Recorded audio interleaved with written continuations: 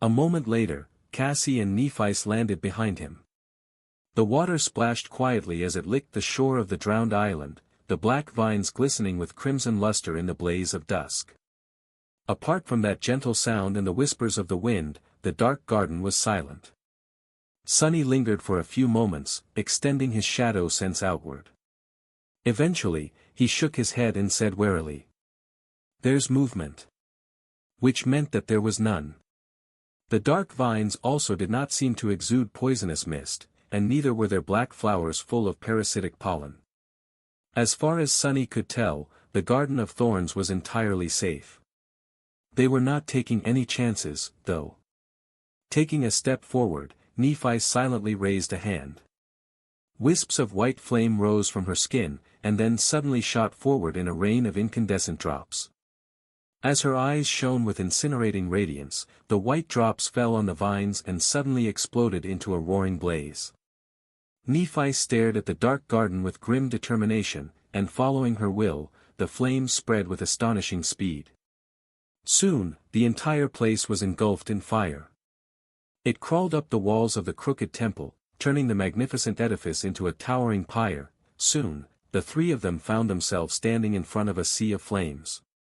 The black flowers dissolved into the white inferno. The slithering vines were obliterated from existence. The ancient stones cracked and melted, revealing more of the dark interior of the lost temple. Still, no abomination revealed itself from the depths of the burning garden. Nephice let out a long sigh and closed her eyes for a moment. The furious radiance illuminating them from within dimmed, and then disappeared to reveal her pale complexion. At the same time, the raging flames were left without the will that had been pushing them forward. With no more fuel to burn, they grew smaller and were gradually extinguished. The black garden had been turned into cinders and ash, while the walls of the drowned temple were cracked and blackened by soot. The path was clear.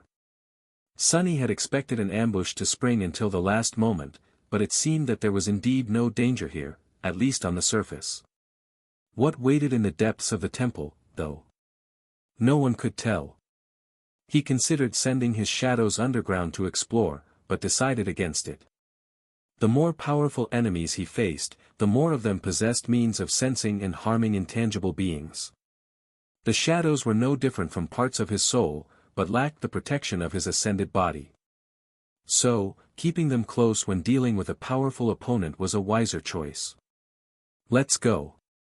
Shielding her face from the heat, Cassie took a hesitant step forward. Sunny observed her for a moment, then followed. Catching up to the blind girl, he asked, "How are you feeling?" She held tighter to the hilt of the quiet dancer and forced out a smile. "Better. It's just that I sense varied futures instead of a definite one here." It was disorienting at first, but not too difficult to get used to. "I am long accustomed to perceiving the world from multiple points of view, after all. Still, I think I am going to have a huge headache when we're done." He nodded slowly. Sunny was no stranger to looking upon the world from several points of view. That was a natural state for him, considering the growing number of shadows he possessed. However, perceiving several seconds into not one, but a multitude of varied futures had to be terribly confusing. He had always struggled to understand how it was exactly that Cassie managed to handle the mental strain of perceiving two different moments simultaneously, especially to such a degree that it aided her in combat instead of becoming a hindrance, not to mention that she remained blind in both of these different moments of time.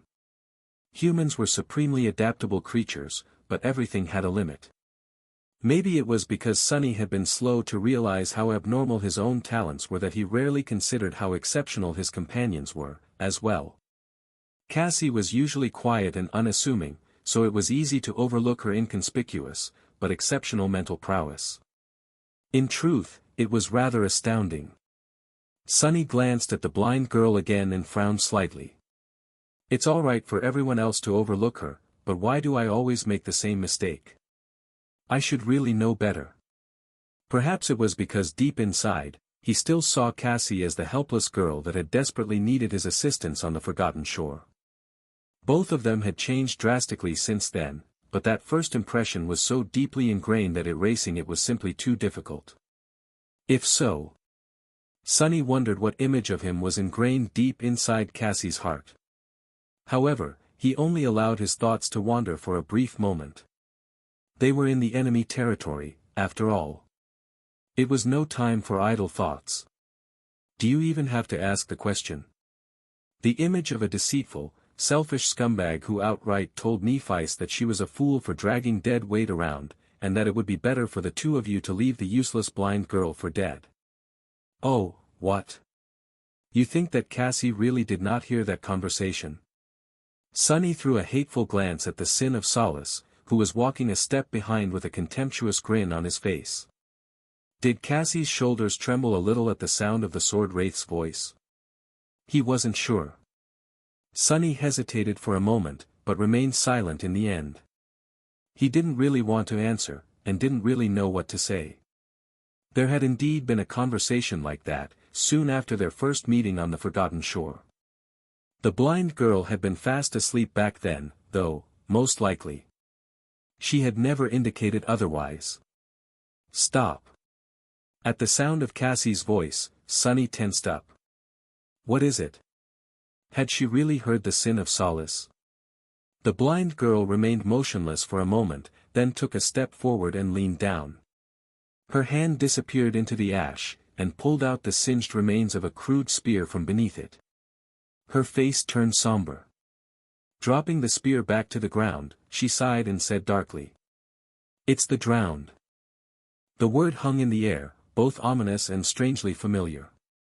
Sunny frowned and studied the remains of the crude weapon. Finally, he asked. The drowned? We have never met abominations like that. Which, of course, meant that they had. Nephi's nodded. Yes. A group of them attacked the chain breaker once.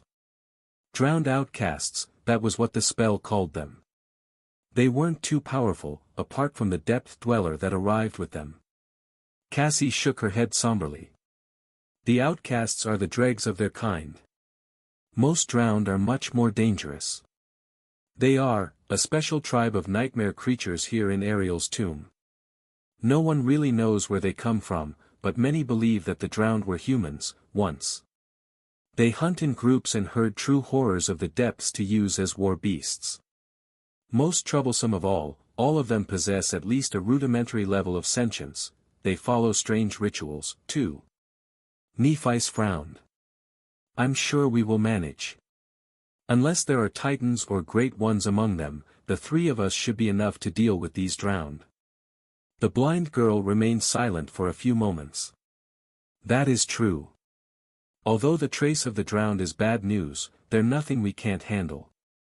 I am concerned about what their presence here represents, though. She turned to face the ruined temple and gritted her teeth. These abominations are very territorial.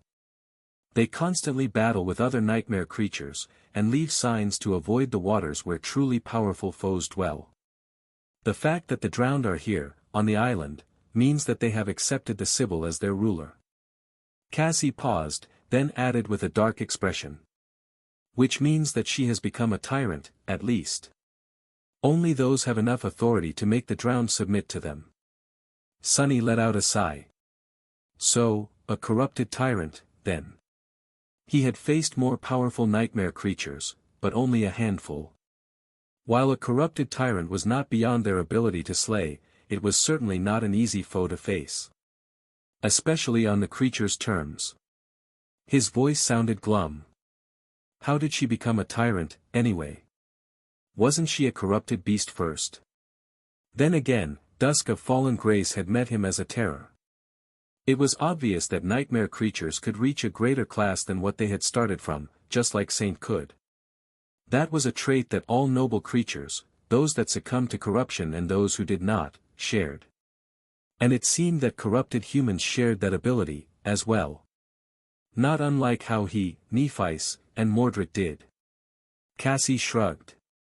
She was defiled a long, long time ago. She also fed on the powerful warriors of fallen grace, and gods know what else since then. In any case, she won't be waiting for us alone.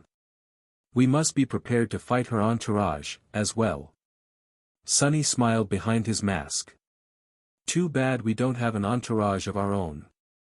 As he said those words, two menacing figures stepped out from the shadows to stand by his side. One was a graceful knight in a suit of intricate onyx armor, the other was an infernal fiend forged out of black steel and broken blades. A terrifying black steed rose from the ground behind them, crimson light reflecting from his adamantine horns and wolf-like fangs. Cassie let out a quiet sigh, then summoned her echoes, as well. A whirlwind of white sparks formed into two humanoid figures. One was a woman wearing a red dress not unlike the one the blind girl wore, her face hidden by a veil.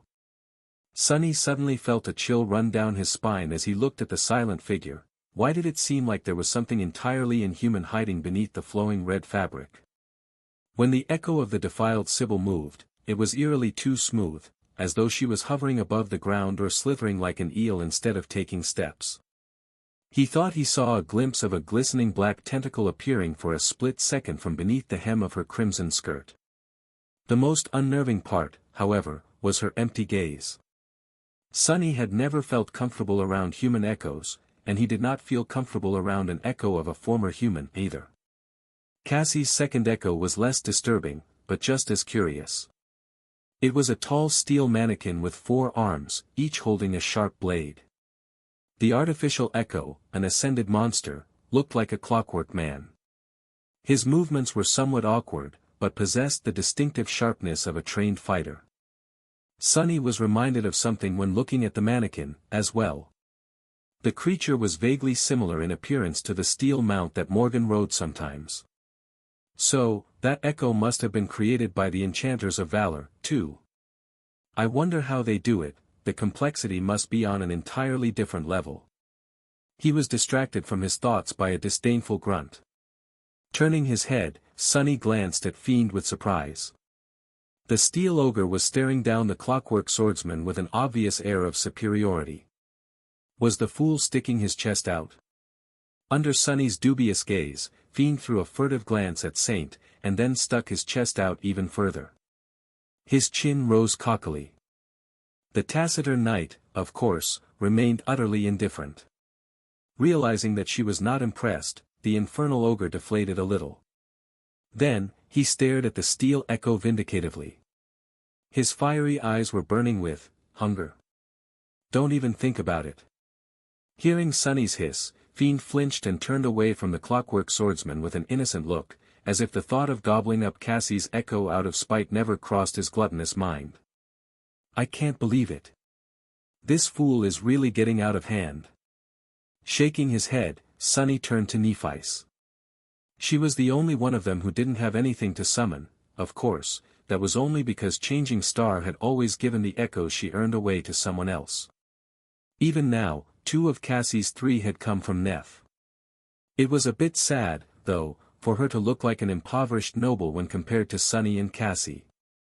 Feeling his gaze, Nephice shifted slightly and stared back. What?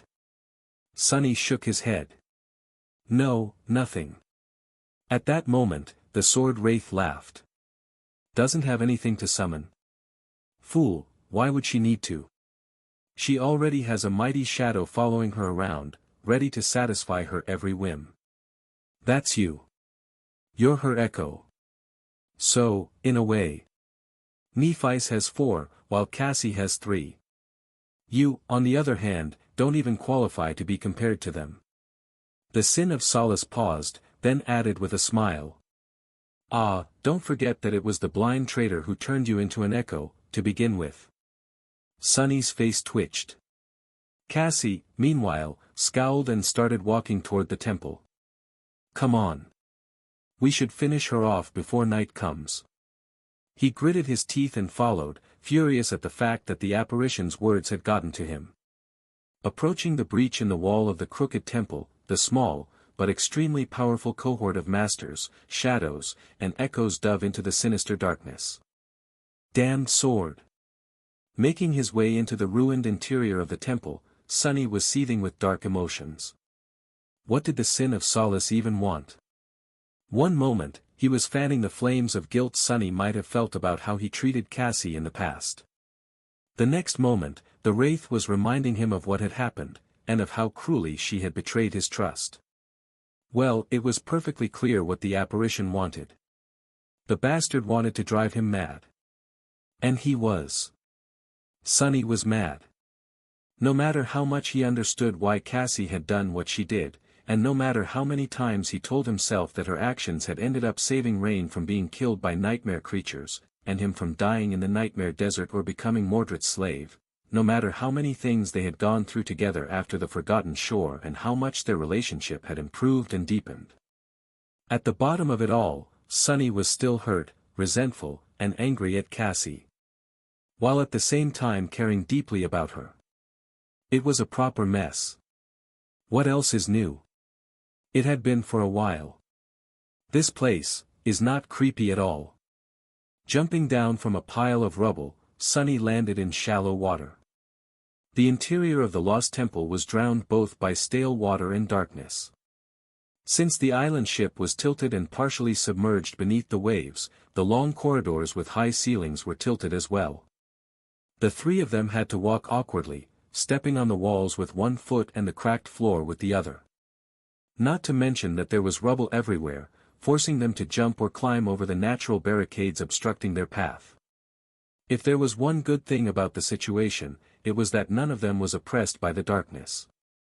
Sunny could see in it perfectly fine. Cassie did not need sight at all, while Nephi's was capable of lighting her own path.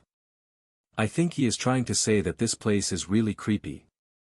Nephi looked at him and smiled with satisfaction, proud to have understood his meaning. Sunny stared at her incredulously. What? Why does she look so smug? It's really not that hard to understand.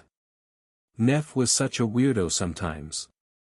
Shaking his head, he turned away and continued to make his way deeper into the temple. Cassie was walking at the front, protected by her echoes. Nephi and Sunny were in the middle, with his shadows following them from behind.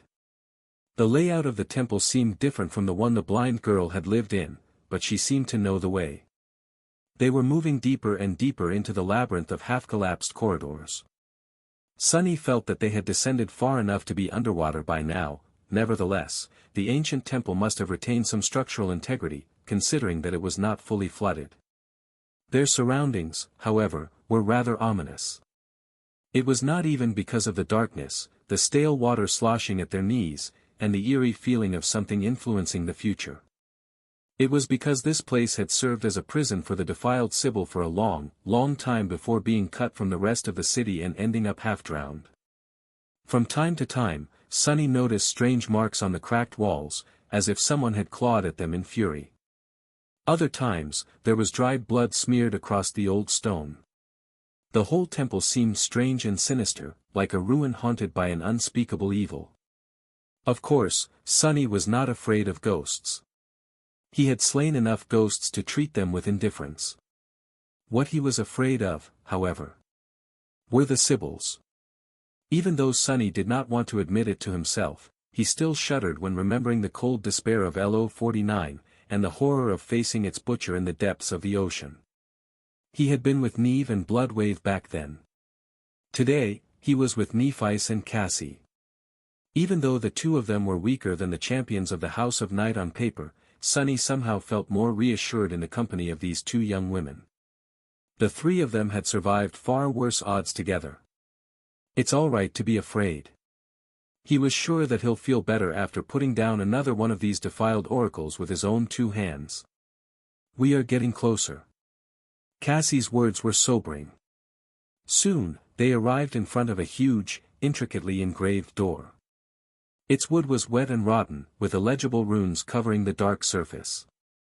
Sunny suspected that these runes were a part of a sorceress seal once. Now, however, they were damaged beyond recognition and lifeless, devoid of any kind of power. For a moment, he considered turning around and leaving the sinister temple the way he had come.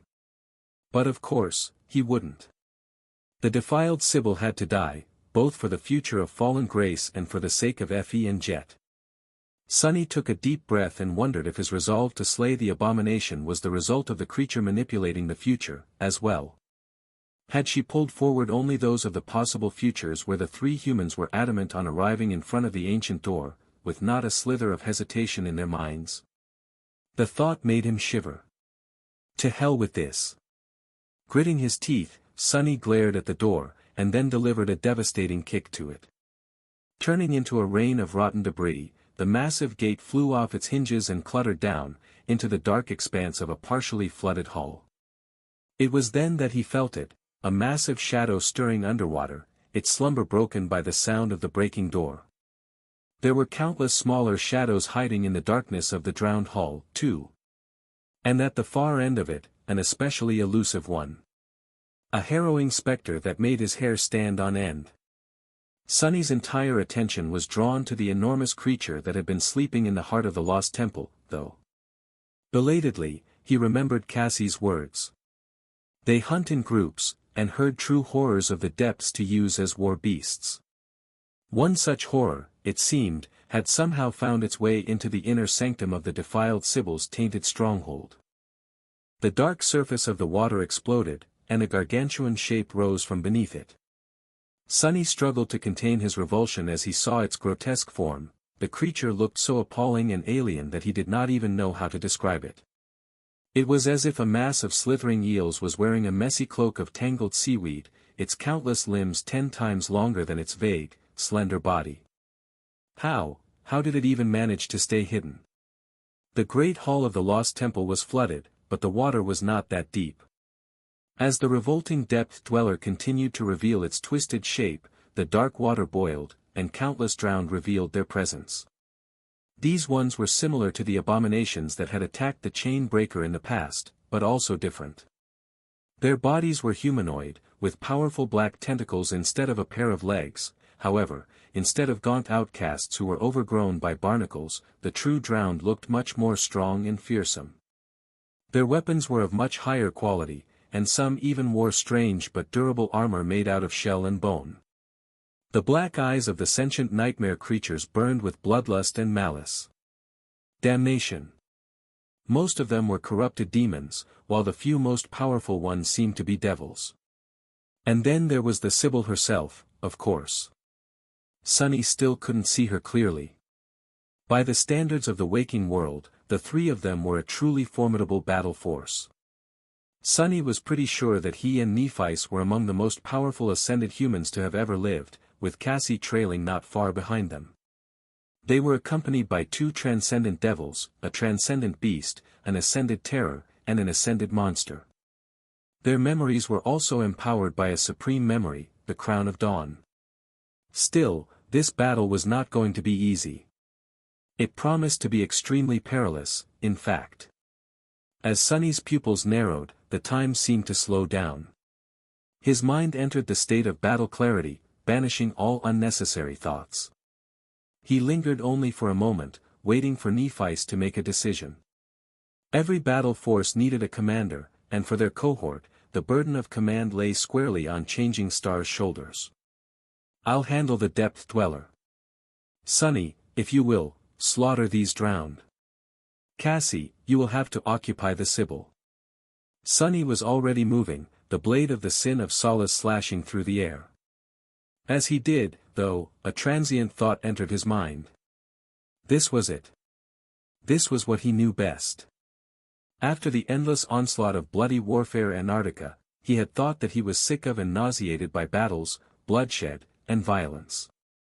But after experiencing these strangely peaceful months in the third nightmare, had he secretly missed the dark splendor of combat? I'm really losing it, huh? Then, there was no more time to think. The silence that had reigned in the flooded hall was torn apart and obliterated. To his right, the darkness was suddenly vanquished by a furious explosion of radiant light. Sonny saw a glimpse of a silvery sword, and felt the entire temple tremble as the gargantuan depth dweller moved to meet it.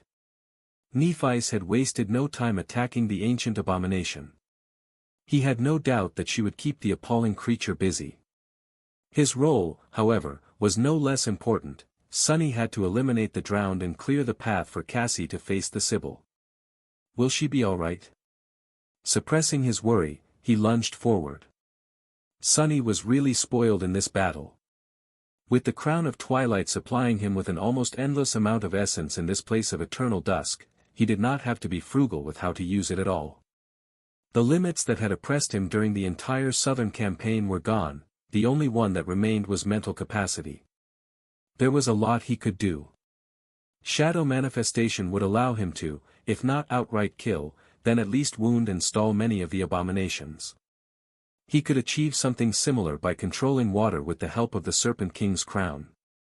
While the hall was not spacious enough to warrant turning into the onyx serpent, he could still use Shadow Shell to assume the form of the Shadow Spawn. He could also use Shadow Step to rain terror on the battlefield. The problem was that his mind was not potent enough to handle all of these tasks at the same time. The enemies were also more powerful than any group he had faced in Antarctica. Corrupted demons and devils were not new enemies for him, but Sunny had never faced so many of them at the same time. What made sentient abominations so dangerous was their intelligence, and the drowned seemed more than smart enough to fight as a single force instead of a group of powerful, but uncoordinated creatures. Many of the strategies he had used to slaughter weaker enemies were not going to work as effectively against them. So, he chose to concentrate on two of the multitudes of tools available to him. The first was the Crown of Twilight and the rudimentary control over water it gifted him.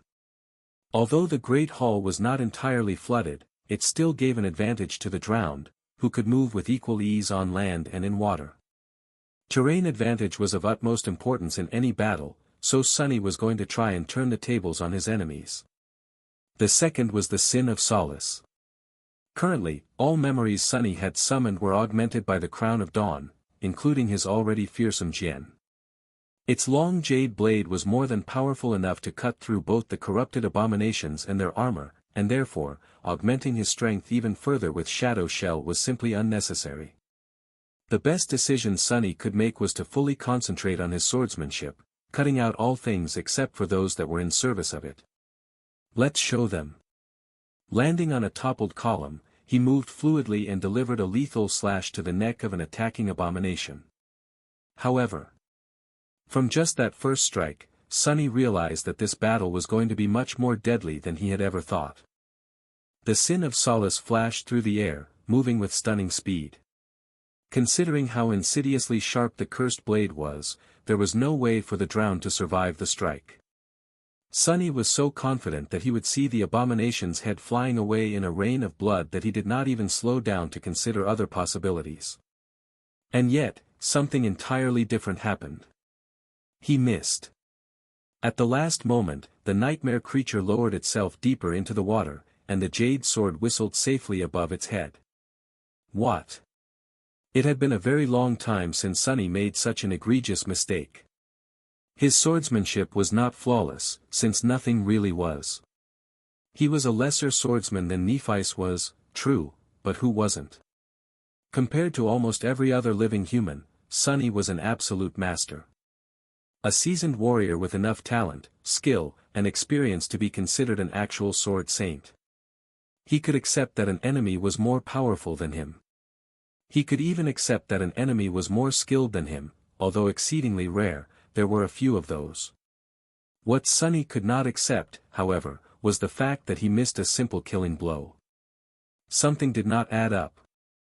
Before he could even try to understand what had happened, the drowned was already near. Saved from assured decapitation, the creature pushed with its tentacles and flew forward as if shot from a cannon.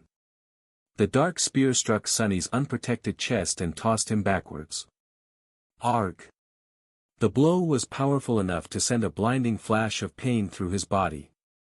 However, the spear of the drowned demon failed to pierce the black silk of his tunic or rip his marble skin. How did I miss? Sunny fell into the water, or rather, he would have. Instead, his body disappeared into the shadows and appeared a moment later behind the triumphant abomination. The Sin of Solace flashed again, and was blocked by the shaft of the dark spear. It was of no help, though. The jade blade seemed to have passed through the ancient weapon unobstructed, then did the same with the abomination's armor, flesh, and bone. A moment later, a thin line appeared on the shaft of the dark spear, and it split into two halves. The same happened to the drowned, who had been cleanly and savagely cut in two. You have slain a corrupted demon, drowned warrior. Your shadow grows stronger. Sunny heard the whispers of the spell. But he was not celebrating. Instead, a dark expression distorted the lines of his pale face for a brief, fleeting moment. How did that thing block my strike?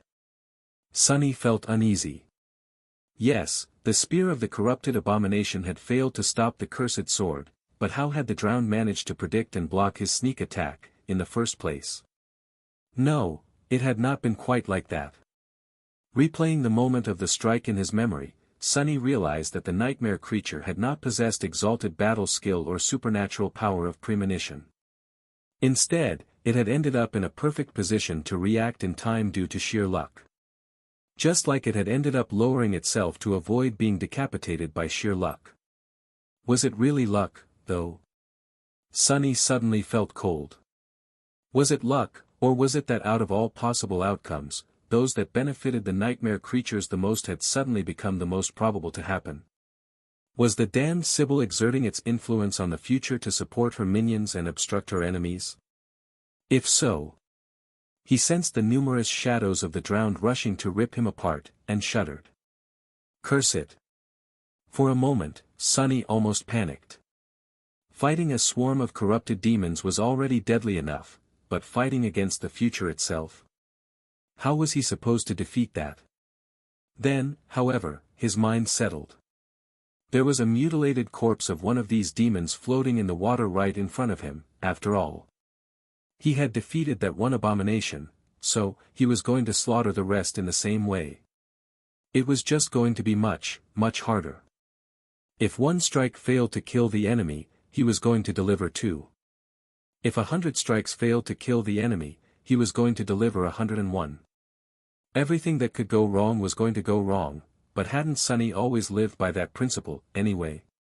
Considering his fated attribute, he was perhaps the one person in the two worlds who was perfectly suited to fight a battle like this. Swiftly turning around, he brandished the sin of solace and jumped down from the toppled column, into the dark water. Instead of plunging into it, however, Sunny landed on the slick surface as if it was solid. This feat wasn't too hard to accomplish by combining the feather of truth, trait of his shell with the royal promise, enchantment of the crown of twilight. Without pausing even for a second, Sunny dashed forward, running across water as if it was land. A part of his mind was preoccupied with controlling the treacherous surface under his feet to support his weight. The rest of his mind was concentrated on murder. Sunny allowed his focus to become shapeless, giving up on his preconceived notions of how combat was supposed to work. It was not easy to let go of deeply ingrained habits, but his mind was nothing if not adaptable. Simultaneously, he made alterations to his battle approach. Vertical and thrusting attacks were easier to avoid, so he had to favor horizontal ones. Any attack he would usually consider unavoidable could fail, so he had to always keep the possibility of failure in mind and create contingencies. The same went for defense. Sunny had to change his entire approach to keeping himself alive on the fly. There were countless other adjustments he had to make, as well. But if anyone could do it, it was him, the master of shadow dance. As another drowned lunged at him, Sunny shifted his weight slightly and avoided the predatory spear. The sin of solace lashed out, somehow missing the abomination by a hair's breadth. However, in the next moment, the nightmare creature still fell into the water with a severed neck. That was because Sunny calmly pulled the Jian back and sliced through the enemy's flesh while continuing the fluid motion. Behind the fearsome mask, his lips twisted in a vicious grin. That works. The darkness of the flooded hall exploded into a cacophony of violence. The ancient temple was quaking from the furious clash between the monstrous dweller of the depths and Nephites. Flashes of blinding white light and waves of incinerating heat tore the darkness apart, sending the deep shadows drowning the dark expanse of the flooded hall into a demented dance. Sunny danced with the shadows like a specter of death. Wreathed in a billowing black mantle, his figure had turned vague and elusive. He moved across the restless surface of the black water with stunning speed, no different from how he would have moved on solid ground. Sunny's attacks were lethal, unpredictable, and almost impossible to trace. It was as if he was nowhere and everywhere at once. Due to his speed and the ability to step through shadows, it seemed that the dark figure wearing the fearsome black mask was in several places at the same time. So was the merciless blade of his jade longsword, hissing furiously as it cut everything in its path. The cursed Jian cruelly reaped the lives of the drowned. Still, Sunny was struggling. He was struggling enough to not want to admit it. Beneath the polished black wood of his mask, beads of sweat were rolling down his pale face. The drowned were both powerful and dreadful adversaries. Each of them was a nightmare creature strong enough to threaten the life of a saint, let alone of a master like him. Their black tentacles allowed them to move at a speed that was no less stunning than his, and made their movements hard to predict. More than that, the tentacles were both supremely flexible and mighty enough to crush enchanted stone with ease. Being caught in their vile embrace meant certain death. The creatures possessed a pair of human hands, as well. They were insidiously cunning and wielded their weapons with devious skill. Worse than that, the drowned feared neither pain nor death. They knew only a dark and cold resolve to see the enemy fall. A foe like that was the worst nightmare of an awakened, especially when there were so many of them. And that was without even considering the eerie power of the Sibyl who was twisting the future in favor of the abominations. It was because of her influence that Sunny felt like he was not even one mistake away from dying, but rather one step behind staying alive. Damnation. It was hard, too hard. Sunny was overcome by a bizarre sensation.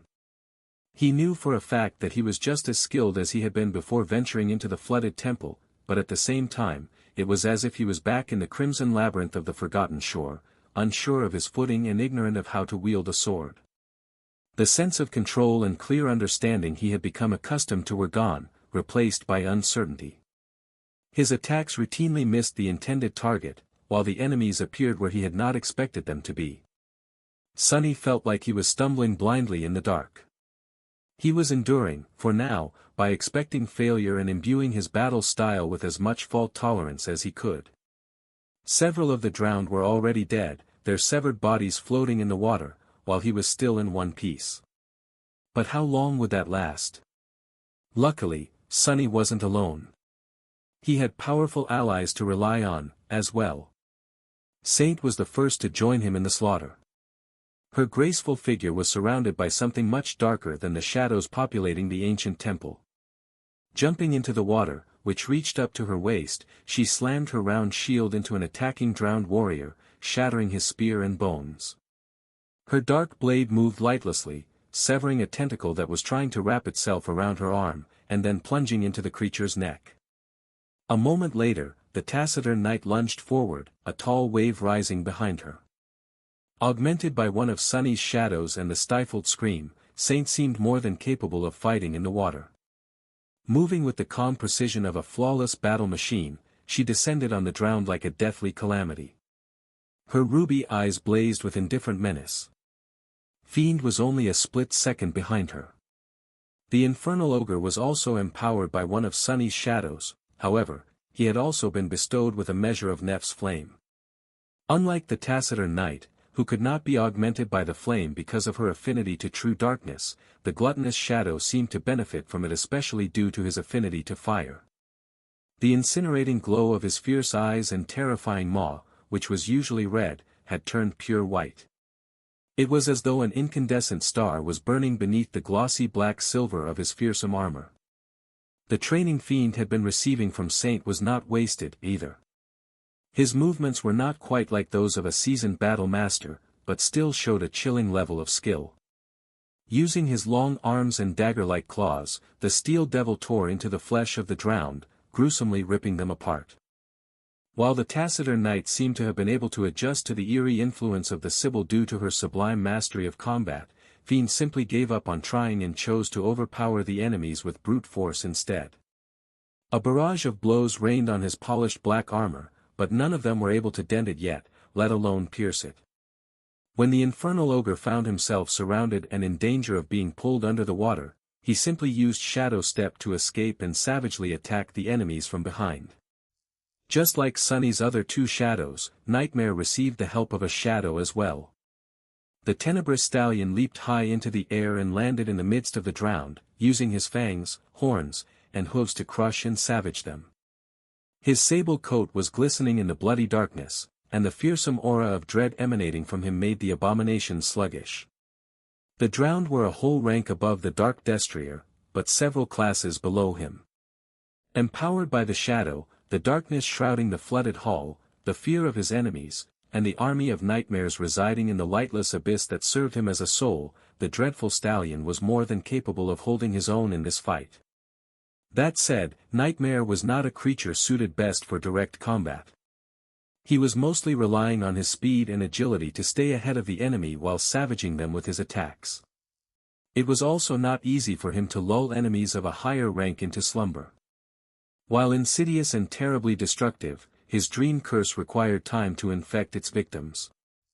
Nevertheless, it seemed that all the drowned in the temple were suffering from the initial stages of its effect.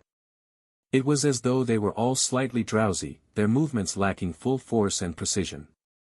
Nightmare was helping not only himself, but also everyone else fighting against the defiled Sibyl and her minions.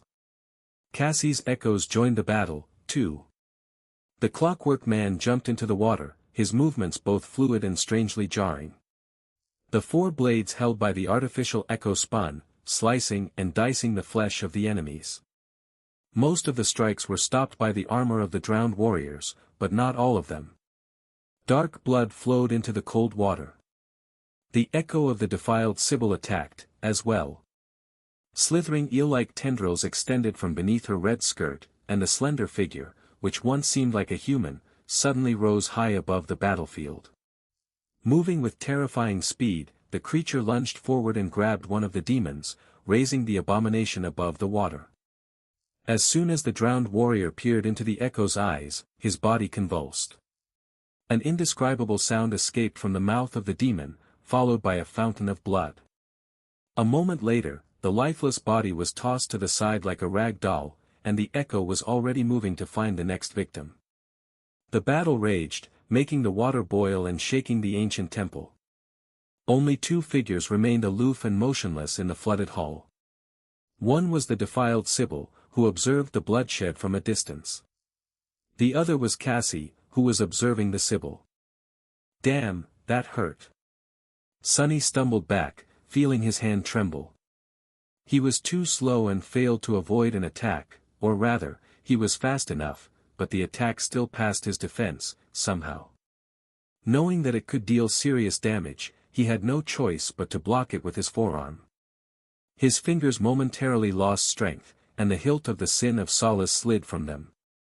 Luckily, he was holding the great gem with both hands, so it did not fall into the water. Still, losing the leverage prevented Sunny from delivering a truly powerful blow. The jade blade sliced through the drowned warrior, but the damage was not fatal. The entire hall suddenly quaked, and pieces of debris fell from the ceiling. The water flooding the dark expanse surged, and a tall wave spread from where the depth dweller struck down, trying to crush Nephice with its entire weight. Stepping on the wave, Sunny allowed it to move him out of the path of a jagged harpoon and lunged into another attack. He had killed plenty of abominations already, but he had also taken a beating. Right now, the flooded hall was engulfed by violence. Sunny, Saint, Fiend, Nightmare, and the two echoes were resisting the dreadful advance of the drowned guardians while Nephice was fighting the gargantuan monstrosity. Cassie. Cassie was still at the entrance to the hall, motionless. Her eyes were obscured by the silver mask, but it seemed as though she was looking directly at the defiled Sibyl, ignoring the furious havoc of the battle separating them. He gritted his teeth, worried. Had Nephice made the right choice? Sunny knew that she had. Out of the three of them, he was best suited to face a large group of enemies due his aspect and his shadows. Cassie had no combat ability to help her fight the horror of the depths, which meant that Neff had to. What the blind girl did have, though, was an ability that could potentially counter the insidious power of the defiled Sibyl. Unlike the depth dweller who possessed overwhelming physical might, the true ruler of the flooded temple mostly relied on mystical authority over the future. Cassie had a good chance of being able to face her. So, while Neff's decision was not exactly right, it was the best one in this dire situation. She assigned each of them a role suiting their capabilities. Still, the defiled priestess was a corrupted tyrant. She was a creature of the same caliber as the remnant of the Jade Queen, a dreadful beetle Saint Tyrus had fought a bloody battle with in Antarctica. More than that, the Sibyl could potentially counter Cassie's aspect instead of the aspect countering her unholy powers. Would Cassie really be able to survive facing an abomination like that? Sunny was worried. Why is she not doing anything? What? And just at that moment, Cassie finally moved. Although the blind girl did not possess a combat ability, she was still an ascended with a fully saturated soul core. She was by no means weak or lacking physical prowess. When she dashed forward, her body was as fast as an arrow. With her blonde hair dancing in the wind, Cassie leaped across the dark water and landed on the remains of a crumbled column. A drowned warrior immediately lunged at her, delivering a devastating thrust with a long spear. The blind girl calmly pushed the spearhead aside with her dagger. It only deviated from its path by a few centimeters, but that was enough to miss Cassie's head by a hair's breadth. At the same time, she took a step forward and lashed out with the quiet dancer, the tip of the slender rapier piercing the creature's eye with surgical precision. The kill was instant, and gave the impression of being effortless. Before the body of the drowned even had time to topple, the blind girl was already moving forward. She danced between the attacking abominations, elusive like a ghost. Her movements were swift, but not hurried, they even seemed a little slow. It was just that she was never where the enemy weapons struck, while her dagger and rapier never seemed to miss. Every step she took was precise and calculated. Every blow she dealt was fatal. Every motion she made was perfectly efficient. It was flawless. Cassie gracefully moved across the battlefield, leaving several corpses in her wake. She did not seek out the drowned to kill, instead, she avoided as many as she could, only crossing blades with those who barred her path. Even then, each clash ended in only one exchange. Of course, she was able to do so because most of the abominations were distracted by Sunny, his shadows, and the echoes. The horror of the depths, meanwhile, was tied down by Nephi's. Nevertheless, her swift and seemingly effortless advance looked eerily inevitable. Before the drowned could react and stop her, she was already past the mass of them.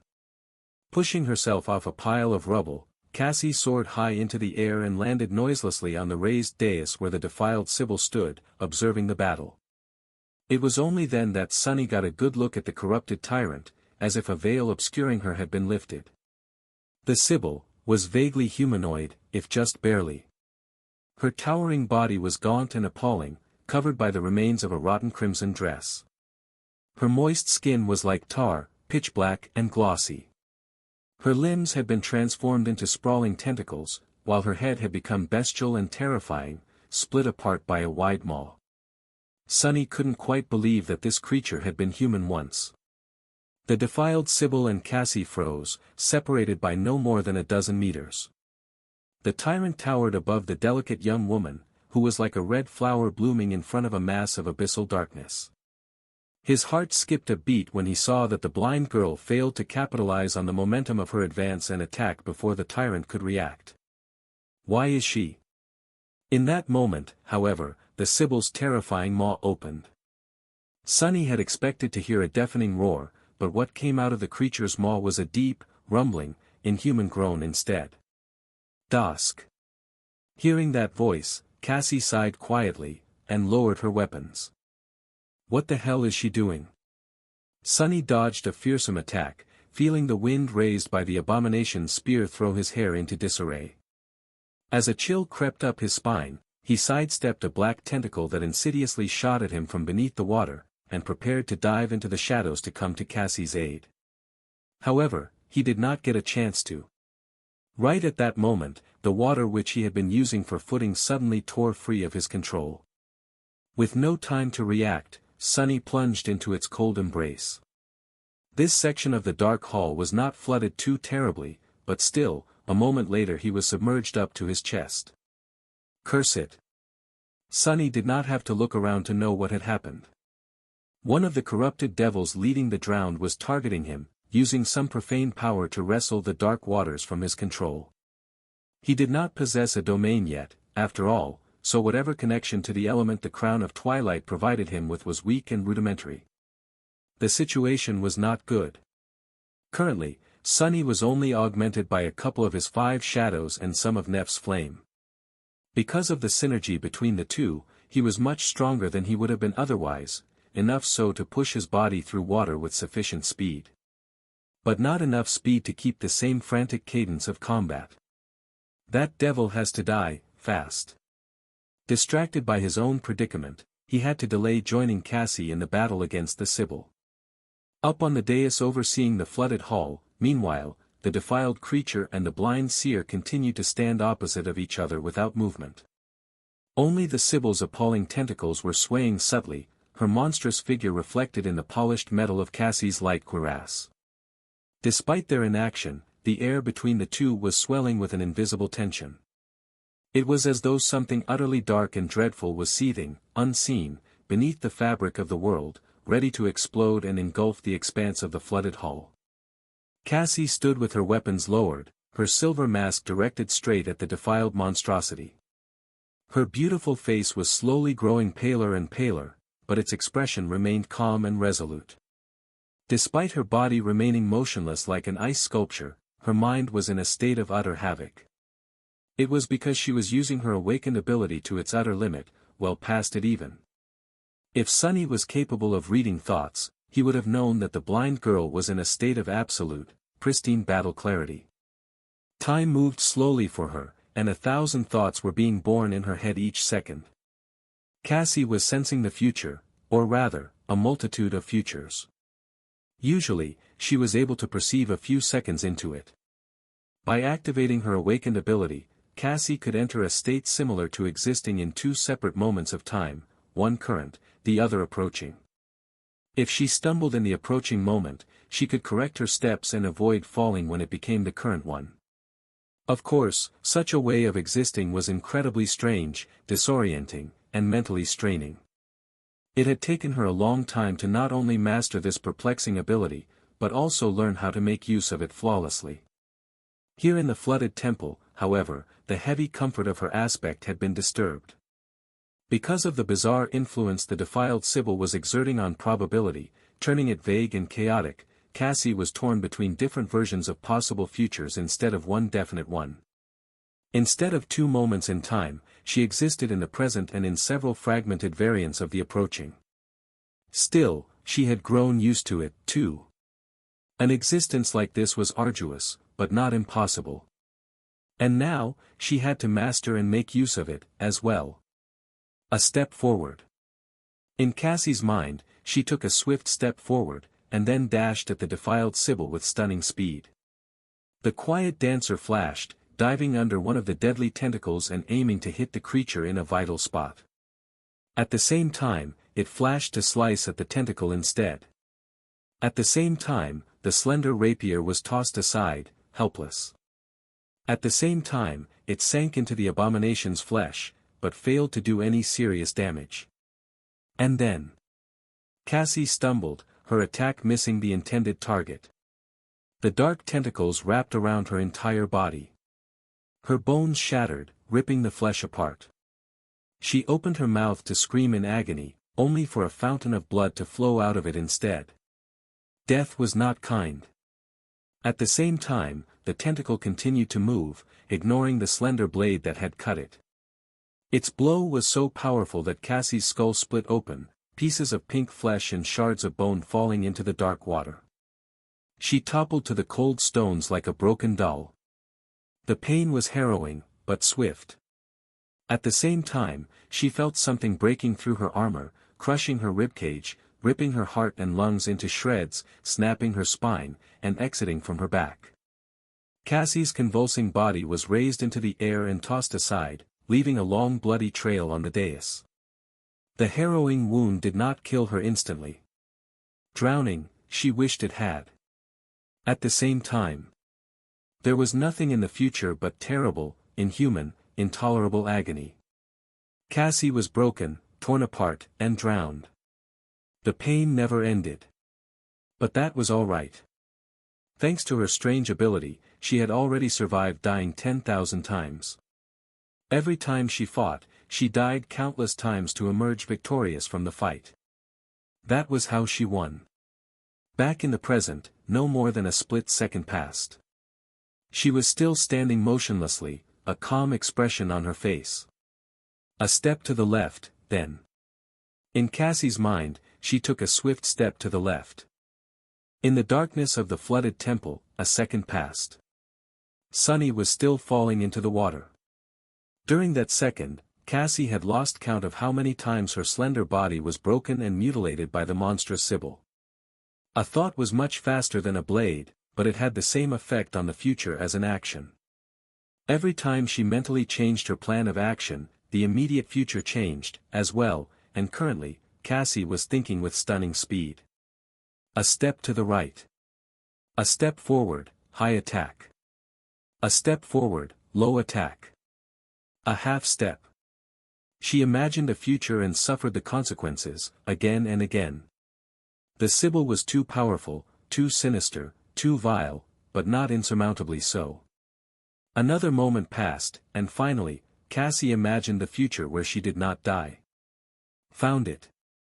In the approaching moment of time, she managed to evade the fury of harrowing tentacles unscathed and deliver a fatal strike. The quiet dancer whistled melodiously as she cut the air and plunged into the Sibyl's neck. Cassie prepared to move. But then, the fragmented future turned vague, disappearing. Instead, there was more pain, more defeat, and more horror. Of course, thought so. She did not lose her composure because that was what she had been expecting. Cassie was not the only oracle in this temple, after all. The Sibyl had just as much control over the future as she did, much more of it, even. Just as Cassie finally found one path that led to her victory, the defiled abomination destroyed it, pulling over other outcomes from the abyss of possibilities. Instantly, whatever chance the graceful young woman facing her had was gone. Their unseen and motionless, but furious and chillingly violent battle continued. Another second had already passed. Faster, faster. Cassie gritted her teeth, feeling her mind spinning feverishly. She had already found a path, knowing where to look, she would be able to find another one sooner. If the future was a battlefield, then she had just conquered a small part of it, gaining control of not only that single possibility, but also all possibilities similar to it, while simultaneously denying them to the enemy. Now, all she had to do was to conquer the rest, until the Sibyl had no more futures to replace her death with. A half step to the left, aim for the neck. A jumping start, aim for the neck. A half step to the right, aim for the heart. A few more frozen seconds passed. The flooded hall quaked and groaned as dust and streams of water fell from its cracked ceiling. The horror of the depths was shrieking as its flesh burned, long limbs lashing out madly to crush the hateful radiant. The drowned were besieging Sunny and his shadows, some of them dead, but much more still frenzied and full of bloodlust. Cassie was standing motionlessly in front of the Sibyl. In her mind, the futures where she lived, and the creature died, multiplied. With each one she found, finding the next one became slightly easier. But finding many was not enough, she had to have more. She had to have them all. As her mind burned, spinning faster and faster, the abomination grew more furious, too. The influence it exerted on the future became much more oppressive and suffocating, forcefully drowning harmful futures and pulling beneficial ones to the surface. And yet, despite that, Cassie was slowly usurping small areas of the invisible battlefield, one after another. Although both the blind seer and the defiled Sibyl remained still, as if frozen, the air between them was crackling with pressure. The darkness boiled, failing to contain the gruesome violence of their clash. It felt as if the stone surface of the dais would crack and shatter from the aftershocks of the ruthless confrontation. But, of course, it did not.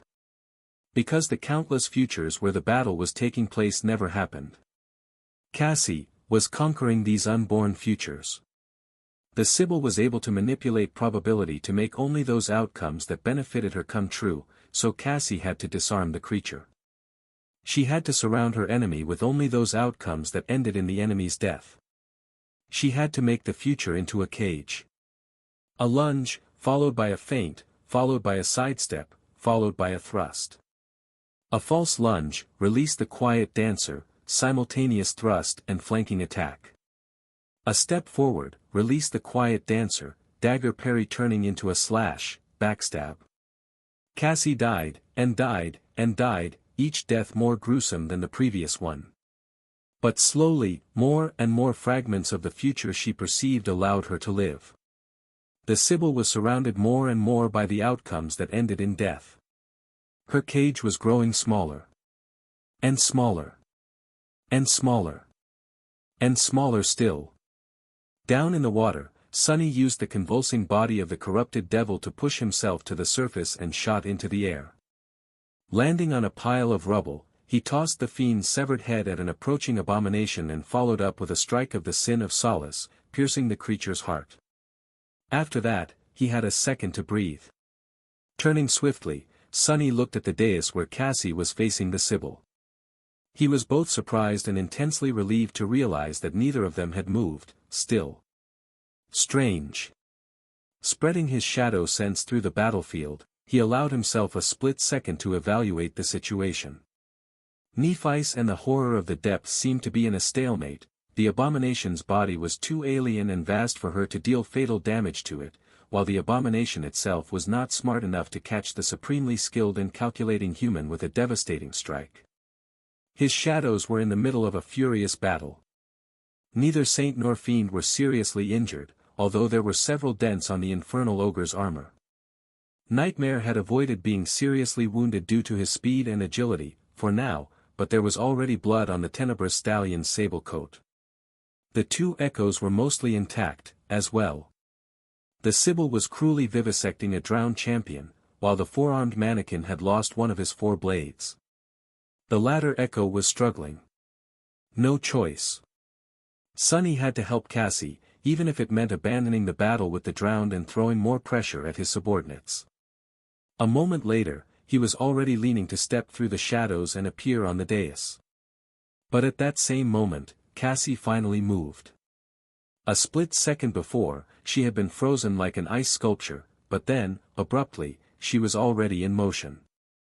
Dashing forward with stunning speed, the blind girl danced between the surging tentacles, somehow avoiding each inescapable and lethal strike. Before Sonny could even blink, the blade of the quiet dancer flashed once, and Cassie was suddenly behind the monstrous tyrant. The Sibyl swayed slightly. Her tentacles grew still. Then, a thin stream of crimson blood flowed from a small hole in her neck.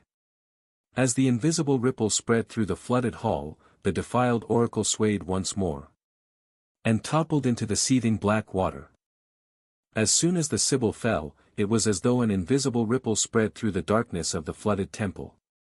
Sonny did not see anything, nor did he sense the change, but the gnawing feeling of something being subtly wrong with the world was suddenly gone, allowing him to breathe freely. Cassie killed her. Stunned, he froze for a split second. The grotesque body of the defiled plunged into the water and disappeared beneath its dark surface. Sonny had no doubt that the creature would emerge from the restless depths to deliver its furious retribution the next moment, but the moment passed, and it had not. The glossy black surface remained unbroken. She did. Sonny was momentarily astounded. Yes, Nephi's had chosen Cassie to face the Sibyl, but not to slay her. The blind girl had been meant to occupy the defiled until one or both of them finished wiping out their share of enemies and reached the dais. When had Cassie become so strong? Although the Sibyl had been a nightmare creature who relied on her unholy powers more than on her physical might, a corrupted tyrant was still a corrupted tyrant. Killing an abomination like that was no small feat, quite the opposite, actually, let alone doing it in one strike. How many masters were there who could boast the same? Were there any, even? And yet, Cassie had not only killed her, but had also made it look effortless. Sunny frowned, feeling a strange mix of unease and elation. Had she always been that lethal, or was it the result of the years she spent alone in the third nightmare? He suddenly felt a hint of discomfort. It was as though he did not know one of his closest companions nearly as well as he had thought. Sunny quickly recovered from his brief reverie, though. The battle was still not over, and albeit victory was within grasp, all that separated him from death was one mistake. Well, maybe one mistake and a half, thanks to Weaver's forbidden lineage and the marble shell. Generously burning his nearly inexhaustible essence, he used the crown of twilight to call upon the water once again, and lunged at the next enemy. The moment Sunny faced the powerful demon, he knew that the tide had changed. The drowned were still just as powerful, sinister, and deadly, but the oppressive burden of the shifting future was gone. It had disappeared as soon as Cassie's rapier pierced the Sibyl's neck, ending her tyranny. Now we're talking. He forced himself to remain focused, refusing to relax. Right, what madness was this? What kind of fool would relax when facing a swarm of corrupted demons? Even without the defiled oracle, they were enough to slaughter a score of masters. These creatures were different from the usual minions tyrants controlled, too. It was as Cassie had said, the drowned were sentient and chose whom to serve, as opposed to being forced into servitude. Usually, tyrants could only control minions of a lesser rank, but since the drowned had followed the defiled Sibyl voluntarily, that rule was broken in the flooded temple. Don't get arrogant. The haughty Shadow already had enough arrogance to outshine 10 vainglorious fools. Sunny really did not want to end up dead by following its example. Stepping on water, he deflected a harpoon flying at him from the darkness with enough speed and force to put a projectile shot from a siege engine to shame. Then, Sunny shifted his weight and lashed out with the sin of solace, cleanly decapitating the nearest drowned warrior. It felt different. Finally, he was once again in full control of both his actions and their outcomes. The confidence that Sunny had almost lost returned. Grinning behind the fearsome mask, he listened to the spell whispering into his ear and disappeared into the shadows. A moment later, a mass of black tentacles enveloped the empty space where he had been standing. Sunny, however, was already somewhere else, his jade sword reaping another life. Not too far from him, Saint continued her silent slaughter. With nothing holding her back anymore, the graceful knight had turned even more lethal. Unlike Sunny and Fiend, she could not move through shadows, which put her at a dire risk of being surrounded. The drowned were not much weaker than the taciturn Shadow, so being caught by their tentacles could very well mean the end of her. However, Saint was too skilled and calculating to allow herself to be immobilized. She was a battle master, after all, which meant that any battlefield was her domain. Moving with deadly grace and murderous foresight, she controlled not just her sword, but also the very space around her. Everything that entered it was at her mercy. Fiend, meanwhile, was wreaking havoc among the drowned. The dull black silver of his metal body seemed to radiate heat, and surrounded by boiling vapor, the furious Shadow sliced through the abominations with his incinerating claws. The white radiance burning in his eyes and maw was tinted crimson by the flowing blood of his enemies. The infernal ogre seemed to be enjoying himself quite a bit. This was his first battle after reaching maturity, and so, he was basking in his ferocious strength and his newly learned battle techniques. He also seemed very happy at the opportunity to show off in front of Saint. Not to mention that every abomination he killed was bound to become his dinner soon. Unlike everyone else in the flooded hall, Fiend was on cloud 9 and living his best life. The echo of the Sibyl was gruesomely slaughtering the drowned, followed by the damaged steel mannequin.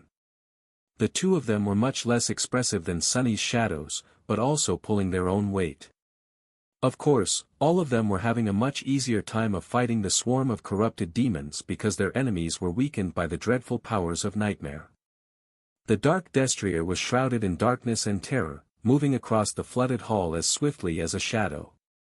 His adamantine fangs, horns, and hooves had broken and mutilated many abominations already, but judging by the menacing crimson glow of his eyes, the stallion's fury was nowhere near being satiated. The battle was still perilous and dire. But its outcome seemed more and more certain with every moment. The breaking point of the battle happened when the massive body of the depth dweller finally collapsed into the boiling water. Many of the monstrous creature's limbs had been severed, its mantle of rotting seaweed had been devoured by flame, and the slithering mass of eels comprising its gaunt body had been charred, sliced open, and pierced through. After a long and arduous fight, Nephi's had finally killed the abominable giant. By then, Sunny and his shadows already sensed that the drowned were wavering. Once Neph joined the fight against the demons, the scales swung in favor of the cohort drastically, and before too long, the last of the sinister creatures was slain. Suddenly and without warning, the dark expanse of the flooded hall turned silent. The only thing Sunny could hear was the sound of water streaming through the cracks in the ceiling. He looked up. This place is not going to collapse, is it? But then, suddenly, there was another sound. A ghastly, repulsive squelching of flesh being torn. Spinning around, Sunny raised the sin of solace and prepared himself for the worst. But what he saw made his eyes narrow. Having already climbed on top of the dead depth dweller, Fiend was enthusiastically tearing into the creature's repugnant flesh with his fangs. Feeling Sunny's gaze on him, the ogre looked up in confusion, as if trying to ask. What? Pieces of disgusting, fleshy meat were still hanging from his maw. This bastard. He almost gave me a heart attack. Not receiving an answer, the steel devil shrugged and continued ravenously devouring the dead abomination.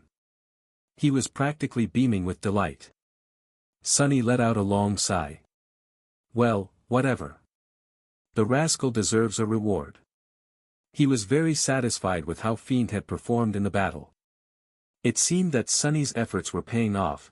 The decision to only feed the gluttonous shadow enchanted metals until his primary attributes were set had turned him not only extremely durable, but also effortlessly lethal. It was as though Fiend was made from both armor plates and steel blades, with infernal flames enhancing both the former and the latter. The steel ogre did not even need to use weapons, because he was a living weapon himself. He's so gluttonous, though. At this point, Sunny was really not sure how much Fiend was going to have to eat to evolve once again.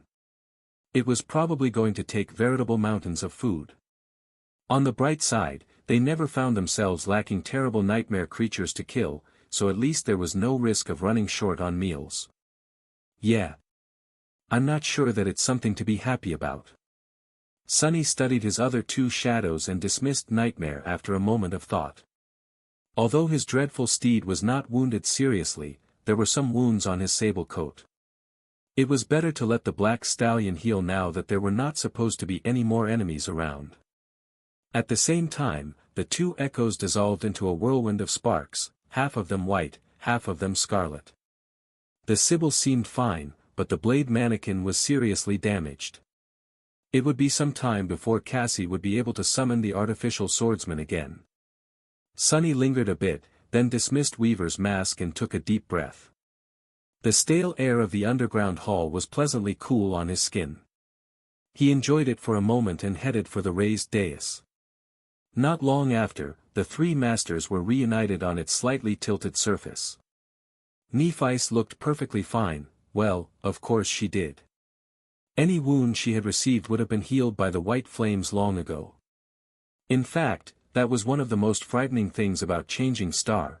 Unless someone managed to kill her both instantly and utterly, she could recover from almost anything. Nevertheless, she looked terribly drained and exhausted. The same power that healed her wounds and burned her enemies to ash subjected Nephis to unspeakable agony, which was why she only used her aspect when there was no other choice. Cassie seemed untouched, too. But although she only delivered a few swift strikes throughout the entire battle, she somehow looked even more fatigued than Nephis. It was as though she would collapse at any moment. Sunny was suddenly worried. Are you all right?" The blind girl lingered for a few moments, then smiled faintly. "Yes. It's just that, remember the headache I told you about? I'm feeling it now." He frowned. Right. Although it all happened terribly fast, she must have overused her aspect ability to be able to kill that thing. Sunny shook his head. Anyway, dispatching a corrupted tyrant in a single exchange. That was impressive. Since when are you so terrifying? Cassie faced him and suddenly laughed. I'll take it as a compliment. If you don't mind. Her laugh was bright and clear. She turned in the direction where the Sibyl had disappeared beneath the dark water and sighed. She was the enemy that cost me half of Fallen Grace. And all the lives that have been lost as a result of moving the city upstream. I've been preparing for this fight for a very long time, so, don't be too surprised. Sunny coughed and looked away. The defiled Sibyl had been a dangerous adversary to him, but to Cassie, she was something more. He knew all too well the shame of losing people you were responsible for to an overwhelming enemy. Good, it's good that Cassie got some payback. He hoped that he would be able to slaughter the winter beast one day, too. Sunny hesitated for a moment, thinking if he should pat the blind girl on the back. Or maybe grip her shoulder. What was one supposed to do in these situations? Before he could decide, though, Nephi's took a few steps forward and took Cassie into a gentle embrace. She did not say anything, but there seemed to be no need for words. The blind girl smiled. Thank you, anyway, the temple should be safe now. I don't think it will collapse any time soon, either. Still, we shouldn't linger.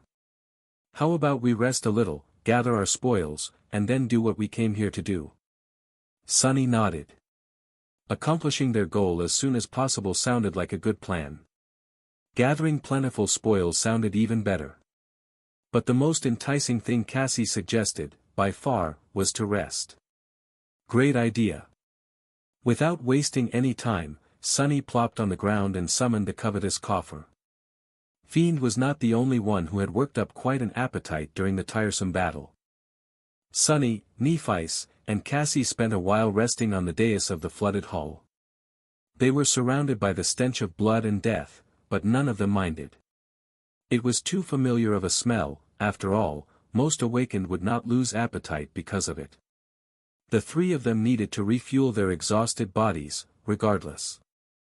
Without speaking much, they consumed a hearty meal and spent some time catching their breaths.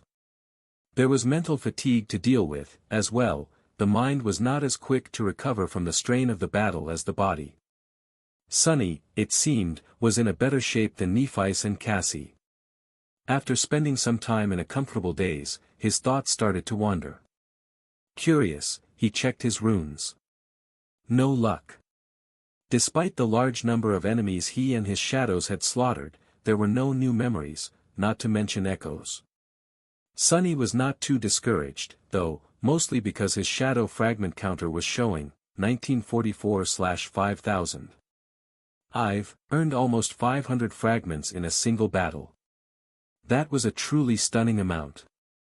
Sunny struggled to remember if he had ever earned that much, that fast. Considering that the nightmare promised to be quite intense from this point onward, there was a good chance that he would emerge from it as a terror. Just 6 battles of similar scope would do the trick.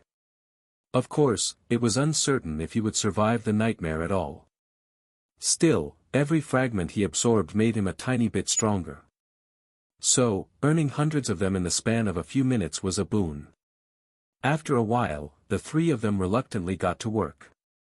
By then, Fiend was mostly done with devouring the gargantuan corpse of the Depth Dweller. Once again, Sunny was flabbergasted by how much meat could fit inside the gluttonous Shadow's bottomless belly.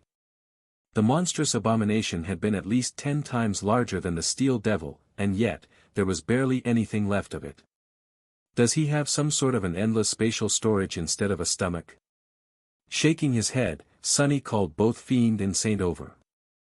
Then, the 5 of them started the gruesome job of recovering the soul shards from the drowned. After a while, they were back on the dais, sitting on the cold stones. All 3 humans had a somewhat strange look on their faces, their eyes reflecting the beautiful glow of a sizable pile of radiant crystals that lay between them. Unable to control himself, Sunny trembled. So much money. There were no less than 300 transcended soul shards in the pile. 300. In the waking world, they would have sold for enough money to buy the entire terrace district where his home was located. Even then, he would be left with enough credits to. What do I even spend it on? Sunny lingered for a few moments, then scratched his head. I don't know about you great legacies, but this just seems too extravagant. I knew that third nightmares were something else, but still. Cassie and Nephi's turned to him. After a few moments of silence, the blind girl shook her head. No, that's a bit much even for us. Clan Valor was rich beyond imagination, but its expenditures were equally enormous. It took a lot of resources to maintain an army of awakened and keep a great citadel safe, while people who could slay corrupted nightmare creatures were few and burdened with other responsibilities. Sunny glanced at the mesmerizing pile of soul shards and sighed. Damn it, why can't I absorb shards? He remained silent for a while, then said in a stifled voice. Well, time's a-wastin'.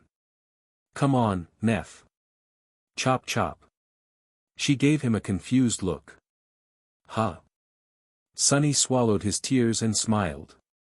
Cassie has already saturated her core, so you're the only one who can make use of these shards.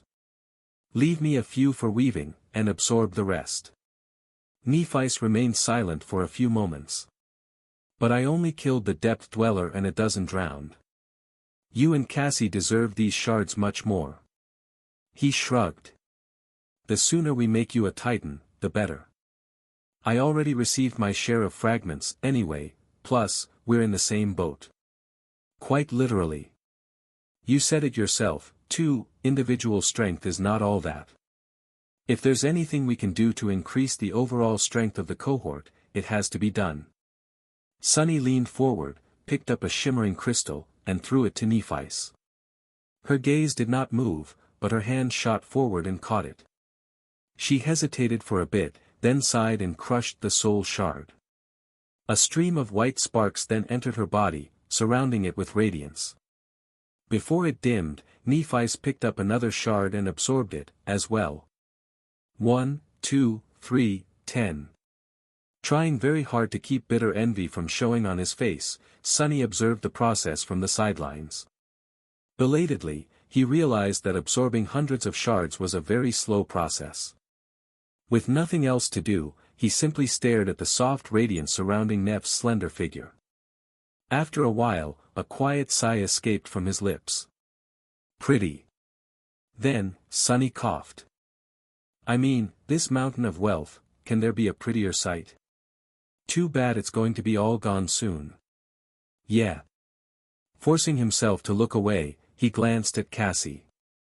The blind girl seemed to have regained some of her liveliness, but she still looked unsteady.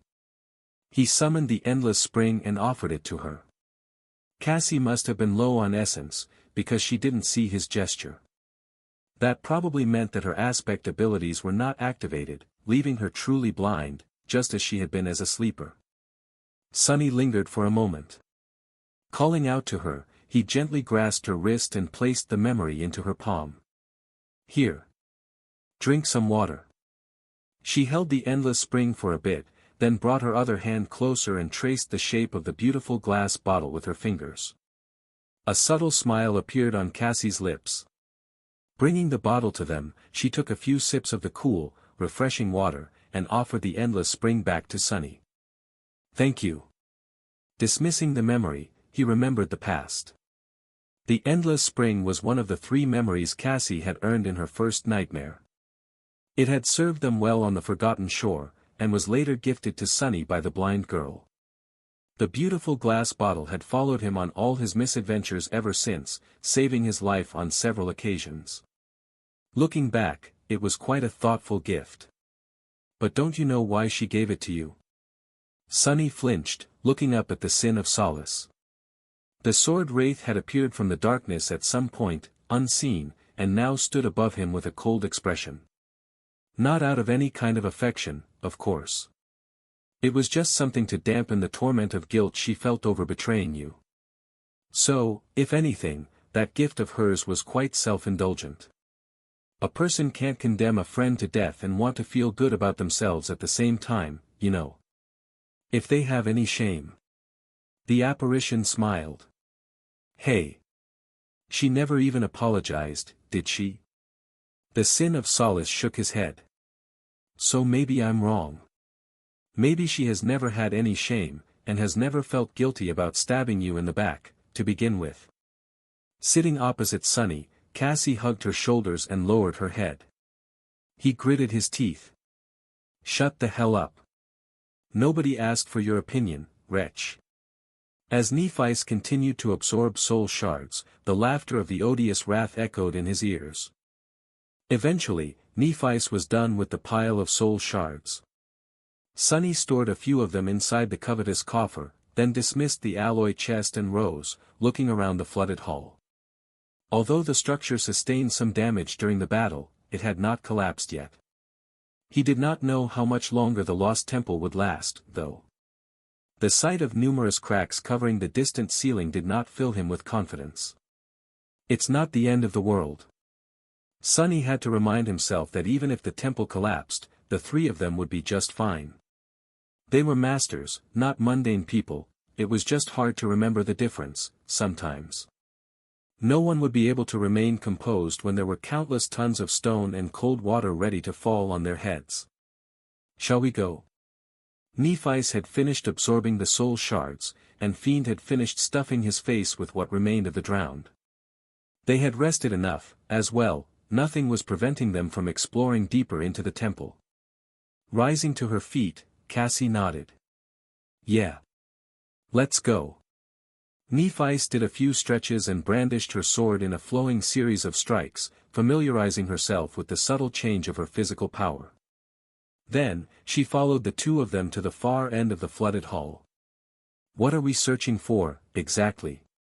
Cassie was looking at the cracked wall behind the dais, her expression glum. After a few moments of silence, she responded in a distant tone. This temple used to be dedicated to knowledge. The three Sibyls who ruled Fallen Grace each had different responsibilities, and this one, as the senior, was the guardian of truths. She oversaw a vast library where everything the Sibyls knew about the world was recorded. Many faithful priests and priestesses were responsible for keeping and expanding the library, as well. The blind girl sighed. Of course, most of that knowledge was lost when the Sibyl succumbed to the defilement, and the rest had to have slowly deteriorated after her imprisonment. The recent water damage probably obliterated most of what was left. Still, there is a chance that we'll find hints of what to expect on our journey. Finally, Cassie noticed a small door that was obscured by darkness. Most of the narrow corridor it led to submerged underwater. Taking a step in that direction, she said. Among other things, the Sibyls kept detailed maps and records of the great river here. Every city, every settlement, every stronghold of a powerful seeker, from what I was able to learn, these maps were engraved on stone slates. They would not have been destroyed that easily. The information about the place where Effie and Soul Reaper are trapped should have been recorded, as well. The geography of the tomb of Ariel, or rather, of both the human settlements and the hazardous environments, was constantly shifting. Human cities migrated, while dangerous areas changed or moved. Considering the treacherous nature of the Great River, keeping maps was not too simple of a task. That said, some places had a constant location. And even if it changed, the knowledge of how they had been in the past could help Sunny, Nephi's, and Cassie learn what it was exactly that they would have to face. Great. Usually, Sunny would have preserved his essence, but since the battle was behind them, and he was being spoiled by the crown of twilight, he simply commanded the water to part instead of jumping into its cold embrace. It took some effort for him to move so much of it, but a few seconds later, the flooded corridor was flooded no more. The three of them descended from the dais and entered through the small door, venturing into the very heart of the lost temple. As they walked, Sunny couldn't help but feel a bit disturbed. There were much more signs of the Sibyl's rampage here, close to the inner sanctum. Even though the defiled abomination was dead now, the marks she had left on the ancient walls remained as eerie and ominous as ever. Cassie opened her mouth to say something, but remained silent in the end. A grim expression settled on her exquisite face.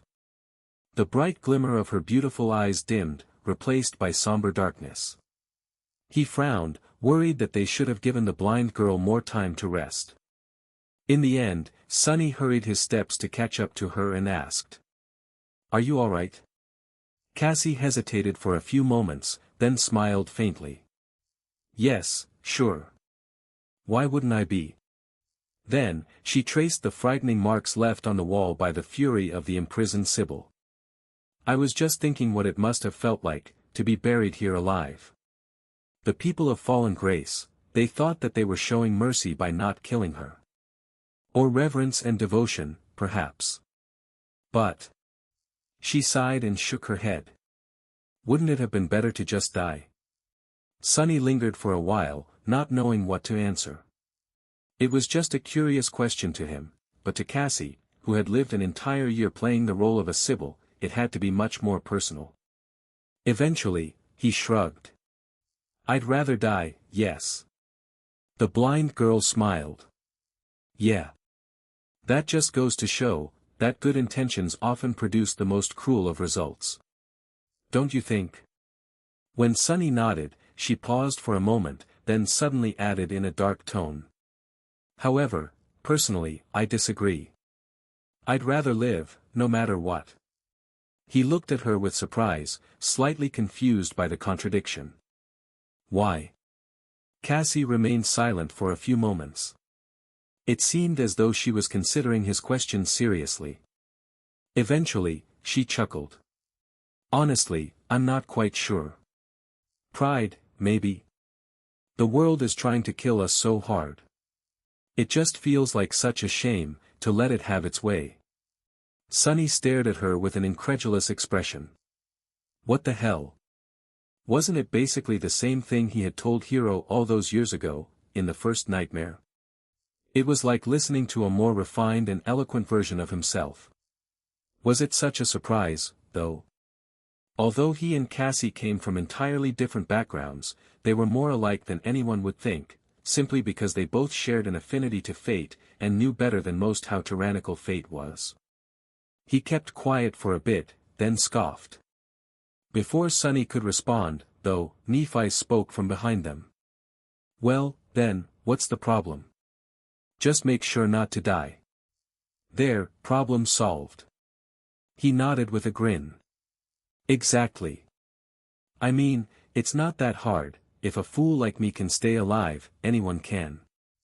Cassie smiled, amused by their awkward attempts to raise her mood. She nodded. "Ah, all right. What a novel idea. I'll take it under advisement." As the sound of quiet chuckling echoed in the dark corridor, the three masters went deeper into the darkness of the ancient temple.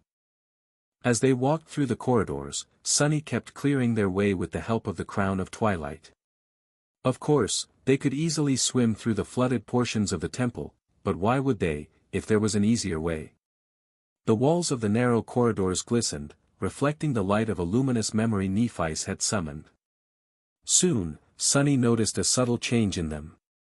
If the ancient stone was unadorned before, now, it was covered by the remains of beautiful murals. He couldn't quite understand what was depicted on them, though, partially because the murals were heavily damaged, partially because the images were quite strange. They were more symbolic than descriptive, at least that was the conclusion he made. "What's that?"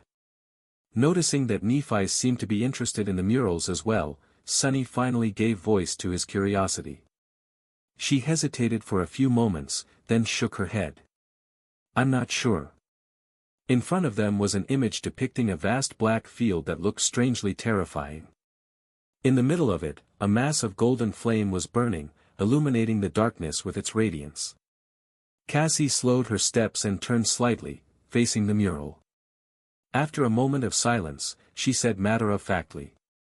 "It's the myth of creation." The two of them looked at her with some confusion. Feeling their gazes, the blind girl sighed, then smiled lightly. The inhabitants of the dream realm had a myth of how the world came to be, of course. Actually, many of them. Most shared common points, though. She pointed to the mural. In the beginning, there was only the boundless void of chaos.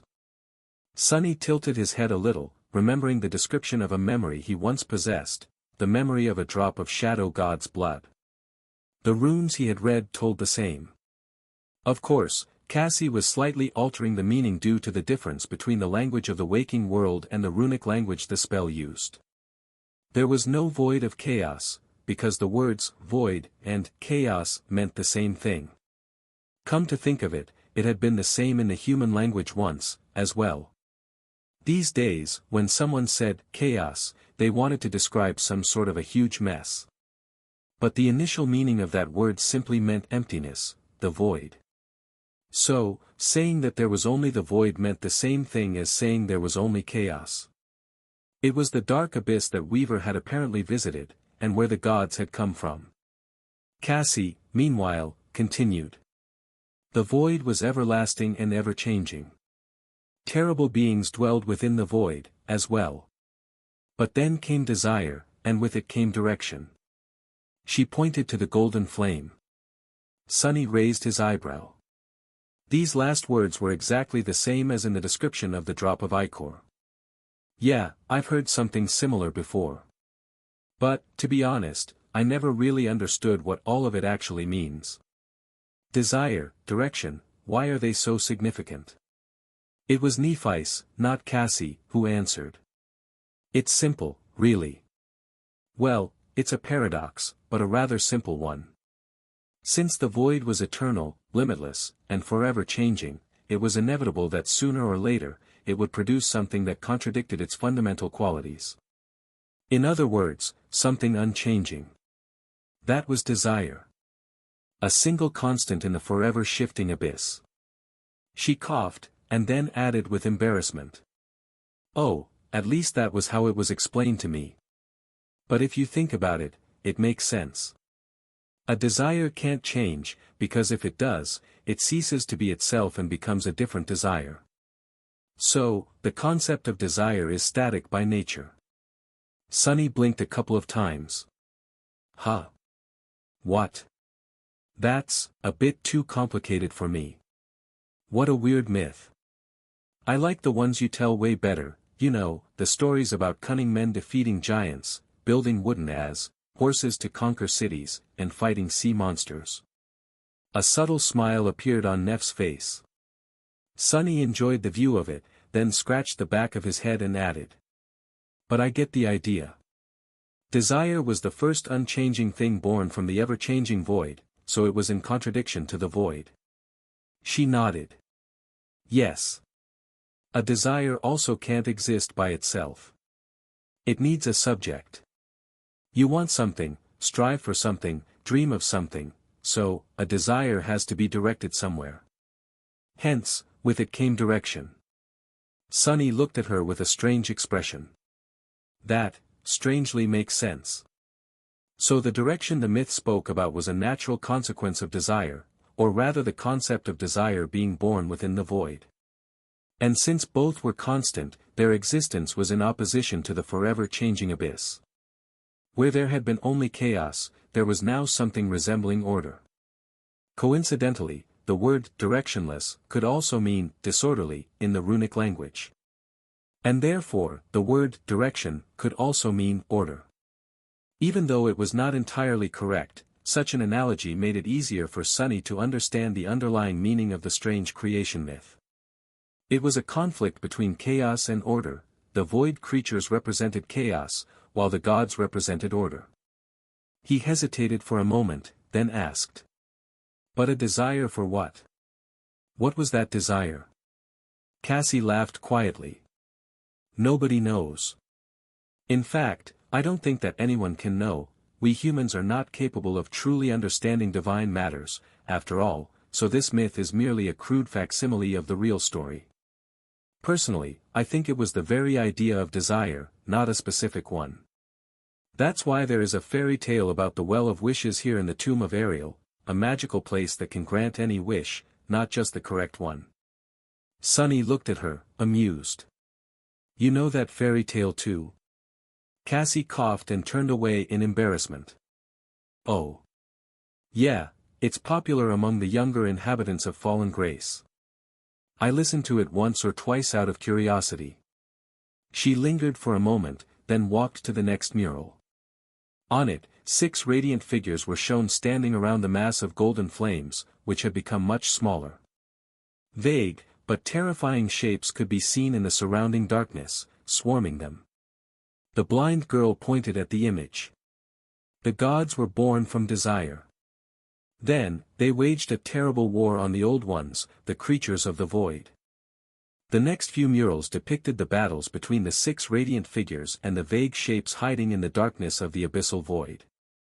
Sunny found them quite funny. He already knew that the war between the gods and the unknown were waged with weapons like death, time, and space.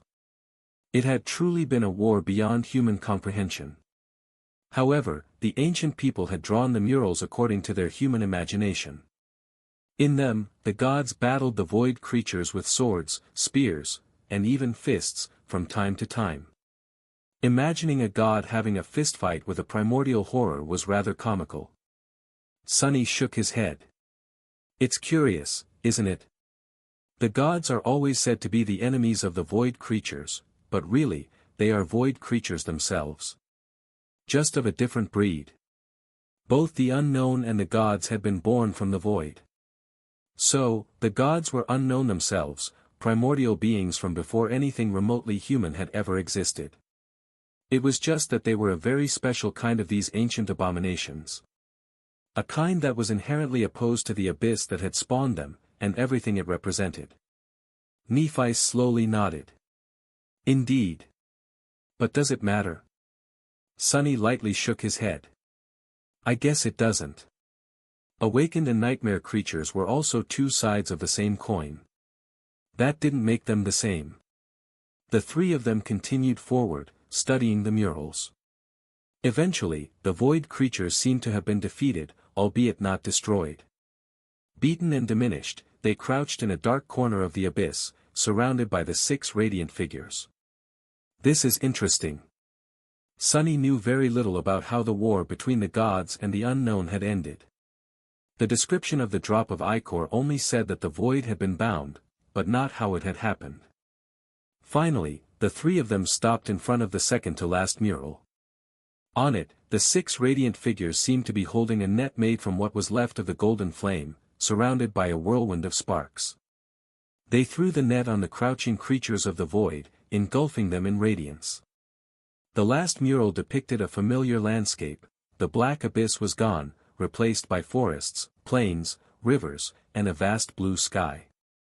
He looked at Cassie expectantly. She had been the one to spend a whole year with the inhabitants of the nightmare, after all. If anyone knew their myths, it would be her. The blind girl sighed.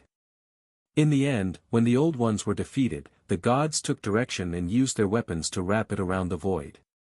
That was how the void was sealed. And, that was also how the world was created. Sunny stared at the last mural, overcome by an eerie feeling. Wait a second.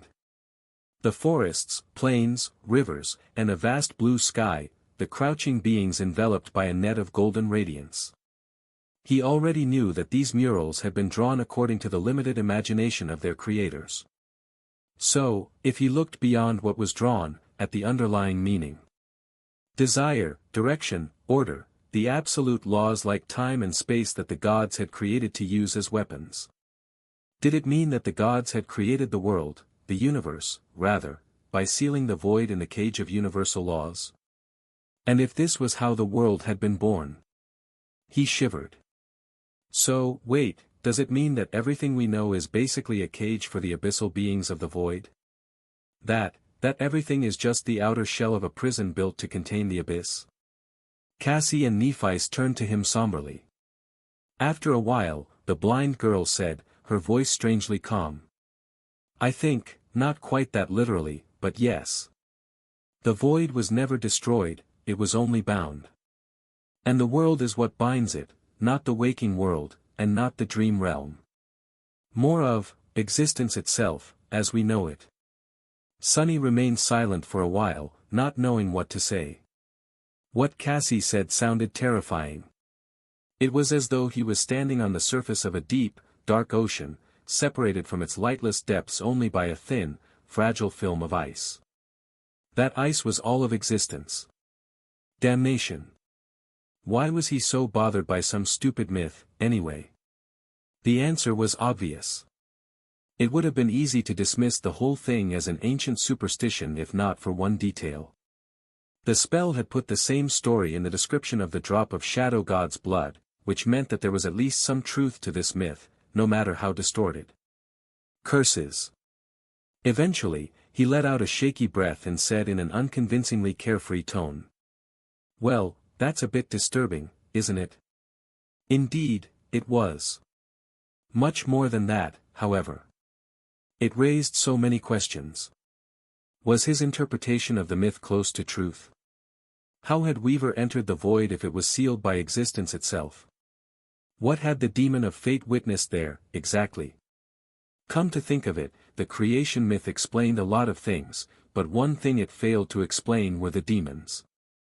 Where had they come from? Who was the unknown, whose children they supposedly were?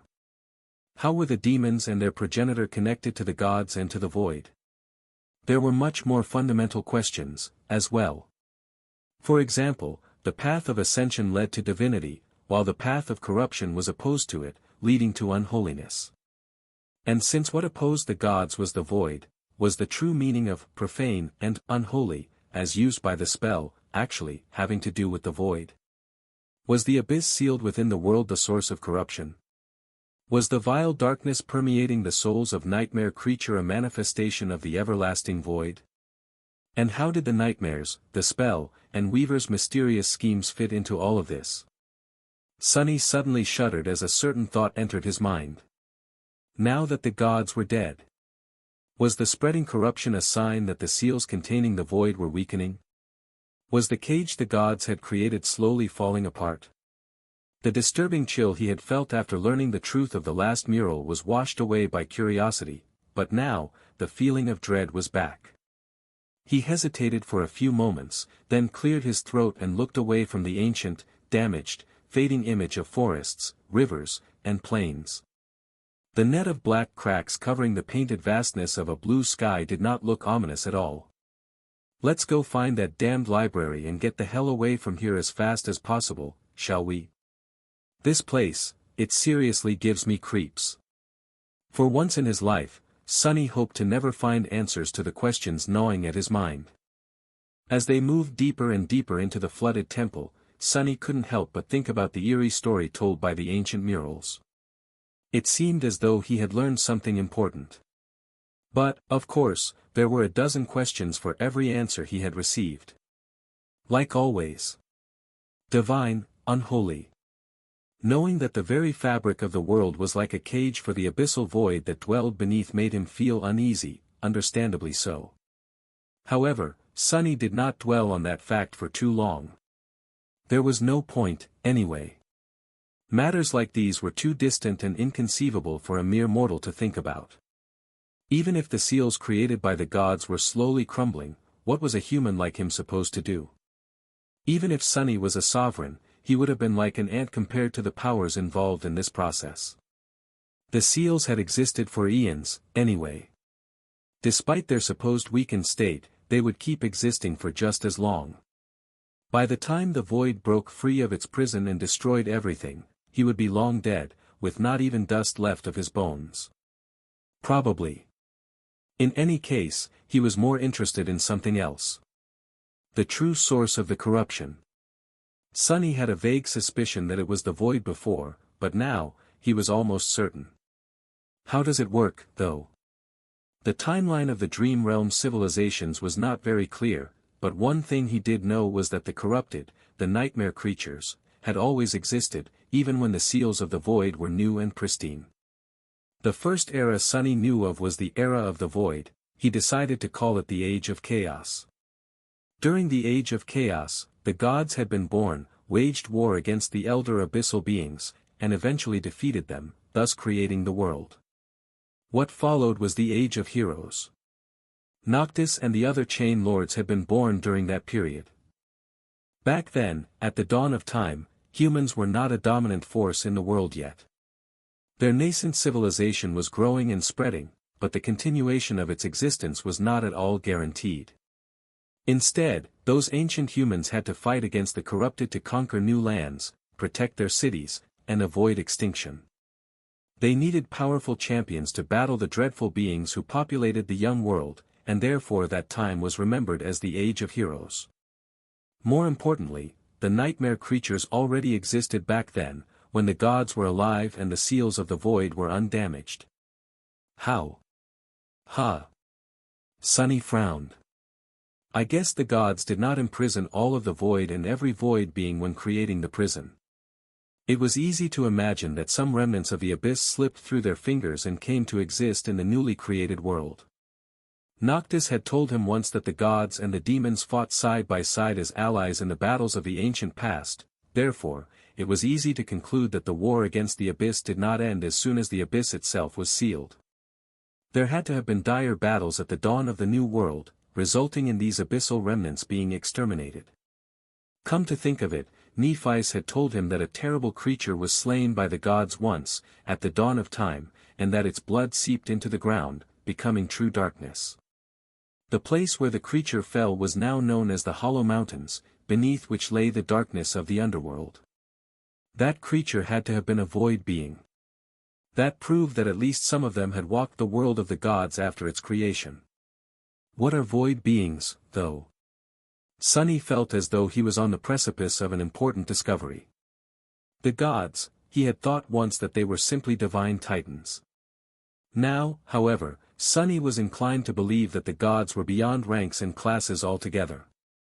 Similarly, void creatures would not have been unholy titans, just like the gods, they had to have been creatures of an entirely different order. More importantly, they were simply different. These abyssal horrors were beings from before time, space, death, and every other law that comprised the fabric of reality. These existences were completely alien to the reality familiar to Sunny, opposed to it, even. And if Sunny knew one thing about creatures of great power, it was that they exerted influence on the world. Saints and powerful masters had a mystical presence to them. Nightmare creatures of higher classes spread their influence across vast territories. Sovereigns ruled over grand domains. Void beings were without a doubt immensely powerful, so what kind of influence would they exert on a world that was inherently alien to their nature? Would the fabric of reality and the very laws comprising it start to rot and come undone around them? Sunny felt his heart skipping a beat. Was that the true nature of the corruption? Was it a rot caused by the influence of the primordial void, simply because of its alien nature? That would explain why the creatures infected by that rot possessed an insatiable desire to destroy those who were not. Why they all seemed mad, revolting, and alien, appallingly wrong in some strange and sinister way. The divine and the unholy were inherently opposed to each other, after all. It was in their very nature to strive to obliterate each other. I feel like I'm not far from the truth. Sunny remained silent for a while, walking behind Cassie with a distant expression on his face. The world he lived in, the world of the spell, the constant battle against the abominations, and the ruined realm of dreams and nightmares, suddenly made much more sense. It was not understanding, exactly. The conclusions Sunny made were too vast and had too many consequences to be understood in just a few minutes. But the feeling of it all was somehow more clear now. He lingered for a bit, then threw a furtive glance at Nephi. What about Neph, then? Her ascended ability, longing, made her immune to the corruption. Knowing what he knew now, that seemingly weak ability seemed even more impossible. More than that, one of her attributes was called Nephilim.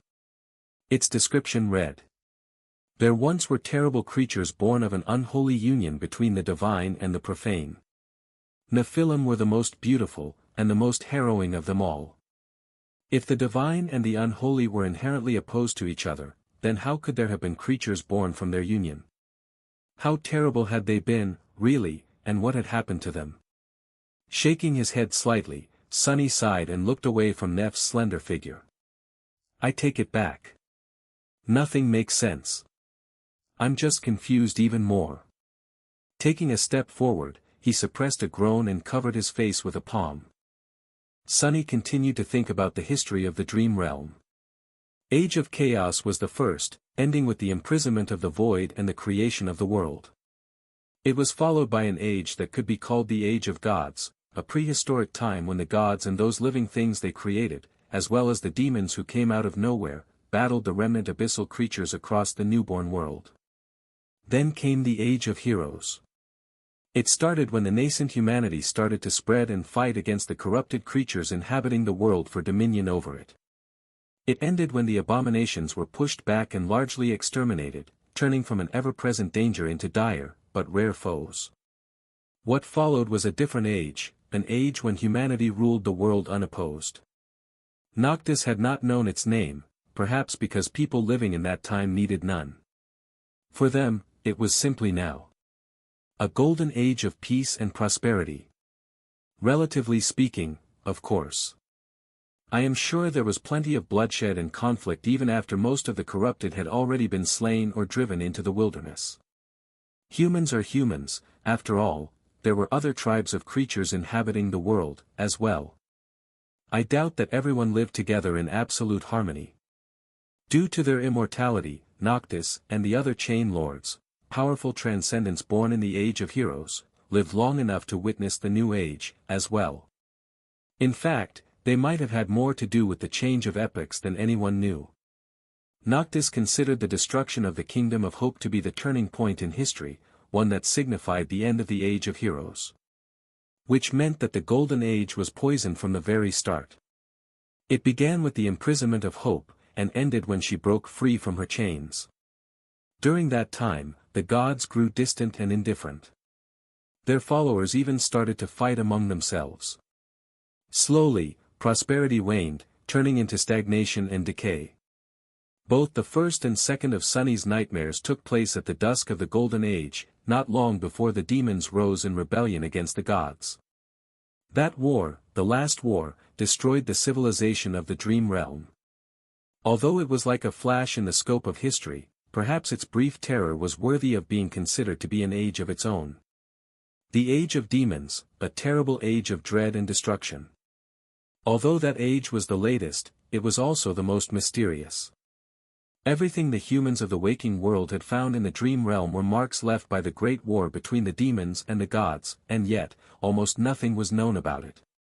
Why did it start? How did it end? How did the gods die? What happened to their enemies, the demons?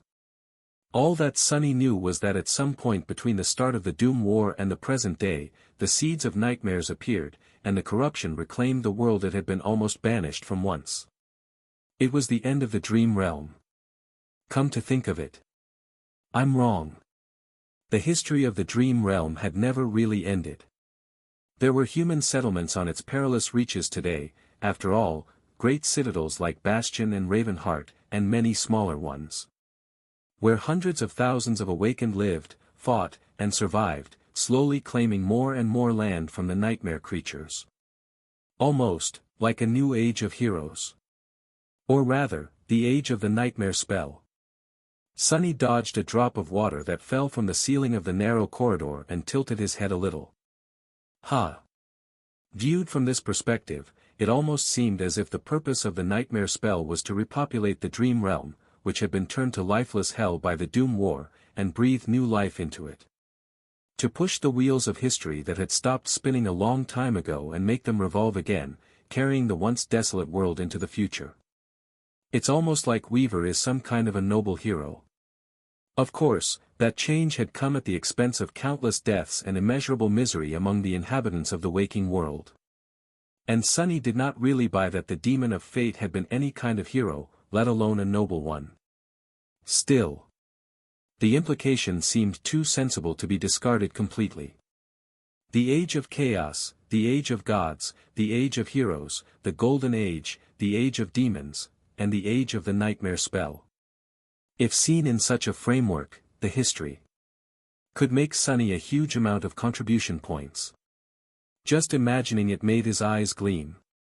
If I manage to write up this theory well and publish it, accurate or not, my oh my. I'll be swimming in academic achievements. Let alone a guest lecturer, I'll be made an honorary professor. A dean, even.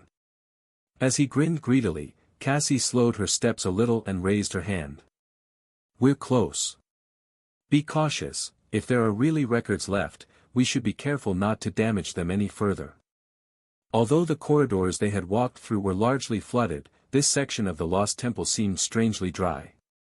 Perhaps the structure here was much more durable, and had thus resisted the passage of time better. Perhaps there were still some enchantments protecting the inner sanctum. In any case, the floor they walked on gradually became drier.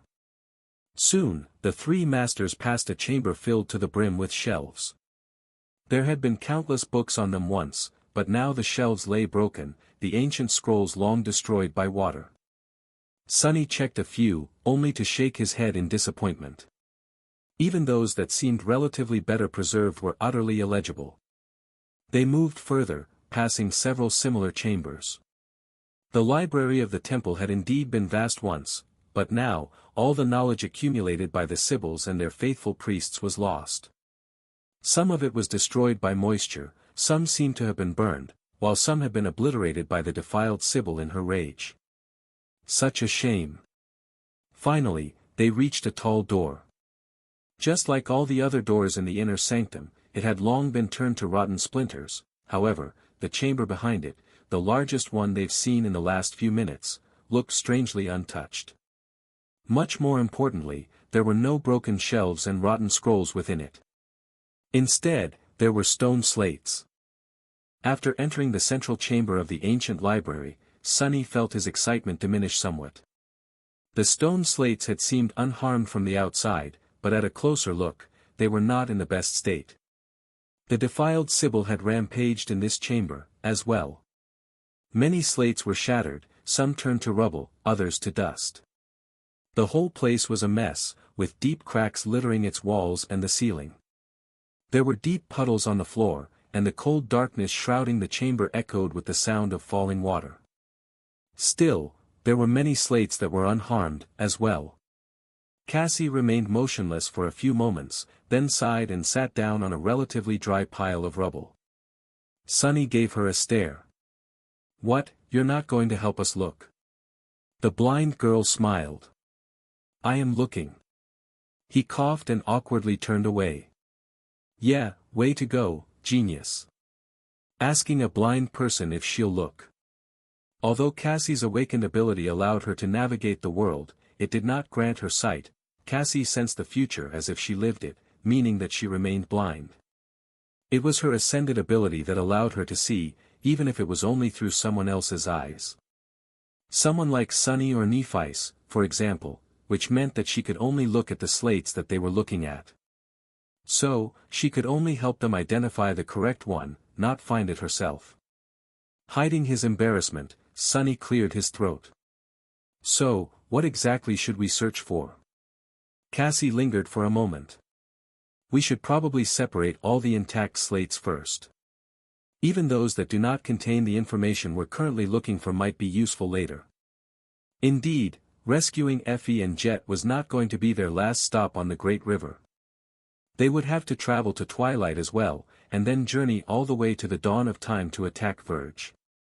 There was no telling what kind of dangers hid beneath the surface of the endless river. Even though the information recorded by the Sibyls was outdated by now, it was still immensely valuable. Cassie tilted her head a little. Other than that, keep an eye out for any mention of flowers. Sunny nodded. There was not much known about the place where Effie and Jet were trapped, but the inhabitants of Fallen Grace referred to it as the Windflower. The vague stories they had heard about that area of the Great River told very little, except for how no one ever returned from there. It wasn't even known where the name Windflower had come from. With a sigh, Sunny nodded and went about sifting through the rubble without wasting much time. Soon, he and Nephice were crawling through the debris, separating those slates that were only lightly damaged from those that were completely destroyed. As they did, Sunny briefly looked at each one. Although Ananke had taught them how to navigate the Great River, at least enough for them to make their way to Fallen Grace, he couldn't really read the maps engraved into the slates. The maps Sunny was used to were based on topography and landmarks like mountains, rivers, and craters. What was there to put on a map of an endless, vast river? The system the Sybils had used was rather elaborate. It was based on a convoluted method of assigning each slate a kind of coordinates that had to do with its relation to the edges of the Great River, the passage of the suns, and the approximate distance to the few stationary hazards plaguing the tomb of Ariel. None of the slates depicted the full map of the Great River either. Instead, they were supposed to be put together and moved around as the areas described on them shifted their locations, with old coordinates being stricken from the slate and new ones added. Since most of the slates had been destroyed, there was no hope of recreating the full map. However, one great thing that the Sybils and their servants had done was including a description of what was depicted on the slates, engraved on the back. So, instead of trying to decipher the markings describing the coordinates, Sunny read these descriptions instead. His face slowly grew gloomy. A giant maw that opens underwater and swallows entire island ships, a region where the wind literally cuts flesh, what the hell, an illusory island that can only be seen by the dying.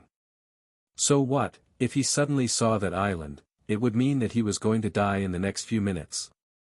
Or was it the other way around, and it was seeing the island that killed people? In any way, it was very much way too creepy.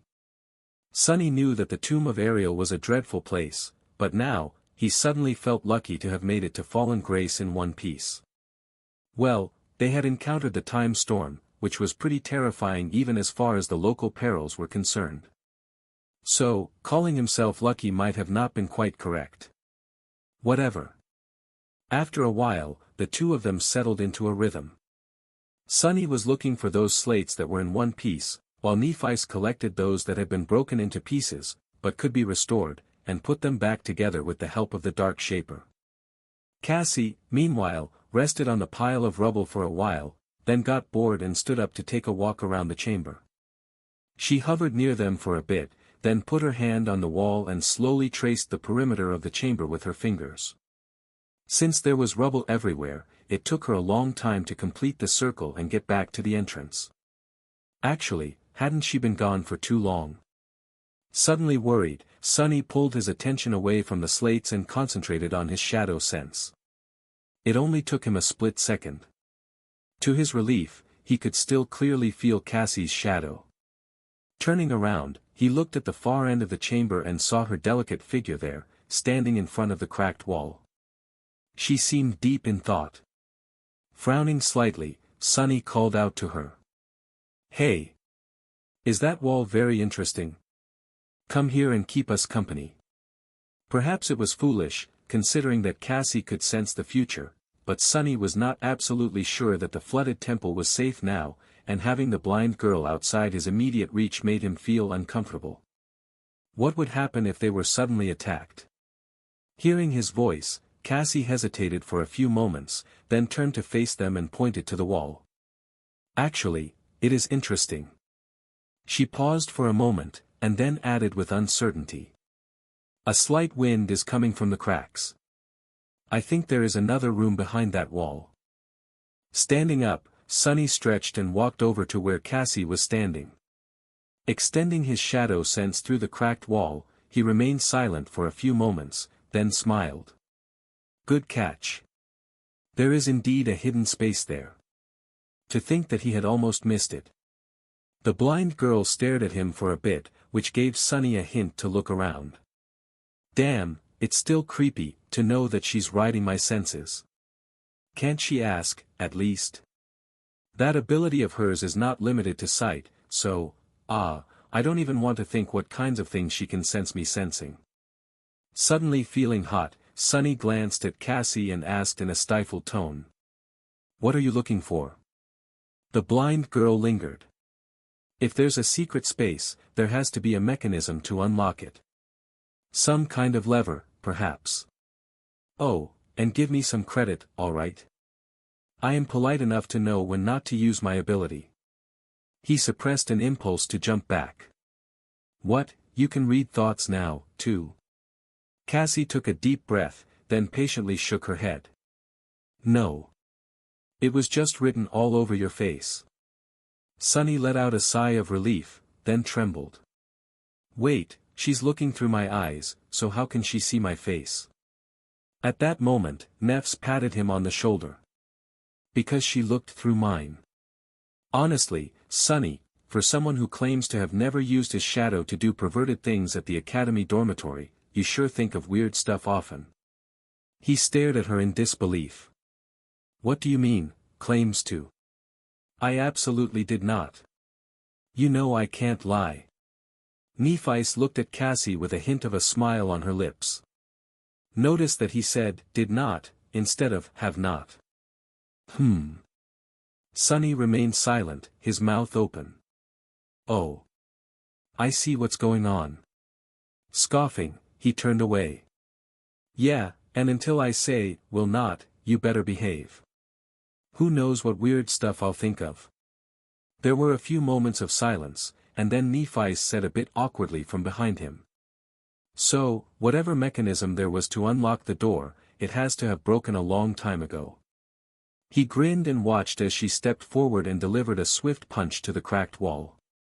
The ancient stone shattered and collapsed, revealing a dark space beyond. Sunny shielded his face from the cloud of stone dust and peered inside. Hidden behind a false wall was a small circular chamber. There was an altar in its center, with something laying on it. As Nephis raised her torch, its light reflected from a polished metal surface. He suddenly felt the shadows shift slightly, and widened his eyes in disbelief. That glow! There was a staff of pristine whitewood laying on the altar, untouched by dust or dirt. Both its ends were encased in a beautiful weave of bands of polished gold, with a single radiant gem, no, a crystal, crowning the top. The rough crystal was easy to identify as a soul shard of a rather high rank.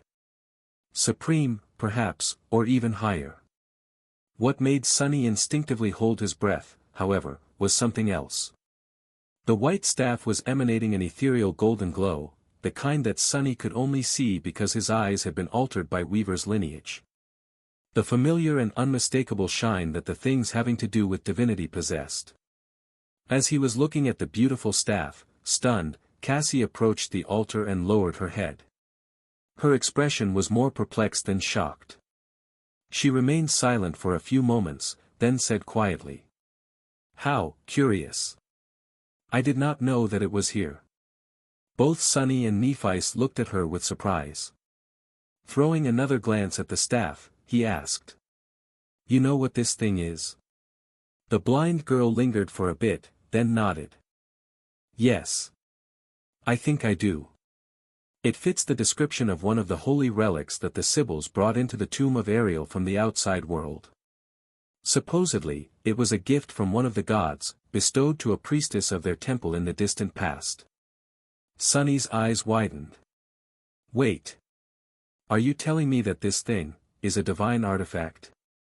His heart was beating wildly. Cassie smiled. Yes, in a sense, meaning that it is rumored to have been created by a god. However, it is not a divine rank artifact, if that is what you're asking. Although it does have some mystical qualities, its power is actually not that great. She remained silent for a bit, and then added. Actually, that can be said about most divine relics, and therefore about most divine memories created in their image, not that there's many of those around. We humans perceive memories as something that grants us power, but for the gods and the lesser deities, they themselves were the power. So, any relic they created would have been a mere tool of convenience, not something meant to empower them. Sunny thought about his own two divine memories. That description fit them perfectly. Both Weaver's mask and the shadow lantern allowed him to do astonishing things, and yet, there were indeed memories in his arsenal that empowered him much more. There was no doubt that his divine memories were infinitely more powerful, and yet, they did not make him much more powerful. He had considered this paradoxical situation plenty of times, and the conclusions he made were similar to what Cassie said. The gods did not need external sources of power, and so, the tools they left behind served specific purposes, astonishing and wondrous, but not necessarily helpful to a human. The blind girl, meanwhile, gently caressed the white wood of the beautiful staff and added. In any case, this relic is called guiding light. It's not even a tool made to be used by a god, just something gifted to a mortal out of affection. The powers it possesses are not that stunning. It had served the Sibyls well before they came to the tomb of Ariel, but after that, this staff mostly held symbolic meaning. Sunny stared at the beautiful golden glow for a while, then asked in a dubious tone. Not that stunning. So what does it do? Cassie thought for a bit, then hesitantly shrugged. It's supposed to guide people. Actually, I don't know that well. She picked up the staff and held it carefully. After a few moments, the soft radiance of the soul shard crowning the relic swirled, growing more intense on one side. Sunny blinked. What did you do? The blind girl suddenly seemed a little embarrassed. I just, sort of, thought in my head, Miss Guiding Light, can you guide me to Windflower, please? He stared at her incredulously. Let's skip the first part for now. So, this divine relic is basically a pretty flashlight with a very basic navigation function. Cassie coughed. I guess so. Sunny sighed, then shook his head and covered his face with a palm. And here I was all excited. Well, it could have been worse. The previous divine relic he had found in the wild was a wooden knife that could only kill one specific person, while simultaneously being responsible for turning that person into an immortal powerhouse. Although the guiding light was not exactly an artifact worthy of being called divine, it was at least more useful than that. Actually, being able to know the general direction of almost anything you thought about was quite an amazing boon if used with foresight. Not to mention that it would help them find the members of the cohort sooner, which was why they had come to this temple, in the first place. Sunny stared at the wooden staff for a few moments, then shook his head again. Well, great. Let's use this thing well. For now, though, we still have to find the information about Windflower. They had already known where that place was located. What they had really come here to find was the information about what kind of dangers were waiting for them there. Turning away, Sunny let out a disappointed sigh. Damn it. As he walked back to the slates, he tried not to look too disheartened. This had to be the most anticlimactic discovery of a divine relic ever. Sunny had wanted to get back to the slates, but as he left the secret room, he suddenly felt uneasy. Something about the chamber had changed, he couldn't quite put a finger on it, but it was as if the shadows populating it were moving. Hold on to something. Hearing Cassie's voice, he put his hand on a stone pillar. In the next moment, the floor beneath him violently shook. Its already pronounced tilt was suddenly even steeper, causing countless small pieces of rubble to roll in their direction. The sound of falling water had grown louder. Curses. Looking at his companions, Sunny sighed and said in a glum tone.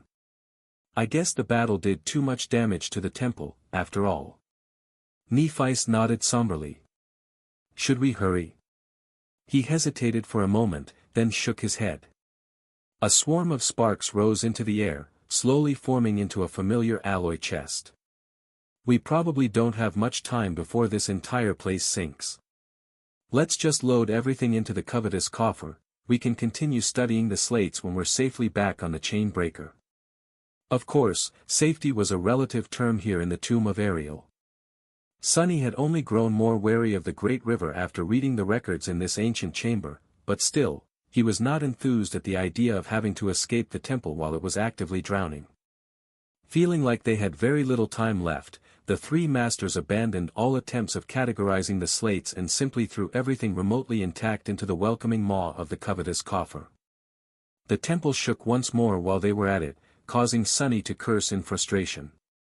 Finally, they were done. Not wasting any time, Sunny led the way out of the central chamber, past the rooms full of rotting scrolls, and into the cold darkness of the narrow corridors leading to the great hall. By then, it felt like they were climbing a steep hill, the stone floor was tilted downward, water rushing past their feet and drenching them from above. I don't like this.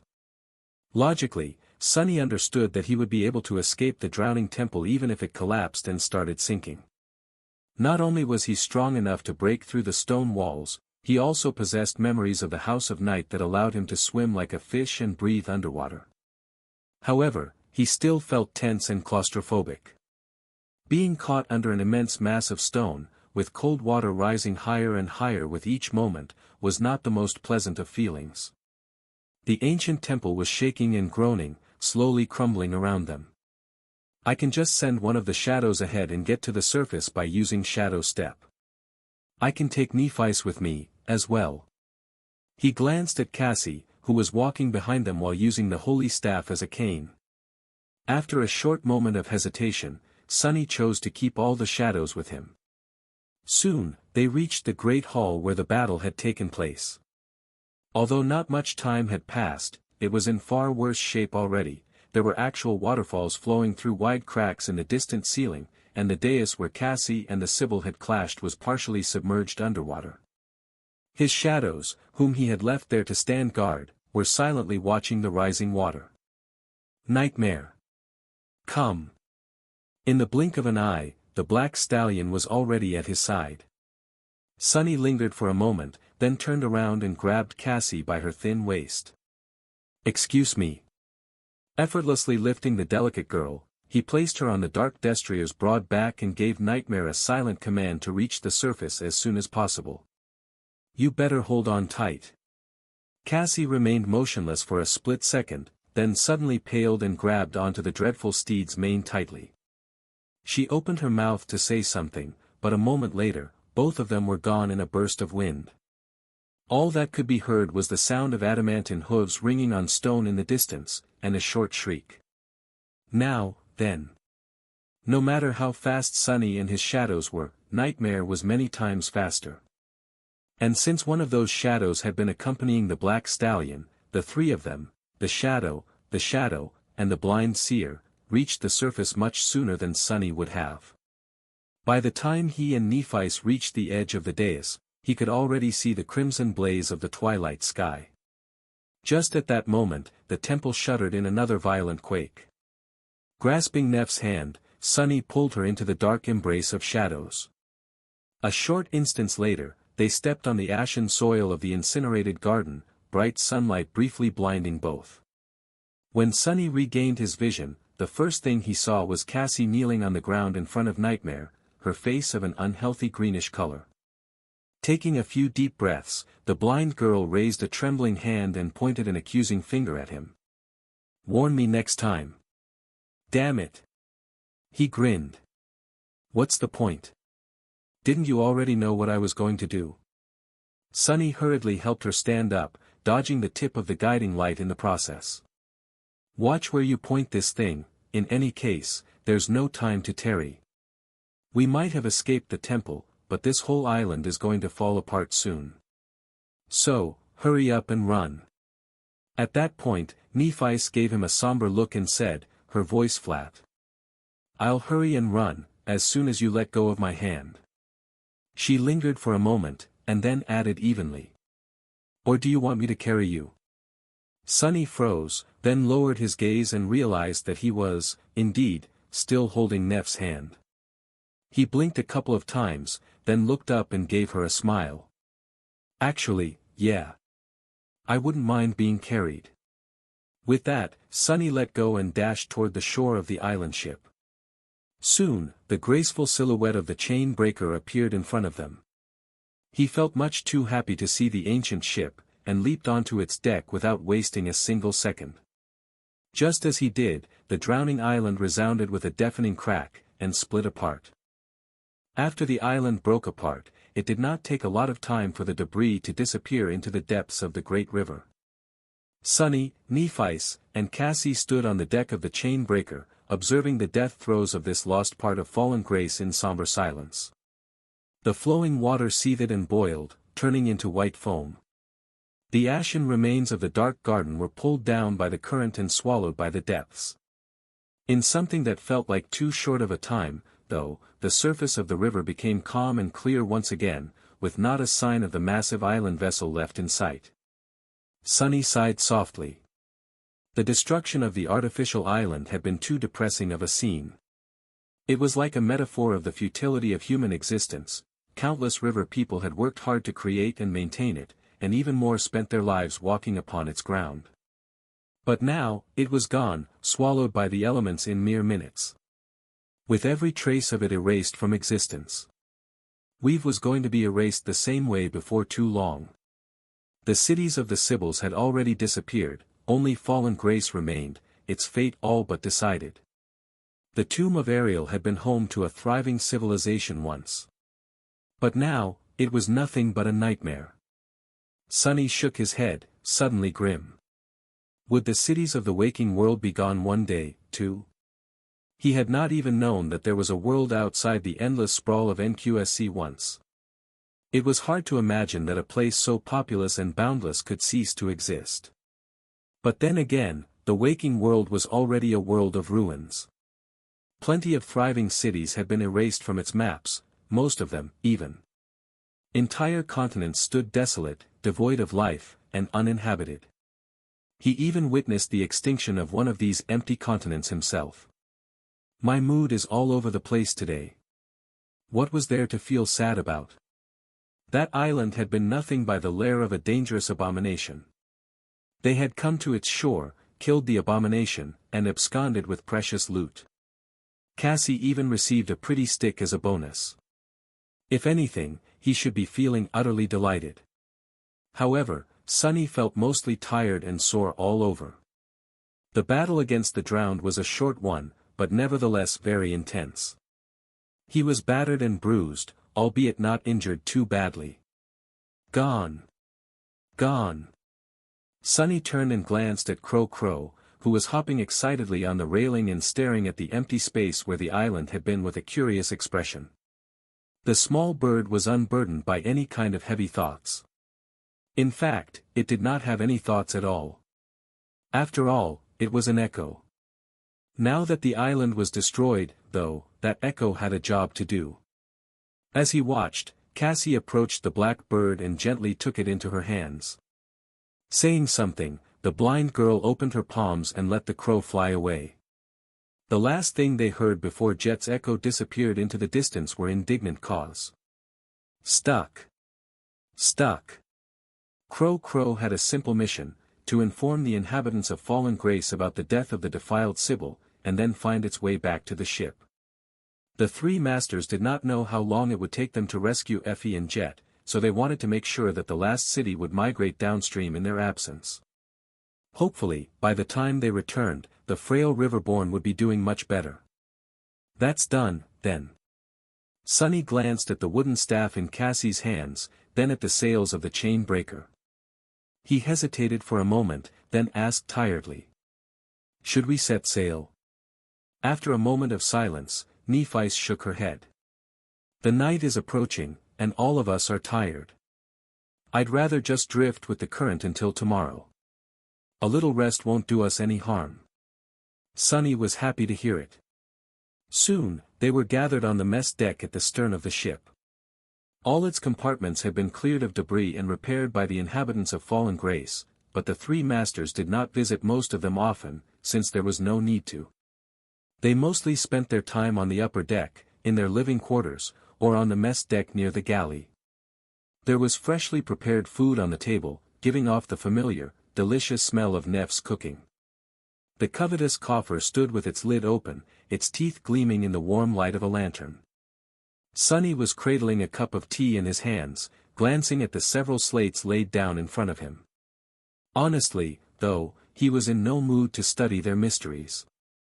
He just wanted to fill his belly and rest. With a sigh, he pushed the slates away and pulled his plate closer. Swallowing the first mouthful of a fragrant meat porridge, Sunny closed his eyes in delight. Nephice was preoccupied with eating, as well. Cassie, though, seemed to have forgotten about it, she was playing with her new shiny toy instead. The soul shard at the tip of the holy staff was emanating light, its intensity changing from time to time. Sunny stared at her for a bit, then asked. What are you doing? The blind girl took a sip of tea absent-mindedly. Trying to figure out how it works. It's weird, the enchantment doesn't seem to respond to everything. It points to you, Nephice, Effie, and Kai, but not Jet or that person, Mordred. Or Fallen Grace, for that matter. It does respond to Windflower, though. Sunny raised an eyebrow, then shifted his perception and gazed beneath the surface of the guiding light. Just as he had expected, there was no weave there. There were no runes, either, just a field of blinding radiance. He had seen something similar when looking at the knives created by Sun God. Within each, there was nothing but a radiant ocean of something, soul essence, perhaps, and a soul string of fate, bound onto itself and looping endlessly.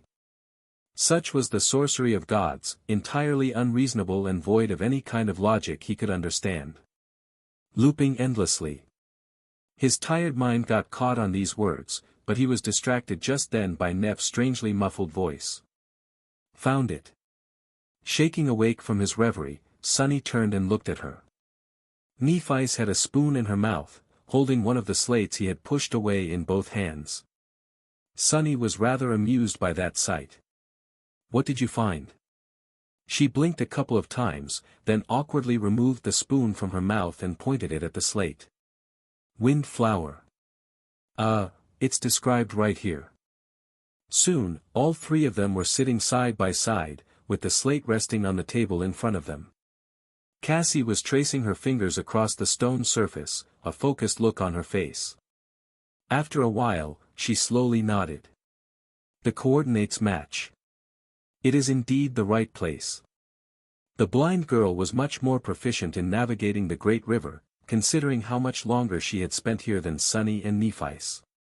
She was also the one who had learned the transcript system of the Sibyls and pinned down where Effie and Jet were trapped, in the first place. Windflower, huh? Sunny looked at the slate. There were neat columns of symbols engraved on it, as well as an image of a messy circle with frayed edges. It resembled a vortex more than anything, or maybe a cyclone. After studying it for a few moments, he reached out and turned the slate over. Familiar runes covered its reverse side. Without wasting any time, the three masters read them. Pretty soon, Sunny's expression darkened. The currents of the river are twisted and treacherous near Windflower. Strong gales violently assaulted our ship, as if trying to push it back. Desperate to escape our pursuers, we persisted, entering deeper into the mist. The surrounding waters moved in the wrong direction and with unnatural speed. It was as if we had lost our way and found ourselves near the edge. At some point, we were not struggling against the repelling winds anymore. Instead, overcome by fear, we were battling the raging tide that pulled us deeper and deeper, toward the source of the wind. The first part of the text engraved into the reverse side of the slate was an excerpt from a report made by one of the outsiders who had lived in Fallen Grace. He ventured on a long journey with a small fleet, hoping to find out the fate of a different city, one of the last with which Fallen Grace still maintained a connection, until the visitors and merchant ship from that city had stopped coming, as well. The fleet managed to learn that the city had been destroyed, but on their way back, they were attacked by powerful defiled abominations. After a furious battle, only 3 ships managed to escape. Pursued by the enemies, they were forced to enter the dangerous waters around Windflower. For a few moments, the mist cleared, allowing me to glimpse the true nature of the tide. We were hopelessly caught inside a whirlpool of titanic proportions, which spun around a bottomless and dark abyss. There was an island hovering above the darkness, with a tall and magnificent tower rising above the misty cliffs. Terror grasped our hearts when we realized that the tide was pulling us into the darkness. Desperate to save our lives, we tried to escape. In the end, only one of the 3 ships managed to fight its way out. The other 2 were swallowed by the vortex, never to be seen again. Sunny remained silent for a few moments, then sighed. So, it's a giant whirlpool. Something like that would explain how Effie and Jet had ended up stranded. If the vessel they were traveling on had been pulled into the monstrous vortex and destroyed, they would have no way of getting out again, or rather, no way of getting out again without some great luck. It seemed that they had reached the flying island at the center instead of being crushed in the depths, at least. The fact that Crow was around to deliver messages proved that. Cassie silently shook her head. Not just a giant whirlpool. Don't forget that the Great River is a river of time, any anomaly of its current is not a mundane one. There has to be something strange going on at Windflower, as well. Nephi nodded. But what? Since none of them knew the answer, they turned back to the slate. The rest of the runes on its reverse side contained notes made by the priests and priestesses who had served the Sibyls. The information they had recorded was not too helpful, though, due to the fact that almost no one returned from Windflower alive. That, however, was valuable knowledge in and of itself. The place called Windflower had not always been known by that name. Its previous one, however, was long lost. The magnificent tower the outsider from the fallen Grace mentioned had been a stronghold of a powerful seeker once. There had been plenty of them throughout the tomb of Ariel before the foundation of Verge. It was unknown whether the seeker had left the citadel to challenge the estuary, still resided there, or perished a long time ago. All that the Sibyls of fallen Grace knew was that, at some point, no one could approach the citadel anymore. There was only one exception that they had heard of. A familiar name. The Serpent King. It was rumored that the Serpent King, Daron of the Twilight Sea, had reached the stronghold and spent some time there, then returned to lead his people in the war against the defilement. Sunny stared at the runes with a thoughtful expression. They had not learned all the secrets of Windflower from the slate, exactly. But they had learned two crucial pieces of information. First, that it was possible to brave its danger and come back in one piece. The Serpent King had proved it. Second.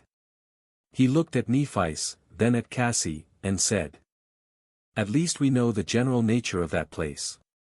Fighting against the whirlpool will be hard, but doable. The problem, though, is that the island is floating above its chasm.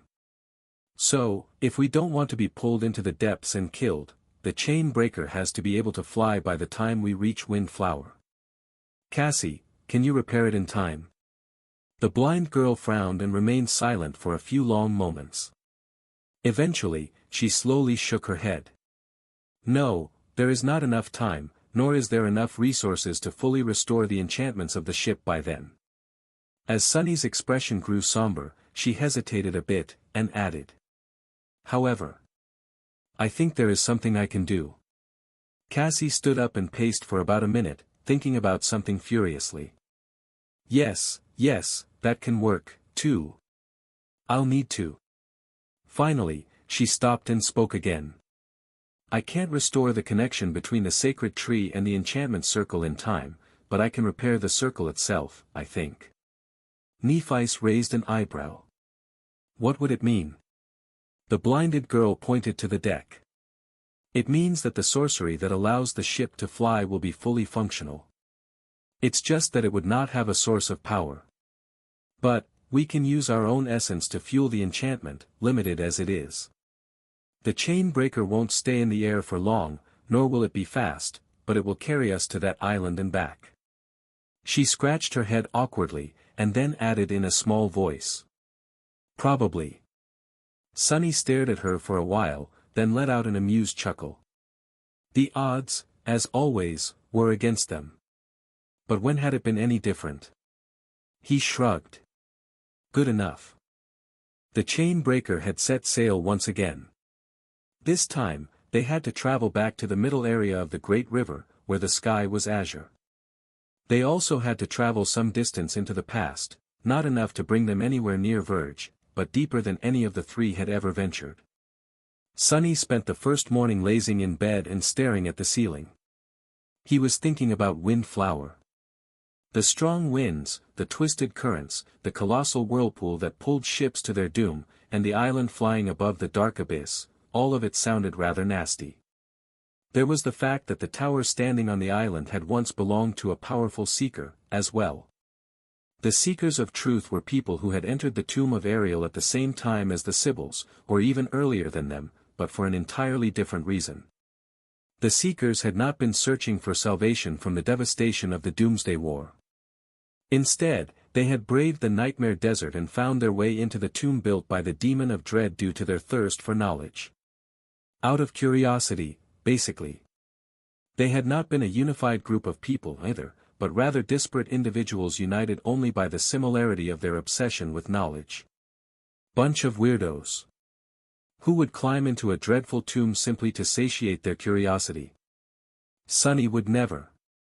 Well, he had entered plenty of dangerous ruins to satiate his desire to explore the dream realm. But that was an entirely different matter. Firstly, he received contribution points for his exploits, from time to time. Secondly, none of those ruins had been left behind by terrifying deities. Come to think of it, a couple of them were. Like the Ebony Tower. But he had not ended up there out of curiosity.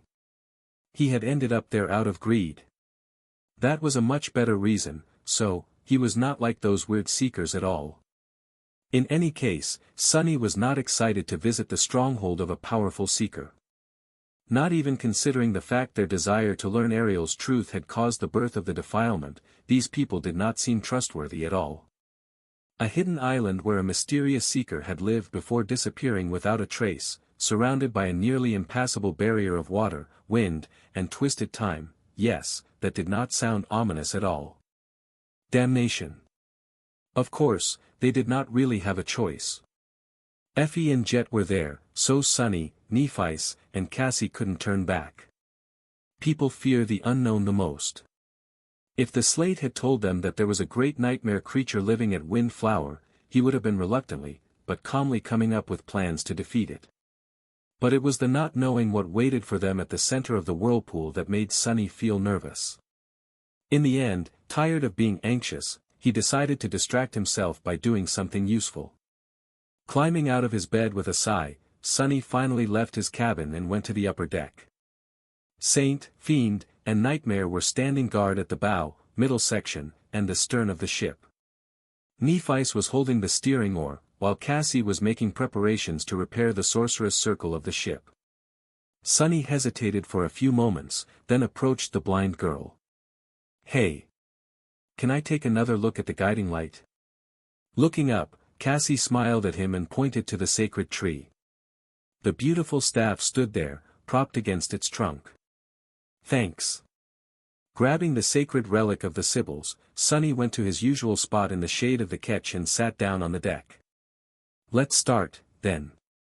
He spent some time weaving the basic enchantments around a transcendent soul shard. His goal was simple, to turn the guiding light into a memory, so that it was easier to use and could be taken back into the waking world. After hours of focused work, however, Sonny was left staring at the wooden staff with a deadpan expression. His eye was twitching slightly. Damn it! It was all a waste. The moment he tried to place the rudimentary weave inside the relic, the lightless strings of shadow essence dissolved in the blinding radiance hidden within the white wood. It was as if they were incinerated from simply touching divine sorcery. All that work, for nothing. Uttering a quiet curse, he stood up and put the guiding light back under the sacred tree. Somewhat disheartened, Sonny went to switch with Nephice at the steering wheel. He guided the ship as she practiced with her sword, dancing with it as the seven suns slowly traveled across the crimson sky. He enjoyed the view a great deal. Later, Sonny spent some time staring at the estuary key, not at all closer to solving its many mysteries. He had a meal with Nephice and Cassie. He created more essence strings to replace the ones that had been destroyed. And practiced his own swordsmanship, mentally going over the battle with the drowned and thinking of what he could have done better. After all that, Sonny had to admit to himself that he was bored. It was a rather strange and luxurious feeling. Sonny had very rarely received an opportunity to feel bored. Usually, there had always been something pressing for him to do, learn, or escape. It had been like that in the outskirts, and did not change at all after the awakening. But here in the third nightmare, brief moments of intense and unreasonable danger were separated by long stretches of calm. Of course, he knew that the calm would not last long. It would take them some time to reach Windflower, but they would certainly have to fight for their lives many times on the way. The chain breaker would be attacked by nightmare creatures, maybe today, maybe tomorrow, or the day after that. There would be dangerous anomalies waiting for them under the waves, as well, perhaps some of those described on the stone slates. The Mad Prince could visit him in his dreams at any moment. The appearance of the other plagues weren't out of the question, either. But for now, at least, there seemed to be peace.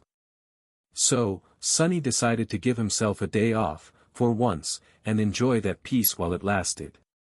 Walking back to the stern of the ship, he summoned a certain piece of furniture and placed it a few meters away from Nephi's. Sitting down on his luxurious chair, he summoned the emerald flute and brought it to his lips. Nephis looked at him in confusion. "What are you doing?" "Ah. Trying to raise the dead. But, there are no corpses on the ship." Sunny blinked a couple of times. "Who does she take me for? Is it so hard to imagine that I'm just in the mood for music? Kai gave me a few lessons, you know. So I can carry a tune.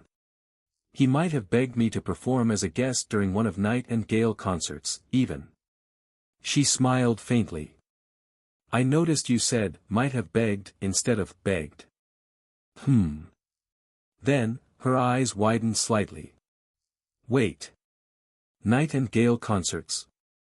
Are they planning a reunion? When? Is it going to be old material, or has Gale written a new album? What about new choreography? Who is?" Sunny lowered the flute and stared at her sullenly. "Ah. Here she goes again, barraging me with questions." "Yes. I don't know, probably not. No clue. No idea. I'm not sure."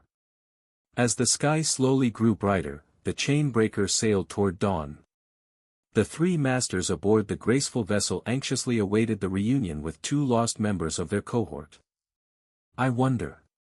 Sunny stared at a delicious-looking golden fruit, torn between the desire to pluck it off the branch and the fear of tasting fruits from mysterious, mystical trees. The last time he had eaten one, was not a memory he liked to remember. It probably tastes divine, though. In the end, he sighed and reluctantly looked away from the alluring fruit. It was better not to test fate. Sunny was currently high in the crown of the sacred tree, using it as a crow's nest.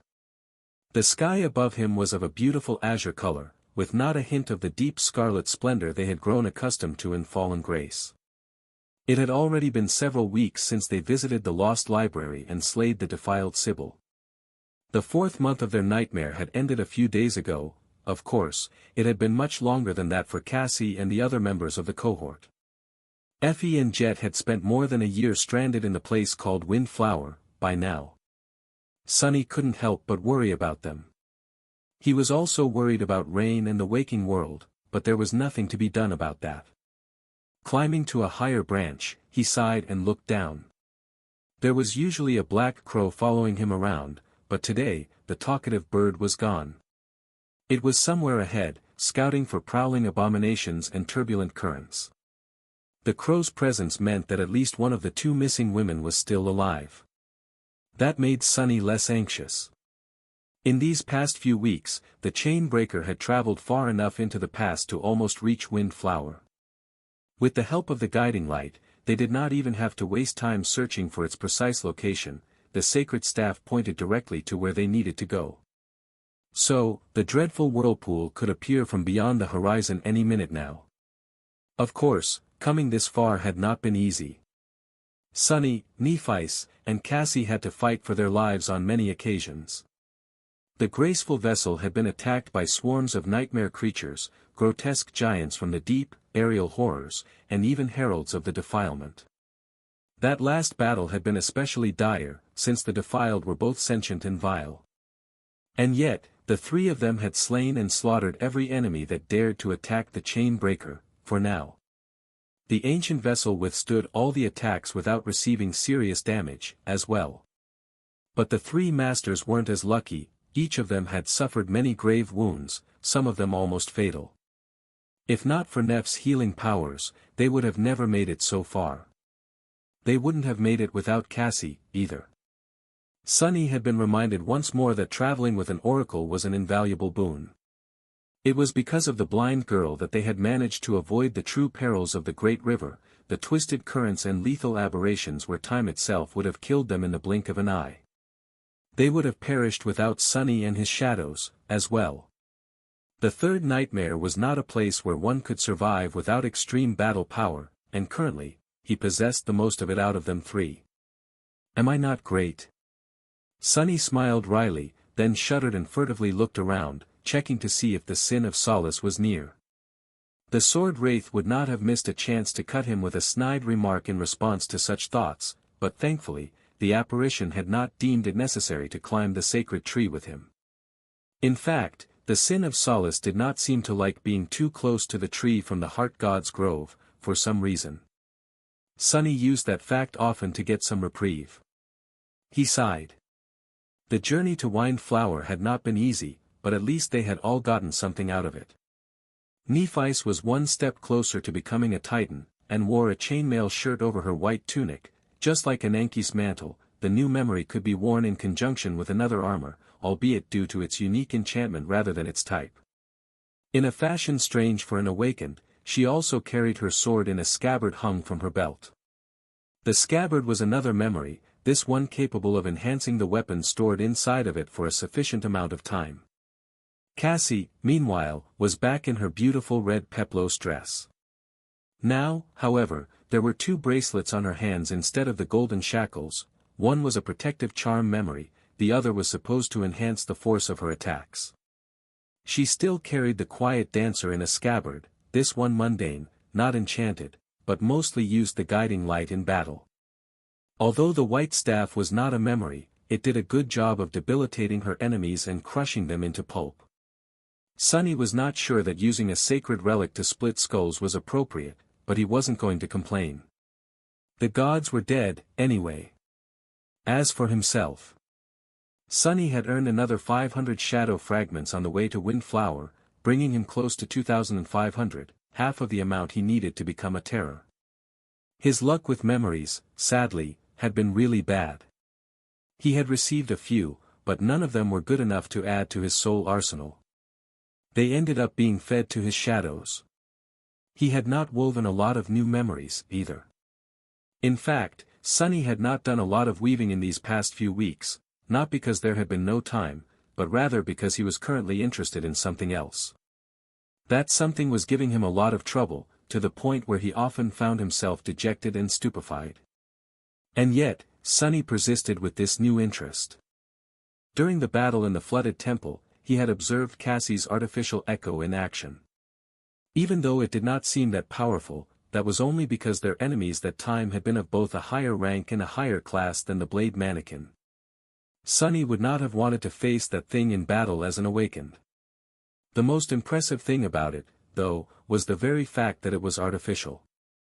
After interrogating Cassie and Nephice on the topic, he had found out that the Forge Masters of Clan Valor were capable of creating not only memories, but also echoes. Making one was an extremely long process, though, and one that demanded a lot of precious resources. So, there were actually very few artificial echoes in existence, all of them belonging to the most valued members of the clan. Nevertheless, Sunny couldn't help but wonder if he would be capable of weaving echoes one day, as well. So, he had spent most of his free time studying the blade mannequin. It was not going well, for now, but Sunny wasn't disheartened. His attempts to learn the sorcery of names were not bearing any results, anyway. Although his horizons were somewhat expanded, being able to actually use this power seemed to be beyond him. If there was one consolation, it was that Cassie was having just as much trouble with it. Being talentless together was less of a bitter pill to swallow. Her mastery of runic sorcery, though, was slowly growing. In fact, there seemed to be a positive loop between the sorcery of names and the sorcery of runes. Both were founded on invoking the true names of things, after all, albeit in a different manner. So, Cassie and Nephice were able to help each other improve. As a result, the blind girl had indeed managed to restore some of the enchantments permeating the chain breaker. Just as she had told them, the graceful vessel was now once again capable of flight, it just couldn't fly for too long, or too fast. The strain of supplying the ancient ship with essence was dire enough to drain even Nef's reserves in less than a minute. It would have to be enough to carry them to the island at the center of Windflower. Now, all they needed was to actually find it. As Sunny stared at the horizon and tried not to feel too anxious, a swift shadow glided across the deck of the chain breaker. Then, a black bird landed on the branch near him. Crow Crow was back. Strangely, though, the echo seemed less grumpy than it had been recently. Instead, it looked excited. Sunny raised an eyebrow. "What is it?" The crow hopped a couple of times, and then cawed while spreading its wings. "Jet! Jet!" Jumping down from the tree, Sunny landed noiselessly on the deck and dissolved into the shadows. A split second later, he appeared on the bow of the ship, gazing tensely at the horizon. Saint, who was standing nearby with a bow in her hand, spared him an indifferent gaze. Her ruby eyes glowed silently, not betraying any hint of emotion. "If only I could be this calm all the time." Sunny remained motionless for a few minutes, then sent mental messages to Cassie and Nephis. "I think we are drawing close."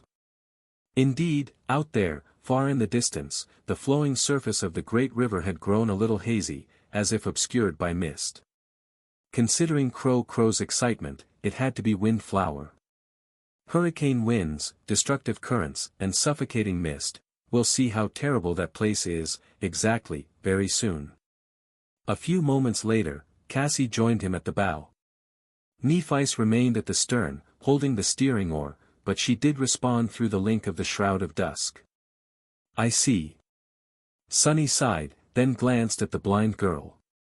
The soul shard crowning her wooden staff was glowing, its light pointing precisely at the distant haze. "There is no doubt, then." Cassie slowly nodded.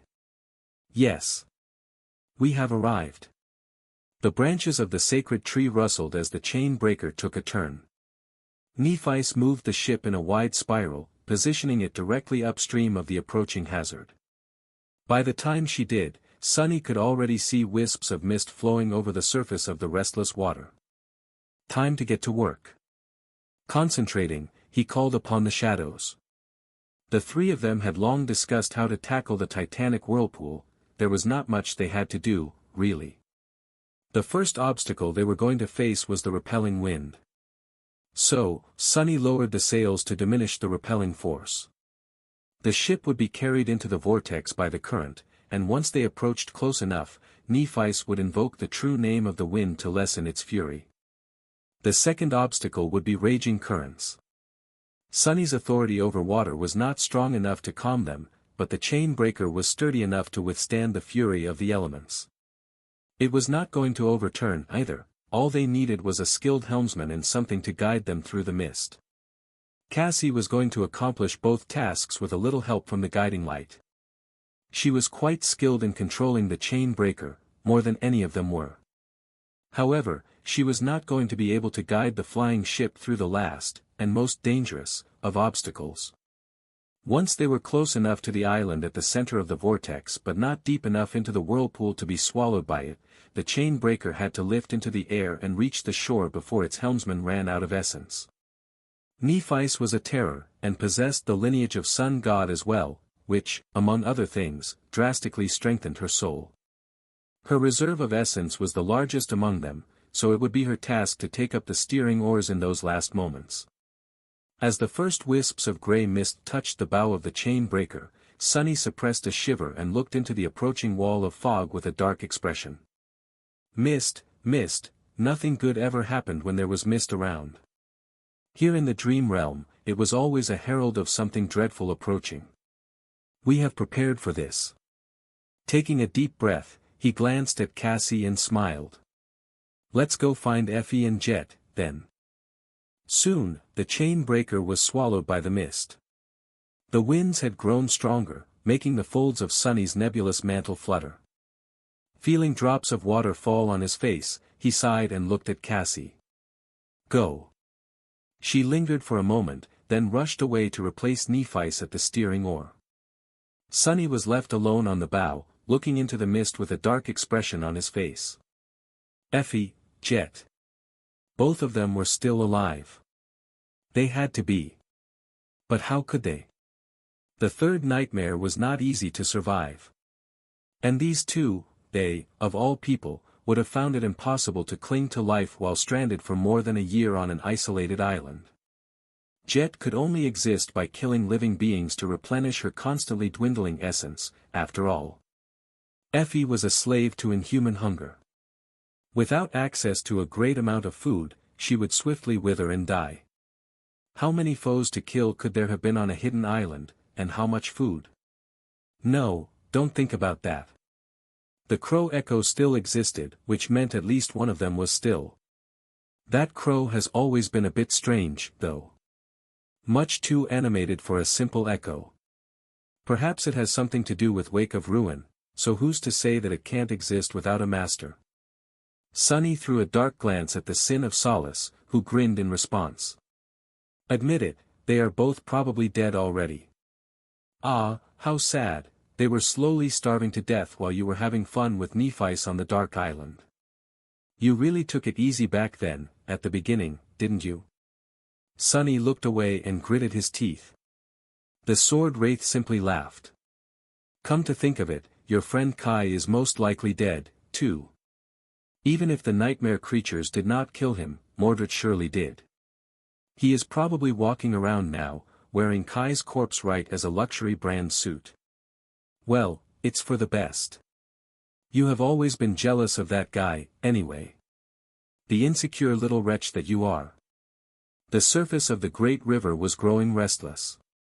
The waves were already much taller than before, making the bow of the chain breaker sway. Feeling the deck rise and fall beneath him, Sunny closed his eyes for a moment. That's not true. Kai has Anvil's charm, I gave it to him. Mordred can't possess someone wearing that charm. The Sin of Solace stared at him for a few moments, a mocking smile on his lips.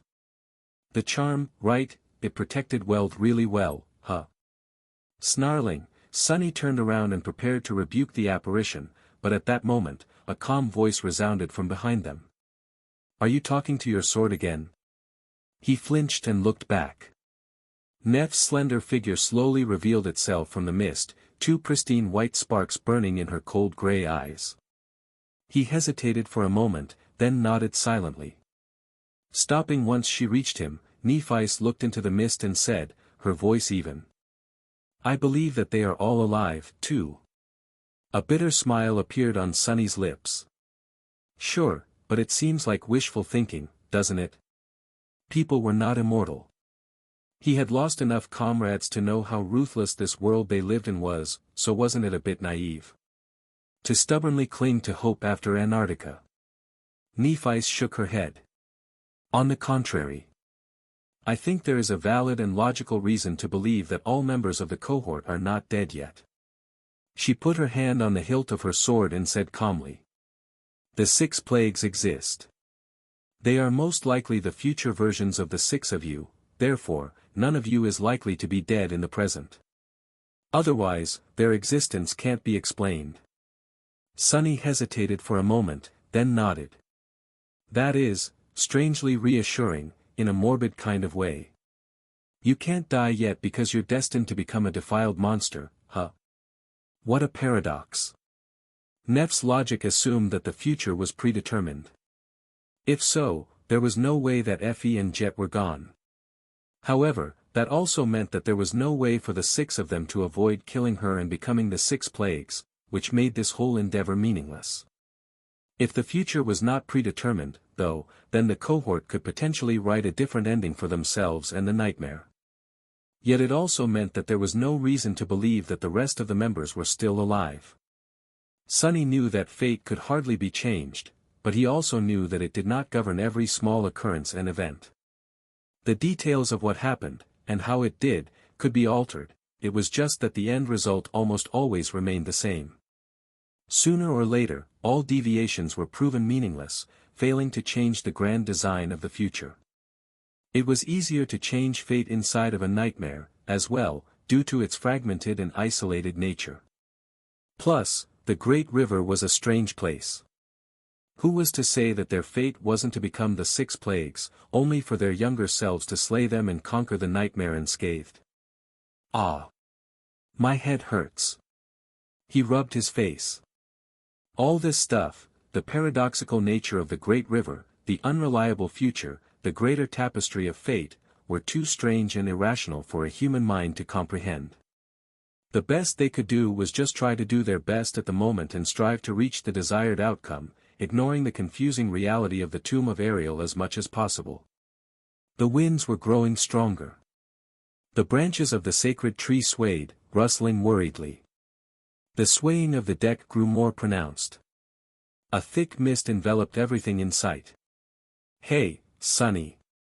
He looked at Nephi's, surprised by her strangely candid tone, and raised an eyebrow. Knowing her, some ridiculous statement was about to follow. He was not going to be fooled into listening to her apologize for his projector twice. But Nephi was perfectly earnest. "There is nothing wrong with a bit of wishful thinking. We will find them both alive. I'm sure of it." At that moment, the wind slammed into them like a ram, making both sway. Raising a hand, Sonny caught Nephi and helped her steady herself. At the same time, he used the feather of truth trait of the shell to increase his weight and ground himself more solidly on the deck. The two of them remained silent for a few moments, looking into each other's eyes. Then, Sonny smiled. "All right, Neph. I'll believe you, this time." Soon, they were deep into the barrier surrounding Windflower. There was nothing but blinding mist, hurricane winds, and violent currents in this dreadful and deadly place. Sonny could easily imagine countless ships being drowned by the inconceivable whirlpool, powerful nightmare creatures, as well. No wonder almost no one returned after being swallowed by the mist. And yet, the fury of the wind was terrible, but not terrible enough to sway them. Nephi had invoked the true name of the wind, lessening the pressure on the graceful ship. The chain breaker stubbornly cut through the mist, refusing to be pushed back. The violence of the raging currents was daunting, but not daunting enough to stop them. Guided by Cassie's steady hand, the chain breaker broke through the fortress wall of the towering waves, never straying off course. By then, the natural flow of the great river was replaced entirely by a terrifying tide that was pulling them deeper and deeper into the mist. The deck beneath their feet was tilted downward, indicating that they were sliding into the giant, insatiable maw of the colossal whirlpool. Instead of allowing the ship to be carried by the current, Cassie kept its bow pointed perpendicular to the rush of seething water, cutting as short a line to the center of the vortex as possible. It took a lot of effort to keep the chain breaker under control, but she managed it splendidly. It was still too early to take to the sky. Sonny and Nephi had long joined Cassie at the stern. Fiend and Crow were hiding under the sacred tree, both soaked in water and miserable, while Nightmare had dissolved into shadows and hid in their dark embrace. Only Saint remained on the bow of the ship, standing there like an immovable onyx statue. The plume of her helmet danced in the wind. It was easy to get lost in the mist, but the radiance of the guiding light was showing them the way. Straining against the howling wind, Sonny yelled. "How much longer?" His shout was swallowed by the mist. At almost the same time, though, the veil of fog was torn apart for a few brief moments. When Sonny saw the scale and magnitude of the vortex they were trying to brave, his face turned ashen. The whirlpool was indeed colossal, stretching as far as the eye could see. The raging tide moved in a vast circle, forming a revolving crater. They were currently sliding recklessly down its slope. Far away and below them, a harrowing darkness devoured the world. The depths of the great river lay naked and revealed, but his human eyes were not capable of discerning what dwelled below. Or maybe there was nothing there at all. Just an endless, bottomless abyss. However, there was an island hovering in the air above the darkness. Flowing mist shrouded its dark cliffs, and a magnificent tower rose from somewhere far inland, obscured by fog. The sight of the island was both austere and sinister, like a stark omen of ill fate. "Hurry!" Cassie let go of the steering oar and stepped out of the circle, allowing Nephi to take her place. Neph was there a split second later. She took both steering oars and looked ahead, white flames dancing in her eyes. Then, her radiant essence poured into the runic circle, flooding the enchantments of the ancient vessel with incinerating power. Sunny yelped and grabbed a railing. In the next moment, the chain breaker shook slightly, and soared into the air. It's working. The graceful vessel was not flying nearly as fast as it had been able to before, and its flight was not nearly as smooth. But they were indeed in the air, moving toward the distant island. When Cassie and the Fire Keepers had restored the ancient flying ship to a shadow of its former glory, it had already been an incredible feat, but that had taken them almost a year, with dozens of people lending a hand. The fact that the blind girl now managed to achieve so much alone and in the span of a few weeks was truly remarkable. And it gave them the chance to accomplish their goal. Of course, it was still unclear if the chain breaker would be able to maintain its flight for long enough. Would they reach Windflower Island? Or would they plummet into the darkness and be crushed by the dreadful vortex? Only one way to find out. Sunny turned his head and looked at Nephice, who was holding the steering oars, her eyes shining with a brilliant white radiance. He could sense a flood of essence pouring out of her soul like a shining torrent. That essence was absorbed by the runic circle and flowed through the enchanted line stretching throughout the ship, feeding its enchantments with power. There was no hint of doubt on Neph's face, and so, he decided to throw away his doubts, as well. A few moments later, the shroud of mist obscured everything once again. Only the glow of the guiding light was there to show them the way. The chain breaker sailed through the blinding fog, with only the rustle of countless leaves proving that the sacred tree still existed somewhere out there, near them, hidden from sight. Come on, come on. They didn't have to struggle against the current anymore, but the hurricane winds were still raging. They slammed into the hull of the ship with vicious force, trying to push it back. Because of it, the speed of the chain breaker fell even more. Damn it! Sunny had been counting the seconds. It had already been a full minute since the moment Nephi stepped into the circle, more than they had been able to fly in the tentative test the day before. The radiance of her eyes was dimming. And yet. Suddenly, Nephi moved and smoothly raised one of the oars. At the same time, the chain breaker began to descend. Gradually, the fury of the winds was extinguished. The mist was still obscuring the world. But then, the ancient vessel finally fell onto soft, white sand. There was a violent crash, but the hull of the chain breaker withstood the impact. The runic circle fell dormant once again, and the enchantments lost all power. There was nothing but mist around them, and silence. They had reached Windflower. Sunny waited for a moment, then slowly straightened and looked around. The chain breaker was laying on white sand, tilted awkwardly. It had shattered the side of a black cliff and was now leaning on it, which prevented the ship from turning over. They had gotten lucky despite the blind landing. The fog was still there, obscuring the world, but it had become less thick. Sunny could make out the figure of Saint standing still on the bow of the beached vessel, as well as more cliffs rising high above them. It seemed that Nephice had guided the chain breaker to a small strip of sand at the very edge of the island. Changing Star herself was leaning heavily on the steering oars. Her face was paler than usual, and the white flames were gone from her eyes. She had completely exhausted her essence to carry the ship across the dark abyss. Sunny grimaced. It was very unfortunate to have one of them utterly drained of essence right now. No one knew what dangers were waiting for them on the misty shore. These first minutes could very well prove to be of vital importance. Not that there had been a choice. I'm fine. Noticing his gaze, Nephice forced out a faint smile and put a hand on the hilt of her sword. I can still put up a fight. Sunny nodded, having no doubt in her ability to do just that, despite this weakened state. She was a seasoned slayer. Nevertheless, they had to be careful not to allow themselves to be wounded. It would be quite a while before Nephice could heal them again. Cassie used the guiding light to pick herself off the deck and shivered slightly as the mist caressed her skin. Her expression was troubled. Noticing it, Sunny tensed as well. What is it?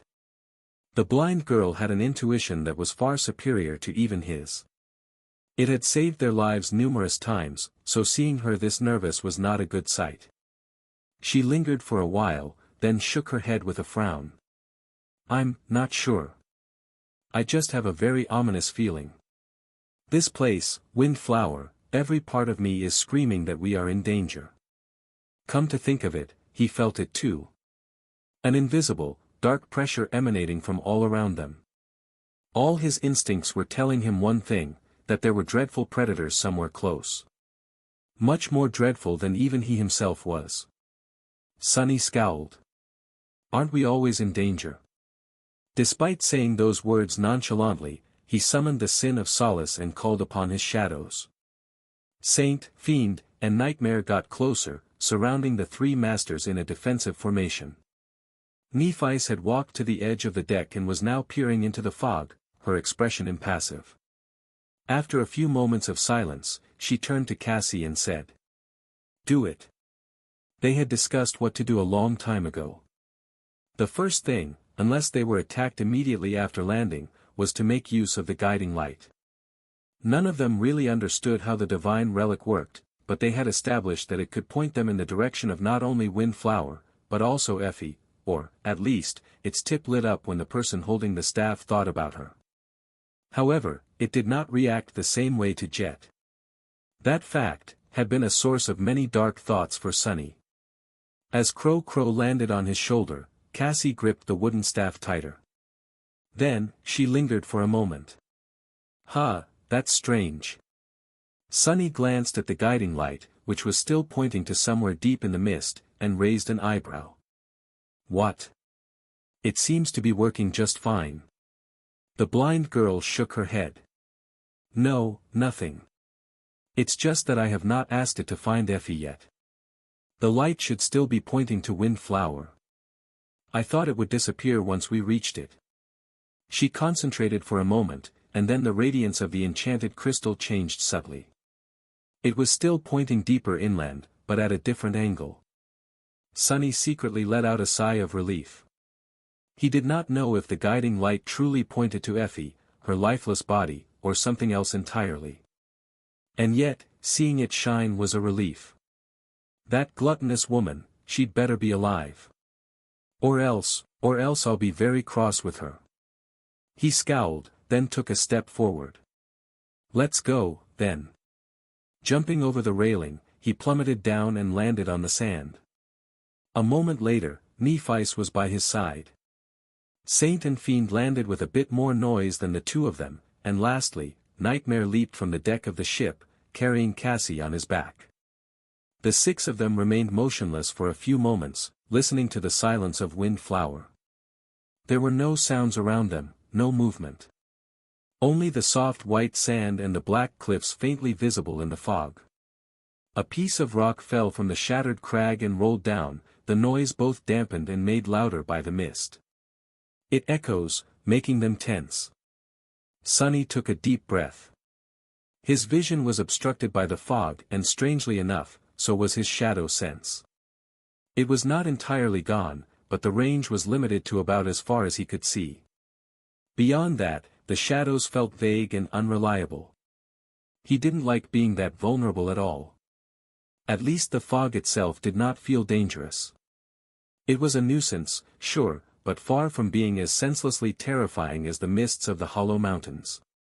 Curse it all. Frowning, Sunny took a step forward. As he did, a human figure suddenly revealed itself from the murky veil of the fog. He flinched to tensed, ready to attack, but then froze. Black eyes, porcelain skin, the sin of solace was looking at him mockingly. "What, did I scare you? Ah, how tiresome." It was the damned apparition. Sunny gritted his teeth and walked past the sword wraith, heading straight for the cliffs. At the same time, he sent 3 of his 5 shadows in different directions, ordering them to cautiously scout ahead. Slow and steady, slow and steady. Effie and Jet had already been on this island for more than a year. They would have to wait for a few hours, or even days, more.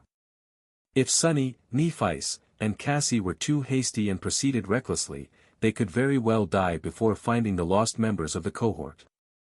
He was not going to underestimate the perils of Windflower. But he was going to find his friends, no matter what. There can't be any mistakes. As Sunny's shadows climbed the cliffs, he and his companions cautiously advanced up the beach. Even the crow, who had been anxious and impatient to find its master all this time, seemed wary and subdued. The black bird was sitting on Sunny's shoulder, its feathers raised, and kept silent. The mist swirled silently around them. Saint and Fiend were in the rear, both ready to defend against an unexpected attack at any moment. Sunny and Nephice were in the middle. Cassie rode Nightmare at the front of the group, her back straight.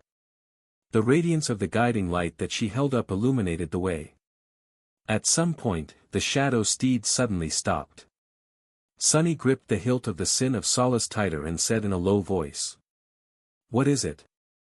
Cassie remained motionless for a moment, then pointed the sacred staff down, at the ground. When Sunny and Nephice approached, they immediately understood why.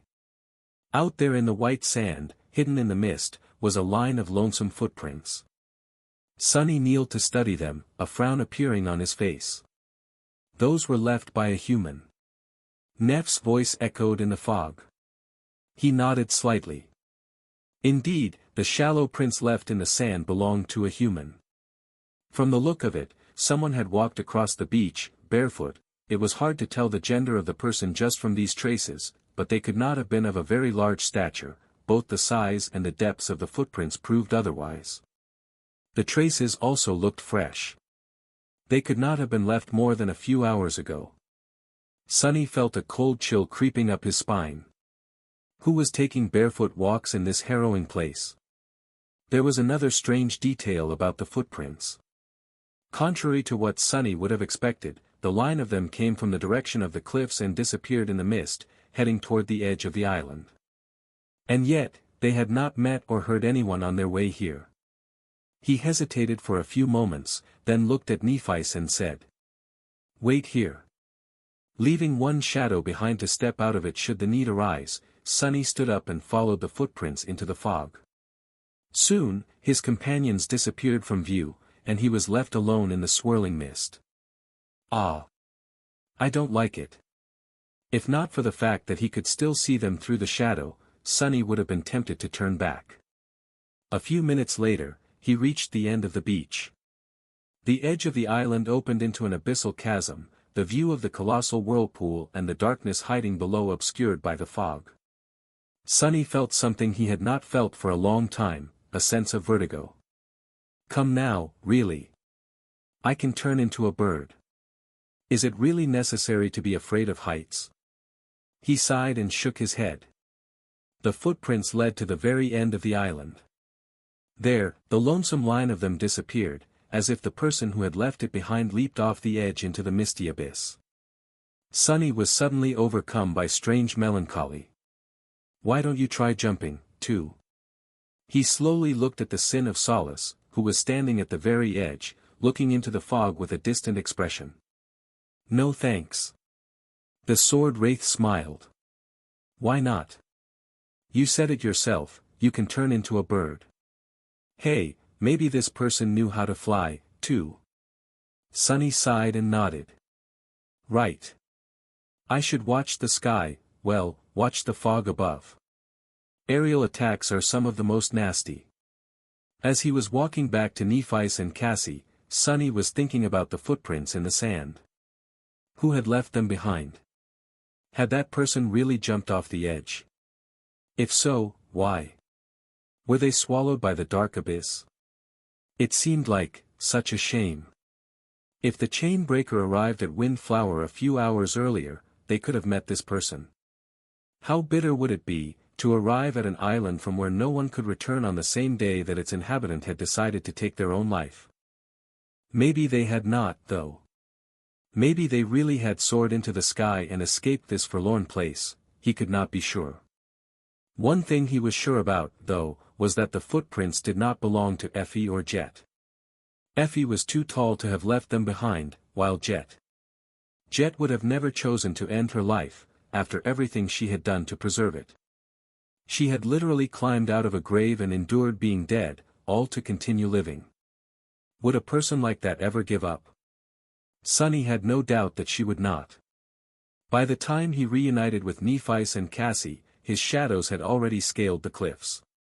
In front of them was a dark forest of tall pine trees, mist swirling between the ancient trunks. One shadow cautiously glided to the left, another to the right, while the last one continued to advance forward, in the direction of the distant tower. The island was large, much larger than the islands of the Chained Isles were, so exploring it was going to take a lot of time. Especially because Sunny wanted to be careful and not expose his shadows to any danger.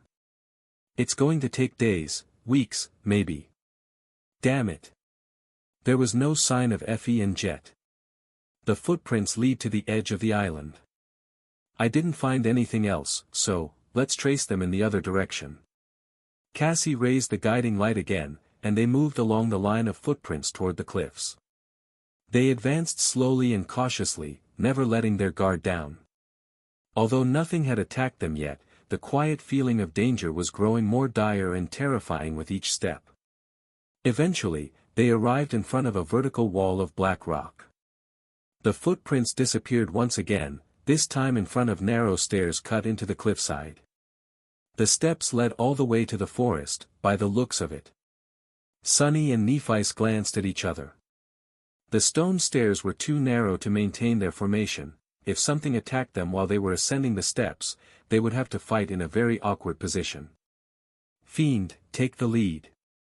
The steel ogre was the most resilient out of them, so he was going to serve as the shield of the cohort. The shadow did not seem too concerned with his task either. With dark flames burning in his eyes, he moved to the front of the formation and stepped onto the first step. As they climbed the stairs, Sunny walked behind Nephi. At some point, he noticed that she was paying a lot of attention to the stone steps disappearing beneath their feet. What are you thinking about? She hesitated for a few moments, then said evenly. These are man-made. Sunny nodded. After a short pause, Neff added. Which means that they must have been cut from stone by the seeker who lived on this island. It was a logical conclusion. Sunny glanced at the stone steps, thinking about how ancient they were. Then, he scowled. You noticed it, too? Sunny lingered for a moment, then answered Neff's question with another nod. These stairs were strange. They were supposed to be ancient, and yet, there was no sign of corrosion on them. The steps were not weathered and ground down by the endless assault of the elements, instead, they were perfectly preserved and sharp, as if someone had cut them just yesterday. Is this rock indestructible, or are there strange things happening to time on this island? Sunny wanted to examine this question further, but at that moment, he froze. Out there, far ahead, the shadow he had sent toward the tower heard a sound. Although it was muffled by the mist, Sunny would never fail to recognize it. It was the sound of steel clashing against steel, followed by a scream of pain. At the same moment, the crow that had been sitting silently on his shoulder suddenly jumped into the air and shot forward, instantly disappearing into the fog. Sunny's eyes widened. Jet. Sunny had recognized the voice. There was no doubt that the person screaming in pain in the depths of the forest was Jet, she was so close. And in danger. He hesitated for a moment. Bad. His intuition was telling him that something absolutely deadly waited for him in the mist. Blindly rushing forward could very well invite disaster. And more than that, the scream itself was suspicious. Was Soul Reaper Jet someone to scream from pain? No, she wasn't. Sunny had seen her maintain composure while impaled on a jagged piece of alloy. Something could have been mimicking her voice to lure them into a trap. He had met creatures that lived in the mist and mimicked human voices before, after all. The memory alone was enough to make him shudder. And yet, what if it really was her? If there was something on the island that had made Jet shriek in agony, then the danger she faced was truly dire. There was no time to hesitate at all. Sunny. He flinched, then looked at Nephi somberly. Despite Sunny's shaken state, he knew that he had already made the decision. His voice was steady when he spoke. Someone is fighting in the forest, about 4 kilometers from the top of the stairs. It should be Jet. I'm going. She looked at him for a moment, then nodded calmly and unsheathed her sword. We'll be right behind you, then. As Cassie commanded the guiding light to point its radiance to where Sunny was instead of Effie, he dove into the shadows. I'm doing something very dangerous. Throughout the years, Sunny had often been forced to take unacceptable risks. But that was only because his back had been against the wall, and the circumstances had not allowed him to make a different choice. If possible, he preferred to win every battle before it even started, or at least get as close to ensuring the favorable result as possible. Observing his enemy, making careful preparations, dictating the ebb and flow of the battle, that was where he felt the most comfortable, and where his aspect truly shined. Right now, Sunny had no idea what enemy he was going to face, was rushing into battle without having made any preparations, and did not hold any initiative at all. Much worse, he was doing all these things here, in the depths of the third nightmare, surrounded by the mists of windflower. It was hard to imagine a place more perilous than that. It's just one of those situations where I only have bad choices. It's going to be alright, though. I've survived all the previous gambles, so I'll pull through this time, as well. Stepping out of the shadow that had heard Jet's voice, Sunny gave it an order to wrap itself around him and dashed into the mist with as much speed as he could muster. At the same time, he called the other 2 scouting shadows back. It was going to take a bit of time for them to return, but still, he preferred to plan ahead.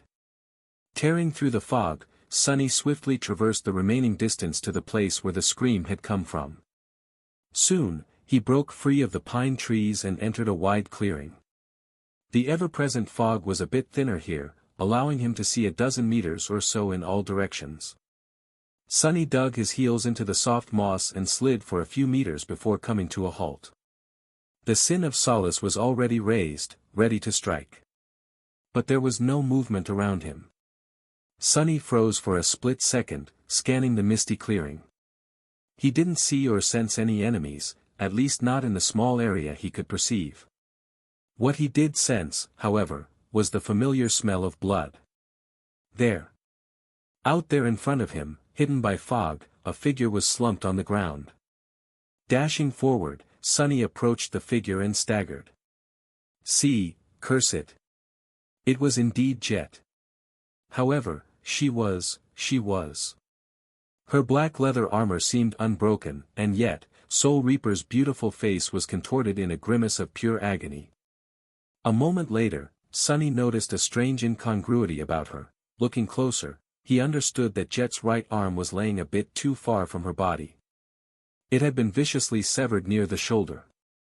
The hand was still clutched into a fist, but the glaive gripped in it was broken, already dissipating into a stream of white sparks. The moss was greedily absorbing dark, steaming blood. His chest suddenly felt constricted. Neff has not recovered her essence yet. As he thought that, Jet suddenly opened her eyes. They had always been icy and blue, but now, the blue color had become so intense that it almost seemed as if it was glowing in the dim twilight of the misty island. There was a hint of recognition in her dazed gaze. Her lips moved, but Sunny failed to discern the barely audible whisper. Hold on, Jet. Hold on. Kneeling in front of her, he lowered his head and listened. Jet's voice was weak and hoarse. Sunny, behind you, fog. His eyes widened. A split second later, he was already moving. Jumping to his feet, Sunny spun and brandished the sin of solace. He only had enough time to notice a vague shape in the swirling mist, elusive and ethereal, as if made out of the fog itself. The world around him was suddenly terribly cold, the breath escaping from his mouth as steam. Got you. The jade blade of the cursed Jian sliced through the ethereal figure without meeting any resistance. Sunny was used to the feeling of the flesh of his enemies parting before the white jade like water, so he wasn't too surprised. However, something was wrong. Cursing, he jumped back, narrowly avoiding being grasped by the misty apparition. Cold sweat appeared on his face. Sunny had no reason to believe so, but he felt as if he had just avoided certain death. What the? His thoughts were moving quickly. The sin of solace had passed through the enemy, but the enemy easily shrugged off the attack. How could it be? Elusive, ethereal, seemingly woven out of fog, an incorporeal enemy. This was not the first time he had faced murderous wraiths and ghost-like abominations. Grimacing, Sunny let go of the hilt of his cursed sword and allowed it to fall to the ground. Luckily, he had a weapon perfectly capable of destroying intangible foes. The ghost blade, enchantment of the cruel sight allowed it to do just that. Now, he just had to survive a few seconds until the somber spear manifested itself. The problem was that he could not see the mist wraith anymore. After attacking once, it dissolved into the swirling fog, becoming utterly invisible. The next strike could come at any moment, from any direction. The gloomy and happy shadows were already approaching from two different directions. Very soon, they would reach the clearing and augment his speed even more. This battle was not going to be as hard then. Now, I just need to. Sunny. Jet's hoarse voice resounded from below, but he didn't allow himself to look down. All his focus was concentrated on the swirling mist, watching for the signs of the next attack. Be careful, she's. Finally, the cruel sight appeared in his hand, instantly igniting with the radiance of divine flame. The fog around the silver blade seethed, evaporating. At almost the same time, the happy shadow reached the clearing and burst from the line of trees, flying toward him with incredible speed. The gloomy shadow was not far behind. The mist moved. Strangely enough, the wraith was not lunging at him. Instead, it was at the edge of the clearing, moving to intercept. No. Suddenly, harrowing pain tore through Sunny's mind and body. Letting out a bestial wail, he fell to one knee, clutching at his chest. Arg. It was an agony unlike anything he had ever experienced. As Sunny watched with disbelieving eyes, his vision blurry, the happy shadow was out there, in front of him, impaled on a ghostly blade. Once lively and joyful, it was now empty and hollow. Dead. The spell whispered solemnly into his ear. Your shadow has been destroyed. Your shadow core has been destroyed. Gloomy. Sunny was paralyzed by pain, but he tried to move nevertheless. However, it was too late. The mist wraith was suddenly on the opposite side of the clearing, and he was brought to the ground by another wave of unimaginable, killing torment. Your shadow has. Your core destroyed. His soul was severely damaged. Two of his shadow cores had shattered, and his soul was falling apart. No. Letting out a tortured howl, Sunny struggled to stand up. But all he managed was to rise to one knee. It was then that he felt a cold presence looming above him. Looking up, he saw it. Two icy blue eyes, looking down at him with inhuman coldness. Laying on the ground, Jet whispered in a voice that was like a dying flame. Me. Then, a ghostly blade pierced Sunny's chest.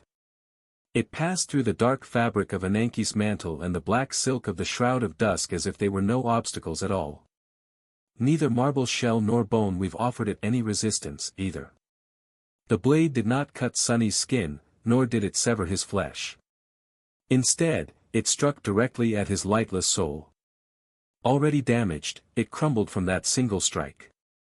That was how Sunny had been slain by undying slaughter of the 6 plagues. For the first time. Sunny waited for a moment, then slowly straightened and looked around. The chain breaker was laying on white sand, tilted awkwardly. It had shattered the side of a black cliff and was now leaning on it, which prevented the ship from turning over. They had gotten lucky despite the blind landing. The fog was still there, obscuring the world, but it had become less thick. Sunny could make out the figure of Saint standing still on the bow of the grounded vessel, as well as more cliffs rising high above them. It seemed that Nephi's had guided the chain breaker to a small sand beach at the very edge of the island. Neph herself was leaning heavily on the steering oars, drained of essence. Sunny grimaced. It was inevitable, but we should be careful not to receive any serious wounds. She won't be able to heal us any time soon. Nephis, meanwhile, had already regained her composure. I'm fine. I can still put up a fight. Well, of course you can. I have no doubt about that. After exchanging a few words with them, Cassie used the guiding light to make it point in the direction where Effie supposedly was. Or her lifeless body, or something else entirely. Sunny couldn't suppress his anxiety anymore. He scowled and took a step forward, ready to leap down to the beach. That gluttonous woman, she'd better be alive. Or else I'll be very cross with her. Jumping over the railing, he plummeted down and landed on the sand. A moment later, Nephis was by his side. Saint and Fiend landed with a bit more noise than the two of them, and lastly, Nightmare leaped from the deck of the ship, carrying Cassie on his back. The six of them remained motionless for a few moments, listening to the silence of Windflower. There were no sounds around them, no movement.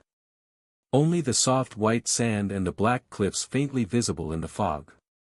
A piece of rock fell from the shattered crag and rolled down, the noise both dampened and made louder by the mist. It echoed, making them tense. Feeling very uncomfortable because of how suppressed both his vision and shadow sense were, Sunny took a step forward. As he did, a human figure suddenly revealed itself from the murky veil of the fog. He flinched and tensed, ready to attack, but then froze. Black eyes, porcelain skin, the sin of Solace looked at him contemptuously and spat. Gods! This again! I'm so sick of it. Sunny gritted his teeth and walked past the damned sword wraith. But then he lingered for a moment. Suddenly, a strange sense of déjà vu overcame him. Ha!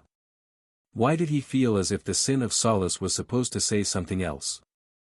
Shaking his head, Sunny ignored the loathsome apparition and headed straight for the cliffs. Less than an hour later, he was writhing on the ground, overwhelmed by unbearable agony. His lightless soul was mutilated and slowly falling apart. As Sunny arduously rose to one knee, a cold gaze pierced him from above. No, no, no. Then, a ghostly blade pierced his chest. Sunny died. Sunny waited for a moment, then slowly straightened and looked around. The chain breaker was laying on white sand, tilted awkwardly. Nephis was leaning heavily on the steering oars, utterly drained of essence. We should be careful not to get wounded until she recovers some essence. She straightened slowly and said in a tired voice. I'm fine. I can still put up a fight. Well, of course you can. You're changing star of the Immortal Flame Clan. They exchanged a few words with Cassie, who then used the guiding light to point them in the direction where Effie was supposed to be. Soon, Sunny jumped down to the beach, followed by the rest of his companions. That gluttonous woman, she'd better be alive. Or else I'll be very cross with her. Feeling vulnerable in the swirling mist, he scowled and took a step forward. As he did, a human figure suddenly revealed itself from the murky veil of the fog. Sunny flinched and tensed, ready to attack, but then froze. Black eyes, porcelain skin, the sin of Solace was glaring at him without even trying to conceal his hatred. You are such a pathetic, odious, revolting coward. Just die already, die, gods, this is unbearable. Sunny gritted his teeth and walked past the damned sword wraith, heading for the cliffs. He was suddenly overcome by a strange sense of déjà vu. Weird, what did that bastard say? Banishing the thought of the damnable sword wraith from his head, he continued forward. Soon after, a ghostly blade pierced his chest. Sunny died in agony. Sunny waited for a moment, then slowly straightened and looked around. The chain breaker was laying on white sand, tilted awkwardly. Nephis was leaning on the steering oars, utterly drained of essence. A minute or two later, he jumped down to the beach and headed to the cliffs. As he did, a pale apparition suddenly appeared from the mist, scaring him. The sin of Solace laughed. Damn, it was fun at the start, but now I've already lost count. Ignoring the odious wraith, Sunny continued walking. He was suddenly overwhelmed by a strange sense of déjà vu, but dismissed it. Not long after that, his soul was destroyed by the ruthless blade of undying slaughter. Sunny waited for a moment, then slowly straightened and looked around. Sunny waited for a moment, then slowly straightened and looked around. Sunny waited for a moment, then slowly straightened and looked around. He died in agony. He died in agony. He died in agony. He died. The chain breaker was laying on white sand, tilted awkwardly. Nephice was leaning on the steering oars, utterly drained of essence. After Cassie used the guiding light to point them in the direction where Effie was supposed to be, Sunny jumped down to the beach and headed toward the cliffs. As he did, a pale apparition appeared from the mist and scared him. The Sin of Solace glared at him silently, not saying anything. What is up with that bastard? Ignoring the loathsome wraith, Sunny walked past and advanced cautiously through the fog. A strange sense of déjà vu suddenly overwhelmed him, but he dismissed it. Slow and steady, slow and steady. However, something was still gnawing on his mind. Scowling, Sunny stopped, lingered for a few moments, and turned around. Hey, you! Weren't you going to say something? Nephice looked at him with a hint of surprise. Are you talking to your sword? Sunny nodded and continued staring at the Sin of Solace, who silently glared at him back. Why do I feel so strange? He remained motionless for a while, his expression growing darker. Eventually, Sunny uttered a curse and shook his head. Hold on. I think something is not right. Because of Sunny, they spent more time near the chain breaker than they had planned.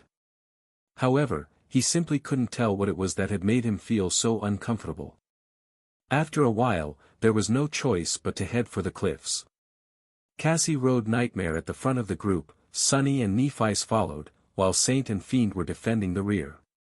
As they walked, Sunny remained silent, a deep frown on his face. I feel strange. It was as if he had taken these steps before. The white sand, the swirling mist, the black edifices of the tall cliffs, it all felt eerily familiar. What is going on? Eventually, they discovered a line of footprints in the sand. Sunny should have felt surprised and curious, but he barely paid the mysterious discovery any attention. As if it was only natural for the footprints to be there. Those were left by a human. He shivered slightly and looked at Nephice.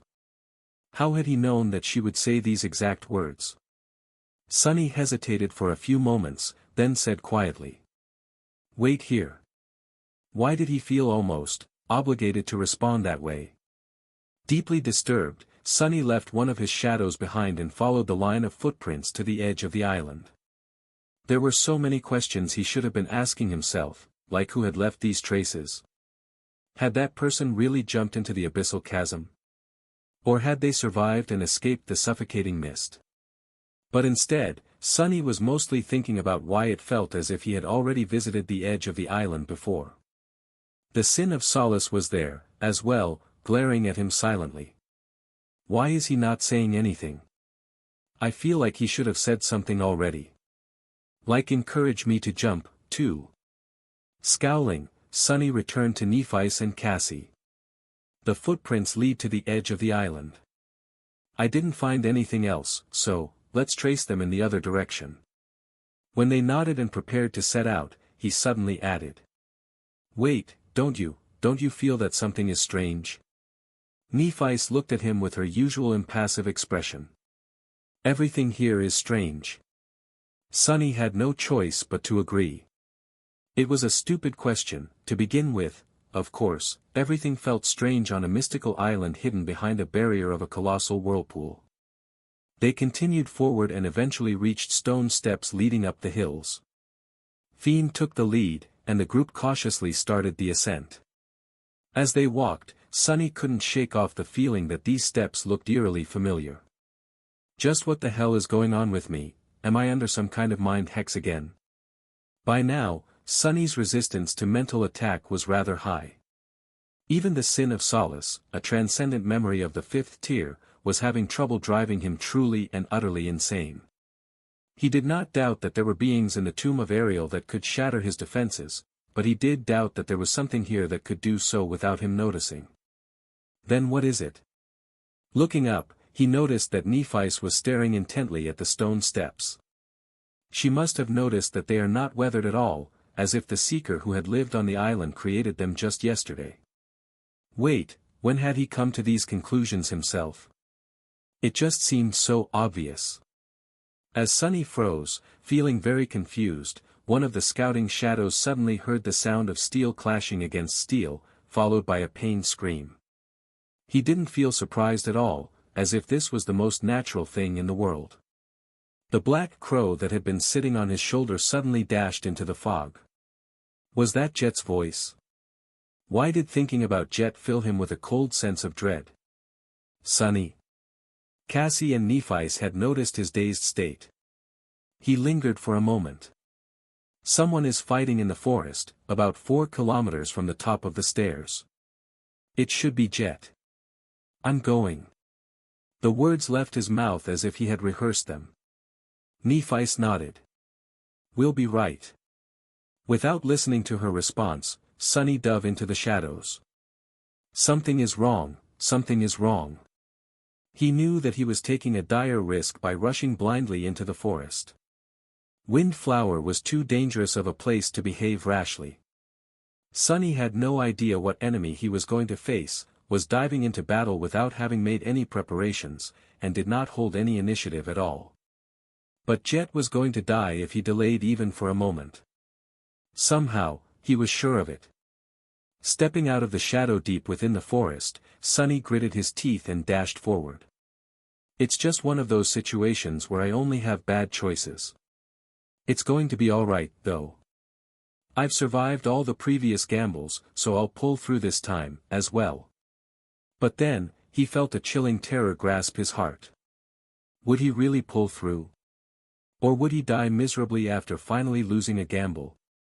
Bursting onto a wide clearing, Sunny slid on the moss and came to halt close to its middle. The smell of blood permeated the air here, both frightening and familiar. Where is she? Where is she? Looking around, he noticed someone laying on the ground, their motionless figure buried in the mist. Dashing there, Sunny fell to his knees and stared down with wide eyes. Jet, it was Jet. Her black leather armor seemed unbroken, but her beautiful face was contorted in a grimace of terrible agony. The moss was greedily drinking blood that flowed from the terrible wound where her arm had been viciously severed. Curse it all. Sensing his presence, Jet slowly opened her eyes. Her lips moved weakly. Sunny, be behind me, in the fog. Before Jet finished her warning, he was already jumping to his feet and spinning around. There was a vague shape moving in the mist. Because of how quickly Sunny had reacted, he had no trouble dodging its strike. The sin of solace hissed, slicing the figure apart. That won't do anything. Why did he think that? Right, seemingly woven out of mist, ethereal, elusive. It had to be a wraith of some kind, meaning that physical attacks would be ineffective against it. It seemed that Sunny's subconscious had discerned the insidious nature of the enemy faster than his conscious mind did. For this battle, he had to discard the Jade Jian and summon the cruel sight instead. A split second later, the mist wraith seemed to dissipate into the swirling fog. Sunny could not sense its presence at all, which meant that the abomination could attack at any moment, from any direction. Letting go of the sin of solace, he called upon the somber spear. Now, he just had to survive until it was summoned. No. I'm missing something. Sunny froze in place, torn between the dire need to be absolutely focused and the gnawing feeling that he was forgetting something terribly, terribly important. What is it? He couldn't allow himself to get distracted. A moment of inattention could mean death. Focus. His other 2 scouting shadows, gloomy and happy, were going to reach the clearing in a few seconds. Only when his body was augmented by all 5 shadows would he have the luxury of sparing some thought to the gnawing feeling. Jet's hoarse voice resounded from below, faltering and weak. "Sonny, careful, she's..." He looked down, and then. Sonny was suddenly inexplicably calm. His lips moved. "She's you." The cruel sight finally manifested itself into existence. The happy shadow flew into the clearing. The mist wraith. Undying slaughter, was already there, waiting for it. A terrible agony tore Sonny's soul apart. Falling to his knees, he heard the spell whispers and thought. "Your shadow has been destroyed. Your shadow has been destroyed. Your shadow core has been destroyed. Your shadow core has been destroyed." Now, gloomy. Another flash of indescribable torment pierced his existence, throwing Sonny to the ground. Writhing in pain, he struggled to stand up. "I knew this would happen. How did I know?" Finally, he managed to rise to one knee. The mist was suddenly unbearably cold, causing his body to shiver. Sonny raised his head and saw 2 icy blue eyes looking down at him. "I am going to die now." The ghostly blade pierced his chest. Sonny waited for a moment, then slowly straightened and looked around. The chain breaker was laying on white sand, tilted awkwardly. The forest clearing was gone. The bleeding, broken figure of Jet was gone. The corpses of his shadows were gone, too. But he remembered it all clearly. The misty shore, the black cliffs, the cold twilight of the pine forest, the dread of dying on his knees. I died. But he had not. Otherwise, how would he be standing here, on the deck of the chain breaker? Neff and Cassie must have saved me, somehow, and retreated back to the ship. It was at that moment that he heard Neff's voice. "I'm fine. I can still put up a fight." Sonny flinched and stared at her with a deadpan expression. What did you just say?" She raised an eyebrow. "I said I can still fight."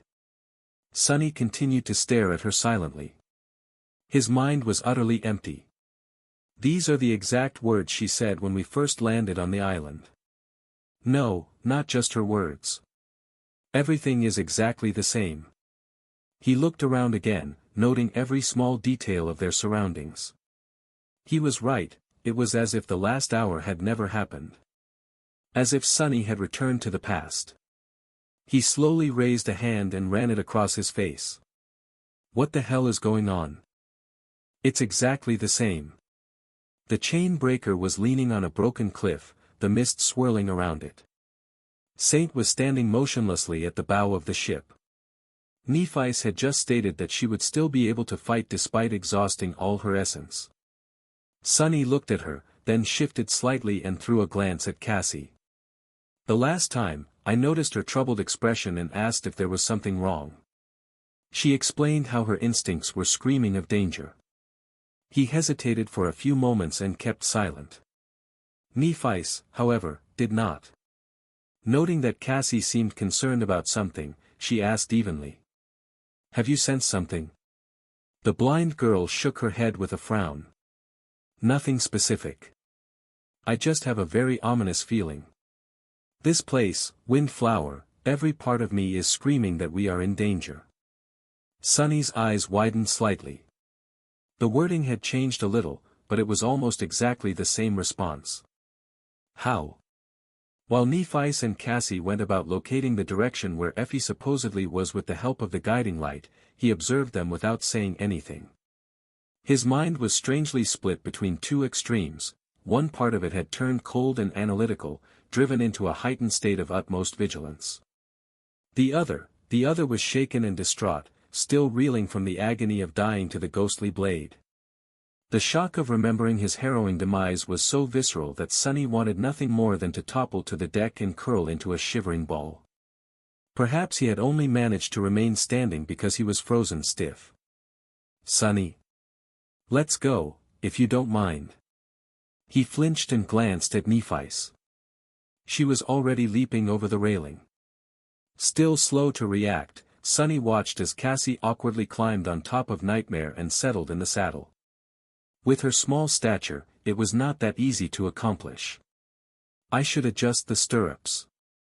That ordinary thought finally broke his dazed state. Commanding his shadows to disembark, he walked over to the edge of the deck and jumped down. He was the last one to set foot on the white sand of the misty beach. I really seem to have traveled to the past.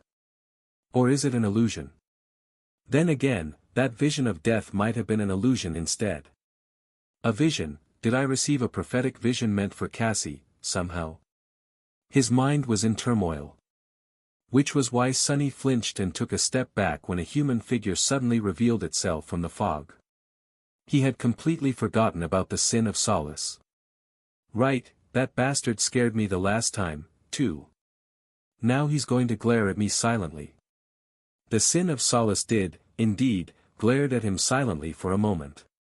But then, the apparition smirked and said in a contemptuous tone. You know. I am actually starting to enjoy this. Let's go for another round, shall we?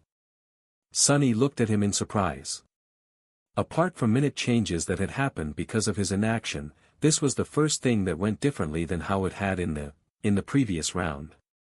A slight frown appeared on Sunny's face. Why is the bastard the only exception to the rule? Walking past the apparition, he said quietly. Sure. Let's go for another round. The wraith stared at him in surprise. As they advanced through the mist, discovered the line of footsteps in the sand, and continued toward the cliffs, Sunny was thinking feverishly. Is it an illusion, or have I really traveled in time? If it's the latter, then why? And what do I do now that I have? There was too much to think about, and not enough time. His mental state was in shambles, as well. Sunny vaguely realized that he was still in shock, but didn't know what to do about it. He was probably missing a lot of vital things in this rattled condition. For example. Suddenly, Sunny felt incredibly cold. How have I not thought about that? They were already ascending the stone steps, which meant that Jet was going to be attacked by undying slaughter in a matter of minutes. Seconds. Curse it. His mind ignited. Thinking as fast and best as he could, Sunny cursed himself for being such a fool. He wasted almost an entire hour trying to understand why he had been sent into the past instead of considering how to deal with the future. Even if he was in shock after having his soul torn apart and dying in agony, there was no excuse. What do I do now? He remembered his naive thoughts bitterly. He would pull through again, somehow. It was just another gamble. It seems I have finally become arrogant. And paid a heavy price for it. The heaviest price there could be. Doesn't matter. There's no time to feel regret, I need to decide what to do now. A small, cowardly part of him instantly had an answer. The safest thing to do was to abandon Jet and save himself from having to face undying slaughter. He knew that he would die in that clearing, so why go there at all? But even knowing the danger, he couldn't let Jet die. Go there and fight, then. It was not such a foolish thought. The reason why Sunny had lost the last time around was because he had dove into the battle blind and without making any preparations. Now, however, he knew exactly what enemy he would be facing, and although there was very little time left before the clash, he could at least prepare a few things. I still don't know enough about undying slaughter. Fighting her now would be unwise.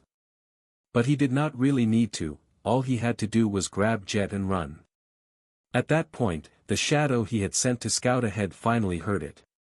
The sound of clashing steel, followed by Soul Reaper's pained scream. Sunny gritted his teeth. Let's do this. Dismissing the sin of solace, Sunny called upon the cruel sight and looked at Nephi's. There was no time to explain everything, but he still had to warn them in advance. What to say? How would he even explain a situation like that? Not finding any good words, Sunny just said what came to mind. I found Jet. She is being attacked by a powerful enemy, a wraith-like creature capable of dealing damage directly to our souls. I'll try to get Jet and retreat, prepare for battle. Before she had time to respond, Sunny already dove into the shadows.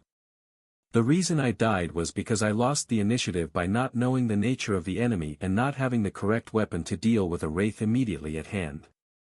Most importantly, I failed to realize that my shadows would be vulnerable to Undying Slaughter's attacks, as well. He had dodged the first attack of the Defiled without too much trouble.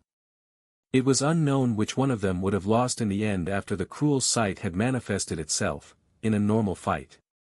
However, Undying Slaughter had moved to destroy his shadows first. It was no surprise that she had known just how to kill him in one fell swoop. After all, the Mist Wraith was most likely a defiled version of Soul Reaper Jet using her future transformation ability. Jet knew a lot about his aspect, and the future Jet would have known even more. That had been Sunny's undoing. After a vast part of his soul had been destroyed, he was in no condition to put up any further resistance. So, he died miserably on his knees. This time was going to be different. First, he had already summoned the cruel sight. Second, he would protect his shadows. And lastly, he knew a lot about Jet's aspect, as well. Stepping out of the shadow, he wrapped it around his body and dashed toward the clearing. The dormant ability allows her to absorb the essence of living beings she kills. The awakened ability allows her to strike directly at the souls of her enemies, bypassing all forms of physical defense. The ascended ability allows her to increase the size and capacity of her shattered soul core, as well as removing the limit on how much essence she can use to enhance her body. Sunny did not know how ancient Undying Slaughter really was, how distant was the future she had come from. However, her Frankenstein's monster of a soul core would have already reached an enormous size, considering how many people the 6 plagues had slaughtered. She was powerful. He also did not know much about her transcendent ability. It was most likely how Undying Slaughter had attacked him in the form of a wraith, but the details of her transformation were unclear. I should be able to get through this, as long as I'm careful. Or not. Bursting from the line of trees, Sunny ignited the silver blade of the cruel sight with divine flames and dashed toward where Jet was laying on the ground, her blood pouring into the moss. As he kneeled in front of her, tense and ready to fight, she opened her icy blue eyes and looked at him weakly. Her lips moved. Don't speak. I know. Now. Sunny did not have to kneel and show his back to the enemy. However, if he had the opportunity to fool Undying Slaughter into thinking that she had the upper hand, it would be criminal not to use it. Sensing an almost imperceptible disturbance in the mist, he shot to his feet and lashed out with the radiant blade of the cruel sight. There was a vague figure hidden in the fog, already moving to attack him. Caught by surprise, it had no chance to avoid the sudden strike. And yet, it did. Fast. Sunny pulled back his spear and froze, tensely observing the mist. Despite the fact that their roles had reversed, and he was the one to deliver an unexpected attack, the end result was the same. Undying Slaughter had dissipated into the fog, and he was left not knowing where the next blow would come from. Or he would have, if not for the fact that he knew the future. Wrong. Sunny knew what would have happened, not what would happen. Him changing the opening exchange of the battle could have changed what Undying Slaughter would do, as well. He still had to be careful. However, the next few seconds went just as they had before. The Mist Wraith did not attack him again, hiding and waiting, until the happy shadow flew from behind the trees and rushed toward its master. Sunny remembered the harrowing agony of having his soul torn apart and felt his hair stand on end. The mist swirled, and the wraith hiding within it moved to intercept the swift shadow. Damn it! Even knowing what was about to come, he couldn't suppress his fear. Undying Slaughter brought its ghostly blade down, but before it could plunge into the shadow, it was met by another blade. This one made of pure darkness. As 2 ruby flames ignited in the depths of his shadow, Saint deflected the wraith's blow and stepped into the clearing. Blade of Darkness, ability description: the true darkness dwelling in this shadow's heart can be summoned in the form of a fearsome weapon, as long as the shadow has mastered the use of that weapon. The blade of darkness can slay those of flesh and those of spirit, it never dulls, never falters, and never breaks. Alternatively, the darkness can be summoned to augment a mundane weapon. Saint's dark sword could cut both tangible and intangible enemies, just like the cruel sight could. More than that, she was immune to soul damage, which made his taciturn shadow an almost perfect adversary for the hateful mist wraith. Even if undying slaughter was a defiled transcendent like the Mad Prince was, Saint was a transcendent devil. Their power, at least theoretically, was on par. Or so Sunny hoped. Faced with the dark blade, the mist wraith glided back. The next moment, a second shadow appeared in the clearing. Fiend jumped out of it, infernal flames burning in his eyes. The happy shadow wrapped itself around the graceful stone knight, while the gloomy one wrapped itself around the steel ogre. Sunny himself was augmented by the other three. Undying slaughter was caught in the middle of a triangle formed by Saint, Fiend, and Sunny. Let's see who will die now. Forcing himself to grin, Sunny gripped the cruel sight tighter and dashed forward. Sunny waited for a moment, then slowly straightened and looked around. The chain breaker was laying on white sand, tilted awkwardly. Damnation! His trembling fist collided with the railing and splintered the enchanted wood. He didn't feel the pain. Curse it! Curse it all! Sunny! Are you all right? Sunny lingered for a moment, took a labored breath, then looked himself over and slowly turned to Nephice. His voice sounded hoarse. Yes. It seems that I am. In the end, he still lost to undying slaughter. The odds seemed to be in his favor. He successfully avoided having his shadows destroyed, summoned Saint and Fiend, and managed to wrestle the initiative from the ghostly claws of the mist wraith. However, the battle did not go how he had hoped it would. It ended in disaster, just like the previous time. Sunny had been almost certain that Saint would be immune to undying slaughter's soul attacks. And it turned out to be true, somewhat.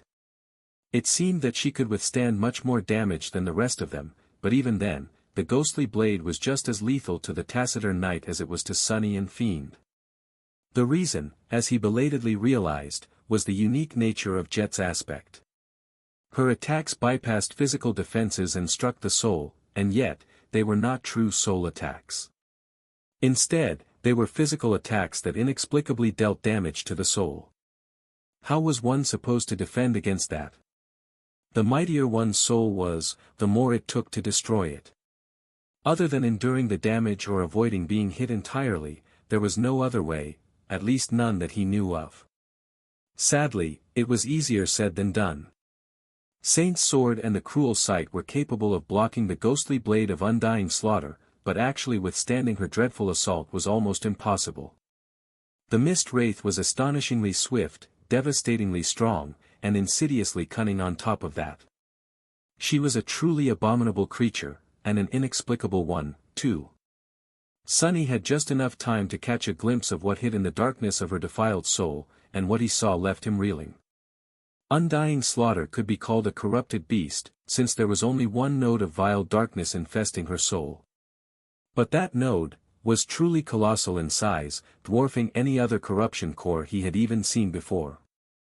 So, her actual power could very well be equal to a terror or a titan. Still, faced with Saint's resilient soul and two weapons that could both block and damage intangible beings, undying slaughter was at least forced to change tactics. After clashing with them a few times, the mist wraith silently discarded her ghostly form, turning back into a corporeal creature. If Sunny had ever had any doubt that the 6 plagues were the future version of the members of the cohort, they were instantly dispelled at that moment. Undying slaughter looked more like a revenant, both dreadful and dreadfully beautiful, than a human being, but there was no way he could fail to recognize those icy blue eyes, that chilling presence, and the ruthless way in which she fought. She was truly Soul Reaper Jet, or rather, had been once. Undying slaughter might have been Jet once, but there was nothing human left in her merciless, mad eyes anymore. Once she assumed a corporeal form, Sunny was thrown into despair. His plan to stall the abomination while Fiend retreated with the real Jet was shattered almost instantly. Undying Slaughter read his intentions like an open book, and not only made following the plan impossible, but also cruelly turned it against Sunny. The initiative he had so arduously won was immediately lost when the Revenant aimed all her attacks at Jet instead of him, Saint, or Fiend. Forced to protect the gravely wounded companion, they had no choice but to follow her cadence and fall under her control. It was a simple, but viciously effective strategy. Considering how skilled, explosively fast, and terrifyingly strong Undying Slaughter was, the rest of the battle did not take long. Fiend's carapace of black silver, which Sunny considered nearly indestructible, was eventually pierced and violently split open, the infernal flames spilling out of horrid wounds like blood. The ravenous ogre collapsed with a frightened, confused howl and grew still. Saint's stone armor was shattered, her limbs were broken. Ruby dust flowed like a river, and although the taciturn knight tried to stand her ground, the ghostly blade eventually found its way into the narrow crack of her visor. The crimson glow of her ruby eyes was extinguished, and Saint crumbled to the ground, lifeless. The spell announced her death mournfully. Sunny thought that he would be next, but Undying Slaughter was not that kind. She made him watch Jet die before delivering the fatal blow. Back on the deck of the chain breaker, he closed his eyes. How can anyone fight that thing? I'm fine. I can still put up a fight. Sunny flinched and looked up.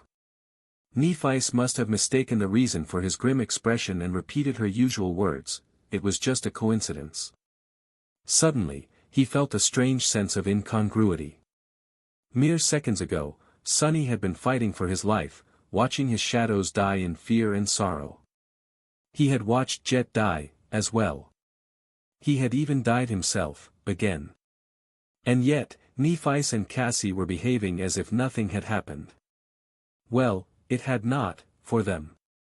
Sunny understood that, but he still couldn't help but feel ashamed, angry, and resentful.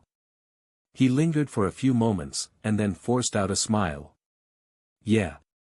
I can still put up a fight, too. His smile widened slightly, growing both darker and more sincere. It was true. Sunny might have lost to Undying Slaughter again, but he acquired something extremely valuable from that loss. Looking around, he took in the sight of the swirling mist, white sand, and the black cliffs. So I'm back again. What he received was truly precious. It was the knowledge that his strange return to the past was not a one-time thing. Which meant that he was not done fighting. Giving him a nod, Nephice went about asking Cassie to use the guiding light to locate Effie. Sunny, meanwhile, remained motionless. He was somewhat lost in thought. First of all, stay calm. His behavior up until now had been nothing short of embarrassing. Of course, there were extenuating circumstances. During his first round, Sunny had been barely conscious of the fact that time was repeating itself. During the second try, he was still reeling and in shock from dying gruesomely at the hands of Undying Slaughter. But this was his third attempt. This time, he had to maintain his composure and not lose control. No, not quite right. Who was to say that this attempt was his third? It was only the third attempt since he had become aware of the fact that everything was repeating itself. There was no telling how many times he had died before that. Still deep in thought, Sunny glanced at Nephice and Cassie. He remained motionless for a few moments, then silently walked over to Nightmare and adjusted the stirrups of the overpriced saddle to make it easier for the blind girl to mount. Soon, they abandoned the ship and stepped on the white sand of the misty beach. Sunny walked in the back, looking down with a somber expression on his face. He did not react in any way when the Sin of Solace suddenly appeared from the fog. The sword wraith stared at him mockingly. Calling the shadows? Shame, the only thing you achieved was getting them killed, like you get everyone else who follows you killed. Hey, here's an idea. How about you ask Nephice and Kasha for help next? Sunny spared him a grim look, causing the Sin of Solace to cover his mouth with a hand theatrically. Ah. I've said a bit too much, haven't I? Sunny looked away. It is as I thought. It seemed that the sword wraith had become aware of the fact that time was repeating itself long before Sunny. What was it that the sin of solace had said the last time? I am actually starting to enjoy this. Let's go for another round, shall we? Back then, Sunny had only paid attention to the fact that the wraith was behaving differently from the past, unlike everyone else. But now, it was clear that the apparition had already known about the twisted nature of time on Windflower. Come to think of it. Had it not been the inconsistency of how the sin of solace behaved that first alerted Sunny to the anomaly? The wraith had stared at Sunny silently, and he turned to ask if the bastard was not going to say anything. The odd feeling that eventually allowed him to realize the truth started gnawing at him after that. The time is repeating itself. Sunny looked into the fog. A few moments later, he sighed deeply. I'm such a fool. The great river was a river of time.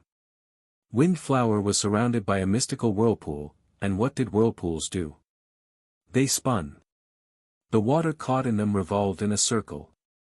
So, the time here must have revolved in a circle, too. Forming a loop. It was an outlandish theory, but not an entirely baseless one. In fact, it could explain a few things. Why the ancient stone steps did not look weathered at all, for example. How Effie and Jet could have survived an entire year on this island despite their flaws. Wait. If Effie and Jet were caught in a loop of repeating time here on Windflower, then was Undying Slaughter caught in it, too? She had not shown any signs of knowing what Sunny would do in advance. Which meant that she did not know about the loop, and therefore, had no means of escaping it. How had one of the dreaded 6 plagues ended up being trapped here? More importantly, why was Sunny the only one who seemed to be aware of the loop? He frowned. After a few moments, his eyes widened slightly. It's not me. It's the sin of solace. The sword wraith seemed to have been aware of the loop from the very beginning. He was somehow immune to forgetting the events of every previous revolution.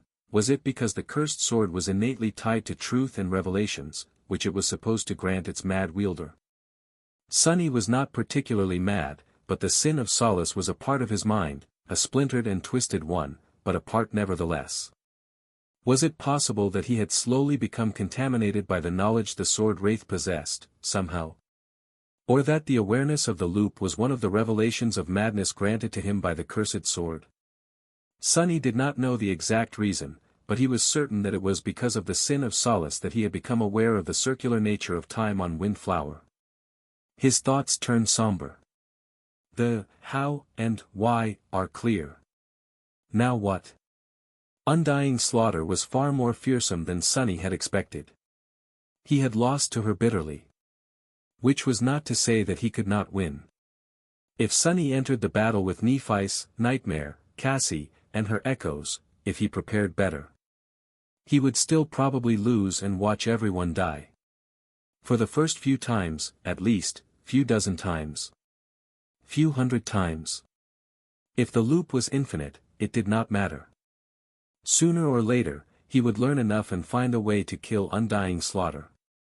But was the loop really infinite? And even if it was, what would killing Undying Slaughter even achieve?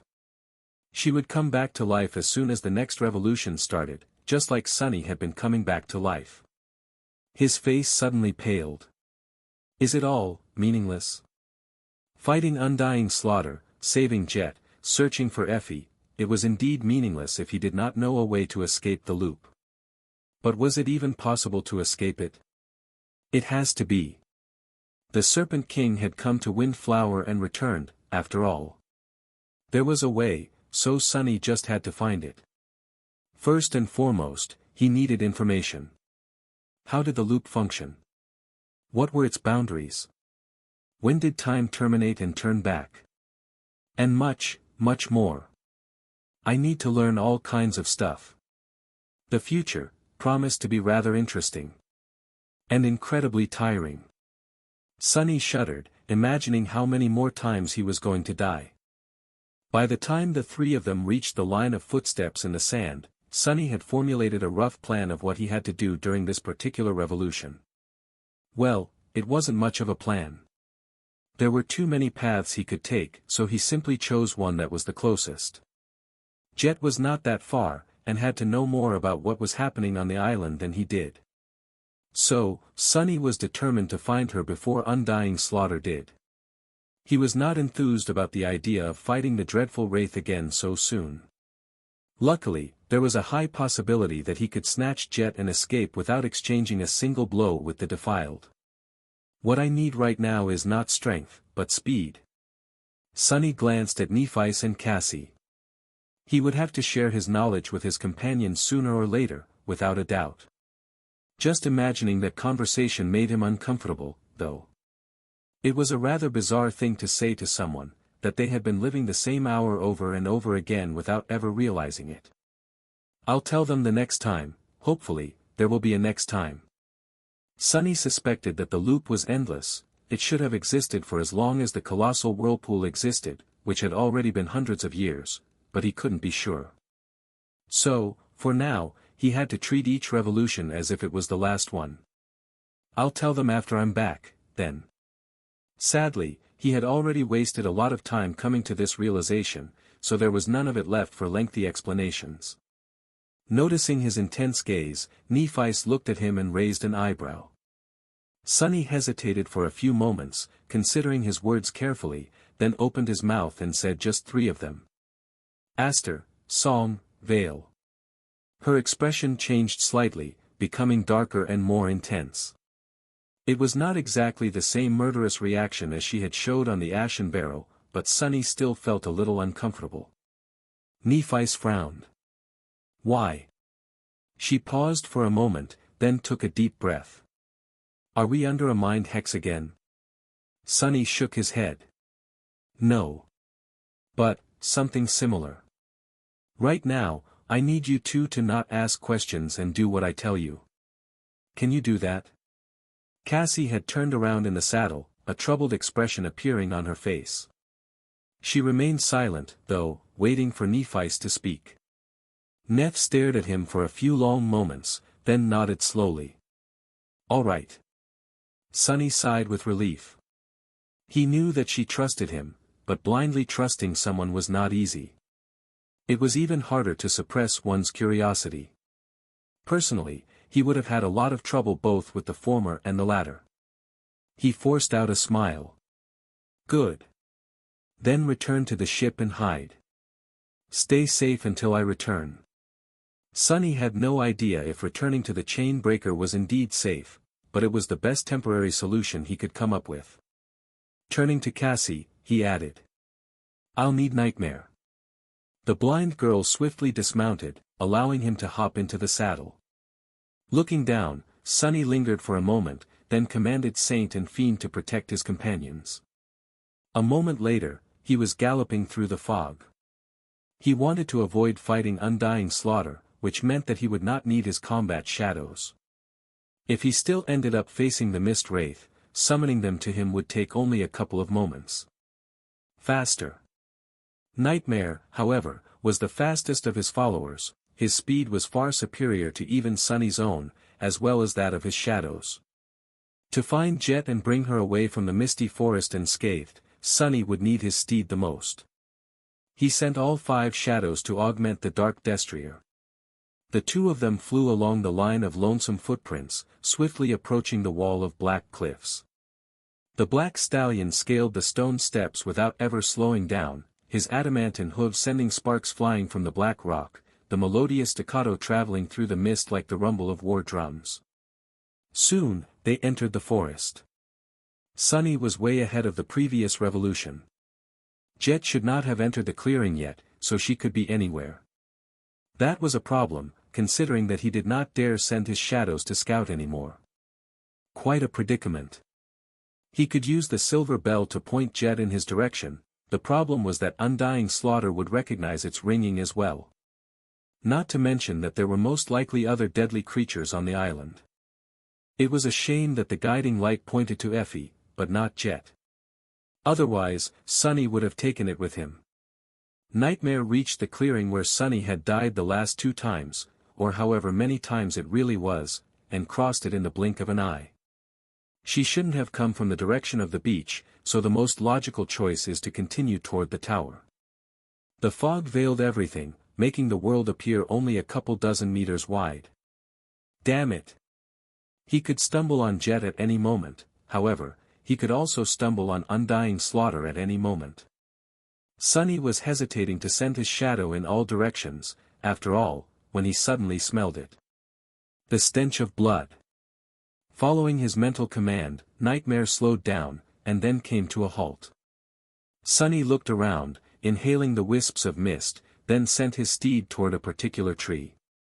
The ancient pine reached further than he could see, but there, on its bark, was a spot much darker than the rest of it. A bloody handprint, as if someone wounded had leaned on the tree trunk. He spun in the saddle and finally noticed another bloody print. That gave him a direction to follow. Coincidentally, that direction led back toward the now distant clearing. Sending Nightmare into a gallop, Sunny feverishly took in his surroundings. Despite the fact that the trunks of the tall pines were flying past him with terrible speed, he still managed to notice the marks. Sometimes, there were bloody handprints on the trees. Sometimes, there were drops of blood on the ground. Sunny guided his steed to follow the bloody trail. And then, finally, a human figure appeared from the fog, leaning heavily on a tree.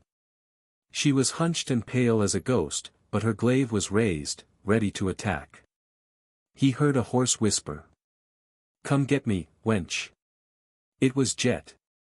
A moment later, the image of an infernal black stallion appearing from the mist reflected in the icy depths of her piercing blue eyes, with a rider in a flying black mantle leaning low in the saddle.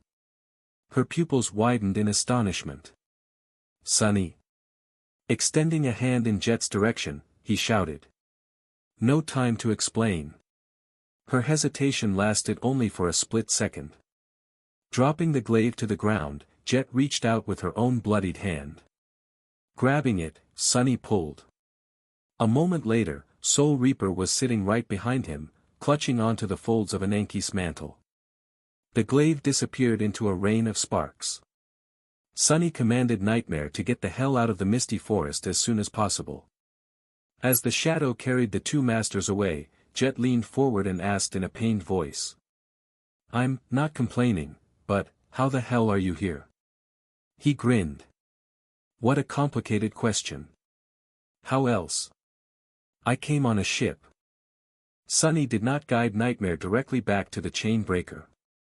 He had managed to follow Jet's bloody trail, after all, so undying slaughter would most likely be able to, as well. Since Sunny did not want to lead her to Nephi's and Cassie, he had to cover their tracks first. The problem was, he didn't really know how to do it.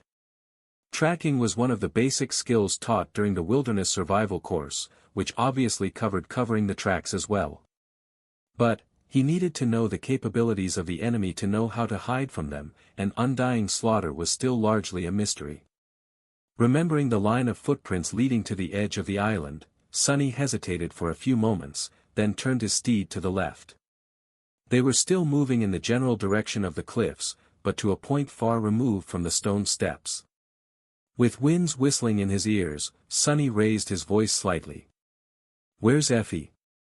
There was a lot he had to ask and tell Jet, but this question was the most important. He both dreaded and couldn't wait to hear the answer. She remained silent for a moment, probably wondering how he knew that the 2 of them had been together, then said in a stifled tone. "I'm not sure. We were separated in the vortex." Sunny's expression fell. He gritted his teeth, then forced himself to calm down. "It's all right." It was better than all right, really. Judging from Jet's words, Effie was most likely still alive. The loop had even conveniently solved the dire problem of her flaw. Here on Windflower, she would never starve to death. Sunny hesitated for a moment. Can this be why undying slaughter is here, too? The Mist Wraith possessed the same flaw as Jet, which meant that she had to kill in order to survive. That might have been fine back when the forces of the defilement were besieging the cities of the Sibyls. But now that these cities were gone, what was there for undying slaughter to slaughter? Sonny, I need to warn you. I'm being pursued by. Jet's voice was pained and hoarse. The corner of his mouth twitched. I know. Let's talk later, for now, hold on tight. Just then, Nightmare reached the border of the forest. Escaping the line of tall trees, the black stallion rushed across the narrow strip of empty land between the forest and the edge of the cliffs. His hooves left a line of prints in the soft moss. Reaching the very edge, the dark destrier did not slow down at all. Instead, he accelerated even more, and leapt forward, soaring high into the air above the hidden chasm of the dark abyss. Jet let out a stunned yelp. Dismissing the shadow, Sonny spun, grabbed onto her, and summoned the dark wing. Before the momentum of Nightmare's leap fully dissipated, the translucent cloak manifested on his back and turned into a blur. The two of them glided down slowly, moving along the surface of the weathered black rock. Sonny felt his arm, which supported Jet's back, become soaked in blood. His expression darkened. He had not noticed before, but there were more wounds on her body than he thought. Soul Reaper grimaced, enduring the pain, and then said with a bit of dark amusement. You really know how to make a girl squeal, don't you, Sonny? He froze for a moment, mortified. A terrible despair grasped his heart with icy claws. No, no, it can't be. He knew this feeling. Had Jet spent too much time with Effie? Had she been corrupted by that vulgar, foul-mouthed lecher? Damn it all! Uttering a quiet curse, he adjusted the direction of their flight and answered through gritted teeth. I guess. Despite her pained expression, Soul Reaper let out a laugh. They were rather far away from the misty beach, so it took a while to glide back to it. Sonny had to approach the cliffs and push them up a few times, afraid that they'll fall beneath the island. However, the wall of black rock gave away eventually, and they entered the familiar bay. Landing on the white sand, Sonny put Jet down and supported her. His gaze was a bit worried. Can you walk? She nodded. It's all right. That thing didn't get me too bad. So, I'll live. Jet grinned. She was not going to bleed to death, anyway. In the worst case, she would just revert to a more corpse-like state. Sonny studied her for a few moments, then nodded. Let's go, then. Our ship is not far from here. They walked into the fog. Soon after, they were in the main cargo hold of the chain breaker. The air here smelled of blood, but Jet looked much better, even though Nephi's had not recovered enough essence to use her healing powers yet. Both she and Cassie possessed memories capable of treating small wounds. It was one of the benefits of belonging to a great clan. Jet had dismissed the upper part of her armor and was sitting on a crate, her torso wrapped in bandages. There was a generous amount of food on another crate in front of her, as well as fruit juice and freshly brewed tea. She was devouring the improvised meal voraciously. Crow Crow was sitting on her shoulder, seemingly enraptured and glued to his master. From time to time, Jet absent-mindedly fed it a piece of fruit. Nothing had found and attacked the beached ship yet, but Sonny was still tense. At the same time, he felt incredibly relieved. It was so reassuring to have Jet here with him, alive and relatively unscathed. Nephis and Cassie seemed elated, too, even if they weren't as close with the infamous government master. Their group of 3 had become a group of 4. Good. Another great thing about bringing Jet back was that Sonny was going to have an easier time explaining things to everyone. When she seemed to have satiated her hunger, somewhat, he leaned forward and said. All right. Now, I'll try to explain a few things. The 3 women looked at him expectantly. Sonny hesitated for a few moments. You know where we are, right, Jet? In general, I mean. Taking the cup of tea and cradling it in her hands, she nodded. Yeah, we are inside that weird pyramid. Somehow. This place is the Great River, which is supposed to flow endlessly from the future into the past. He sighed in relief. It seemed that Effie and Jet had learned a few things about the nature of the third nightmare, as well. Indeed. Because of the nature of the Great River, there are all kinds of strange things happening to time in this nightmare. For example, Nephi's and I have been here for about 4 months now. But Cassie has been here for more than a year. Nephi's and Cassie nodded calmly, since they had already known that fact. Jet, however, seemed perplexed. What? Sunny looked at her, lingered for a moment, and said. Yeah. What about you? Soul Reaper suddenly seemed uncertain. She touched her hair briefly, then blinked a couple times. About 2 months.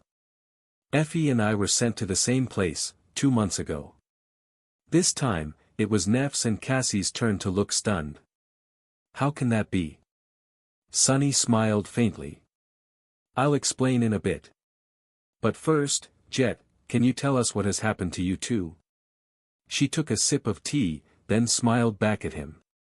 Sure. Why not? Jet's icy blue eye grew a little distant. The three of you must know more about this place than we do. Look, you even have a ship. Effie and I, we weren't that lucky. The people whose roles we've taken belonged to a tribe of river nomads. Their ancestors were the survivors of one of the destroyed cities, I think, but these guys, they had already regressed into abject savagery. Which is not that surprising, really, considering how they lived. She sighed. The river nomads did not have a place to live, constantly migrating instead. They rode sea creatures as steeds and hunted weaker abominations for sustenance. When defiled or powerful nightmare creatures appeared, they ran. Actually, their way of life was really ingenious, and tenacious. I have never even thought that it was possible, for humans to live entirely in the water without ever stepping foot on land. Cassie tilted her head a little, confused. These nomads, they were riverborn. Sunny was confused, too.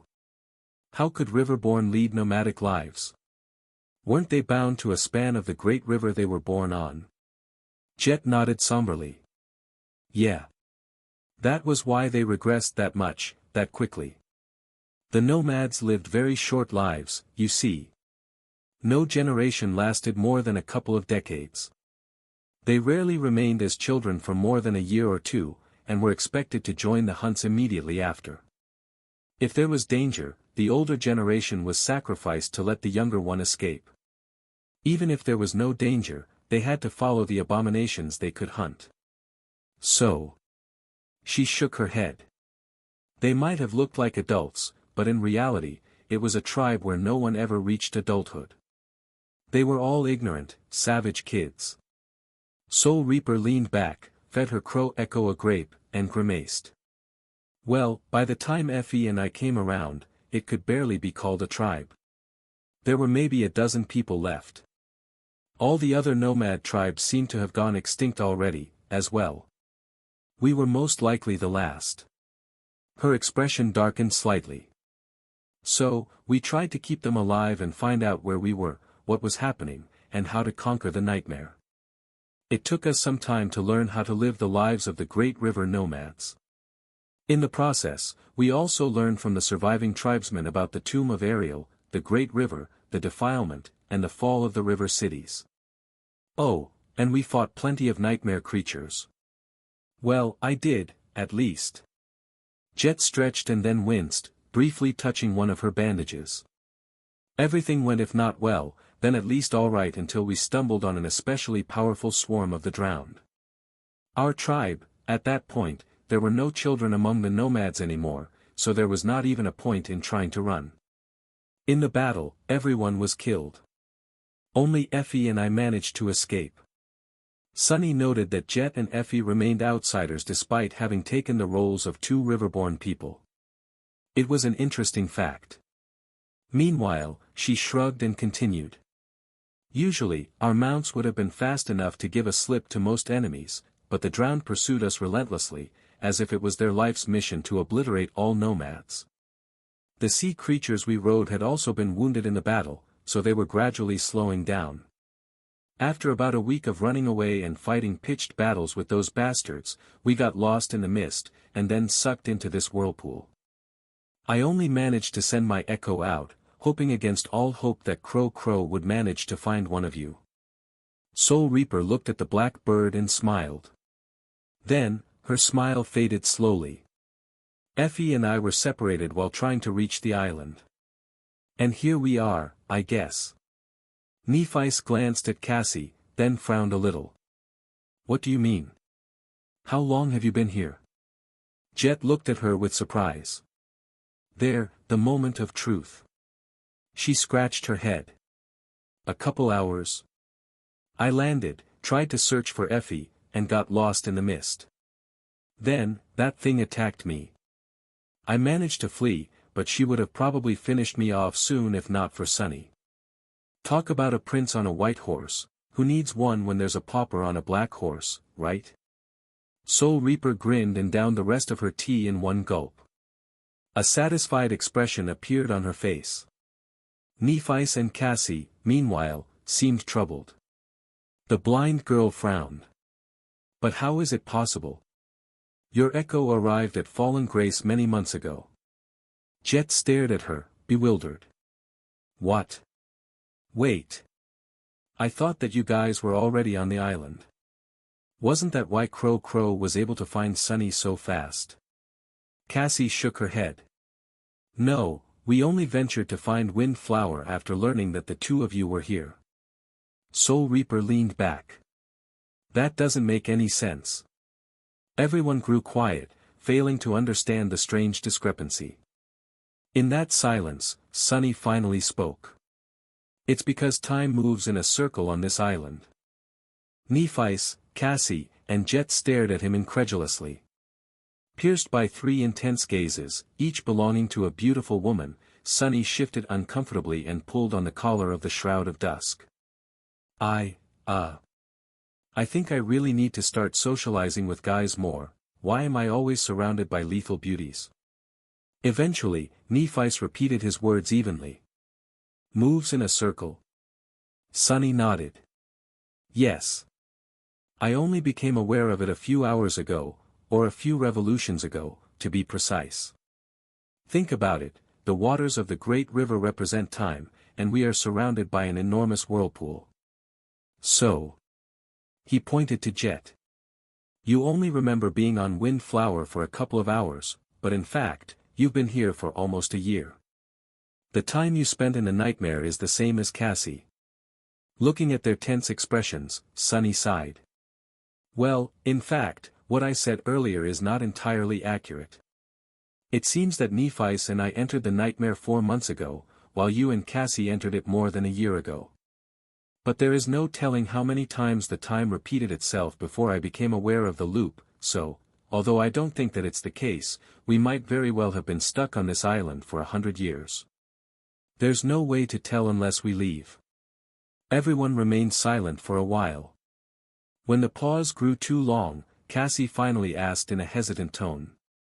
"These previous revolutions, do you mean that we have already explored the island several times, but you are the only one who remembers it?" Sunny's face grew dark. He looked away, grimaced, and then said somberly. "Explored the island? Not really. We barely left the beach when Undying Slaughter attacked Jet in the forest. Each time, I went ahead to try and stop her, and each time, I died miserably." "Jet, too." Soul Reaper threw a sharp glance at him and paled a little. "It was not a pleasant thing to hear that you had been killed." The corners of her mouth twisted into a dark smile. "How regrettable." He sighed. "This is the first time I managed to live past an hour. So, I don't really know much about the loop yet. I'm sure it doesn't terminate each time I die, which means that Nephis and Cassie must have lived longer.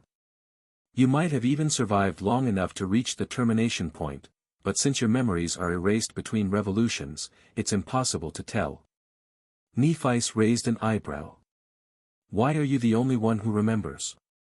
Sunny pointed to the Sin of Solace, the sword, not the wraith, which lay on a crate nearby. "I suspect it has something to do with this cursed sword of mine. It's Spirit, was actually the first one to show signs of knowing about the loop.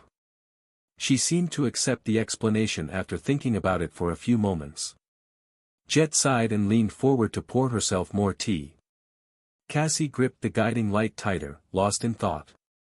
After a minute passed in silence, Nephi's looked at Sunny and asked, "What is undying slaughter like?" His expression froze. Struggling to suppress an involuntary shiver, Sunny lingered for a few moments and then said evenly, "She's a horror." He grimaced, and then described his encounters with the defiled monstrosity in as much detail as he could. As he did, the faces of his companions grew more and more somber. Eventually, Nephi briefly glanced at Jet, and then looked away. "Formidable. If we attack together, what do you think our chances will be?" Sunny slowly shook his head. "At least some of us will die, all of us, most likely. Especially with how low on essence you are." She sighed. "Then we avoid battle, for now." He blinked. "For now." Nephi looked at him and shrugged calmly. "We'll have to face the 6 plagues eventually. Now, however, is not the right time." Sunny was a little bit aggrieved. Did she not hear how absolutely terrifying that thing is? But then again, it was Nephi he was talking about. Actually, it was already incredible that she had not suggested attacking undying slaughter right away, saying something like, "It's just a defiled version of one of the most deadly masters in the world, but long past reaching sainthood." That was personal growth right there. Cassie slowly shook her head. "We might avoid fighting undying slaughter, but I don't think we can avoid battle." Jet looked at her curiously. "What do you mean?" The blind girl hesitated for a moment. "If it's like Sunny said, then I finally understand why this place feels so dangerous. Think about it, previously, we only knew that no one returns from Windflower. Human ships, the defiled, nightmare creatures, very few things that enter the whirlpool can ever escape. I assumed that all these beings had perished here, somehow. But if some of them are trapped in this time loop just like us." Her face paled a little. "Then this island is teeming with all kinds of abominations that have been caught, but managed to reach the island instead of being swallowed by the vortex. How many of them must have accumulated here over the centuries? How many horrors are hiding in the mist?" Cassie shook her head. "If the time loop really exists, then Windflower, it's like a monster preserve." An uneasy silence settled in the cargo bay. Everyone's expressions grew ugly. A monster preserve. Sunny looked resentfully into the distance. She was right, considering the pulling force of the vortex, all kinds of abominable creatures must have been caught by the whirlpool over the centuries. Most of them had perished in its depths, but plenty would have managed to reach the island. And since time here was stagnant, moving in a circle, all of them were still here, good as new. A chill crept up his spine. This place, just what kind of hell was it? Nephi, meanwhile, rose and put her hand on the hilt of her sword. Her usually impassive face was somber, but determined. "Be that as it may, our goal still remains the same." The rest of them looked at her silently. She frowned. "Our goal was to find Effie and Soul Reaper Jet, then return to Fallen Grace. We are still missing Effie, so, no matter if there is a time anomaly or not, nothing really changed. We have no choice but to venture out, find her, and escape." Sunny gave her a grim look. "There is one problem, though. Who is going to fuel the chain breaker with essence? Yours is already consumed, and it won't be sufficiently replenished any time soon." Nephi shrugged. "You can do it, as long as we time our escape and leave at dusk. Or dawn." He sighed, then stood up and nodded. "All right, then. I agree, the longer we wait, the higher the chances are that Effie will meet fatal danger. Let's make a detour to avoid undying slaughter and follow the guiding light deeper inland." Jet winced, but stood up, too. Her bandages were painted red by blood. "Count me in." Finally, only Cassie was left sitting. She glanced at the sacred staff in her hand, then rose and took a deep breath. No time to waste, then. After spending a little time to discuss their strategy and prepare, the group left the chain breaker and stepped on the white sand once again. Sunny had managed to survive longer than an hour. He had avoided clashing with undying slaughter, and even rescued Jet. And yet, he was not very reassured. As the cohort left the chain breaker behind and ventured into the swirling mist once again, he was not confident that they would survive at all. In fact, he dreaded Windflower even more. How many times do you think you can die before sanity abandons you completely? The Sin of Solace, who was walking alongside him, was not helping at all. The Sword Wraith laughed. Considering how thick your skull is, I'd wager a few dozen times more. Yes, after that, you'll probably turn into a drooling fool. Gods! I wonder if I'll still be stuck with you after you've become a vegetable. Trying to ignore the infuriating apparition, Sunny kept his eyes on the fog. In your dreams. He only had to take one look at Nightmare to know that a few dozen deaths would not break him. The Sin of Solace was simply gloating. A few years of torturous deaths, though. We need to escape this horrible place as soon as possible. The cohort was advancing up the beach in a similar formation to the previous revolutions, but now, Jet was walking behind Sunny and Nephice. Cassie had summoned her echoes, as well, who were now moving in front of Nightmare. Together, they represented a formidable battle force, and yet, Sunny did not know if their power was enough to survive the suffocating fog of Windflower. I'm starting to understand why there are so few saints around. This time, they chose a direction opposite of where the stone steps, and undying slaughter, were. Instead of moving directly toward the cliffs, they followed along the edge of the island, eventually reaching the border of the bay. There, they ascended the wall of black rock and reached the plateau above. Sunny used Shadow Step to arrive there first and guarded the landing until the other members of the cohort climbed up. By the time everyone did, the second hour since their arrival on Windflower should have been well over. Above the cliffs, it was the same landscape. A forest of tall pine trees stretched in front of them, white fog swirling between the ancient trunks. Being in the mist had felt suffocating from the very start, but now that Sunny knew that a dreadful wraith could be hiding in it, the feeling grew 10 times worse.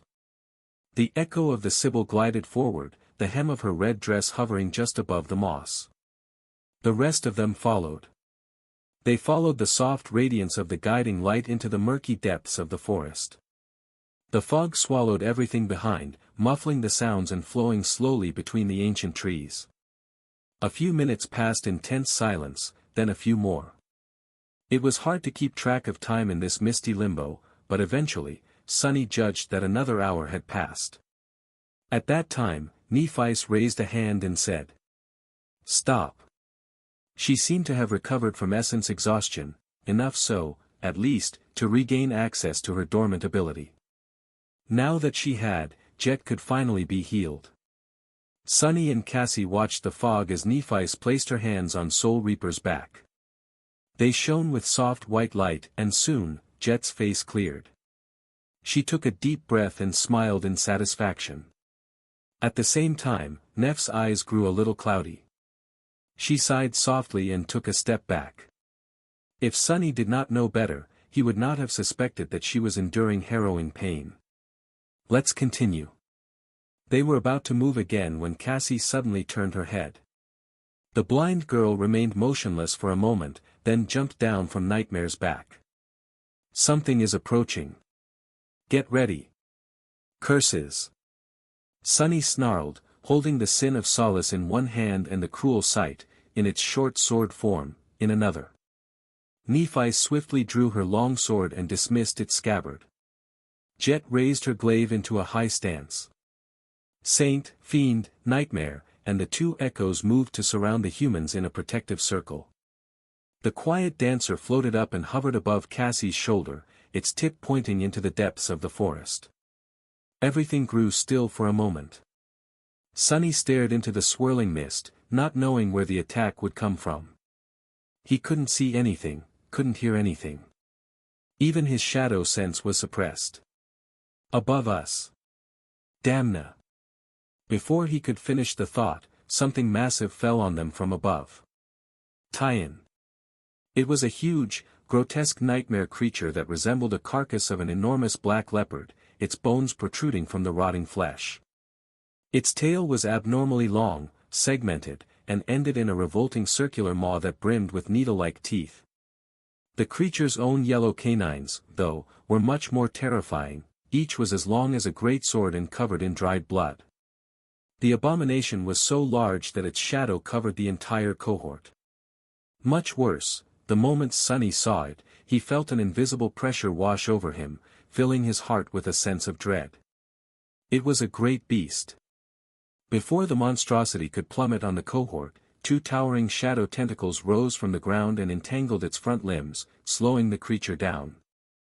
The beast's skeletal jaws snapped viciously, obliterating the manifested shadows in an instant, but it gave the members of the cohort enough time, at least, to dash in different directions. The abomination landed on the spot where they had been a split second ago. The ghastly tail of the creature was already shooting back with terrifying speed, its circular maw open to bite into Cassie's flesh. The blind girl sidestepped, barely avoiding being torn apart by it, and brought her staff down on the segmented tail. A moment later, she was flung aside like an ant. On the other side, the beast swiped its rotting paw in the direction of Sunny and Nephice. Augmented by the shadows and soul flame, both managed to dodge the lethal blow, even if it was just by a hair's breadth. But as soon as they did, the creature's jaws were already in front of them, ready to snap shut and turn the two humans into chunks of torn meat. Neither Sunny nor Nephice had regained their balance yet, there was no time for them to evade. Luckily, at that moment, Saint crashed into the side of the abomination's head, using her shield as a siege ram. The power of the blow was terrible enough to bring a fortress wall down, but the skull of the great beast only swung to the side a little. It did not seem as if the creature had sustained any damage at all. And all of that, from the moment the creature landed to now, only took a split second to happen. Not good. The azure serpent had been a king among beasts, while this one was merely a beast, and yet, it was a great nightmare creature. It was too powerful, too fast, and too resilient. Can we defeat it? Sunny knew that they could. With his shadows, Cassie's echoes, and especially the crown of dawn, they had a non-negligible chance of defeating this monstrosity. However, they could also all die here. I don't want to die. Even knowing that he would most likely return to the starting point of the loop, Sunny still shuddered at the thought of having his flesh torn apart and his bones ground to dust. He was even more reluctant to watch his companions be killed by the ghastly abomination. It's simple, don't die, then. Gritting his teeth, he lunged forward. The quiet dancer zipped through the air and hit the base of the great beast's revolting tail. However, the sharp tip of the temperamental echo bounced off the tough hide of the creature without leaving even a scratch on it.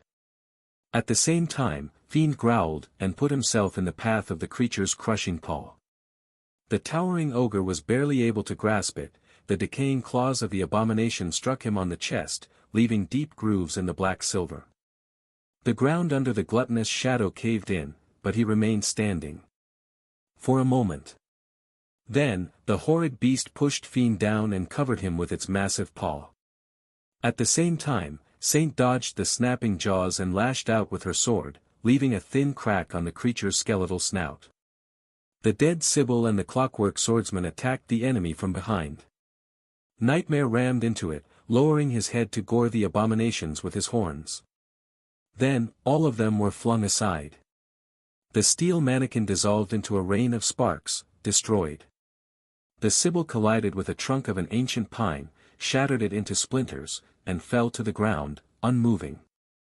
Nightmare barely managed to dissolve into the shadows in time, but still lost a large chunk of flesh. Saint blocked the blow with her shield and slid a dozen meters back. The shadows and the echoes only lasted a second against the great beast's fury. But that second gave Sunny time to call upon the shadows and manifest them into the shadow spawn shell. He wished he could assume the form of the onyx serpent, but it was poorly suited for battles on land. A tide of darkness flowed from the open gate of the shadow lantern, rising to form into countless chains. They bound the ghastly creature like ropes, but were torn apart a moment later. Sunny, Nephi's, and Jet launched their attack. Neff's silvery longsword ignited with blinding radiance as she dove under the abomination's jaws and thrust her weapon into its neck. Sunny delivered a devastating blow to the monstrous leopard's snout, empowered by the crown of dawn. The sin of solace sent a few small fragments of bone flying. Jet lunged at the great beast from the side, aiming to plunge her glaive into its very soul. But before she could, the long, flexible tail of the horrid creature whipped around. Jet barely managed to avoid it by dashing back, while Sunny was not so lucky. His movements were suppressed by the need to keep himself away from the harrowing jaws, and so, the circular maw at the end of the segmented tail greedily closed on the side of the shadow spawn. The right shoulder and side of his shell were entirely destroyed. Sunny instantly lost 2 of his 4 arms, one simply disappeared, the other fell apart, revealing shredded human flesh beneath.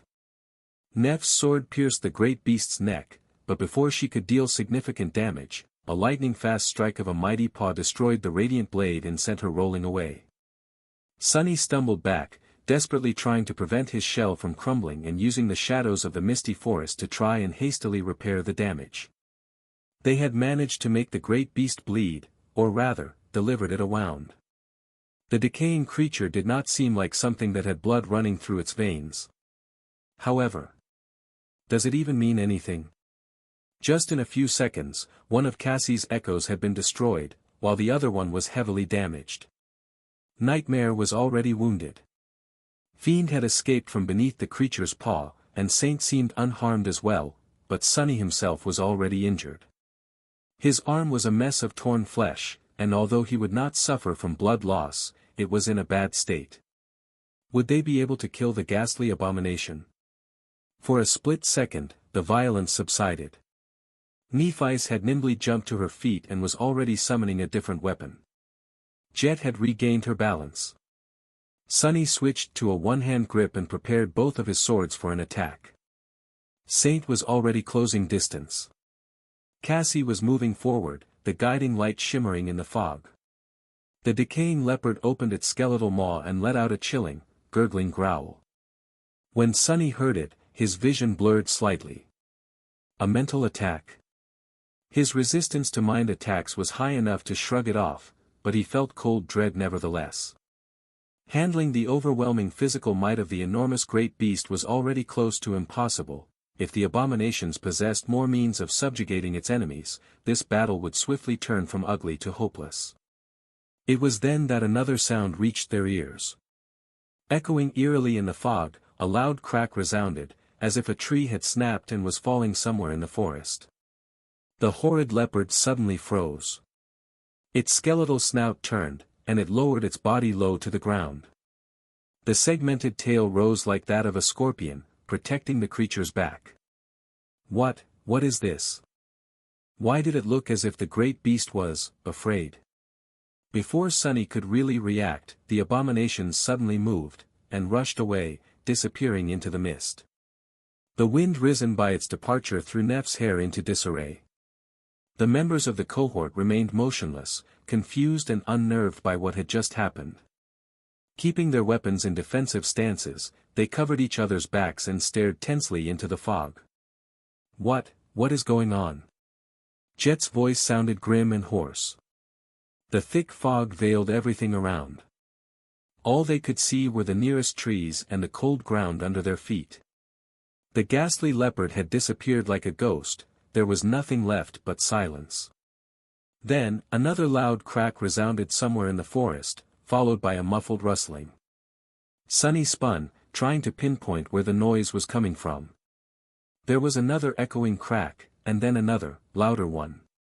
Because of the mist, it was hard to tell where the trees were falling, and why. However, the cracks were growing closer. Damn it! Slowly, the disparate cracks grew into a cacophony of noise, and Sunny felt the ground quaking beneath his feet. Then, everything suddenly grew silent once again. Standing back to back with Nephi's, Cassie, and Jet, he stared into the fog, feeling cold sweat rolling down his face. The blind girl suddenly shifted, sharply turning around. Following her motion, Sunny saw something dark flying at them from the mist. Cursing, he dodged and felt a large object hitting the ground behind him. Spinning around, Sunny raised the sin of solace, and froze. His eyes widened. Out there in front of him, laying on the ground, was the ghastly leopard. Or rather, its head. The skeletal snout was shattered, and the gaping hollows where the abomination's eyes should have been were dark and empty. There was nothing below the creature's mangled neck, but it did not seem as if it had been severed. Instead, it seemed as if someone, or something, had violently ripped the abomination's head off with nothing but brutal strength. The great beast was dead. Sunny couldn't help but tremble. What the hell? What could have ripped a great beast apart? Flinching, he forced himself to look away from the revolting head and peered into the fog. Where is it, where? He couldn't see anything. He couldn't hear anything. He couldn't sense anything. Sunny gritted his teeth and forced himself to calm down. Cassie. Even if he didn't know from which direction the attack would come from, Cassie would. She could see a few seconds into the future. After all, it was all but impossible to get her by surprise. Turning slightly, Sunny tensely studied the blind girl. She was holding the guiding light in front of her, ready to deflect a sudden attack. It seemed that she had not felt anything dangerous, yet. Maybe it's go. But then, Cassie's shoulders trembled slightly. Her aspect ability had shown her the future. She did not turn to face the unseen enemy, though. Instead, her hands dropped, and she lowered her head. Which meant that in the future Cassie saw, there was no escape. Sunny stared at her in disbelief. No. A moment later, he was swallowed by a heavy shadow. Looking up, Sunny saw a hand stretching toward them from the fog above. It seemed like a human hand, except that it was almost the same size as the great beast had been. He could see the lines on the giant palm, and the blackened, broken, bloodied nails at the ends of the long, bruised fingers.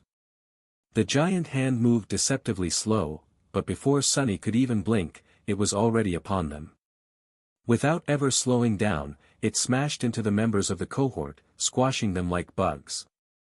Sunny died. This time, his death was mercifully swift. Sunny waited for a moment, then slowly straightened. The deck of the chain breaker felt solid under his feet.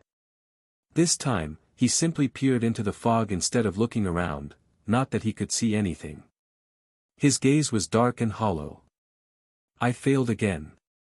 His face was pale and unmoving. In front of him, the mists of windflower flowed slowly, swirling in indifference as they devoured the world. Everything was as it had been before. Nephi and Cassie were talking about the guiding light. With no one noticing his hollow eyes, Sunny lingered for a while, then walked over to Nightmare. He reached to adjust the stirrups and froze. After a moment of hesitation, Sunny climbed into the saddle instead. His companions looked at him in confusion. Sunny. He stared into the mist. Stay here for a while. Please. I'll be back soon. With that, Nightmare leaped off the deck of the chain breaker and carried him into the fog. Damn it, damn it, damn it. The ghastly leopard had already been bad enough, and yet. Sunny felt that the cohort would have been able to slay the dreadful creature, if at a steep cost. But that bloodied hand. They had not even caught a glimpse of the nebulous being that wandered the mist, snapping the towering pine trees like matchsticks. It had torn a great beast apart and obliterated them so casually. How was Sunny supposed to contend with something that oppressive and ineffable? It felt as though something was pressing down heavily on his heart. Was it fear? Damn it! Gritting his teeth, Sunny guided Nightmare into the misty forest. He spent some time searching for Jet, found her, and brought her back to the chain breaker. He waited for her to explain how she had ended up on Windflower, then told everyone about the time loop. There were some deviations from the previous conversations, but mostly, it went almost exactly the same. In the end, Nephi suggested going after Effie once again. Sunny stared at her in silence, remembering the brief, but gruesome moment of all of them being crushed under the giant, bloodied palm. Then, he shook his head somberly. We tried already. As I said, it didn't end well. Nephi met his gaze, a subtle frown twisting the beautiful lines of her face. We can do better this time. What's the alternative? Give up and run. She shook her head. No, we can't even run away until nightfall. Before then, you won't have enough essence to empower the chain breaker and carry us across the vortex. Sunny sighed and rose to his feet. Glancing at his companions, he said. I agree, we must continue trying. But we don't need to keep trying the same thing. Our combined strength is not enough to brave the mist, at least not when we don't know anything about the dangers it hides. Jet leaned back, then winced when her wounded back touched the bulkhead and returned to her previous position. So, what do you suggest? Sunny shrugged. Use speed instead of strength. The group of us was intercepted and killed, but a single swift scout can make it through. Basically, I'll go retrieve Effie the same way I retrieved Jet. You three stay here, recover, and treat her wounds. Nephi lingered for a while. It was hard to read her expression, but she seemed reluctant to let Sunny take all the risk. I don't like it. He shrugged. What does that have to do with anything? Like it or not, that seems to be the best option right now. They discussed the situation some more, but in the end, Sunny managed to convince the other members of the cohort to stay hidden aboard the chain breaker. It wasn't that unreasonable, anyway. Nephi was suffering from essence exhaustion, Jet was heavily injured, and Cassie did not possess a lot of physical prowess. Despite her insidious aspect, she was at her weakest in battles against overwhelmingly powerful adversaries. Considering her lacking physicality, an enemy who was fast, strong, and inevitable enough would leave no opportunity for the blind girl to exploit. Sensing a few seconds into the future was useless if those seconds did not allow her to change anything. I'm going. Saying those words, Sunny once again rode Nightmare and Dove into the mist. I can do it. Can I do it? This time, he was holding the guiding light in his hand. The softly shining crystal at the tip of the sacred staff was pointing deeper inland. However, Sunny couldn't follow its guidance directly. Somewhere out there in front of him, undying slaughter was hiding in the mist. To his left was the territory of the great beast, the decaying leopard. That was also where they had met the harrowing giant the last time. So, this time, Sunny turned right. Reaching the end of the beach, he and Nightmare turned into shadows and scaled the black cliffs. Sunny had passed this way once already, the first time he had carried Jet back. However, that time, they had been moving along the outer border of the island, so he did not know what was waiting for him on the surface. There was only the same forest, and the same fog. Leaving the shadows, he sent Nightmare running across the narrow strip of land between the edge of the cliffs and trees. It was some time before the trees receded, and the forest suddenly came to an end. Sunny stopped his steed, looking forward tensely. In front of him, the pine trees gave way to an open field. Most of it was obscured by mist, but he could see vague shapes rising from it like tall pillars. They emanated a chilling, dire, and vaguely familiar feeling.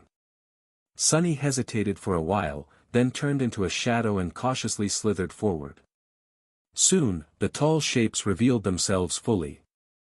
He grew somber after recognizing them for what they were. The towering pillars were, in fact, giant bones. The entire shore in this part of Windflower was littered by them, as if it was a graveyard for all kinds of gargantuan beings. From the look of the ancient remains, the leviathans that had left them behind were all nightmare creatures, abominable, dreadful, and appalling dwellers of the depths. Sunny was both shocked and unnerved by witnessing the skeletal remains of so many depth dwellers. Had their bones been carried here by someone?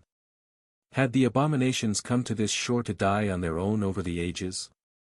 Or had there been a titanic battle here that led to all these monstrous creatures being slaughtered by an unknown assailant? He did not know. What he did know, however. Suppressing his panic, Sonny hid in the skull of an especially large creature and looked ahead. There, no more than 24 meters away from him, something dark and massive had just moved in the fog. Sonny would have held his breath if he wasn't a shadow at the moment. Out there, in front of him, something massive was hiding in the fog. If not for the slight movement just now, he would have mistaken it for another pile of towering bones. That movement might have saved his life. Curse it. Because of the mist, he could only see a vague, dark shape. The details were obscured, and he could tell that the creature was enormous. It also instilled him with a deep, bestial feeling of dread. A strange, sweet smell permeated the air. Sonny froze, hiding in the skull of a dead leviathan. He did not know what to do. Moving forward was out of the question. But moving back could potentially inform the enemy of his presence as well. That only left Shadow step. However, before he tried to slip away, Sonny lingered for a few moments. Something was gnawing at him. Why did this presence feel familiar? He had felt a strange familiarity ever since entering the monster graveyard. It was faint, but unmistakable. Why? Had he been to this part of the island already, in one of the revolutions that he did not remember? No, that did not make any sense. Before becoming aware of the loop, Sonny had to have repeated the same actions over and over, going forward alone to rescue Jet, and dying to undying Slaughter's ghostly blade. So how could anything on Windflower feel familiar? At that moment, a strong gale blew from the direction of the vortex, and the mist receded. The giant creature hiding in the fog was revealed in all its eerie, grotesque beauty. Sonny shuddered. The massive shape he had noticed was a revolting butterfly. The butterfly's wings and back were black, but its body and underbelly were the color of white bone. It had 6 long, seemingly fragile legs that ended in sharp points, and 2 enormous, faceted eyes that were like orbs of pure darkness. Between them was a disturbingly long, oily black beak, which was currently bent into a spiral like an elephant's trunk. 2 long antennae rose from its head. The eerie black butterfly was about 100 meters in size. It was the same great monster that had battled the Serpent King for an entire month for the right to devour the remains of the black turtle. The dark butterfly. What is it doing here? For a few moments, Sonny's mind was in turmoil. He had traveled so far into the past from the beginning of the nightmare, and yet, this grotesque horror somehow ended catching up to him nevertheless. Had it been following him and Nephi's from the start? But then, Sonny felt a hint of relief. Although this abomination was almost exactly like the great monster he was familiar with, it was also subtly different. The pattern of bone-white scales on its belly was not the same. The jagged edges of its wings were not the same. The length of its antennae was not the same either. Sonny had been staring at the original dark butterfly for an entire month, so he remembered its ethereally alien appearance in perfect detail. This one might have belonged to the same tribe of nightmare creatures, but was a different abomination altogether. Which was not to say that it wasn't equally harrowing. Damn it! First a great beast, and now a great monster. Just how impossible was this third nightmare supposed to be? And here he was, hoping that things would go easier if he chose a different path this time. Sonny swallowed his resentment and stared at the gargantuan abomination. The thing was much, much larger than the chain breaker. If they tried to fly away from the island and were caught by it in the air, there was no doubt what fate awaited them. Things had just gotten much more complicated. I'll have to go around the monster graveyard, for now. The mist was already flowing back to hide the eerie creature. Before it did, Sonny followed a whim and peered into the soul of the dark butterfly, wanting to make sure that it, too, was a great monster. Then, he froze, dumbfounded. A few moments passed before a coherent thought could form in his mind. What? Beneath the surface of the aerial giant's carapace, where the tendrils of the revolting darkness were supposed to be, there was nothing. There were no nodes of spreading corruption. And neither were there radiant suns of shining soul cores. Instead, the creature's soul was empty. No. There was no soul inside that monstrous body at all. The dark butterfly was. It's hollow. Sunny knew of awakened who had lost their souls in the dream realm, and were left as empty shells, living, but truly dead. However, he had never heard of anything similar happening to nightmare creatures. How could it, if abominations did not travel between the two worlds in their sleep? Their rotten souls were always safely anchored within their bodies. Of course, if an abomination's soul was somehow destroyed without damaging the body, there was a small chance that the body would continue to live on. Empty and void of conscience.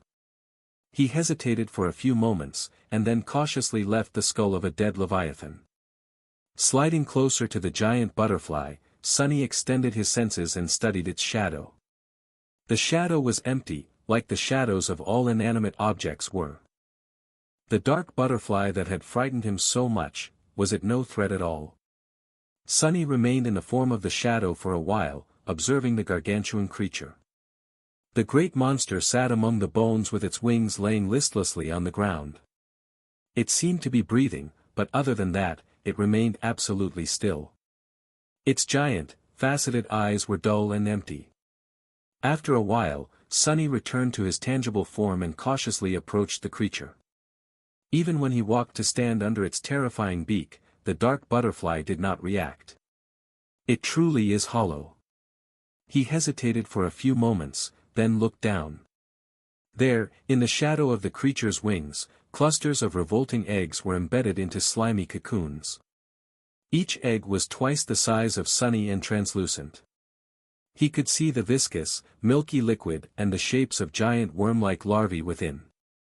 The shadows of the eggs were just as lifeless as the butterfly itself. Sunny stared at the eggs for a while, then threw a glance at the great monster. Then, holding his breath, he walked forward and sliced one open with the sin of solace. The revolting larva fell apart and convulsed, dead. However, the spell did not announce a kill. He did not receive shadow fragments either. There were no soul shards in the repulsive flesh of the dead, giant worm. Hollow. Sunny shivered. What is going on? Suddenly terrified, he backed away, then turned around and walked into the mist. It took him a lot of effort to not run. All of it, the torturous deaths, the suffocating mist, the orchard of ancient bones, the hollow monster, was too much to endure. Walking among the remains of dead horrors, enveloped in milky fog, Sunny couldn't help but feel that this hell was everything there was to the world. Everything else, all that existed in his memory, felt like a strange, distant dream. Climbing into the saddle of nightmare, he raised the guiding light and slumped, trembling. After a while, he said hoarsely, "Let's go." Soon, the towering bones disappeared into the mist. As nightmare carried him away from the graveyard of horrors, Sunny managed to regain some of his composure. By then, they were moving deeper inland, following the light of the sacred staff. Effie was supposed to be at the end of that light. As time passed, he couldn't help but think back to the hollow butterfly. The great monster must have landed on the hidden island a long time ago, but also only a few hours ago, to lay eggs. Then, it was caught in the time loop and somehow ended up with its soul destroyed. Sunny had never heard about a nightmare creature becoming hollow, but it was not impossible. The question was, how had it happened? The obvious answer was that the gargantuan creature had been attacked by someone who could destroy souls. When a soul was destroyed, the body usually died with it, but on rare occasions, it survived. That was how hollow humans appeared, so the same thing could have happened to this great monster. There certainly could be a creature capable of shattering souls on this hellish island, and powerful enough to slay a great monster. In fact, Sunny did not even need to ponder long to think of one. Wasn't undying slaughter a perfect candidate? Killing a great monster was all but a hopeless endeavor for the members of the cohort, but to the Mist Wraith, it would be no different from what facing carapace centurions had been for the sleepers of the forgotten shore. Fatally dangerous, but not at all impossible. There could be more soul breakers on Windflower, as well. That said, somehow, Sunny did not think that that was what had happened. Not because he didn't think that Undying Slaughter was incapable of slaying the dark butterfly, but because he didn't think that she was capable of doing so without leaving any trace of the battle. The dark butterfly was a great monster, and as such, it possessed 2 corruption cores. That meant that the defiled wraith had to deliver at least 2 blows to its soul in order to destroy it. Would the aerial horror have remained idle while it was being killed? Not a chance. If it had been attacked, the whole place would have been turned upside down with one flip of its enormous wings. And yet, there was no trace of destruction around the monstrous butterfly. The bones surrounding it were unharmed, and the ground was unbroken. All its eggs were whole. It was almost as if the great monster had simply ceased to be, peacefully and without even noticing. The same went for the revolting larvae. How could it be? Sunny felt a cold shiver run down his spine. He had no reason to make this conclusion, but he felt that he had an idea. Was it because of the time loop? Riding through the mist, Sunny gripped the guiding light tighter. The Sin of Solace had asked him before how many deaths Sunny would be able to endure before turning into a drooling fool. The answer was, quite a lot. But there was no question that he had a limit. After spending a few years on Windflower, his mental state would inevitably deteriorate. Although his flesh was miraculously restored every time he returned to the starting point of the loop, the mental scars remained. What about spiritual scars? Sunny did not know a lot about souls, but he knew that they could be damaged. They could also be healed, and possessed the ability to slowly mend themselves, just like flesh did. And just like flesh, there was a limit to how much punishment souls could withstand. So, what was going to happen to his soul after he spent a long time being killed and reborn in the loop? Would it be covered by scars and gaping wounds? Was it going to collapse, eventually? Maybe it would take a year, or a few years, or a few hundred years. Or a few months. When would his soul reach its limit? Sunny was unique, because he had become aware of the loop and kept his memories after returning to the past. As far as he knew, no one except him bore the mental scars of the previous revolutions. Their minds were wiped clean. But maybe their souls weren't, at least not entirely. So, if the dark butterfly had landed on Windflower countless years ago, maybe even the soul of a great monster could not withstand the terrible curse of the whirlpool of time. I have to be careful. If a great monster, a creature with a soul infinitely more vast and potent than his, had been made hollow by the time loop, then Sunny would be, as well. He had never consciously relied on the nature of the repeating time, but deep down inside, Sunny was consoled by the thought that his failures would be erased, and he would get another chance. And then another, and another, and another. But all this time, he was most likely on a timer. Time was merciless, and even when it repeated itself, living beings were not meant to be eternal. I have to make each revolution count. Steeling himself, Sunny looked into the surrounding mist and forced himself to calm down. Right now, he needed to survive the trip into the depths of the island, find Effie, and return to the chain breaker. That was all he had to think about. There were many harrowing creatures hiding in the fog, without a doubt. But he was one of the most elusive awakened in the world. Even in the Antarctic center, when everyone had perished, Sunny managed to escape alive. He might not be able to slay Undying Slaughter, the dreadful giant wandering the mist, and the other abominations trapped on Windflower, but he would at least have a chance to run away from them. Not the most courageous statement, but who needs courage, anyway? Being a coward is what keeps people alive. He vaguely remembered lecturing Master Roan on the topic. That past seemed so distant. Sunny wondered how the White Feather clan was doing. By now, Antarctica must have been completely decimated.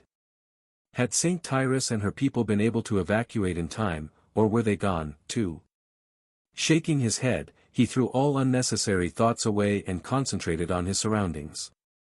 Nightmare had carried him far inland, by now. They were once again in the pine forest, but, did it only seem that way, or was the mist less thick here? Somewhat surprised, Sunny realized that he could see much further in the fog than he had before. The ground was also inclined, as if they were climbing a hill. The higher they climbed and the closer to the center of Windflower they traveled, the less oppressive the mist became. And then, when they finally crested the hill, Sunny stopped Nightmare and looked up, feeling a cold shadow fall upon him. In front of him, some distance away, a tall tower rose into the sky. Its windows were dark, except for one. At the very top of the tower, a single window shone with a bright, warm, welcoming light. Sunny remained motionless for a while, looking at the landscape in front of him. The tower stood on a tall black cliff, perched on top of it like a gray obelisk. There were stone steps climbing down the cliff from its ornate gate, leading to a bridge that arched across the wide moat. Surrounded by the forest from all sides, the tower was like an island in the sea of swirling white mist. The light in one of its windows was not the only peculiar thing Sunny had noticed, too. The most striking detail was the moat itself. The water in it was churning and flowing, moving endlessly in a circle. The current was powerful enough to dissuade Sunny from trying to cross it, not that he would consider doing such a thing on an island surrounded by a mysterious whirlpool of time. That made the bridge the only feasible way of getting to the tower apart from flying. The bridge, however. Sunny's expression dimmed. The bridge was littered with inhuman bones. There were a few living nightmare creatures standing on it, as well, all of them stiff and eerily motionless, as if petrified. Just one look at that scene made Sunny reluctant to go anywhere near the bridge. He did not need to, anyway. The guiding light was pointing past the tower, at the vast expanse of the misty forest behind it. Effie seemed to have landed on the opposite side of the island from Jet. Still, it was not going to hurt him to observe the tower some more. It was the former citadel of the powerful seeker who had once lived on Windflower, after all. Even though investigating it was not the reason why Sunny and his companions had arrived at the island, he had a sneaking suspicion that they would end up having to, somehow. After staring at the tower for a while longer, Sunny noticed that there were runes carved into the base of the black cliff. They were hard to notice from a distance due to the color of the weathered rock, but he had no doubt that there was a massive enchantment of some sort surrounding the Seeker's citadel. Perhaps the bones littering the bridge ended up there because of the enchantment. Finally, Sunny looked up and focused on the single illuminated window at the top of the tower. I do wonder what is hidden there. But it was not his business. Not in this revolution, at least. Rather, Sunny was concerned that the nightmare creatures standing motionlessly on the bridge would regain their senses and catch his scent. Throwing a look at them, he grimaced. Corrupted tyrant, great beast, a terror. The last one did not even look like something that should be able to exist on land. How had that thing reached so far inland? Sunny shook his head, reluctant to find out. He was ready to send Nightmare away when the ground quaked subtly under them. Instantly, Sunny paled. Then, the familiar sound of snapping trees reached his ears, making the blood in his veins turn to ice. A split second later, both the rider and his steed disappeared, turning into shadows. Hiding in the darkness, Sunny suppressed his fear and looked in the direction from which the cracking sound had come. Frozen, he watched as a towering figure slowly appeared from the mist. Damnation! Some distance away, something giant was hunched among the trees. As Sunny watched, petrified, the terrifying giant slowly straightened and towered above the ancient pines, dwarfing them with its impossible height. The tips of the trees barely reached its waist. That thing is at least 100 meters tall. The giant was vaguely human-like in appearance. At first, Sunny had mistaken it for a beast, but then realized that the ragged fur covering its body was merely a crude cloak sewn from the vast hide of an unknown abomination. The giant seemed to be female. Her gaunt, gargantuan body was brimming with terrifying, primal power. There were many bruises, deep cuts, and gaping lacerations marring her dirty skin, most seeping with rotten pus. Her long hair was matted and wild, hanging down messily to obscure her face. Rugged and wrapped in furs, the giantess seemed more bestial than human, and yet, she was one. Or had been once, at least. Sunny felt unable to move. While he remained in place, the giantess raised one of her enormous, bruised, painfully familiar hands. In it, a grotesque creature that resembled a massive black octopus was struggling desperately, its long tentacles whipping around with enough force to turn the ancient pines into clouds of dust. A viscous, corrosive liquid streamed from them, dissolving everything it touched. However, the giantess did not seem bothered at all. The black acid rolled from her skin like water, not dealing any damage to it. A few moments later, she brought the struggling horror to her mouth and bit into it viciously, tearing away an enormous chunk of revolting flesh. The matted hair parted, revealing her bloodied, twisted face. The giantess was missing one eye, while the other burned with madness and indescribable hunger. Watching the enormous octopus being greedily devoured, Sunny finally realized how the decaying leopard had perished, and whom the hand that had killed the members of the cohort in the last revolution belonged to. His thoughts turned cold. Devouring beast. Indeed, the nebulous being that wandered the mist, was none other than the devouring beast, one of the 6 plagues of the great river. Just like undying slaughter, she was also here, on Windflower. She was the future, defiled version of Effie. 2 of them. It made sense, really. Sunny had theorized that the mist wraith had been sent here to satiate her flaw. Why would the devouring beast be any different? Her hunger was just like Jet's need to kill living beings. Without the cities full of humans to devour, it could only lead to disaster. How could a creature that always needed to kill and a creature that always needed to consume remain in verge? If these 2 abominable slayers were not sent somewhere where their flaws could be contained, they would have brought the city of the defiled to extinction, as well. Had they come here voluntarily? Or had the dread lord lured and imprisoned them here once the Sibyls were defeated? In any case, the situation of the cohort did not change. Sunny stared at the harrowing giantess for a few more moments, then rushed away as fast as he could. He and Nightmare had to escape before she noticed them. I guess I did find Effie. However, that abomination was not the Effie he wanted to find. Luckily, Sunny managed to slide down the hill and escape into the mist before devouring beast noticed him. Still, he didn't dare to leave the embrace of shadows for a while. Effie. Effie's aspect had always been uniquely powerful, which was no surprise, considering its transcendent rank. Even on the Forgotten Shore, there had been few people more capable than her. Some, like Castor of Honley clan, had been superior to the solitary huntress in certain facets of physical combat, but none had been as well-rounded. That was one of the reasons why Effie had survived years of hunting the Dark City abominations alone. Her aspect was all about battle and physical prowess, so, Sunny was not sure that devouring beast even had means of destroying his intangible form. Still, it was better to be safe than sorry. His heart was cold and heavy. How do I fight something like that? Effie's dormant ability granted her a powerful and, more importantly, comprehensive physical augmentation. She was inconceivably strong, fast, enduring, resilient. Now that Sunny was a tyrant, the gap between them was not vast, but she was still superior to him in certain aspects. The same went for her awakened ability. It basically made her skin as tough as steel. Sunny, on the other hand, had his marble shell. The 2 could be compared, but although the shell was more versatile, it was not as stalwart in terms of pure defensive potential. Of course, he had Shadow Step instead, making him much more mobile and elusive on and outside the battlefield. He had Shadow Manifestation, as well, while Effie's Ascended ability was meant to empower her allies. So, there was no question about who would win in a duel. No matter how much Sunny admired his boisterous friend, he knew that she stood no chance in a fight against him. With Shadow Dance, it would not even be close, much more so if his shadows were involved. But that was Effie.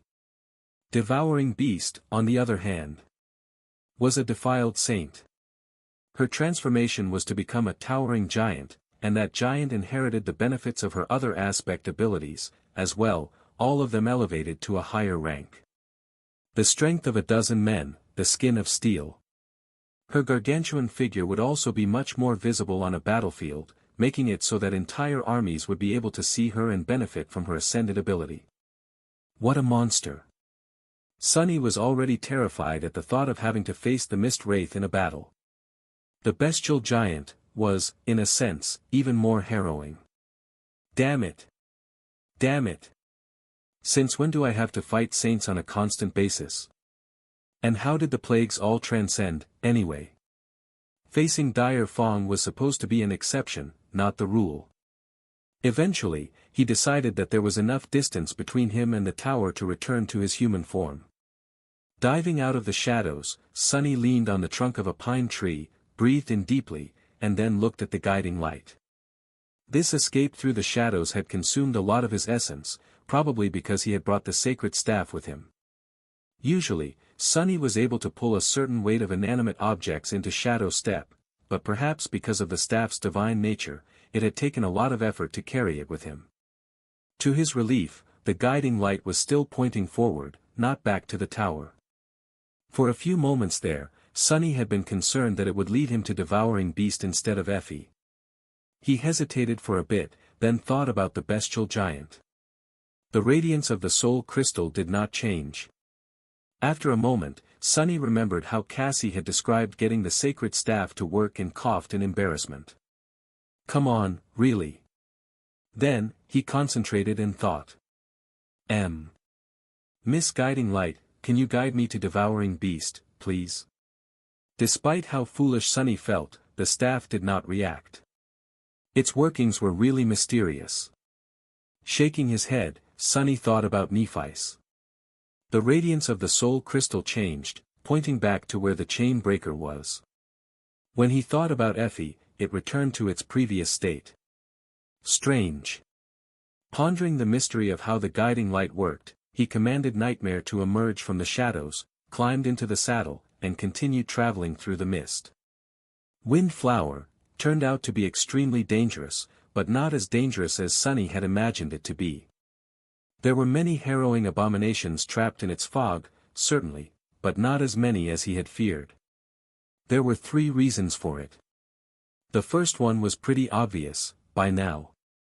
Cassie had suggested that all nightmare creatures that had been caught by the vortex and managed to reach the island over the centuries were still here, reliving the same period of time over and over again inside the loop. She was both right and wrong. The mist was indeed hiding countless terrifying abominations. Sunny shuddered at the thought of having to fight them all. No matter how powerful, cunning, and lucky the members of the cohort were, they would inevitably die under the onslaught of these ancient horrors, over and over again, until the souls collapsed. But then again, not all of these creatures were still, whole. Many were motionless and empty, just like the dark butterfly he had found in the bone orchard was. The circular passage of time had long turned them hollow. Of those that remained, many were already dead. While moving through the misty forest, Sunny found many areas where the trees had been broken, and bloodied remains of devoured nightmare creatures littered the ground.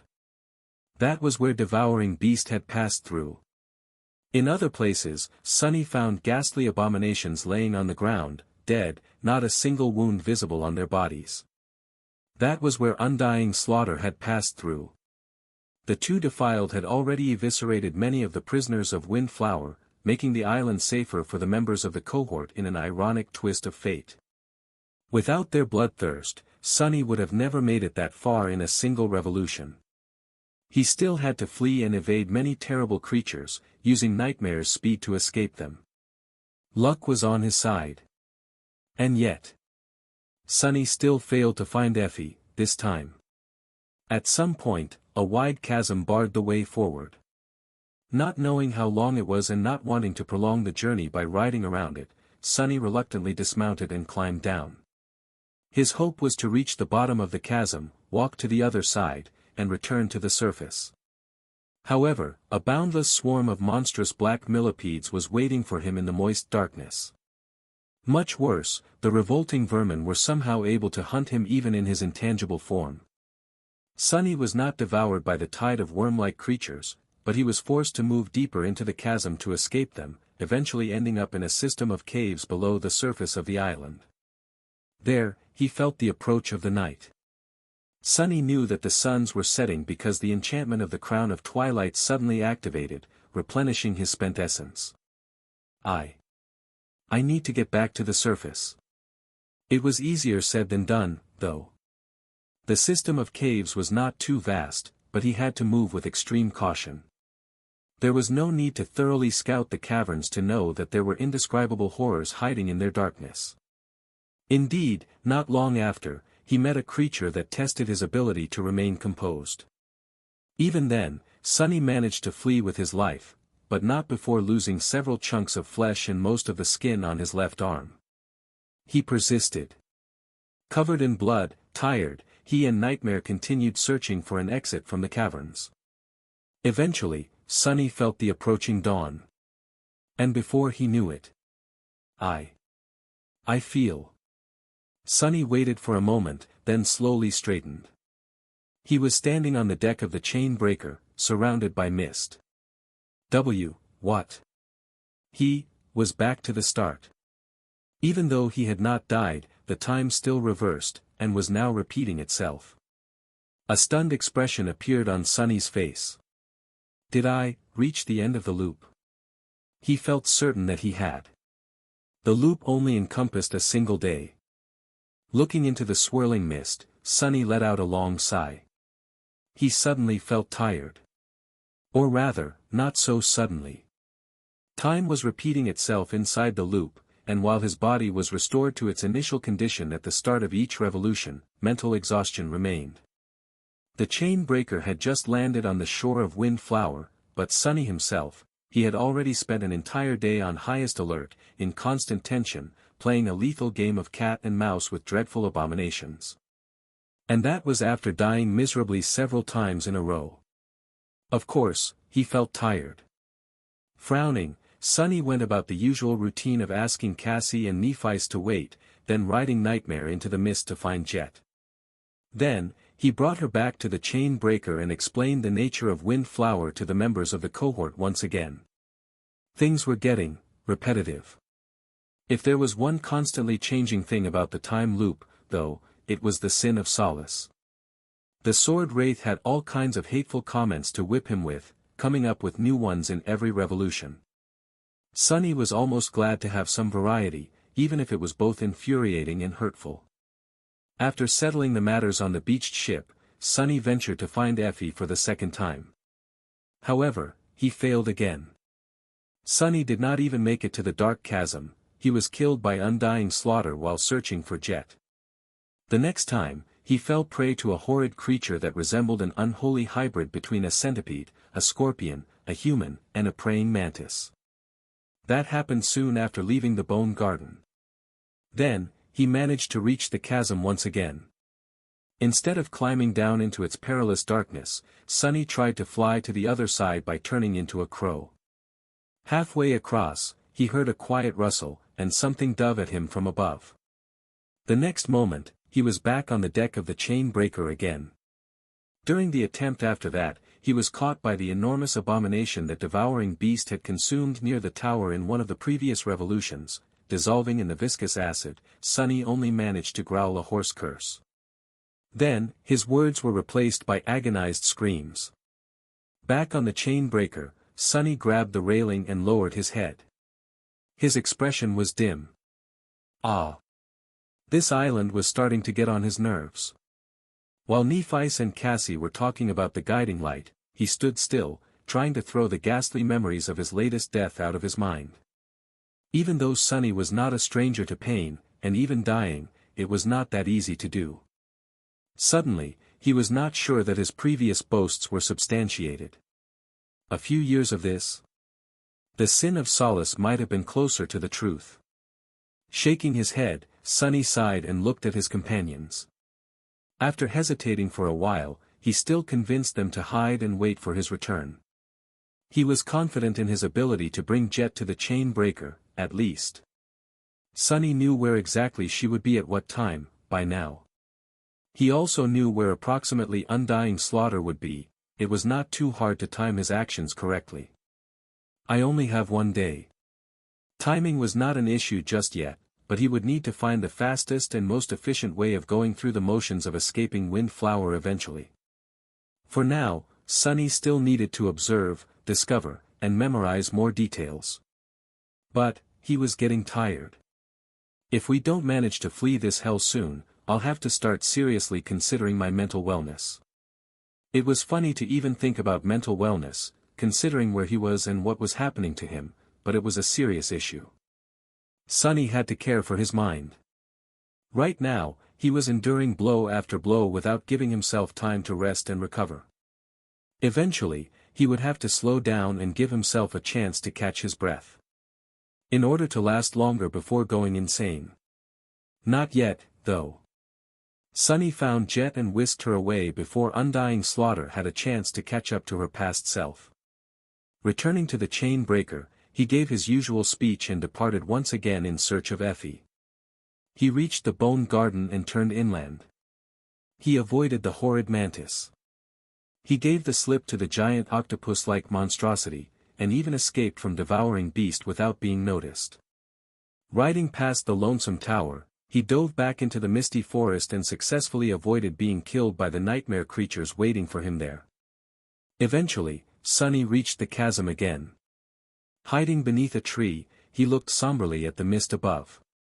He still had no idea what kind of flying horror killed him the last time he tried to cross the chasm. The creature had never attacked him in the forest, but since there was nothing to hide him while traversing the chasm by air, the risk was too great. Climbing down again was also a bad idea. The legion of black millipedes hiding at the bottom of the deep canyon was too dreadful of a foe. Knowing what to expect, Sunny might be able to escape from them. But then again, he might also be either eaten or chased into the caves. Well, they can all go to hell. Summoning Morgan's warbow, he wrapped one of his shadows around the arrow and sent it flying across the chasm. The arrow pierced the mist, as fast as lightning, and sank into the trunk of a tall pine tree on the other side. Actually, it cut a few of those trees down, and only stopped after piercing the fourth or fifth one. The shadow glided down the trunk and reached the ground. Dismissing Nightmare, Sunny used Shadow Step and appeared on the other side of the chasm, unharmed. There. Eat that, bastards. It was not the strongest creature that survived, but the most adaptable. And although Sunny was not that strong among the prisoners of Windflower, he was nothing if not resourceful. Grinning darkly, he summoned Nightmare and jumped into the saddle. Did it only seem that way, or had the radiance of the guiding light become a little brighter? Stay alive, Effie. On the far side of the island, the misty forest was less thick. The trees stood further apart from each other, and were not as tall as in the other areas. The ground, however, was more rocky and uneven. It rose and fell, forming steep hills and deep ravines, not that it mattered. Usually, terrain like that would make it hard to see a potential enemy in advance, increasing the risk of walking into an ambush. But with the damned fog veiling everything around, why did it matter? Every kind of terrain was just as bad here. Sunny still commanded Nightmare to slow down, afraid to encounter another chasm and plummet down without ever having a chance to stop. Flying through a thick forest at breakneck speed was already thrilling enough, and he really didn't want to fall into a nest of monstrous millipedes due to the lack of caution. Riding the black steed through the mist, Sunny held the guiding light high and followed its shine. His breathing was heavy. Just a few minutes ago, he had fought a corrupted monster and killed it. The creature had almost sent him into the next revolution. It was not particularly strong, as far as corrupted abominations went, but rather insidious. Its camouflage was good enough to make Sunny unaware of the imminent attack right until the moment thick roots sprouted from beneath the ground, and a rotten tree that he had been riding past suddenly moved to envelop him with creaking branches. If not for Shadow Step, Sunny might have been caught, swallowed, and digested by the creature without being able to put up any resistance. Since he managed to escape its grasp, though, a short and violent clash followed. The abomination looked like a monstrous tree and was as resilient as a tree. It had no organs to destroy and no blood to spill. Even after cutting it down, Sunny had to summon the cruel sight and burn it with divine flame. Only when all the branches, the rotten trunk, and the roots of the monster had turned to ash did the spell announce a kill. Slaying that thing had been a lot of work, but Sunny was still satisfied with the result. At least he learned that there were normal nightmare creatures on Windflower. If he had to face another great abomination, his patience would have run thin. I feel like I'm not far from the edge of the island, now. If so, Effie couldn't be too far away. Unless she was not on Windflower. Frowning, Sunny jumped to the ground, allowed Nightmare to turn into a shadow, and continued forward on foot. Now that he was so close, his heart was heavy. Dark thoughts creeped into his mind. What if he finds Effie, only to discover that he was too late? What if what he finds is her mangled body? Sunny was not sure that he would be able to endure something like that. At least not without something inside him breaking. Cresting another hill, he spent some time searching for a way down, and then slid down the wet moss. At the foot of the hill, he used a pile of rocks to stop himself, sending a few of them flying. Then, Sunny looked up. It was then that he noticed a vague shape in the mist. And it seemed to notice him. Almost before Sunny could react, something shot in his direction with astonishing speed. Cursing, he barely dodged the flying object. It hit the slope of the hill behind him, pierced the thin layer of soil, and struck the bedrock beneath. The impact was so severe that it produced an explosive shockwave. A moment later, pieces of rock, dirt, and moss rained on him like hail. Sunny was already moving to attack, but then froze. The thing that had flown past him was now embedded deeply into stone, trembling.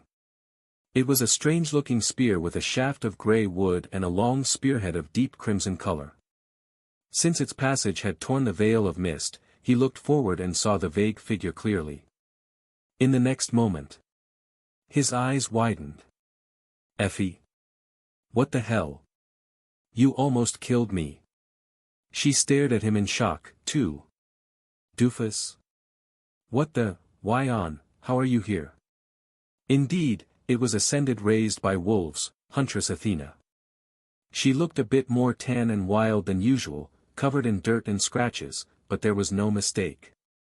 The dewy olive skin, the perfectly sculpted, lean muscles, the tall and beautiful figure, the long brown hair. Effie was not clad in her transcendent armor, instead wearing a crude garment made out of something that looked like shark skin. And there was something different about her. Gradually lowering his gaze, Sunny answered. How else? I came on a ship. He stuttered and grew silent. His mind was momentarily blank. Huh. There was indeed something different about Effie. Her entire build was different, or rather, certain parts of it. Her already generous figure had become even more outstanding, but much more glaringly than that. Her belly was round and protruding forward, so much so that she was supporting it with a hand. Just how much did she eat? Gods, that gluttonous woman. Sunny's mind was refusing to work properly. No, the reason for why Effie's belly looked so large had nothing to do with eating too much food. But it couldn't be. Suddenly, he remembered a small remark that Jet had made while describing their lives as river nomads. Oh, and we fought plenty of nightmare creatures. Well, I did, at least. He had not paid it attention before, but now, it seemed strange. Why would Jet say that she was the only one who had fought a lot of abominations? Staring at Effie's round belly, Sunny finally realized why. By then, his eyes were as wide as saucers. Effie. Why are you pregnant? She stared at him in bewilderment, then glanced down and suddenly flinched. What? When did this happen? Effie's voice sounded frightened and shocked. Then, she gave him a mischievous glance and suddenly burst with laughter. When her bright laughter died down, Effie coughed and looked at Sunny with a sheepish smile. Sorry. It was a joke. Why am I pregnant? Well, how do I explain? You see, Sunny, when a man and a woman love each other very much. Sunny was so dumbfounded that he found himself listening passively as Effie gave him the talk about the birds and the bees, her face absolutely straight. In the middle of it, he was suddenly shaken awake and pointed an accusing finger at her. No. That's not. I mean. I know how this stuff works, damn it. What I mean is how. Since when? Who's the father? Effie stopped talking and looked at him with a grin. Then, supporting her belly with one hand, she wobbled past him and pulled her spear out of the stone. Leaning on it, she sighed and shrugged. I think we already ascertained how. As for since when, should be since 5 months ago. Somewhere around that. She patted him on the shoulder and added. Oh, and I'm glad to see you too. Sunny froze for a few moments. 5 months. 13 had already passed since the start of the nightmare, but for Effie, it had been only 2. Which meant that she had already been pregnant during their journey through the White Desert, the Battle of the Black Skull, and most of her time in Antarctica. But not all of her time in Antarctica. Suddenly, he slapped himself on the forehead. I'm such an idiot. A flood of memories surfaced in his mind. All the signs had been there. He should have noticed it much sooner. Back when the cohort traveled across the chained island, Effie had been acting strange. Her appetite had been unstable, and her choice of snacks had been odd, which would have been normal for any other person, but not for the gluttonous huntress.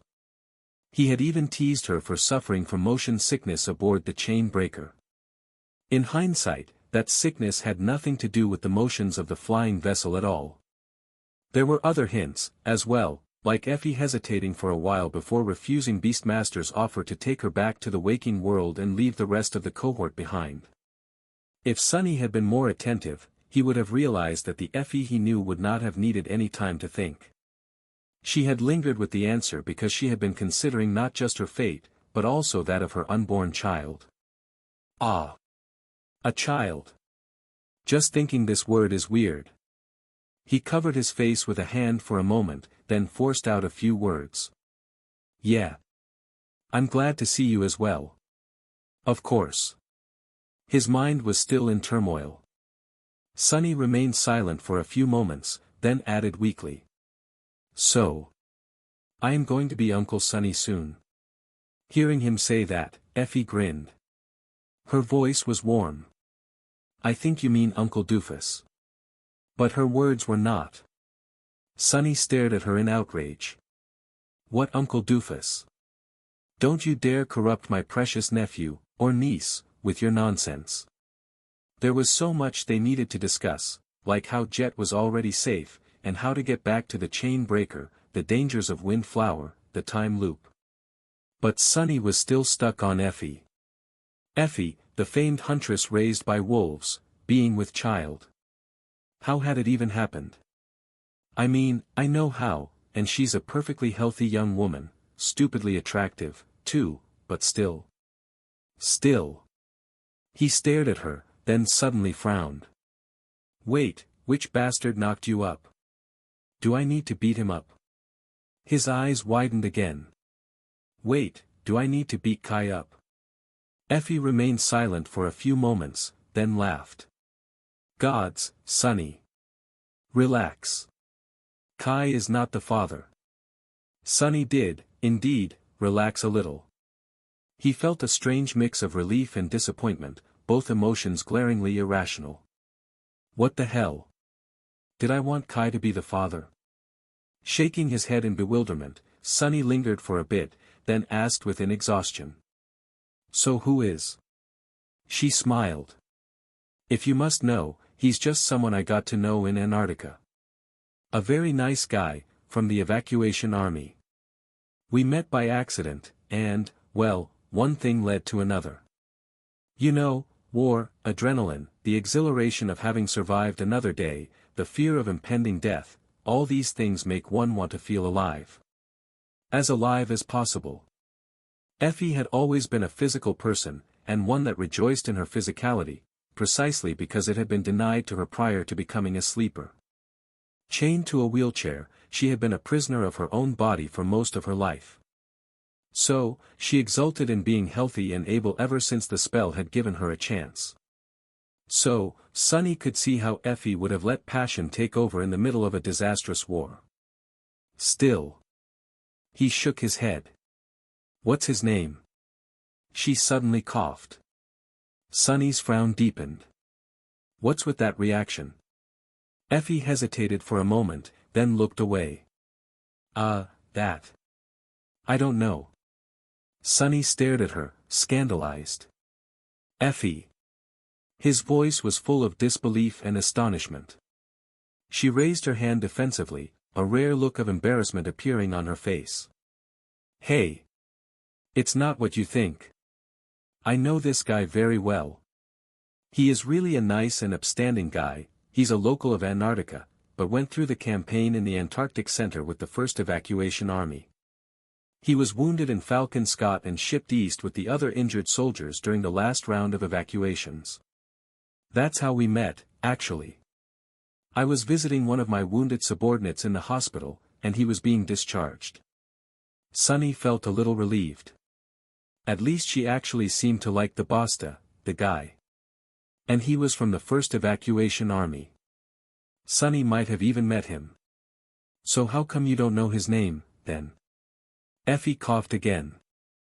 That's his flaw, actually. He was a sleeper, back then. By now, he must have already awakened. Her face suddenly fell, and after a short pause, she added quietly. Or died. I don't know. Sonny was suddenly speechless. A sleeper, from the Antarctic Center, whose flaw is that his name can't be remembered. So the bastard who know, the father of Effie's child was the young soldier who had been infected with the nightmare spell in Sonny's refugee convoy. So he had delivered the scoundrel to her doorstep with his own 2 hands. Sonny was happy to hear that the nameless sleeper had been evacuated from Falcon Scott and survived, actually. But at the same time, I am definitely beating him up once I'm back. Sonny was preoccupied with his own emotions, but noticing Effie's forlorn expression, he pushed them down and took a deep breath. They had entered the nightmare not long before the winter solstice. So, by now, the nameless sleeper was indeed either an awakened, or dead. Much more likely dead, considering the state they had left Antarctica in. But that was not what she would want to hear. Sonny hesitated for a few moments, then forced out a smile. Oh, that guy. Bah. I know him. Don't worry too much, he's not that easily killed. I'm willing to bet that he's perfectly fine, even. We traveled 3,000 kilometers together, after all, and I personally gave him literally hundreds of soul shards to saturate his core. One could even say that I practically raised him. Will a sleeper I raised go and die without asking my permission? No, he would be too afraid. Effie looked at him for a while. Slowly, the sad expression disappeared from her face, and a faint smile appeared on it instead. Noticing that smile, Sonny frowned. What? I know that you're thinking about something inappropriate again, cut it out. She shook her head and giggled. No. I was just thinking, since you say that you raised him, it should be Grandpa Doofus, then, not Uncle. Right? Sonny blinked. His expression froze. His heart skipped a beat. What Grandpa Doofus? Like hell. Take it back. This evil woman. After the initial shock of their meeting subsided, Sonny and Effie slowly headed deeper inland. Sonny was retracing his steps, while Effie had never been this far into the misty forest before. Most of her time on Windflower had been spent hiding from a ferocious nightmare creature that dwelled on the shore. She had ventured out in search of Jet eventually, but found Sonny instead. He was still reeling from the fact that the vivacious huntress was with child, and that the father was a sleeper who had once been under his command. That was a lot to digest and come to terms with. It also changed a lot. No wonder Jet said that she was the only one who killed plenty of enemies. Effie still possessed her strength and resilience, and Sunny was still benefiting from being augmented by her ascended ability, but the huntress was in no state to fight.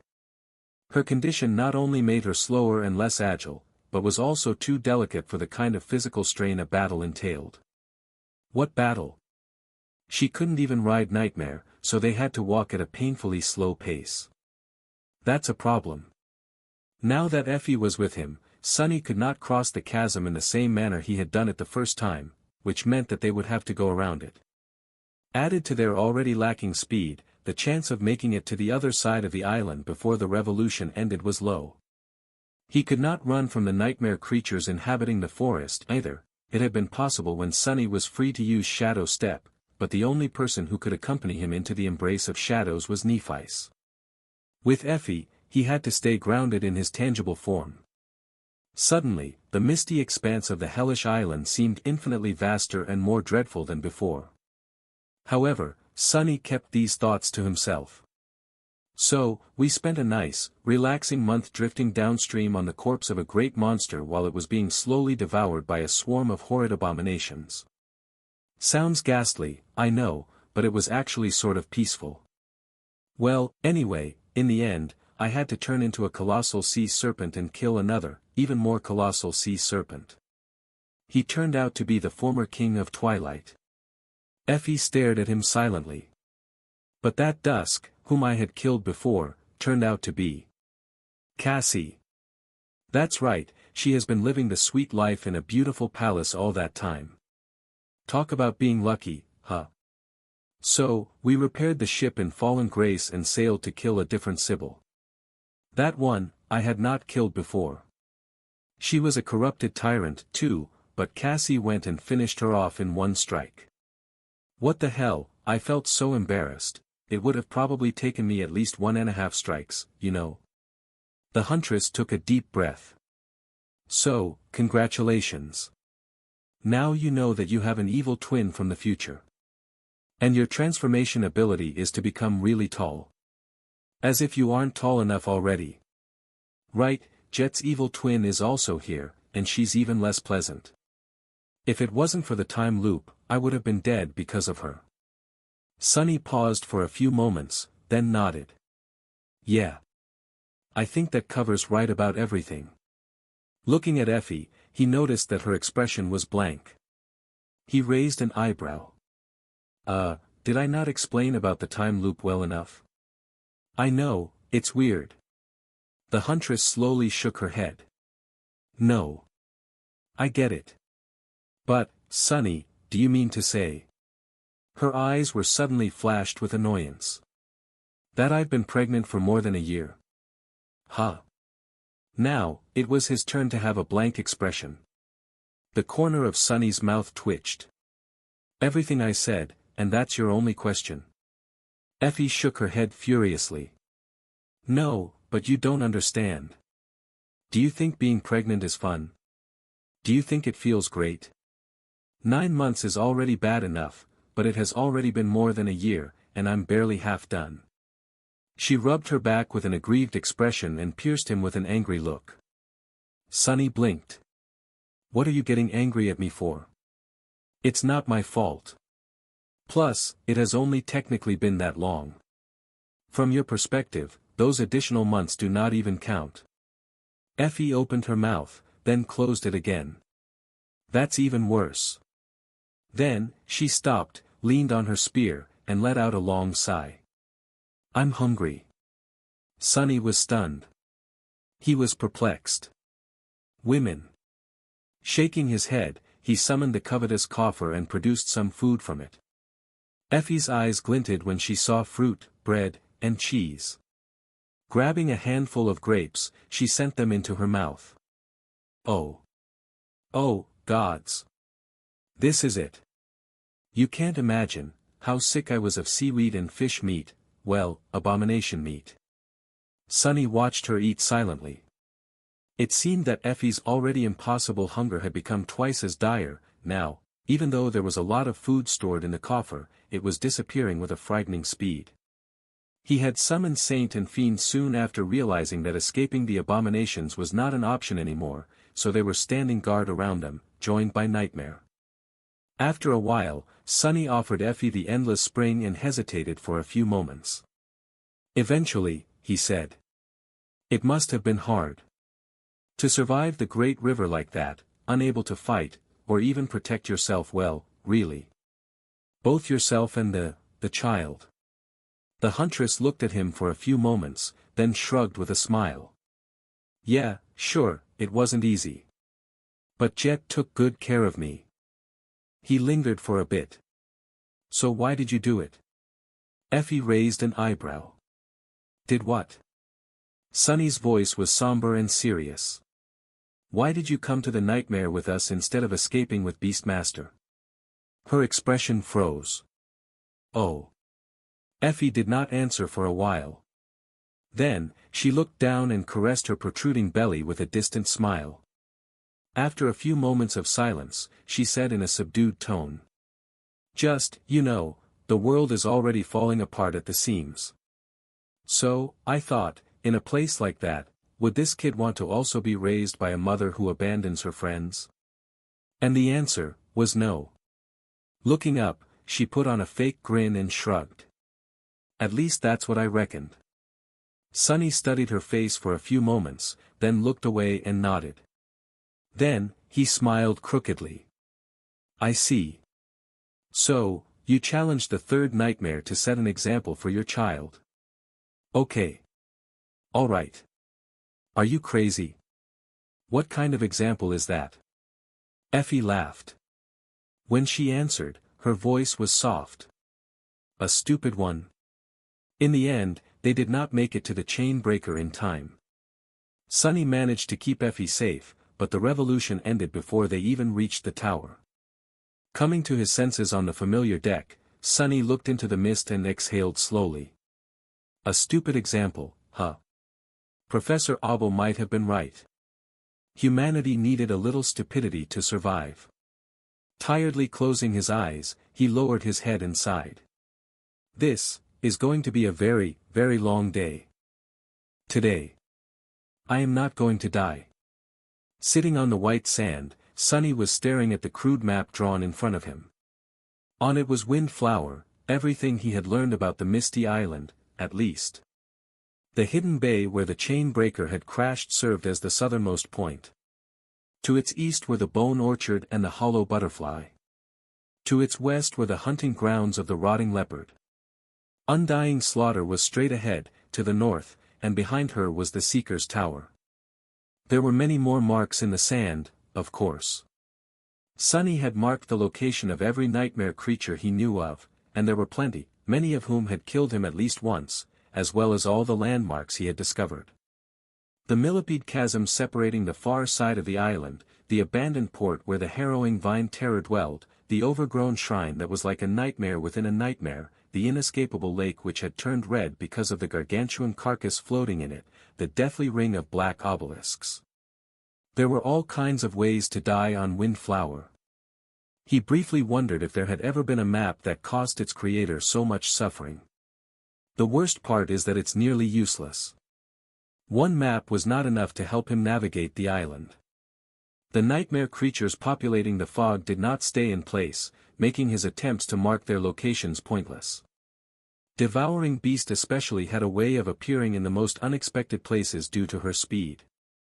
The indescribable being that hid in the mist above the island was unpredictable, as well. So, what he had to do was to not only map every powerful abomination imprisoned on Windflower, but also map their movements.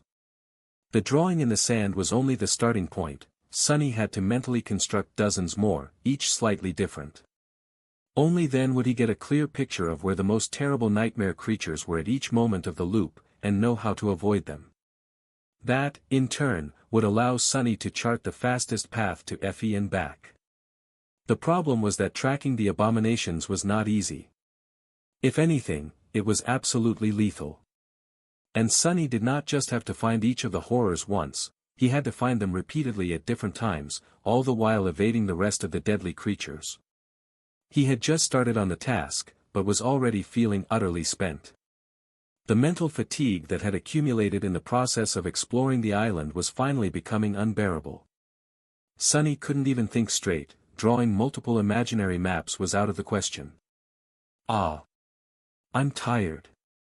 He rubbed his face, feeling rather strange. His body was full of vigor and energy, but his feverish mind longed for sleep. Keep this up, and you'll really become the Mad Prince. Well, mad, at least. Gods know no one in their right mind would call a hideous worm like you a prince. Sunny turned his head slightly and stared at the sin of solace. He was too exhausted to even get angry. Who are you calling hideous? We look exactly the same, idiot. Shaking his head, he turned back to the map. At that point, someone's shadow fell on him. Looking up, Sunny saw Nephi's. He was startled a little. I guess I'm really out of it. Not only had Sunny missed the movements of shadows, he had not even noticed the quiet ringing of her silver anklets. This is a map of the island. Cassie and Jet were not far behind her. In the recent few revolutions, Sunny had worked a lot on shortening the time it took to rescue Soul Reaper and bring everyone up to speed. Now, it barely took him 20 minutes. Well, his companions were still full of questions, but he could tackle them gradually. Sunny had also discarded the habit of moving alone, at least for now, and was currently trying to involve the members of the cohort in challenging the loop. He nodded. Yeah. Picking up a stick, Sunny pointed to the southernmost mark on the map. This is where we are. Then, he pointed to a mark almost all the way north. This is where Effie is. Finally, he pointed to a mark near the chain breaker, and another one slightly above it. And this is where we need to go. Nephi studied the map for a few moments, deep in thought. Although she remained silent, Jet asked in a hesitant tone. Why don't we just beeline it to that glutton? Sunny shook his head. I've tried many times. But, it's too difficult. There are many great abominations between here and there. Even worse, undying slaughter and devouring beast are also wandering the forest. These two, they are the most dangerous creatures on this island, by far. Then, he looked at the map. But there is a cave system running below most of Windflower. If we can move underground, we might get to Effie in time. So, we are going to the nearest entrance to the caverns. There are nightmare creatures below ground too, though, so we'll make a short stop first. Jet stared at the map for a few moments, then nodded. With nothing else to discuss, they left the chain breaker behind and set out east, heading for the Bone Orchard. Sunny walked just behind Nightmare, staring into the distance with an empty expression. He felt half asleep. Nephi studied his face with a hint of concern. She hesitated for a while, then asked. Are you all right? Sunny flinched and looked at her in confusion. After a few moments passed in silence, he smiled. Sure. Just tired. Her brow furrowed a little. How many of these revolutions have you been through, exactly? He scratched his head. Ah. I don't quite remember, at the moment. About 30, I think. Yeah, somewhere around that. Sunny inhaled deeply, then slowly exhaled. I guess we've been inside this nightmare for 5 months, now. Well, 14 months, disregarding the time storm. Time flies. Neff's frown deepened. She stared at him for a while, then looked away.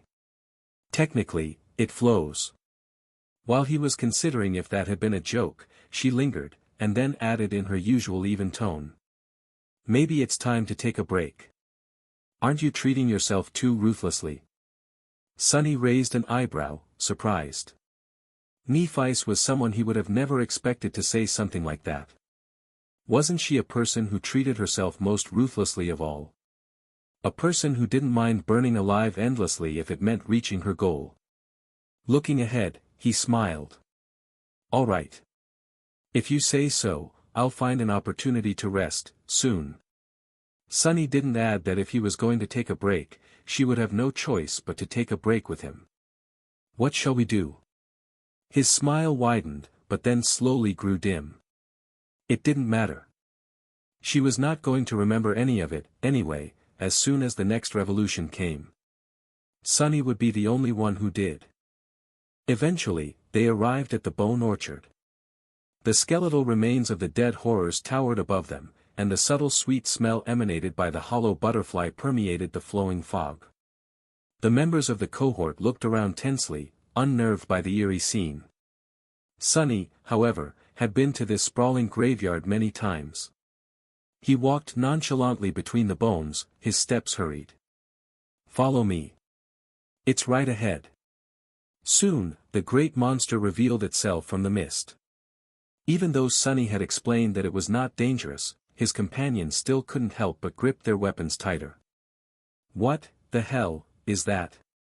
Jet's voice sounded hoarse. Looking back, Sunny gave her a pale smile. "Nephice and I call these creatures dark butterflies. We've seen another one in action, much further upstream. Needless to say, it's a blessing that the one in front of us is hollow." The four of them stared up at the gargantuan form of the great monster in apprehension. After a few moments of silence, Nephice finally asked. "So, why are we here, exactly?" Sunny lingered for a few moments. "Since it's hollow, we won't earn anything by killing it, no soul shards, no memories. But its body is perfectly healthy.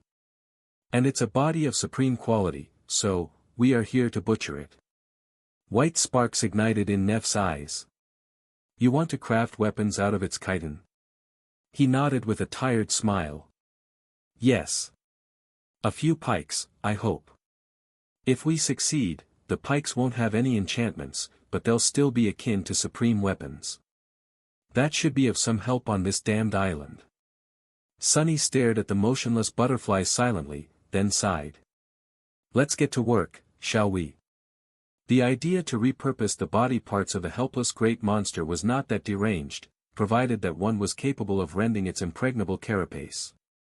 Sunny was by no means a master artisan, but knew more about blacksmithing and crafting than an average awakened did, mostly due to the brilliant Emporium. He was almost certain that they would be able to achieve success, even though it was going to take some time. But wasting some time here was also part of his plan. Neff had yet to replenish enough essence to use her dormant ability, which meant that Jet's wounds were still unhealed. Sunny did not want to enter the caverns before both of those things had happened. So, they camped in the middle of the bone orchard for a while. Luckily, this place was one of the safest on Windflower, perhaps because the hollow butterfly's scent scared the other nightmare creatures away. Nephice and Jet simply rested and observed, while Sunny, Cassie, Saint, and Fiend were hard at work. Their target were the 6 legs of the great monster. Severing them was no easy task, but with the help of the 5 shadows and the augmentation of the Crown of Dawn, as well as a scattering of useful utility memories, the work progressed at a steady pace. Saint and Fiend, with their transcendent strength, were of great help as well. By the time Nephice had finally regained enough essence to heal Jet, the lower parts of the hollow butterfly's legs were laid out on the ground in front of them.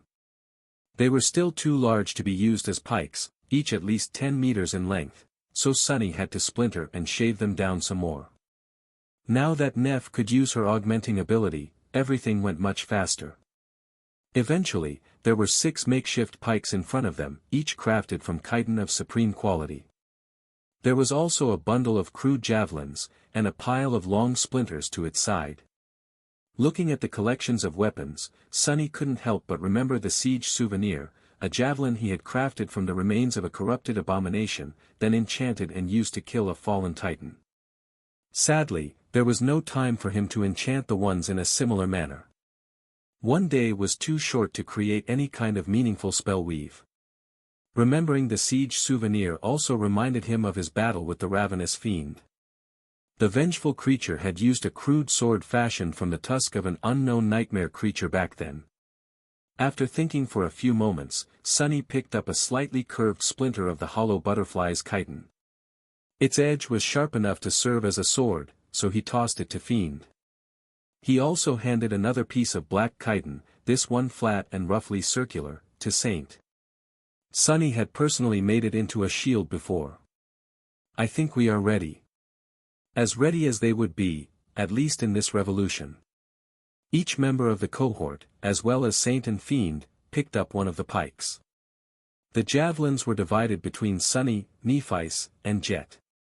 Armed to the teeth, they threw one last glance at the motionless butterfly, which was now laying messily on the ground, serene despite being mutilated and deeply disturbing for that reason, and backed away. Sunny led the group through the labyrinth of bones, stopping from time to time to ascertain their location. Eventually, they had to climb over the spine of an especially large horror, and found a small space hidden behind it. There, the ground had been broken by a titanic blow, and a black pit waited for them, full of darkness. That's our way down. It was one of the entrances to the system of underground caverns that Sunny had found. Using Neff's golden rope, the Evertwine, which had once been earned by Cassie in her first nightmare, they cautiously descended into the pit. Soon, the members of the cohort found themselves standing on the rough rock floor of a natural cave, surrounded by darkness. Almost no light reached this deep down, swallowed by the mist above. However, none of them felt too concerned about it. In fact, they even felt relieved for finally having escaped the ever-present fog. There was none of it underground. Sunny had not mapped all the caves yet, but he knew the general location of where they had to go. Carrying the long pike, he took a step into the darkness and sighed. I hope we won't die here today, again. No, I know we won't. The caverns were a corrupted terror's territory. A corrupted terror. It had not been that long ago that Sunny would have shuddered from a mere thought of fighting a creature like that. He was still apprehensive, of course, but not nearly as much as a wise person would have been. An abomination of that rank and class was not something a lone master should have the ambition to kill, or a cohort of them, really. Sybil of the Fallen Grace, for example, had not only wiped out the entirety of LO-49 and the enormous battleship sent to rescue its personnel, but also almost ended the lives of Sunny, Neve, and Saint Bloodwave at Falcon Scott. A corrupted terror was a walking disaster of chilling proportions. Of course, just like all people were not the same, nightmare creatures weren't either. One terror could be much more dreadful than another, even within the boundaries of a same rank. How one's aspect countered the creature's powers, or was countered instead, also played a large role. Sybil of the Fallen Grace, for example, had been a harrowing being even among terrors. She had also possessed an especially insidious kind of power, the power to twist minds and subjugate living beings. The creature hiding in the caverns of Windflower was entirely different. This terror did not possess powers that allowed it to play with its prey's mind. Neither could it destroy the prey's soul. Instead, it was viciously strong and covered by nearly impervious armor. Or maybe it was not nearly, but absolutely impervious. At least Sunny had not been able to break it yet. As for powers, he wasn't sure, but it seemed like the incredible toughness of the creature's hide was a part of them. Sunny also suspected that the very existence of the underground caverns had something to do with the terror. If not for the fact that time on Windflower only encompassed a single day, who knew, perhaps, in the near future, the whole forest would have been swallowed by the growing chasm beneath it. He could also imagine entire cities turning into ruin as they collapsed into the maw of devouring earth, continents, perhaps, given enough time. However, Sunny was not too tense about clashing with the cavern terror. There were two reasons why he felt hopeful about the upcoming battle. Firstly, the creature was clearly out of its element. Not only was it trapped on an island and surrounded by water, with no time to let its dreadful influence spread, but it was also without an army of minions. Things would have been much more dreary if the system of caves was flooded with hundreds, or even thousands, of lesser abominations with similarly tough bodies. The second reason was Jet. Her ability to ignore all forms of physical defense directly countered the most threatening trait of the powerful terror. As long as they lived long enough for her to deliver several strikes, they would win. The long pikes were meant to buy them that time. As the cohort moved deeper into the caverns, Sunny explained all these points to his companions. Nephice nodded, expressing her approval of the plan. It would be wise not to kill it too quickly, though. He looked at her in surprise. Why? She silently pointed to Cassie. Cassie needs a little time to gain knowledge of its attributes and powers. Even if we kill this terror now, we'll still have to face it again in the future revolutions. Her insights are much deeper than what any of us can learn from pure observation, so, with her help, fighting this terror the next time will be easier. She paused for a moment, and then added evenly. In fact, in your place, I would have brought Cassie with me everywhere. To learn about every abomination on this island from her. Sunny stared at Nephice for a while, then turned to Cassie. Actually, she's right. He had been dying over and over again, slowly learning more about the dreadful prisoners of Windflower with each death. Bringing Cassie along would have sped up the process dramatically, and even allowed him to learn things he would have never learned otherwise, and yet, he had not. Because it meant that Cassie would die over and over again, too. And while Sunny shuddered at the thought of being cruelly killed, watching his companions die was so much worse. Watching Cassie die was especially hard. Maybe because, despite the fact that the delicate blind girl had proven her strength over and over again, she was still the weakest of them. And he, deep down inside, he still saw her as someone who needed his protection. Cassie was quiet and unassuming, so it was not easy to keep her martial prowess in mind. Sunny sighed and lowered his head. I'll have to involve her, regardless. My progress is too slow. At that moment, they entered another large cavern. The darkness here seemed especially deep and oppressive, barely retreating from the light of their luminous memories. He suddenly sensed the shadows moving ominously behind the thick rock wall. Looking up sharply, Sunny lowered his pike and shouted. Right side.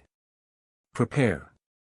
In the next moment, the wall of the cavern to their right suddenly exploded, several tons of broken stone flying at them like an artillery shells.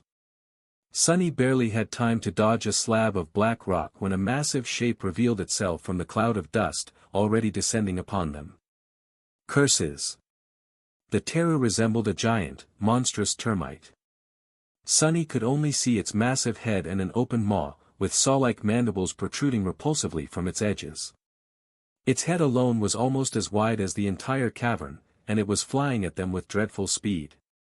The dark chasm of the creature's maw was like a cave itself. Sunny had perished painfully inside its darkness once or twice, so he knew that there was no escape from it. His eyes glinted furiously. Not this time, damn it. But at the same time, another, exhausted part of his mind thought. So what if I die again? I'm so tired. Before the terror could swallow them all, Nephice appeared in its way. Her pike was already pressed against the uneven floor of the cavern, supported by her foot, the sharp tip pointed at the approaching monstrosity. Her eyes were calm and full of resolve. A moment later, Saint was by her side. Sunny, Cassie, and Fiend were not far behind. Will it work? Before Sunny could even finish the thought, the terror plunged into the row of pikes. There was a deafening sound, and he felt a terrible force wrenching his arms. If not for Bone Weave, his bones would have probably snapped and shattered into 1,000 fragments. Sunny had already increased his weight as much as he could, turning into an immovable monolith. Still, he was thrown back. Cassie had been flung back, as well. The blind girl twisted in the air and nimbly landed on her feet. One of the pikes actually broke despite the supreme material it had been made of, forcing Fiend to stagger back with a dumbfounded expression. However, Nephice and Saint somehow withstood the terrible impact. More importantly, the charge of the terror had been stopped, at least temporarily. The creature had only partially emerged from behind the broke wall, most of its revolting body still hidden from view. Neff's pike had become stuck between two of its mandibles, while the one held by Saint was pushed against the black, glossy membrane of its eye. And yet, there was still not even a crack on the impregnable chitin. Damn it! Even weapons crafted from supreme material were not able to break through the terror's armor, it seemed. However, most of them had not shattered from the impact, and the cohort was momentarily a safe distance away from the trembling mandibles. The pikes were doing their job. Rushing forward, Sonny put his whole weight into his own, joining Nephi's and Saint. At the same time, he called upon the shadows. Tenebrous chains rose from the floor of the cavern and fell from its ceiling, wrapping around the terror to immobilize it. The terror snapped its mandibles, trying to break the pikes. Its massive body moved, making the black chains groan. Jet! Right at that moment, a black steed leaped over their heads. Landing on the back of the giant creature, it rushed forward. Its rider had already slid out of the saddle, the long pike held in her hands disappearing into the depths of the terror's body. The abominations shuddered and let out a terrifying, ear-piercing shriek. The chains holding it down snapped, and the giant insect-like horror tried to throw Jet off its back. But at that time, Neph's eyes suddenly shone, and the soft radiance of her skin was extinguished. At the same time, her pike suddenly ignited with incandescent light. Noticing it, Sonny sent the shadow that had been augmenting her body onto the pike, as well. The crude weapon finally managed to break through the enemy's armor, cracking it slightly. The damage done to the terror was not too serious, but it momentarily pinned it in place. That moment gave Jet enough time to catch the pike that Cassie had tossed into the air before Nightmare even landed on the creature's back. Soul Reaper did not waste any time, dashing forward and delivering another vicious strike. The creature shuddered once again. Visibly weakened and tormented by harrowing pain, it continued trying to resist, but it was already pointless. Staring at the terror, Sonny remembered his first meeting with undying slaughter and smiled spitefully. He knew better than anyone what the bastard was feeling right now. Kill it. Before too long, the battle was over. They actually managed to slay a corrupted terror without losing a single member of the cohort. The dreadful creature was dead. What the hell, it's so much easier when I'm not alone. Sonny winced and shook his head, perplexed by his own thoughts. What am I thinking? Of course it is, you fool. He was sitting on the floor, catching his breath. Nephis was massaging her forearms with a small grimace. Cassie had retrieved the guiding light from the sling on her back and was now leaning on it heavily. Jet had just jumped down from the dead terror's massive carcass. There was an amused smile on her face. What would you know? I received a memory. Sonny smiled weakly. Congratulations. He had earned a few memories himself inside the loop, as well as a fair number of fragments. Sadly, none of them remained. At the start of each revolution, the fragments were erased, and the memories disappeared as if they had never existed. The world was returned to its previous state, with no exceptions. Apart from the sin of Solace, and the wear and tear accumulating on both his mind and his soul. Jet stared at the giant corpse doubtfully, and then asked. Should we dig out the soul shards? Sonny shook his head. No point. The carcass was too large. Retrieving the shards would take too long, and their benefits would be gone at the start of the next revolution, anyway. He let out a sigh and stood up. We should continue moving. There should be no more abominations until we leave the caves, at least on the route I chose. Once we reach the chasm, though, it's going to be a little rough. There are these millipedes, you see. Nephis, Cassie, and Jet listened to his description, their faces slowly turning a little green. Nevertheless, they followed him without voicing any objections. Getting out of the chasm had indeed turned out a little rough. Cassie had to sacrifice one of her echoes to buy them enough time, and even then, everyone ended up thoroughly wounded. The smell of blood attracted a few nightmare creatures in the forest, as well. Luckily, Sonny knew which paths to take, so the combined strength of the cohort was enough to fend them off. But they wasted too much time. It was already too late to try and return to the chain breaker by the time they reached the northern edges of the island. Walking through the mist, Sonny suddenly raised a hand, signaling the others to stop. Then, he shouted. Effie! It's me, Sonny. Don't throw your spee. In the next moment, he cursed and hurriedly dodged to the side. A grey spear flashed past him and hit Saint's shield with a loud crack. The graceful knight was pushed back several steps. God damn it. Every time. Every damn time. Sonny raised himself from the ground and looked into the mist with a resentful expression. There, Effie stood, supporting her belly and looking at him with wide eyes. Doofus.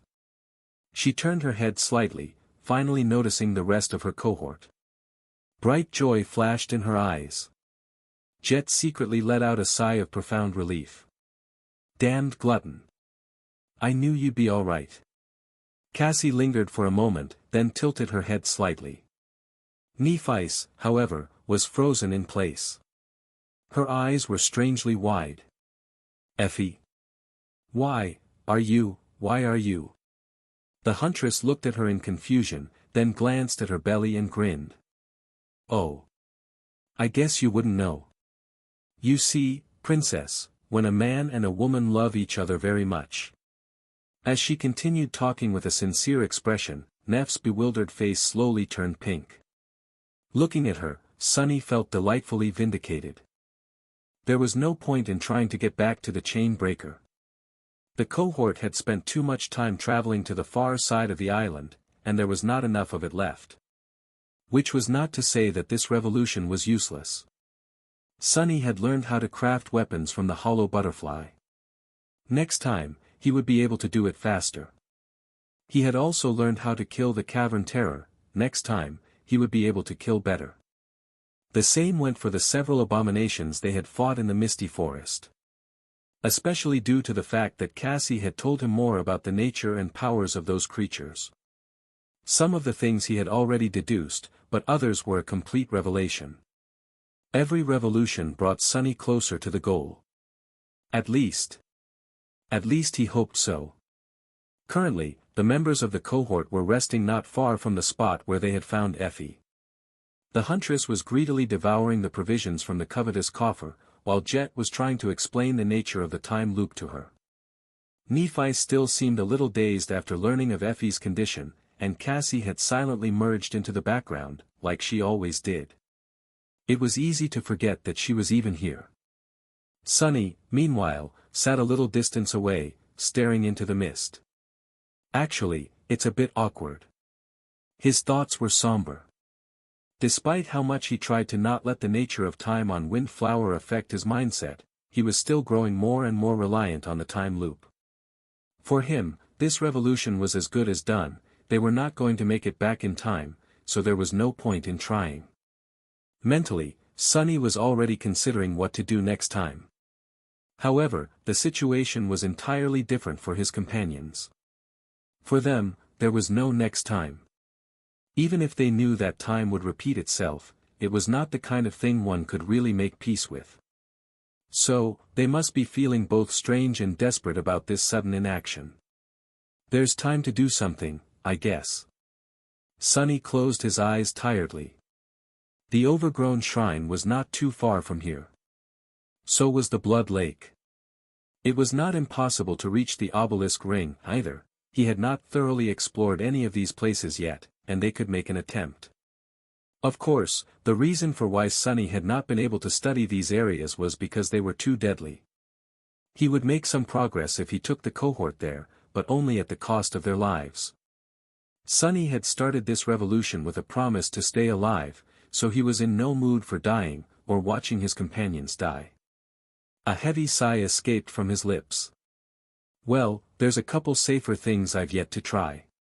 Since Sonny was currently in the information-gathering phase of his vague plan to escape Windflower, there were plenty of options he had yet to explore. He summoned a memory. Soon, an ominous mirror encased in dark silver appeared in his hand, its surface like a pool of mercury. The Mirror of Truth. He had received this ascended memory of the 7th tier after accidentally slaying the fallen titan, defiled seeker of truth. The abomination had practically fallen on his head during the joint battle in East Antarctica, and was killed by him out of pure luck. Its single enchantment allowed Sonny to gain one power of a being caught in the reflection of the Mirror of Truth, for a period of time. The memory would be destroyed after that.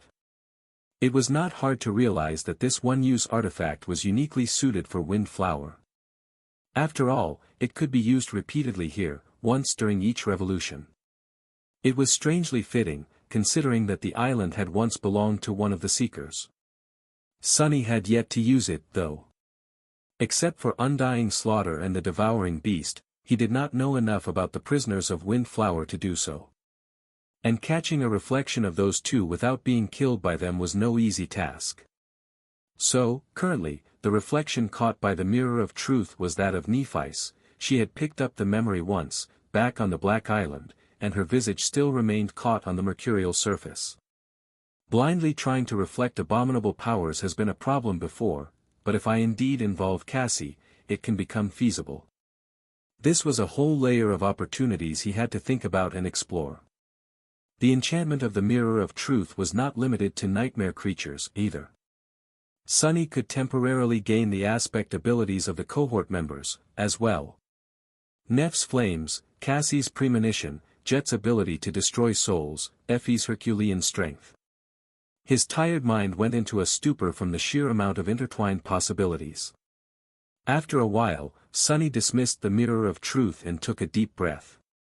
There was another tool at his disposal that he had not used yet. The fragment of Shadow God's domain that he had received as a reward for mastering the fourth step of Shadow Dance. He had not experimented with it before due to the fear of wasting this powerful legacy relic. But now that Sunny was inside of the loop, was there a better place to learn what the domain fragment could actually do? He had been considering unleashing it for a while now. What stopped Sunny before was the desire to learn more about Windflower first. But he had already explored most of it, at least tentatively. Was there a reason to wait? Only one. He was exhausted. Sunny stared bleakly into the mist. The Mirror of Truth and the fragment of Shadow's domain. I'll try them next. But first, he really needed a break. Assessing these two tools would go much better with a fresh mind. Glancing at the members of the cohort, Sunny hesitated for a few moments and then asked. Do you guys want me to do anything specific once the next revolution starts? When was the last time he had a real day off, free to do anything he wanted, or do nothing at all? Even in the periods of relative calm, Sunny had always been burdened by the need to accomplish so many things. This time, he wasn't going to bother. He was just going to rest. A hint of excitement suddenly bloomed in his ragged heart. Sunny waited for a moment, then waited some more. He was back on the deck of the chain breaker, surrounded by flowing mist. A slight tremor ran through his body. I'm tired. He straightened slowly and stared into the fog. It was time for him to take a break, but Sunny wasn't even sure what he was supposed to do. His companions were just as useless as far as resting was concerned, none of them had given him a single good idea.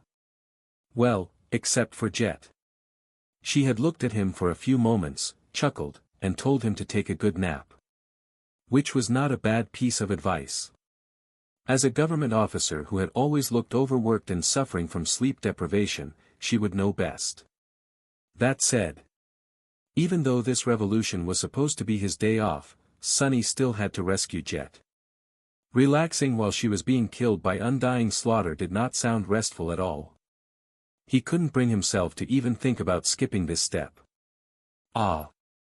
Glancing at Nephi's and Cassie, Sunny walked over to Nightmare and climbed into the saddle. Neph looked at him questioningly. Sunny. What are you doing? He couldn't be bothered to explain things properly. Leaving. Don't worry, I'll be back soon. Until then, just stay here. Leaving the two bewildered young women behind, Nightmare leaped into the mist. As the familiar scenes flew past him, Sunny summoned the Mirror of Truth and studied the reflection of Neph's on its mercurial surface. After hesitating for a few moments, he activated the searching reflection enchantment. At the same time, he imagined a pure white flame and thought. Soul flame. A small crack appeared on the silver mirror. Suddenly, Sunny felt very strange. It was as if his soul, which had always been still and silent, was in motion, rolling, billowing, burning. It was not painful, just unfamiliar. Soul flame, ability description: your soul burns with the purest of flames. That flame can both restore and destroy, and is both a blessing and a curse. How peculiar. Sunny had gained Neff's dormant ability. It was then that he realized an important detail: possessing something and being in control of it were two different things. He should have expected that much, though. After all, it took him some time to learn how to use his own aspect. For the rest of the way, Sunny kept trying to manifest soul flame. As he did, more tiny cracks appeared on the surface of the mirror of truth. Judging by the rate at which the memory deteriorated, he could borrow a dormant ability for about half a day. He suspected that an awakened one would destroy the memory in a few hours, while an ascended one would not last for more than one. A transcendent ability might shatter the mirror of truth in mere minutes, while anything greater, perhaps just a few moments, would be enough. Still, it was sort of exhilarating. Eventually, a small black flame appeared on his palm. Sunny stared at it incredulously. It's black. He had expected to see the pure white flame, just like what Nephi's could summon. But it made sense. Soul flame was just that, flame produced from one soul. Neff's soul was pure and incandescent, while his was lightless and dark. Sunny also felt that his black flame was much, much weaker than hers.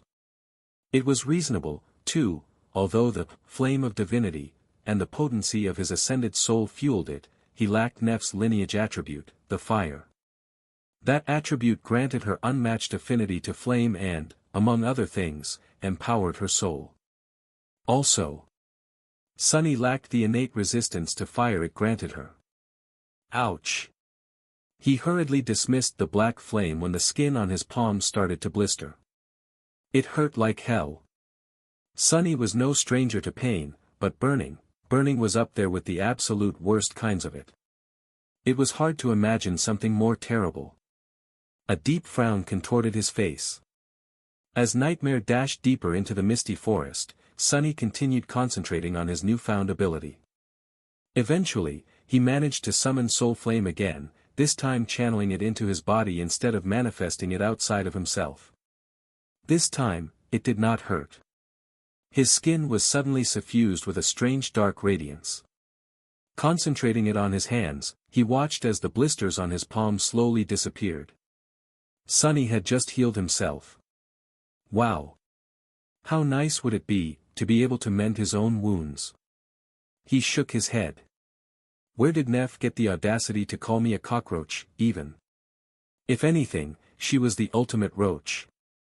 He spent a bit more time experimenting with Soul Flame and eventually managed to get it to empower his body.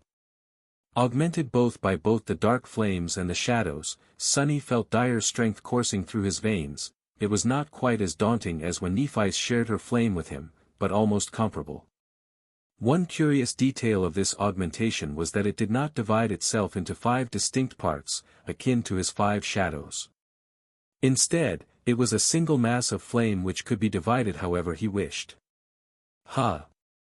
Sunny imagined being augmented by his 5 shadows, all of the authentic Soul Flame, all of the mirrored Soul Flame, Effie's ascended ability, and the crown of dawn on top of that. Wouldn't that turn him into an absolute monster? Yes, it would. Sadly, Windflower was a place where even a monster like that was close to the bottom of the food chain. It's an option worth remembering, though. At this point, Sunny could already smell Jet's blood in the air. Galloping past the familiar trees, he noticed her hunched figure and reached down. Grab my hand. Jet looked up, her face pale and pained. It took her a moment to recognize his voice, and another one to shake off her shock. Not even understanding the situation completely, she reached forward. Sunny pulled her up. This time, however, he put Jet in front of him, instead of behind him. They ended up in quite an awkward pose, his hand pressed against her back and soaked in her blood. She grimaced. Sunny, you really know how to. He interrupted her. Make a girl squeal. Yeah. I know. Now, stay still. His bloodied hand was suddenly suffused with the dark radiance once again. And washed in that radiance, Jet's wound slowly began to heal. It was nowhere near as fast and efficient as when Nephi's healed people, but it still worked. And since Neph was currently devoid of essence, that was more than enough. A dark smile appeared on his face. That should save me a lot of time in the future. No matter how many times the future repeated itself. Soon, Nightmare landed on the deck of the chain breaker. Sunny had been a bit distracted, so he was surprised to see that Nephis was pointing her sword at him. After a short moment, she let out a sigh and sheathed it again. Right. They didn't see us approaching because of the mist, and then something fast jumped out of it and landed on the ship. After the lackluster explanation Sunny had given them, both Cassie and Nephis must have been tense and uneasy for the past half an hour. You're back. Nephis started to talk, but then grew silent. She had finally noticed the bloodied figure sitting in front of Sunny. Jet used that moment to gingerly jump down and stretch. Horse riding is just not for me. I miss my PTV. Cassie seemed taken aback. Soul Reaper Jet? Jet nodded and smiled. One and only. Then, her expression darkened. Well. I suppose not anymore. For a few moments, everyone was silent. Nephis and Cassie were looking between Sunny and Jet, startled. He had already dismounted and was rubbing his face, a little spaced out. Sunny, you have already found Jet? He stared at Nephis for a moment, then nodded. Yes. I also found Effie. She's on the other side of the island, but we can't go there yet. Oh. Undying Slaughter and Devouring Beast are also here. As well as a number of great nightmare creatures. Basically, everywhere you go on this island, only death awaits. All of it was news for Cassie and Neph, and most of it was news to Jet. He paused for a moment, ignoring their somber expressions, and nodded. All right. I'm going to sleep. Don't leave the ship. Sunny headed for the hatch to the interior of the ship, but was stopped by Nephis. Wait, if you don't mind. How do you know all this? What happened? The corner of his eye twitched. Windflower exists inside a closed loop of repeating time, and I have already lived through this day a few dozen times. I can remember the previous revolutions because of my cursed sword. The last time around, you told me to rest, so that's what I'm doing. I'm going to take a nap. Now, if you'll excuse me. He walked between the three frozen women and disappeared into the hatch. Finding his way to his sleeping quarters, Sunny dismissed his mantle and toppled onto his bed. His pillow had never felt so soft. I'll take a small nap, just a few hours, and then explain everything properly. Closing his eyes, he instantly fell into the comforting embrace of sleep. The next thing Sunny knew, he was crouching on the deck of the chain breaker, just as tired as he had been before. He waited for a moment, then straightened and looked around in confusion. What is this? Sunny was back to the start of the loop. His expression soured. What the hell? Did I sleep through the whole day? Or had something killed him in his sleep? Turning around, Sunny frowned and looked at Nephis. She met his gaze and said, I'm fine. I can still put up a fight. He stared at her for a moment, then cursed and jumped into the saddle. Before Nephis or Cassie could say anything, the dark destrier had already disappeared into the mist. I just want to sleep in peace. How hard can it be? Sunny used the mirror of truth again, found Jet, and healed her. Returning to the chain breaker, he dismounted first and looked at his tense and startled companions in exasperation. Before they could say anything, he raised a hand and stopped them. Yes, I found Jet. Time loops on this island, so I have already lived through these events a bunch of times. Leaving the ship is too dangerous, so please don't. I am going to sleep. I might seem crazy and rude, but it was actually you who insisted that I take a break. I'll be off, then. With that, he nodded and used shadow step to disappear from the deck. 3 confused women were left in his wake. Falling on his bed, Sonny closed his eyes and sighed. Sleep.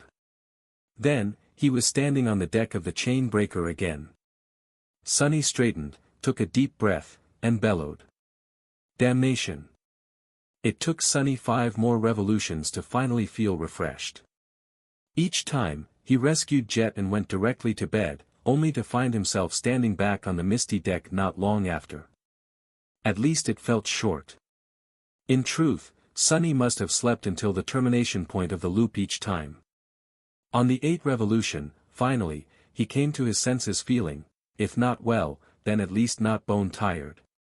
His mind was clear, and his thoughts flowed freely without being burdened by the weight of accumulated stress. I must have been more exhausted than I thought. His recovery speed was already supposed to be incredible thanks to the Shroud of Dusk. Considering that it took him a whole week of doing pretty much nothing but sleeping to recover. Sonny promised himself not to underestimate the strain of reliving the horrors of Windflower over and over again anymore. Luckily, he had paused before his sanity collapsed. That said, his mental state was still delicate. Giving himself enough time to sleep was one thing, but he also had to go through some kind of positive experiences to counter the destructive effect of dying repeatedly in all kinds of macabre ways. What is supposed to come after getting a good night's sleep? Staring into the mist, Sonny pondered for a while, and then smiled. Actually, isn't it obvious? It was breakfast. Nodding to himself, he walked past Nephice and Cassie and climbed into the saddle. Both of them looked at him in surprise. Sonny. What are you doing? He looked down at his companions and lingered for a few moments. Then, he said. I have an idea of where Jet is. I'll go fetch her really quick. Meanwhile, though, I have a strange request. Turning to Nephice, he put on his most pleasant smile. Neph, it might sound weird, but can you cook up something tasty while I'm gone? Go all out. Use any ingredient you need. It's rather important that you don't hold back. She simply stared at him, a hint of confusion hiding in her striking gray eyes. I guess I can. Sonny grinned. Great. Oh. Don't forget to make coffee. Wait, we don't have coffee, tea, then. The best tea we have. With that, he commanded Nightmare to leap into the mist. It was time for him to be pampered a little. Some time later, Sonny was sitting on his opulent memory chair in front of a veritable feast of all kinds of delicious food. Better yet, it was all prepared by Nephice. He was drooling from just looking at it. They were currently at the mess deck of the chain breaker. Sonny was sick and tired of the mist, so being away from it was already doing wonders for his mood. Because of the dimness of the outside world, the mess deck was illuminated by the warm light of luminous memories. The fragrance of his luxurious breakfast permeated the air. Nephice was staring at him with an serious expression, her confusion hidden so well that no one except for him would have detected it. You said that it was important, so. I did my best. Sonny marveled at how endearing her seriousness was, then nodded and immediately picked up his chopsticks. Where to start? For a moment, he was lost for choice. But only for a moment. Soon, he was happily stuffing his face with several dishes at the same time. His table manners would make Fiend look like a gentleman, in comparison. Nephice, Cassie, and Jet stared at him incredulously. After a while, Jet let out a long sigh and asked. Sonny, sorry to interrupt your meal, but aren't you going to explain what is going on? He stopped chewing for a moment and glanced at her briefly. I might. Then, he asked sweetly. Oh, can anyone pour me a cup of tea? The teapot was right there in front of him, but what was the point of being pampered if he had to do everything himself? Nephice blinked, confused. Can't you do it yourself? Sonny smiled. Considering that his cheeks had ballooned because of all the food in his mouth, his smile looked nothing short of ridiculous. I can. There were a few moments of awkward silence. Then, Nephi sighed and poured tea in a beautiful porcelain cup. Here you go. Sunny nodded in gratitude and chased down the food with a sip of the bitter tea. Ah, shame there's no coffee anywhere in this tomb. He was enjoying his break quite a bit. The other three, however, seemed a little concerned. After a while, Nephi cleared her throat and asked evenly. So, are you going to tell us what is going on or not? Sunny swallowed, took another sip of tea, and gave her a contemplative look. Well, you see. How do I put it? I just wanted you to make me breakfast. Neff's usually motionless face seemed to twitch a little. But he was not done talking. His voice turned grave. Because I don't have a lot of time left. I only have a day to live. She was suddenly pale. Jet's eyes widened. Cassie flinched. All three of them knew that Sunny could not lie. Which meant that, he was really going to die. What? Sunny nodded solemnly. Yes. Sadly, it's true. I am going to die soon. It's inevitable, and none of you can stop it. So, I just wanted to spend a pleasant day with you, guys, gals. Anyway, this breakfast is a good start. There was dead silence in the mess deck. Jet was frozen still. Cassie seemed petrified. Nephi, however, slowly leaned over, raised a hand, and poked his face with a finger.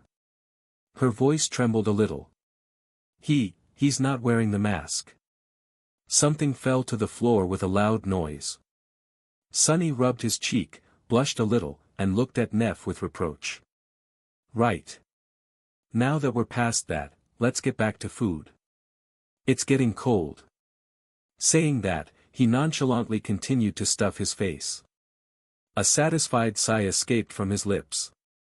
After a few moments, he looked up and saw three beautiful women staring at him in stunned silence. Their faces were pale. Sunny sighed and raised an eyebrow. What? Cassie did not move. Furious white sparks ignited in the depths of Neff's eyes. But it was Jet who broke the silence first. What do you mean, what? Do you expect to drop that bomb on us and continue eating as if nothing happened? What do you mean, you are going to die? Why? Who is going to kill you? How do we prevent it? It was probably the first time Sunny saw the infamous Soul Reaper Jet lose her composure. Well, disregarding the days she was crawling around their raft trying to eat him. But she had been much calmer even then. Nephi opened her mouth, then closed it, then opened it again. Eventually, she simply pointed to Jet. Cassie nodded. What Master Jet said. Sunny blinked a few times and put a confused expression on his face. I mean, yes. Do you expect me to let all this food go to waste? And I mean dying by going to die. A terrible nightmare creature is going to kill me. As for preventing it, there's no point, really. It is what it is. He reached for his tea and shook his head. I don't get it. Why are you guys making a scene? He basked in their comical expressions for a few moments, and then exploded with laughter. Oh, sorry, damn. I think I am starting to understand Effie better. This is really fun.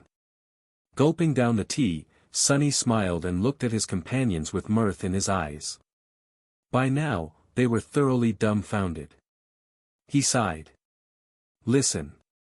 I did not tell you before, but this whirlpool is actually a whirlpool of time. Time moves in a circle on this island, meaning this day repeats itself over and over. They stared at him silently. What I mean to say is that all of us have been reliving the same day ever since arriving at Windflower. I'm just the only one who remembers the previous ones. I've died a few dozen times already trying to get us out, and I'll definitely die many more times before we finally escape this hellhole. His teeth gleamed in a cavalier grin.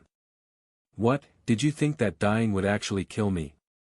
Since his companion seemed to be having trouble with comprehending the nature of the time loop, Sunny explained it again, this time in detail. He wasn't hurried, and did not forget to thoroughly enjoy Neff's breakfast in the process. Luckily, Sunny already had rich experience of having this conversation, so he did it again with ease. His mood was quite good. When he was done, Nephis, Cassie, and Jet glanced at each other. After a few moments of silence, Nephis asked.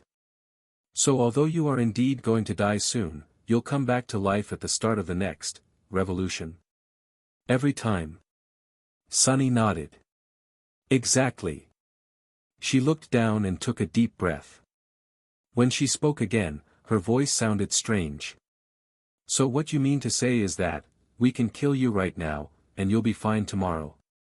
Sunny scratched his head. I guess so. Although it's a weird way to put it.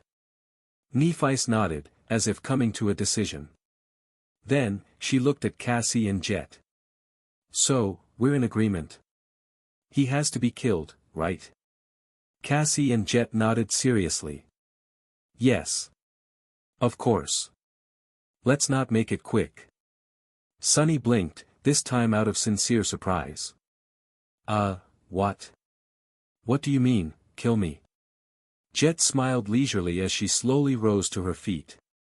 Why are you making a scene? We'll just kill you a little. For education purposes. Suddenly, a cold chill crept up his spine. Cassie and Nephis were standing up, as well. Wait a minute. This has somehow gone terribly wrong. It was just a little joke. Today is supposed to be my day off, okay? Don't do anything rash. A small smile appeared on Neff's face, with dangerous sparks dancing in her eyes. You don't have to worry, we won't rush. His 5 shadows observed the scene with a mix of disdain and pity. A few of them shook their heads dejectedly. Why are they so angry? After a moment, the shadows winced. Loud sounds of something heavy crashing into the floor resounded from the mess deck of the chain breaker for a while after that. In the end, Sunny was not killed. However, he did receive a few bruises. Considering that his skin was not easy to bruise due to the marble shell, it went to show just how much his little stunt had angered the 3 women. Luckily, they calmed down pretty fast. Even luckier, Sunny had wisely finished his breakfast before drawing their ire. In the aftermath of his punishment, the mess deck was in complete disarray, and there was nothing edible left on the overturned table. The wrath of 3 infuriated masters was a frightening thing. I don't get it, it was just a little joke.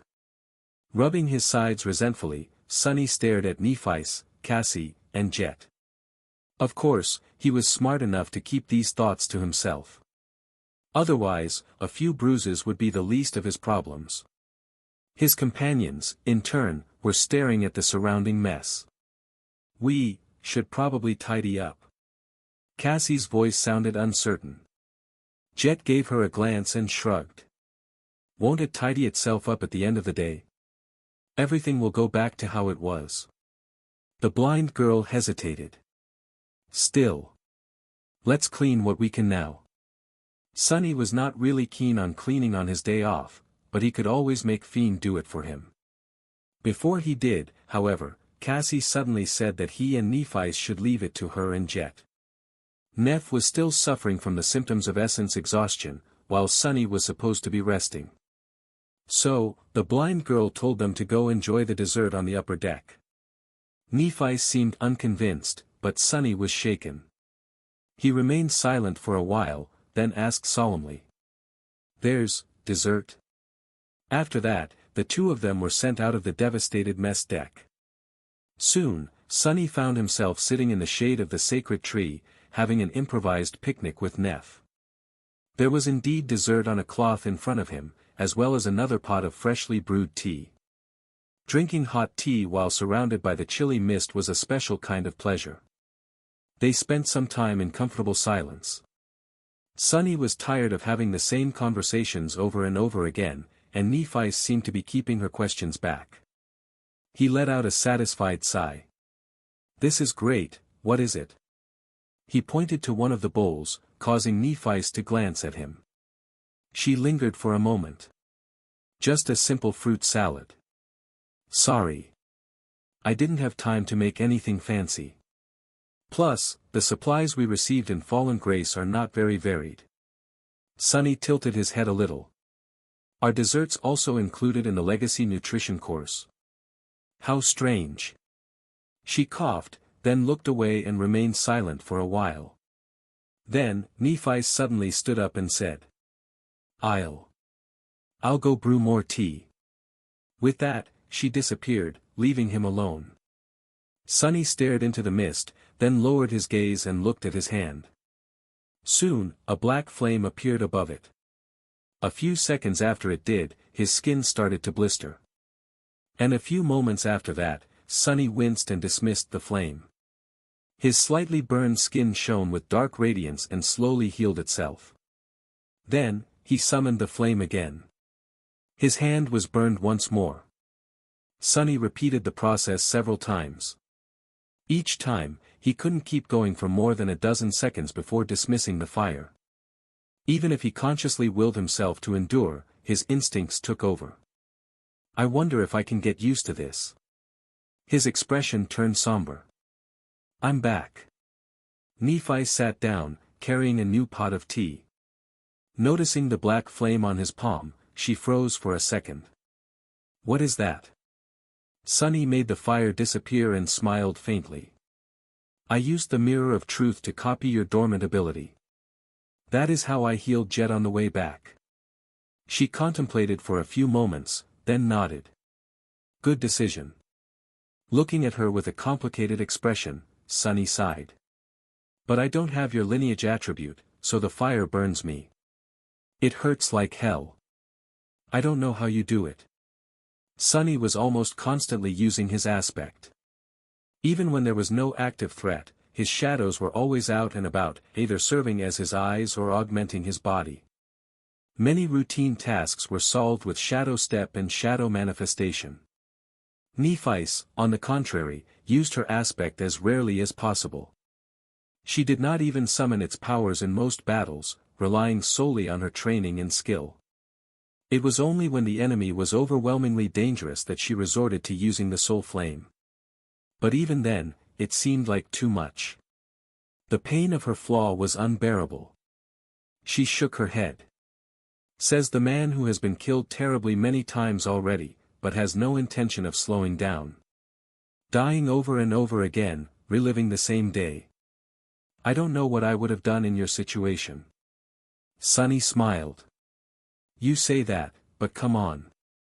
We both know that you would have seen it as a wonderful opportunity to fit more sword practice in your schedule. The corner of Neff's mouth curled upward. Maybe I would. She remained silent for a while, looking into the fog, then said with a hint of wonder in her voice. But then again. It would be strange and tempting, to know that no matter what I do, there would be no consequences tomorrow. Maybe I would have done some things that I never dared to do before. Sunny stared at her in confusion, then frowned. Hey! If you are going to insinuate that I'm a pervert again, let me tell you that I'm absolutely innocent. I've not done anything inappropriate in any of these revolutions, nor am I planning to. He gave her an indignant glance, then suddenly grinned and added in a more subtle tone. Unless you want me to. Nephis chuckled and looked away. After a while, she said. I wasn't insinuating anything. But it is interesting where your mind immediately went, revealing, even. Sunny laughed. His day off was going better than he had expected. He was enjoying it quite a bit. Sunny and Nephis shared the desserts and enjoyed the tea. Their conversation flowed easily. Time passed slowly, but eventually, she rose and went to check on Jet and Cassie. Soon, the sound of her light steps faded away, and Sunny was left alone. He leaned on the trunk of the sacred tree, looking into the fog. His heart felt warm and at peace. But at the same time, Sunny could not throw what Neff had said out of his head. Do something that I never dared to do before. There were a few things he could think of. He sighed and stared into the distance. Sunny had complicated relationships with his closest companions, to say the least. Nephi's, Cassie, and he, there was a mess of emotions trapped between the three of them. Most of the things they wanted to say to each other had been left unspoken for a long time. Especially between Sunny and Nephi's. He hesitated. At this point, he would have to be a complete fool to remain blind to how he felt. Sunny shifted uncomfortably and lowered his gaze. His heart suddenly felt stifled. He grimaced, then brushed his hand across the wooden deck. Just say it. Can't you even say it? If he couldn't even say it now, then when would he? Wasn't he supposed to be the most honest person in two worlds? So why couldn't he even be honest with himself? Sunny remained motionless for a while, then let out a heavy sigh. I care about Nephi's. No, that was not it. That was just being coy. He grimaced and looked up, at the swaying branches of the sacred tree. Sunny remained motionless for a while. Then, he took a deep breath. And thought. I love Nephi's. His expression collapsed. It was true. It had been, for a long time. Sunny was not the most emotionally intelligent person, or at least he had not been before. If anything, his emotional development had been stunted, first by the rough life in the outskirts, then by the ruthless reality of the nightmare spell. Who had time to think about emotions when every day was a lethal battle for survival? So, it had taken him a long time to recognize the truth of how he felt for Nephi's ever since the Forgotten Shore.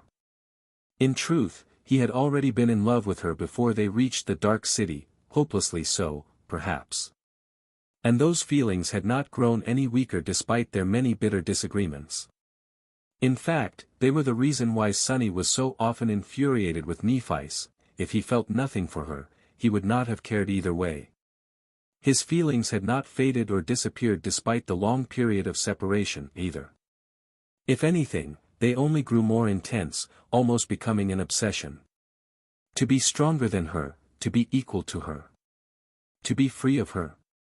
That was what he had claimed, but it was a lie. The indescribable relief, joy, and completeness he had felt when she returned to the waking world.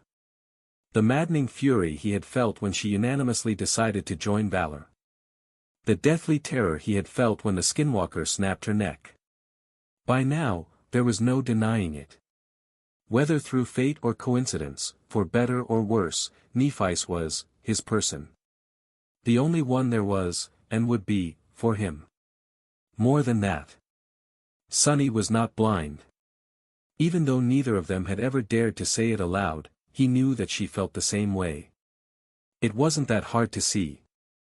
However, there was a reason why both of them kept quiet. Too many reasons, really. He lowered his head and closed his eyes for a moment. It was not because both of them did not really know how to handle their feelings and were shy about such things. Emotions were terribly messy, and that was just on their own. But when there were other obstacles involved. Sunny and Nephi's had different goals, and most of those goals were directly opposed to each other. Her pursuit of revenge against the spell left no space for something as frivolous as affection, or at least, in her heart, affection would always have to take the back seat. As for him, he had his reasons to stay silent as well. But maybe here in the loop, he didn't have to. How sweet. Sunny flinched and opened his eyes. The hateful sword wraith was standing in the mist, staring at him coldly. Ah, young love, well, you aren't wrong. I've been forced to watch you two circling each other fearfully for so long that it makes me sick to simply remember. At least you idiot finally admitted it. My, oh my. All it took was dying dozens of times. Sunny looked away. Shut up.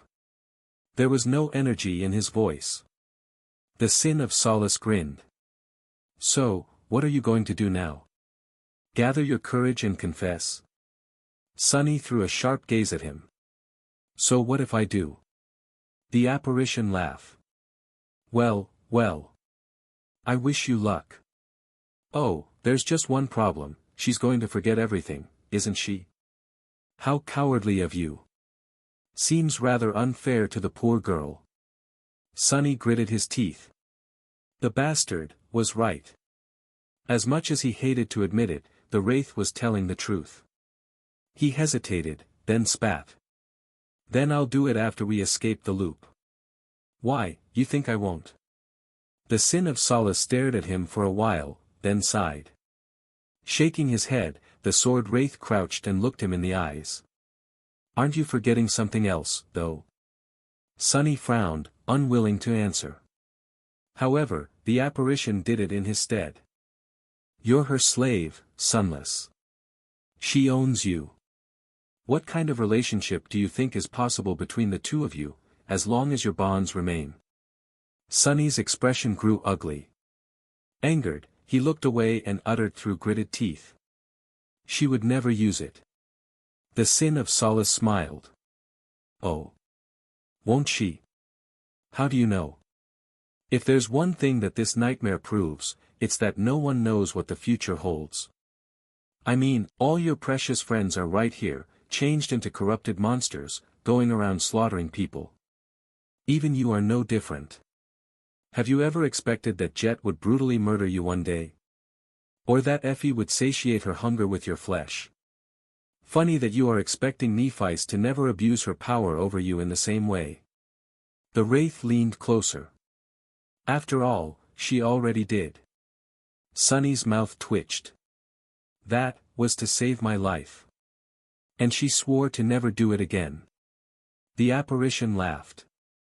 But she already broke that oath. Sonny frowned, staring at him angrily. What are you talking about? That time when she begged me not to die. That hardly constitutes a command. The Sin of Solace was smiling. No, it was that time the drowned attacked the chain breaker. What did she say back then? Go, I'll handle things here.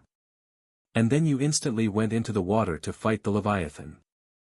Sonny looked at him in confusion. What? I was going to, anyway. But the apparition's smile only widened. Were you? The mist was swirling around them, cold and suffocating. Sonny tried to remember how their first battle with the drowned had gone, exactly, and scowled. Yes, I was. Even if I wasn't, it was just a slip of the tongue. The sword wraith looked at him disdainfully. A slip of the tongue? Certainly, if you say so. Yet, can you imagine having a relationship with someone who can rob you of your free will with a simple slip of the tongue? How do you imagine such a relationship working? What kind of perverse partnership would it be? Are you really willing to be at her mercy, always, and absolutely? The Sin of Solace laughed. Gods! You are so odious. So loathsome. So pathetic. Tell me, is there a more pathetic thing than a slave who begins to trust his slaver? Sonny stared at him silently, not knowing what to answer. Eventually, the apparition chuckled, shook his head, then stood up and walked away. His dark figure disappeared into the mist, as if it had never been here. If you are, go and surrender. Sonny lowered his head. A dark storm was raging in his mind. Curse it, curse my flaw, and curse the shadow bond. I wish it had never existed. The cold mist swirled around his face, hiding it. The world was silent. Sonny remained under the sacred tree for a while, staring silently into the mist. The cold wind blew from beyond the island, bringing with it an insidious chill. The silence was only broken by the muffled rustling of leaves. His thoughts were dark. He did not know how much time had passed, exactly, when something seemed to change about the world. Sonny let out a quiet sigh and rose to his feet, hugging himself to preserve what little warmth remained from escaping into the fog. Looking down, he lingered for a few moments and then said somberly. So you are finally here. At first, there was no response. Then, the fog moved slightly, revealing a vague silhouette that had been hidden by its flowing veil. A wraith made of mist was standing on the deck of the chain breaker, mere meters away. Her inhumanly cold blue eyes were gazing at him with no emotion. Sunny smiled darkly. No wonder it took me a whole week to catch up on sleep. Every time Sunny slept, he would come to his senses at the start of the loop. There were two possible explanations for why he did: either Sunny was sleeping for too long, or something killed him while he slept. He had assumed that it was the former. But now, he knew that it was the latter. His hands trembled and turned into fists. Of course, of course. Why else?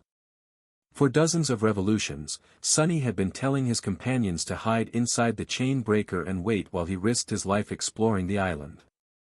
But who said that the ship was safe? Sunny had never seen Undying Slaughter find it.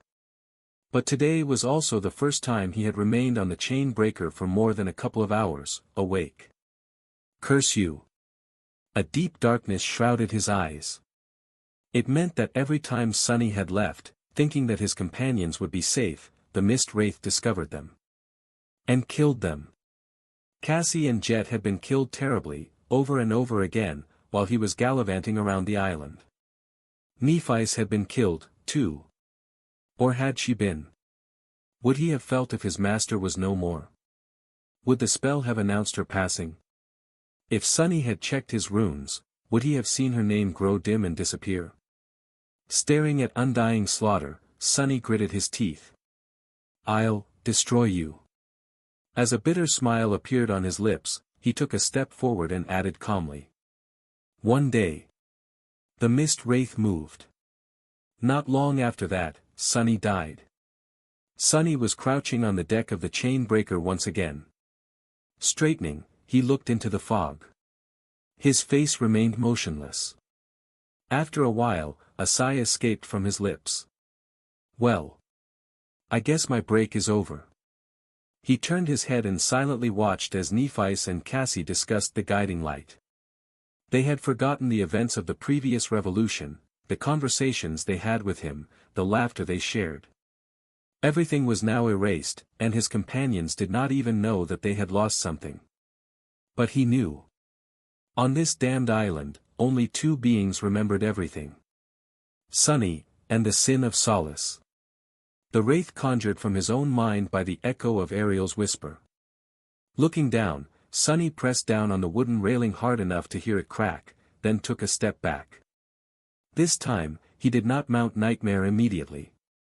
Instead, Sunny concentrated and summoned the runes. Something about his posture must have attracted the attention of his companions, because they both suddenly grew silent. A moment later, Nephis asked. Sunny. What is it? His gaze fell at the bottom of the field of runes. He remained silent for a bit, then answered calmly. I am going to try something.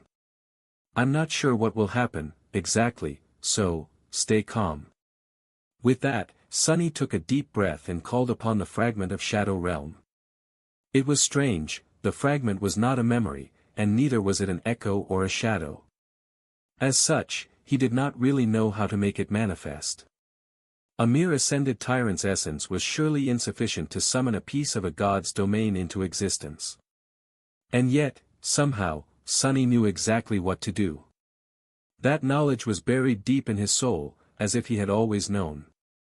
In the next moment, the world around them suddenly grew dimmer. Then dimmer, dimmer, and dimmer still. A strong gale rose, making Sunny's black mantle flutter.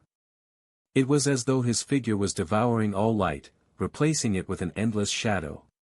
His eyes widened. Behind Sunny, Cassie shuddered. What? It was as though a tide of darkness flooded the world, rolling outward from the chain breaker. The sacred tree instantly disappeared from view, drowned in it, as did the figure of Saint at the bow of the ship. The dark cliffs could not be seen a moment later. The darkness did not stop there. Even though Nephis and Cassie could not perceive it, Sunny could. Somehow, he felt the entire island being swallowed by the shadow he had unleashed, with all light becoming extinguished in an instant. Soon, it was as though they were standing in a lightless, black void. Only Sunny could see that the world had not really disappeared, it was still there. The sacred tree still swayed subtly in the wind, and Saint was still standing at the bow.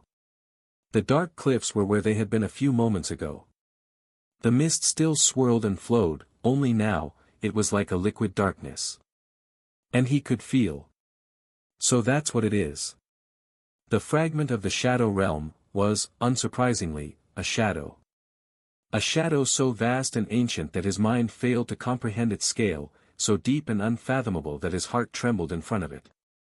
More than that, if Sunny wasn't mistaken, this inconceivable shadow was, of the divine rank. It was lightless and black, but shone with the golden light of divinity in his vision at the same time. It was not alive, but it wasn't empty like the shadows of inanimate objects, either.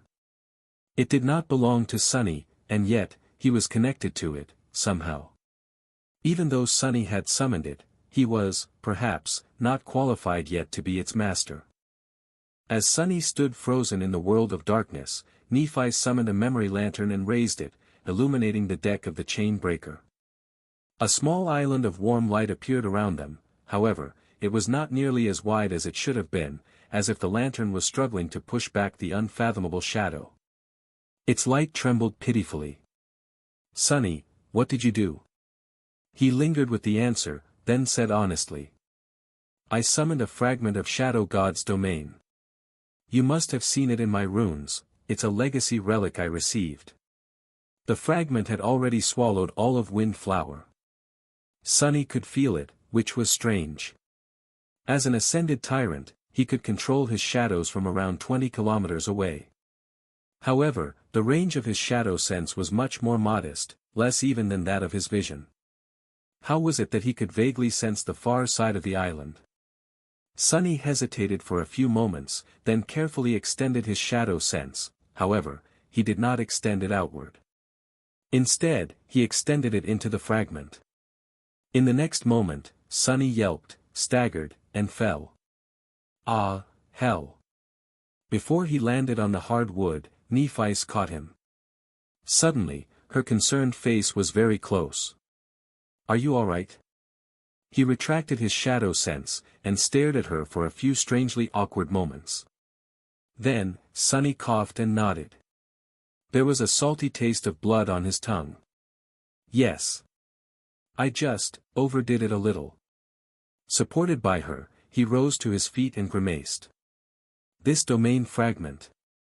I'm not sure what else it can do, but it definitely enhances the range of my shadow sense. To a degree where I can perceive everywhere on the island, at the same time, well, except for the tower. It seems to be shielded from view, somehow. Needless to say, that's not something that a human brain, even that of a master, is wired to handle." The sensory overload he had been blasted with was not something he wanted to experience again. Even though it was only like a minuscule fraction of the indescribable horror of using, "Where is my eye?" the strain was still too much for Sunny. And that was not even counting what he would perceive. There were all kinds of great and terrible creatures on Wind Flower, and witnessing some of them was dangerous in and of itself. Not to mention that more than one of these beings were capable of staring back at him. That said, Sunny was almost certain that he could be more precise with spreading his senses through the fragment. He reassured Nephi and Cassie that everything was all right, and made another attempt. A moment later, his stifled scream traveled through the mist. In the end, it took Sunny some time, and a lot of cursing, to teach himself how to limit the scope of his shadow sense to a comparatively narrow area. The boon of this situation was that he could concentrate on any location on the island, meaning that he could observe all of it at will. He could also feel something else. As long as he remained in the unfathomable depths of the fragment, his aspect seemed to be enhanced. It was as if the ancient shadow was nourishing it. Sunny was not sure yet what this enhancement meant, but it had to be useful. As soon as he grew confident in not collapsing after extending his shadow sense into the dark distance, Sunny concentrated and searched for Jet. Soon, he felt her moving through the forest. Drops of blood fell into the moss, and a murderous wraith was pursuing her. How convenient. Jumping into the saddle, Sunny warned Nephi and Cassie to stay on the chain breaker and sent his steed into the mist. The next hour went somewhat differently from how it usually was. The descent of the Shadow Realm fragment affected his companions enough so that their familiar reactions and thoughts changed, but overall, it was all the same. Sunny rescued Jet, healed her with the help of the Mirror of Truth, and returned to the Chain Breaker. Then, he explained the nature of the loop to the members of the cohort. After that, however, Sunny had to make new decisions. Now that he knew that leaving his companions on the Chain Breaker was tantamount to leaving them for dead, there was no other choice but to venture into the mist together, which was a moot point, really, considering that he had already decided to rely on teamwork more before his break. His goal of compiling a time map of Windflower had become much easier, as well, due to how far his shadow sense could reach in the boundary of the fragment. Perhaps the best thing about the fragment of Shadow's domain was that it existed independently of Sunny. It was not manifested from his essence, and did not consume it to exist. On the flip side, it was also not under his control. Although Sunny could benefit from being within a piece of Shadow God's domain, he had not magically become akin to a sovereign. There was an unexpected, but welcome side effect to his innate connection to the inconceivable shadow, though. It was that the rudimentary affinity to water that the Crown of Twilight granted him could spread through the fragment, as well. And since mist was made of water, Sunny found himself capable of influencing the fog. He could make it thicker, or push it away from a certain area. It was hard to say how beneficial, exactly, such an ability would be. But Sunny felt that he would find a way to use it to his advantage. Other than that, the most obvious advantage of the fragment was that Sunny could manifest it into tangible objects. Even though these objects were manifested with ascended essence, their origin was still a divine shadow. As such, they were much more powerful and robust than what he had been able to conjure up previously. Of course, using them burned a tremendously larger amount of essence in proportion. The last thing Sunny experimented with was dismissing the fragment of the Shadow Realm. Sadly, it seemed impossible. Just as he had expected, once unleashed, the fragment couldn't be taken back. Or at least he had no authority to do so. The only exception was the Shadow Lantern.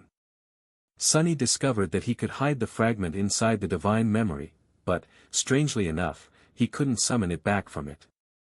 Once the inconceivable shadow entered the gate of the Black Lantern, it was as though it disappeared forever. He was somewhat disheartened, but at the same elated. Armed with the fragment and the Mirror of Truth and supported by the members of the cohort, suddenly, Sunny felt that creating a moving map of Windflower was not as impossible of a task anymore. Without wasting any time, he got to work. He was going to find a way to escape this endless hell, and take his companions with him. Over the next few revolutions, Sunny repeated the same actions. He would summon the fragment of Shadow Realm, rescue Jet, enter the cave system below the island with the cohort, and slay the Cavern Terror. Then, they would proceed to the far side of the island, find Effie, and hide from danger until the end of the loop. Each time, the time it took to reach the northern edge of Windflower grew shorter, but it was still not nearly short enough. So, Sunny continued to study the island and perfect his time map. He kept the cohort safe, or at least tried to, and explored Windflower through shadow sense. He progressed swiftly due to how drastically the fragment extended its reach. Sunny already knew which places on the island were too dangerous to observe, so he managed to avoid drawing the attention of the beings who dwelled there. Apart from those horrors, the rest of the creatures imprisoned on Windflower were now like an open book to him. Or rather, somewhat like an open book. Although he could perceive the movement of their shadows, that unique sense of his was not a true replacement for sight. Nor could it replace the experience of actually facing the abominations. Luckily, Sunny had already done so in the previous revolutions. Combined with his already existing experience, shadow sense was enough to help him compile a map. He experimented with the Mirror of Truth, as well, to a varying degree of success. The second aspect ability Sunny tried to copy was Cassie's premonition. He judged that sensing a few seconds into the future would make him nearly invincible. However, Sunny was left disappointed. He seemed to possess the right affinity to use her ability with a high level of efficiency, but it was simply too strange. He had long been accustomed to perceiving the world from different points of view simultaneously. That was how he was able to scout through his shadows, after all. His mental ability was further increased by the shroud of dusk. However, suddenly perceiving two distinct, but moving and overlapping threads of time was just too much. The first time Sunny activated the premonition ability, he instantly got disoriented and fell to the ground. Simply trying to take a step was enough to paralyze him. Dazed and lost, he stumbled around blindly for a while, then deactivated the enchantment of the Mirror of Truth and watched it crumble into pieces. His head was spinning. Perhaps Sunny could adapt to Cassie's strange way of perceiving the world, but it was not going to be a short process. His time was better spent exploring other opportunities. Neff's ability to control fire, on the other hand, was easy enough to master. Sadly, it was not very useful without her affinities and her soul flame. The same could be said about Cassie's ability to perceive the world through someone else. Then, there was Jet. Sunny had high hopes for her ascended ability, not because it allowed her to absorb fragments of shattered soul cores and improve her own, but because it removed the limit of how much her body could be enhanced by essence. Sunny had an enormous reserve of essence, as far as masters were concerned, so, he thought that he could make himself as powerful as a saint with the help of this ability. Outrageously, his first attempt ended in one of the most gruesome deaths he had experienced in the loop. As it turned out, the ability to oversaturate her flesh with essence worked for Jet only because of her unique constitution, not quite dead, but also not alive. When Sunny tried doing the same, he was quite literally torn apart from the inside. He did not make the second attempt. Her dormant ability could allow him to absorb the essence of the enemies he killed, a useful tool, but not useful enough to sacrifice the Mirror of Truth for, at least not in their current situation. Her awakened ability, though, was extremely powerful. Being able to strike the souls of his enemies directly, it was hard to describe how much more deadly of a creature it made Sunny. Effie's physical augmentation wasn't bad either. However, there was one ability that outshone them all. It was Cassie's dormant ability. That ability allowed her to learn a lot about the aspects and attributes of awakened, as well as the attributes and unholy powers of nightmare creatures. Cassie had to be close to receive that information, but Sunny could rely on his shadows to serve as his eyes. He could even gain some knowledge purely through shadow sense. That allowed him to study the prisoners of Windflower infinitely faster than he had ever expected. Slowly but surely, his knowledge of Windflower grew. Armed with that knowledge, the cohort managed to kill the rotting leopard. They clashed and triumphed over the giant octopus-like abomination, as well. They even learned how to destroy the swarm of black millipedes. The time map he had been trying to create was becoming more and more complete. There were empty spaces on it, of course. For example, Sunny had never managed to learn much about the tower. There were a few places on the island that were too lethal for him to explore, as well. But he did not need to study them, anyway, because his goal was not the exploration of Windflower. His goal was simply to get to Effie and return to the chain breaker in time, then escape this hell and never look back. Nevertheless, the closer his time map came to completion, the colder Sunny felt. It was because he was growing more and more wary of the truths he learned. The purpose of creating the map was to track the movements of the dangerous nightmare creatures across the island throughout the loop. He needed to know about them to create the most efficient path to the far side of the island and back, to rescue both Jet and Effie and leave Windflower in the span of a single day. However, once Sunny had most of the information he needed, he felt nothing but dread, realizing that that goal was utterly unattainable. Even the most efficient of the remotely safe routes was not fast enough to get him to where he needed to be. Even if he made Effie ride Nightmare, there was not enough time.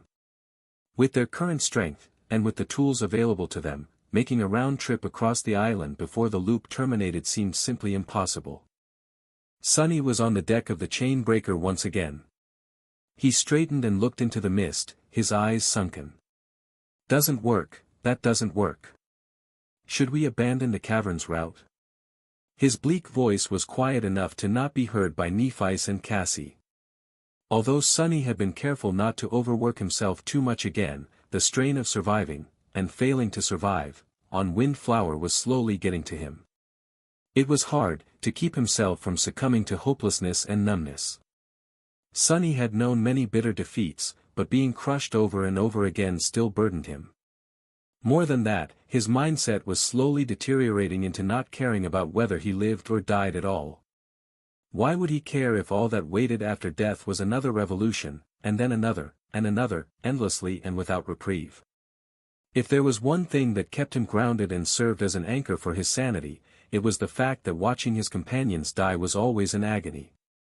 Even knowing that they would be reborn in the loop did not ease the pain and desperation Sonny felt each time he calculated and led them to their deaths. If he was by himself, he probably would not have given up, but his focus and determination would have deteriorated much faster.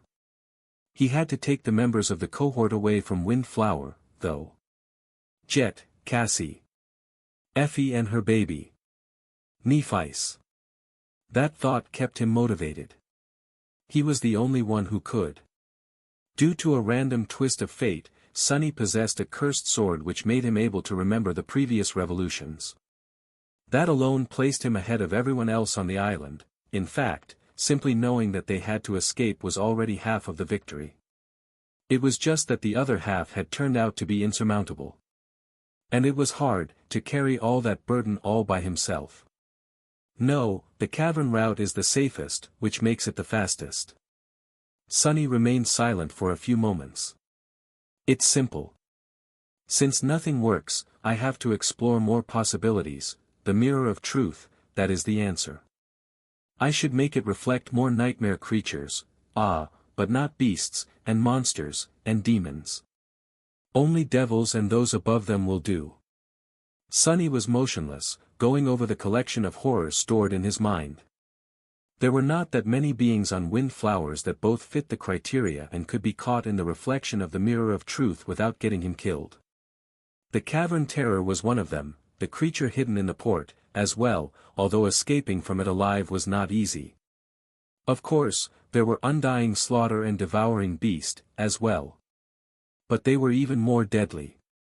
Suddenly, a strange disharmony entered his thoughts. Sonny frowned and tried to discover its source. What was it?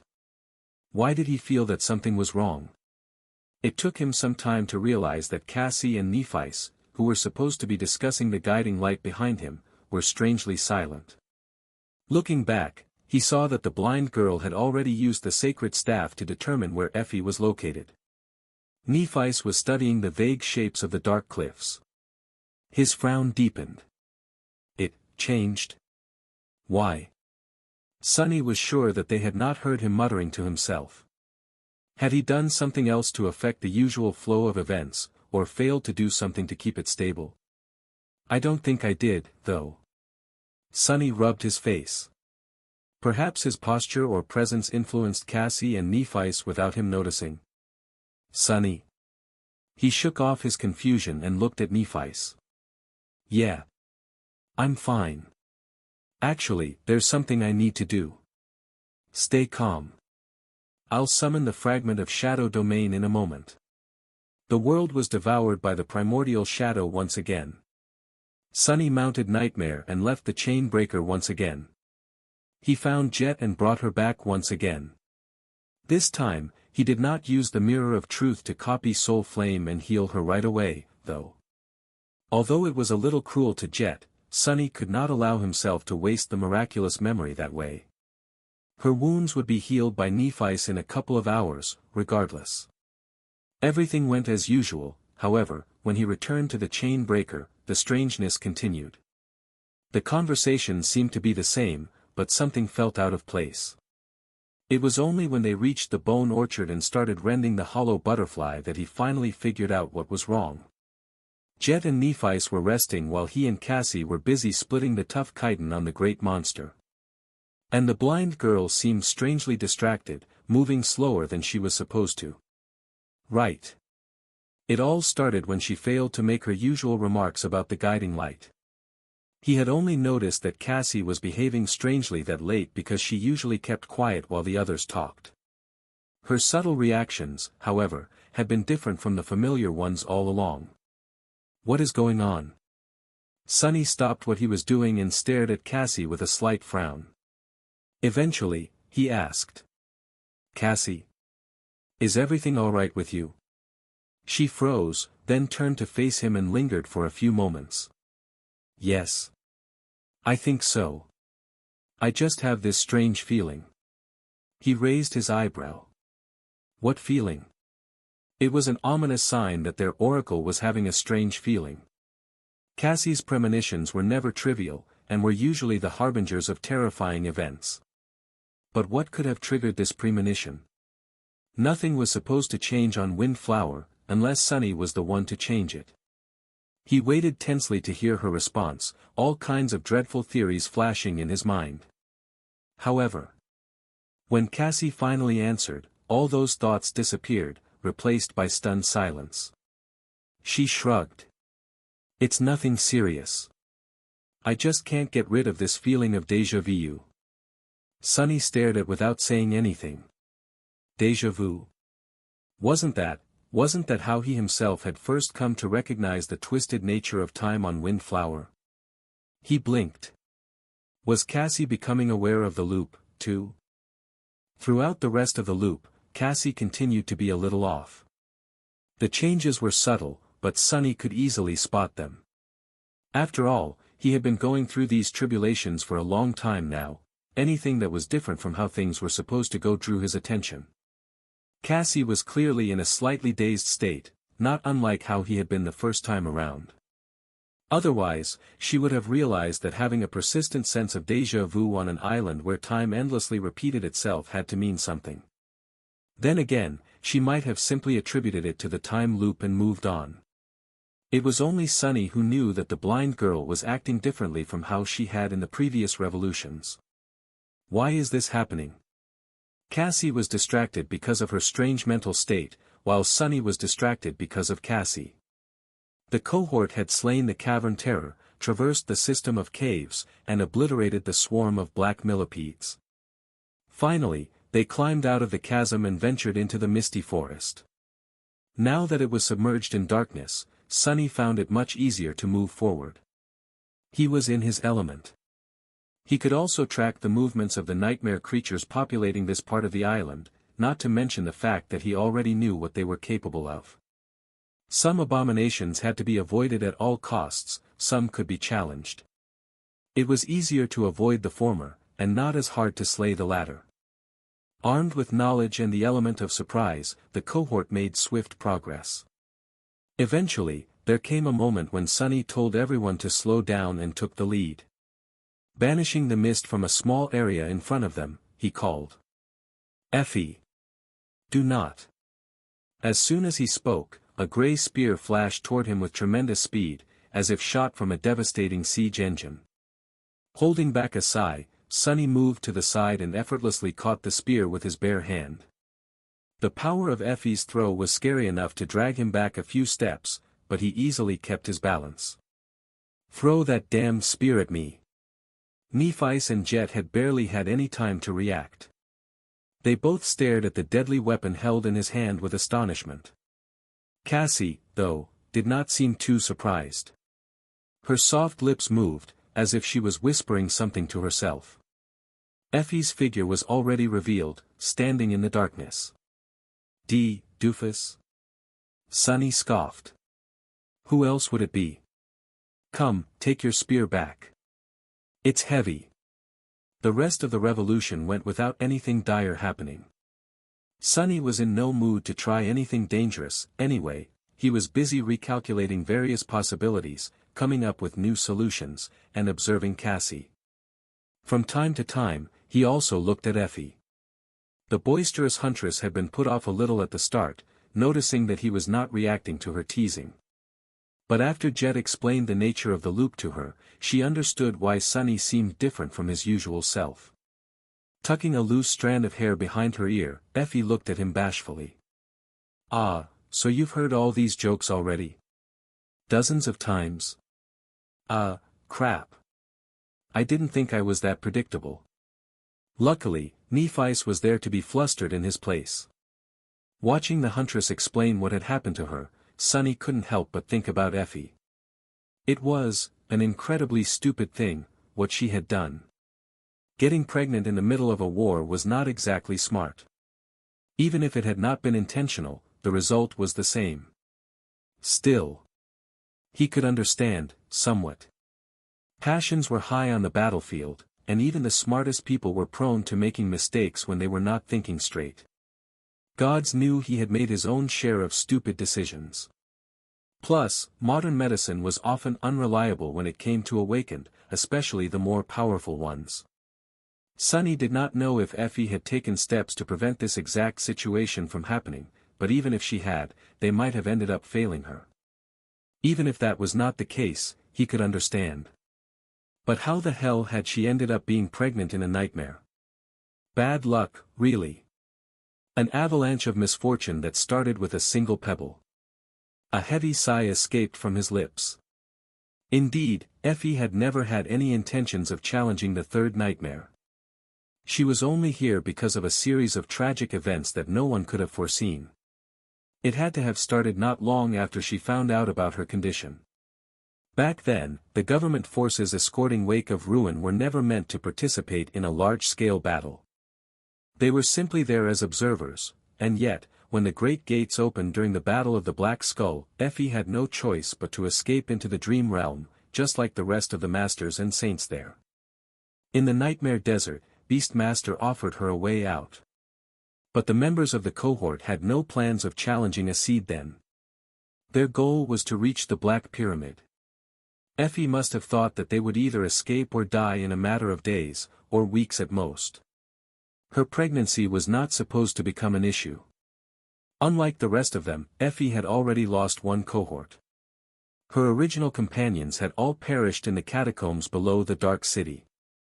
The thought of becoming the lone survivor once again must have been unbearable.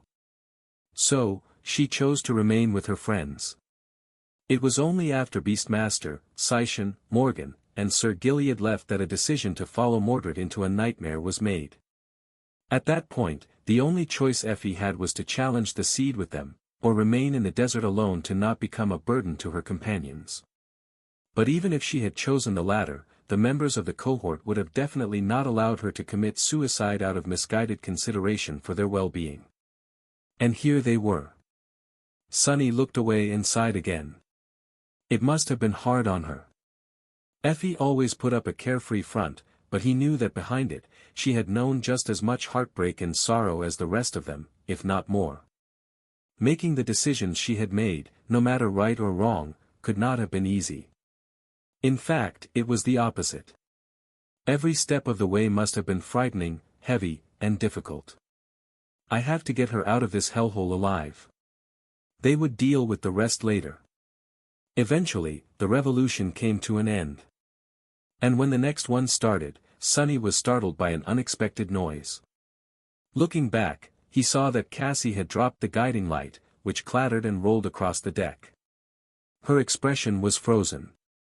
Taking a step toward the blind girl, Sunny lingered for a moment, and asked, "What's the matter?" Cassie slowly turned to face him and took a shallow breath.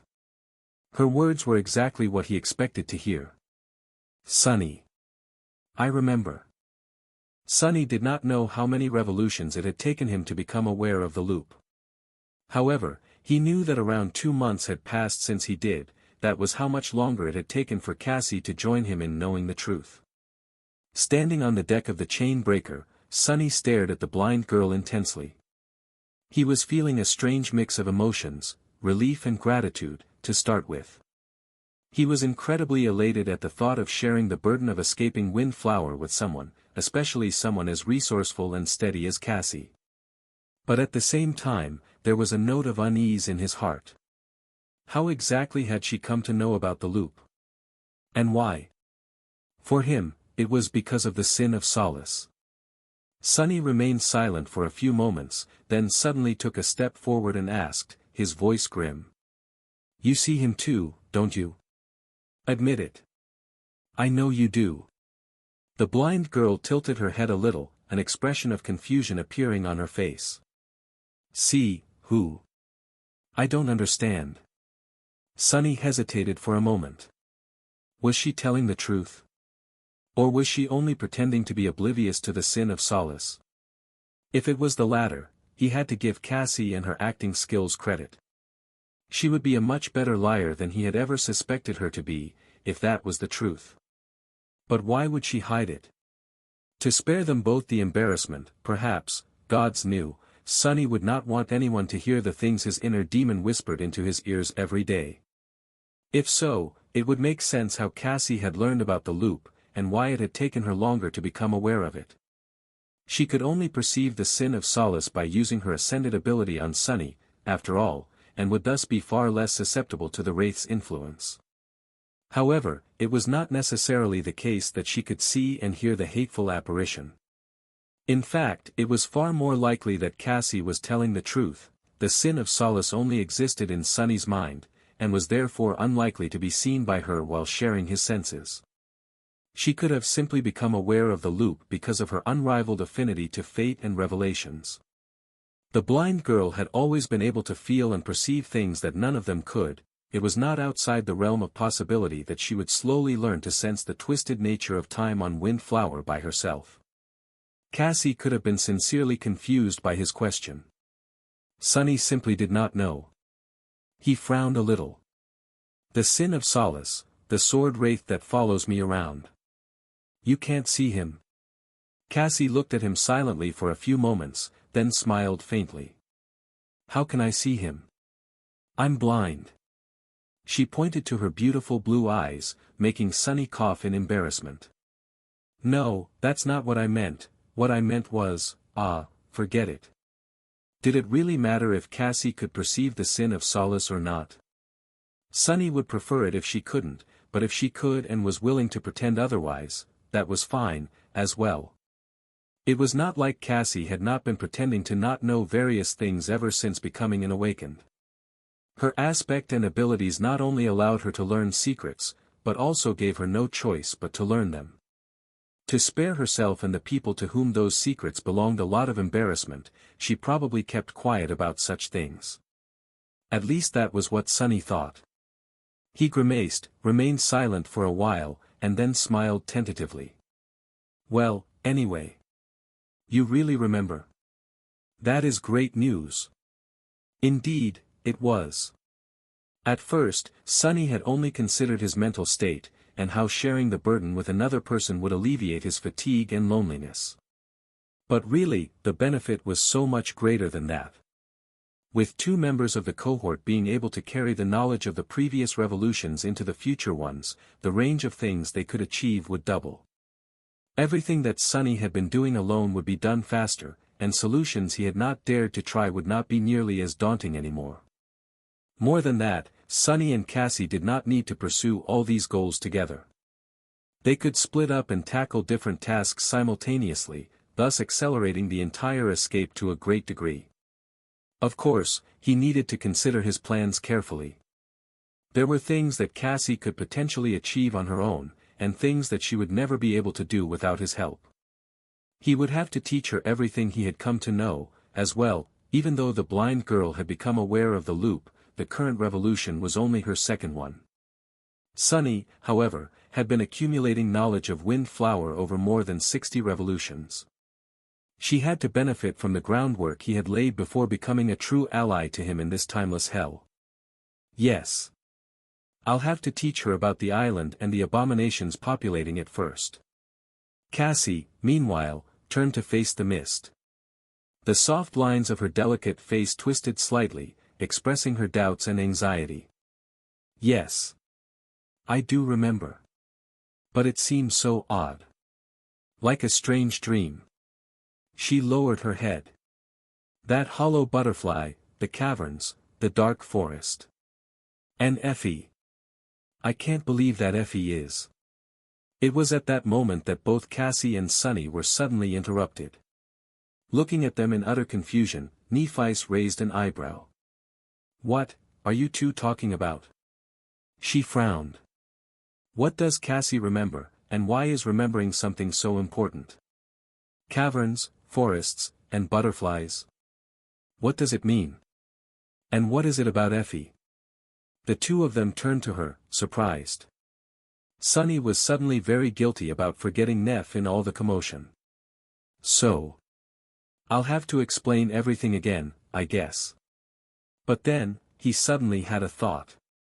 The questions were addressed at both of them, so, his flaw was not compelling him to answer. Looking down, Sunny patted Cassie on the shoulder and smiled. You take this one, Cass. I'll go rescue Jet. Before the blind girl could even answer, he already mounted Nightmare and disappeared into the mist. Ha! It was good to have an assistant. By the time Sunny returned with Jet, Cassie had already explained the situation to Nephice as best as she could. That had already saved him some time, not that it mattered during this revolution. For now, his goal was to get Cassie up to speed. As they left the chain breaker and headed toward the Bone Orchard, Sunny started to describe the perils of Windflower to her in detail. Jet and Nephice listened, too, growing grimmer with each minute. The devouring beast is here as well. Hearing Jet's somber question, Sunny nodded. She lingered for a moment. Who is devouring beast, though? Oh. Soul Reaper only knew who Undying Slaughter was because they had met. She had no concept of who the 6 plagues were, and no explanation to how a defiled version of her could exist on the island. Sunny explained the things briefly, not that he knew much more than her. We don't know how they exist, or why. These future versions of ourselves are known as the 6 heralds of the estuary, of the 6 plagues. And 2 of them are here, on the island, the future version of you, and the future version of Effie. He lingered for a moment before adding. We also don't know how the 2 of them ended up here. My theory is that they were exiled to Windflower to contain their flaws, but, it's just conjecture. Jet's face remained impassive. She nodded silently and did not say anything about his indirect castigation of her flaw. Who would like hearing that her personal curse was so terrible that even the nightmare creatures had chosen to banish her corrupted future self into isolation? Sunny let out a quiet sigh and continued explaining things to Cassie. The blind girl was listening to him attentively, seemingly not having trouble with digesting the incredible amount of information. From time to time, she asked him small, but poignant questions. By the time they reached the Bone Orchard and found the hollow butterfly, Sunny had already shared the most important pieces of knowledge. Before they went about creating the pikes and the javelins, he drew a crude map of the island on the ground. And Effie is here. For now, I have found no way to get to her and return to the chain breaker in time. Cassie, Nephice, and Jet studied the map. After a few moments of silence, the blind girl asked. Have you considered leaving the island with Jet and returning to the loop from the northern side? Sunny hesitated for a while. Eventually, he shook his head and said in a grim tone. I can't say that I didn't. But it is simply too dangerous. Do remember that it's only called north because that's how I drew the map. In reality, I have no idea which side of the island faces which direction. Navigating to Effie's side won't be easy, and it is not even a given that we'll be able to navigate at all while being thrashed by the whirlpool. His expression turned even darker. I don't see us faring well in the vortex. Even if we fly above it, the winds would certainly throw us around. We might be able to get back to the island, but not to a landing zone of our choosing. We have gotten incredibly lucky the first time, actually. That beach where we landed is one of the few relatively safe places on Windflower. If we crashed almost anywhere else, we'd be dead in a matter of minutes. Even if the abominations dwelling in those places wouldn't have killed us, the thing that hides in the mist above the island would. Sunny sighed. Most importantly, we simply don't know how entering the loop functions. Not only where, but also when we land is a question. We can only leave at the end of the day, when the crown of twilight provides me with essence, but if we return to the same point in time, Effie will already be lost. In short, there are too many risks. Cassie contemplated for a short while, then nodded. I see. Remaining on the island seems like the most promising choice, then. But, you have already explored all the routes, and even learned a lot about most nightmare creatures here. Some of them, unbelievably, we have even defeated. So why do you say that there is no way to get Effie to the chain breaker in time? Sunny remained silent for a few moments, then winced. The problem is that this damned place is simply impossible to traverse for a bunch of ascended like us. Sure, we have killed a few of the local residents, but only the weakest and most vulnerable of them, or those that our powers directly counter. The rest are too dreadful for us to fight. So, we can only advance by hiding and timing our movements perfectly. And that is too slow to get to the other side and come back in the span of a single day. The blind girl was studying the map. For a moment, Sunny was reminded of how strange the situation was. Cassie could not see, so she was simply pretending to look at the map. She seemed to have developed a habit of imitating the actions of those who had sight, in order to not make the people around her feel uncomfortable.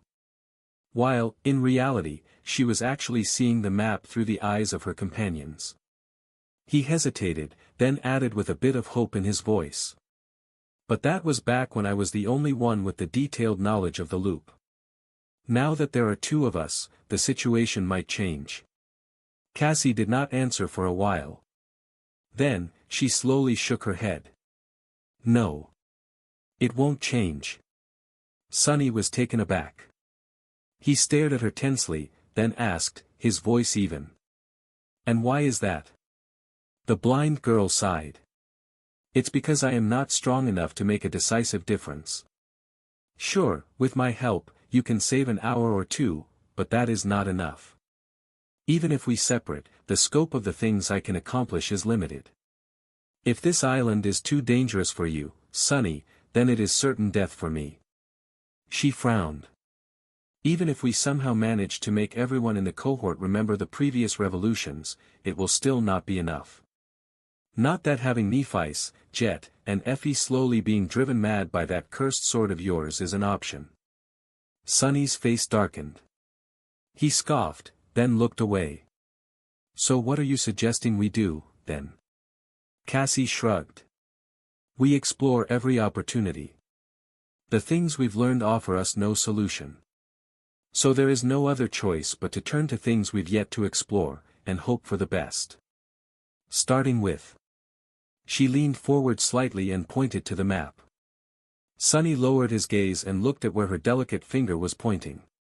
His expression changed subtly. Of course it's that place. The place the blind girl was pointing at was at the very center of the map. There, a crude image of a tall tower was drawn, surrounded by a wide moat. There were several places on the island that Sunny had not dared to explore yet. They were too dangerous, and lay off the route that led to Effie. He was already tormented enough by dying while trying to reach her, so losing his life meaninglessly to satiate his curiosity did not seem like a good idea. That said, Cassie was right. It was not as though Sunny had not considered grasping at straws by venturing into these dangerous territories before. He knew that he would most likely end up searching for a solution there eventually, but not before exhausting all other choices. Well, his choices had been exhausted. Cassie had become aware of the loop just when they had, so he allowed himself to grow hopeful for a few hours. However, she was now reminding him of the harsh reality. Even if there were two people who remembered the previous revolutions now, it was still not enough to solve the diabolical puzzle of Windflower. Even with everything he had learned, there was no feasible way to achieve their goals. Which meant that they had to expand their efforts to the most dangerous corners of the hellish island. And the tower, it was the most dangerous of them all by far. Sunny had already tried to enter it once, during one of the earlier revolutions. However, before he could even cross the bridge, he had died without even realizing what had killed him. The bones of the dreadful nightmare creatures and the abomination standing motionlessly on the bridge only solidified the fact that the stronghold of the Seeker was absolutely deadly, more deadly than the overgrown port, the harrowing shrine, and the eerie circle of black obelisks. He stared at the map silently. Can't say I'm not curious to get inside, though. Windflower was just too mysterious. Sunny had been exploring the dreadful island for about 2 months now, and although he was now familiar with its landscape and dangers, he did not know a lot about its history. Who was the seeker that had lived here before, exactly? How had that person been able to not only survive inside the loop, but also build the tower, the port, the shrine, and other structures within it? Or had the vortex not existed yet when they called Windflower home? If it had not, was the seeker responsible for creating it? Sunny knew, of course, that Windflower had not always been trapped within a loop of repeating time. Otherwise, there was no explanation for the existence of the bone orchard, the steps cut into the cliffs, and many other landmarks of the nightmarish island. Even the line of footprints they had found in the white sand predated the starting point of the loop. They looked like they had been left only a few hours, but in reality, the person who had leapt off the edge of the island must have done so many centuries ago. Sunny wondered if those were the footprints of the mysterious seeker. He also wondered, if the loop was really created by someone, can't it be destroyed, as well? If there was a place where he could find answers to at least some of these questions, it was the Seeker's Tower. Looking at its crudely drawn image and Cassie's finger pointing to it, Sunny let out a heavy sigh and nodded. All right. Now that there is no other choice, we will explore the tower. The tower was just like it had been before, but also a little different. This time, Sunny and the members of the cohort, including Effie, approached it from the northern side. Windflower was also shrouded in impenetrable darkness, so the sight of the lonesome spire rising above the forest was even more foreboding. The light in one of its highest windows seemed even brighter now, shining above the dreadful island like a beacon. The Seeker's Tower was not exactly ominous in and of itself. It was not a gargantuan structure like the Crimson Spire or the great ivory pagoda of the Kingdom of Hope. Nor was its architecture particularly menacing, in fact, it was rather beautiful. The grey tower was perched atop a tall black cliff, airy and austere. Nevertheless, it emanated a sense of absolute, harrowing threat. Every time Sunny looked at it, he could feel a chill run down his spine. The frozen figures of terrifying nightmare creatures that stood on the bridge did not help one bit. Even now, he was staring at them with a dark expression. The members of the cohort were doing the same as they hid between the pines. Is that a great beast? In the sinister silence of the misty forest, Effie's whisper sounded as loud as thunder. Sunny glanced at her and nodded solemnly. Indeed, it is. One of the abominations caught by the bridge was a towering monstrosity that seemed to be made entirely out of bulging muscles, sharp claws, and harrowing fangs. It was almost unnoticeable in the darkness of the fragment, but because the light shining from the window reflected from its pale hide, a vague silhouette could be seen. Effie gulped. Damn. That reaction did not surprise Sunny. After all, only a fool would not be scared by a great nightmare creature. I want to eat it so much. It's not fair that only you and Princess got to feast on a great abomination. That turtle's meat must have tasted heavenly, right? Sunny remained motionless for a few moments, then shook his head. Never mind. He wouldn't have deemed the gluttonous huntress with an answer, but sadly, his flaw compelled him to. Gritting his teeth, Sunny lingered for as long as he could, and then said reluctantly. Yeah. It tasted pretty amazing. In the darkness, Nephi's carefully touched his shoulder.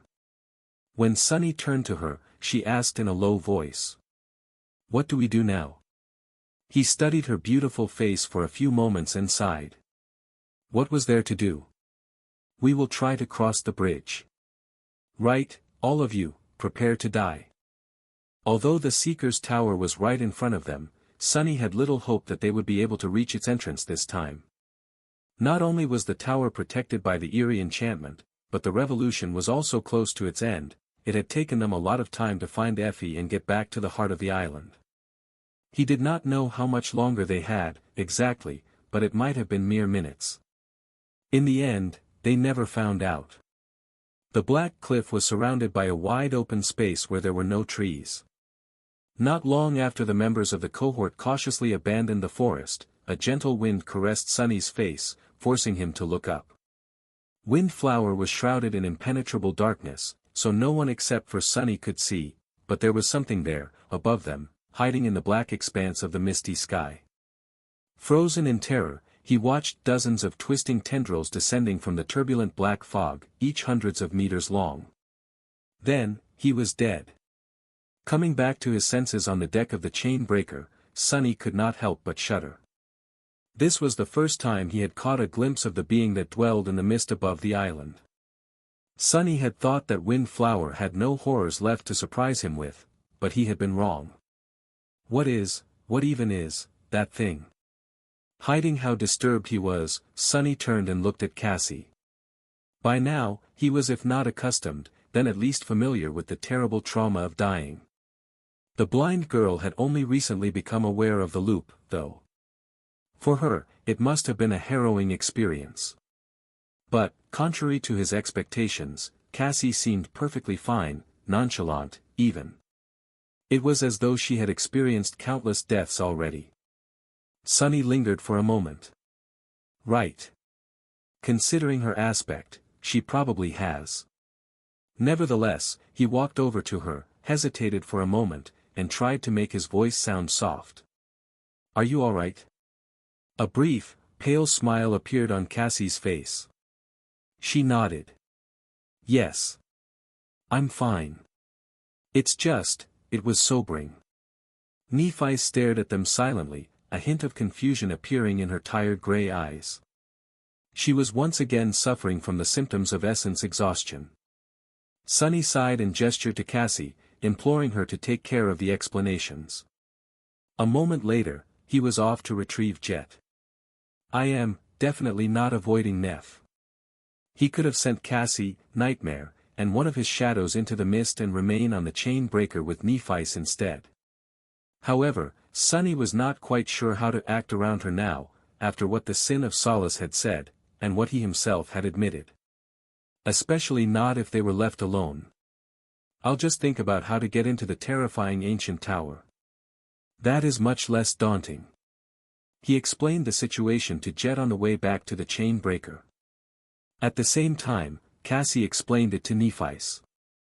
So, by the time the four of them reunited, everyone was already aware of what was going on. But the usual routine had to change from now on. If they wanted to enter the tower, they couldn't waste time going to the far side of the island and back. There was simply not enough hours in the loop.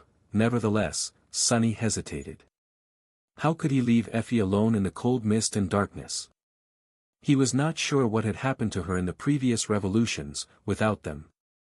But knowing what he knew about the island, he doubted that it was something he would want to know. Sunny remained silent for a while, agonizing over the choice. Then, Nephi suddenly spoke. Jet and I can handle that. He looked at her in confusion. What do you mean? She leaned over and pointed to the map he had drawn. You and Cassie can go to the tower. The two of us will enter the caverns, kill the terror, find Effie, and hide ourselves away until the end of the loop. Soul Reaper is the key to slaying that thing, anyway, so, we'll manage without you. Sunny listened to her with a grim expression and shook his head. But you know close to nothing about the island. The two of you alone won't be enough, especially with how low on essence you are. Nephi smiled. Who says that we'll be alone? We can take your Onyx Saint and Ravenous Fiend with us. You can also send one of your shadows to tag along. Once you unleash the Shadow Realm fragment, you'll be able to extend your senses to almost anywhere on the island, right? You can observe where we are and guide us with the help of the shadow. That will be enough. Sunny hesitated for a few moments. Neff's suggestion had merit. He was still not convinced that they would be able to survive the dread of Windflower on their own, but, there was a chance, no matter how small. Sunny would most likely be able to guide them through the forest remotely. Cassie could share senses with either Nephis or Jet, too, to warn him should anything unexpected happen. In any case, there was not much of a choice. Even though he did not like the idea of sending both members of the cohort who could not remember the past events of the loop blindly into the mist, it was worth trying at least once. Cassie and Sunny, meanwhile, had the best chance of actually making it inside the tower. Ah! I hate it. He shifted slightly, then nodded. Right, you two go and kill the cavern terror, then. If you give it half of the beating you gave me, it might just run away and hide in fear. Both Nephi's and Jet stared at him incredulously. After a few moments of silence, Jet asked. When did we give you a beating? Nephis nodded and raised an eyebrow. And why? Sunny coughed and looked away. Oh, don't worry about it, it was just a small misunderstanding, a couple revolutions ago, anyway, there's no time to waste. We should hurry if we don't want to be discovered by undying slaughter, come on, let's move. Soon, they left the chain breaker and separated. Accompanied by Saint and Fiend, Nephis and Jet headed east toward the Bone Orchard. Sunny and Cassie, meanwhile, hurried north. Toward the Seeker's Tower. Going straight to the tower might have saved Sunny and Cassie a lot of time, but it was also the most dangerous direction. Not only was undying slaughter prowling somewhere in the mist, but devouring beast was also not far away. There were other horrors waiting for them in the forest, as well. Luckily, there might not have been a more elusive duo than Sunny and Cassie in Two Worlds. With the blind girl riding Nightmare, they could move swiftly in the darkness. Since she was sharing his senses, they did not need to carry a source of light with them, thus avoiding unnecessary attention. Sunny could detect most dangers far in advance, and Cassie's supernatural intuition warned them about those threats that could not be perceived that easily.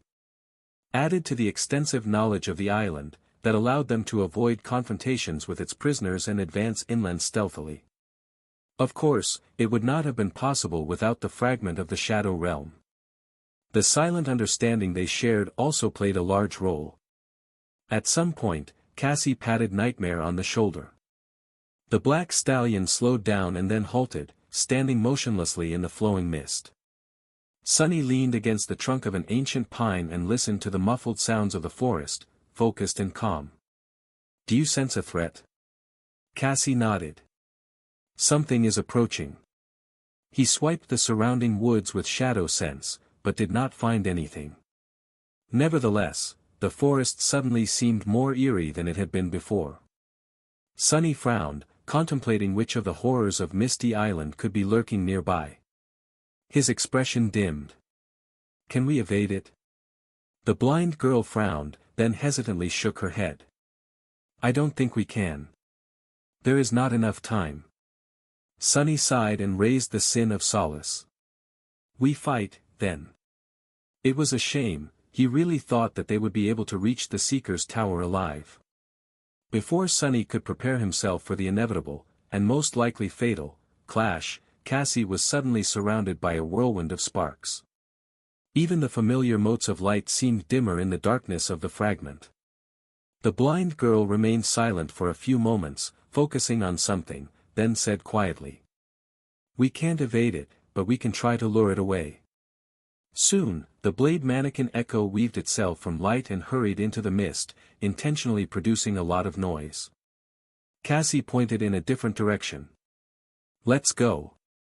They rushed away, wanting to create as much distance between themselves and the unseen danger as possible. Sunny kept tracing the echo with shadow sense. Less than a minute later, something strange happened to it. He still could not sense any movement in the shadows, but the blade mannequin suddenly halted. Its steel body convulsed, and then slowly rose above the ground, thrashing wildly. One of its arms fell into the moss, shattered and torn. Then, another, this one took a moment more to land. Soon, pieces of torn metal rained from somewhere very high above. Sunny could not sense the shadow of the clockwork swordsman anymore. It was simply gone. A few seconds later, Cassie sighed. The spell just announced that he is destroyed. Sunny was frowning as he ran. Fortunately, the poor echo had bought them enough time to slip away from whatever it was that had gotten the blade mannequin. They could have taken a safer, but longer route. Perhaps he had been hasty in his decision to waste as little time as possible. Despite Sunny's doubts, they did reach the tower alive. Cassie had to sacrifice the Sybil Echo, as well, but they made it to the heart of the island in one piece. Standing between the ancient pines at the edge of the killing field that surrounded the black cliff, the two of them remained silent for a while. Both were remembering the harrowing sight of the long tendrils descending from the mist to harvest their lives. That harvester, how do we avoid being noticed by it? Sunny had considered flying across the moat before, but now he did not dare to. The bridge seemed to be the only way, but even then, they would be in the open. Or we can swim. Sunny glanced at the rushing water and suddenly felt a chill running down his spine. Something told him that nothing could return from its depths alive. He contemplated for a few moments, then sighed. I can manipulate the mist to hide us from the harvester. We should be able to reach the bridge unseen. Cassie tilted her head a little. But can we cross the bridge? The figures of the frozen nightmare creatures suggested otherwise. Sunny studied the dark silhouettes with a grim expression, then concentrated on the black cliff itself. There are runes carved into the rock. Do you recognize them? If there was indeed an enchantment protecting the tower, then Cassie was the only one who could decipher it. Sunny knew a bit of runic sorcery, as well, but his knowledge of it was nowhere near that of the blind seer. She did not answer for a while, thinking. Eventually, Cassie frowned. It is hard to say.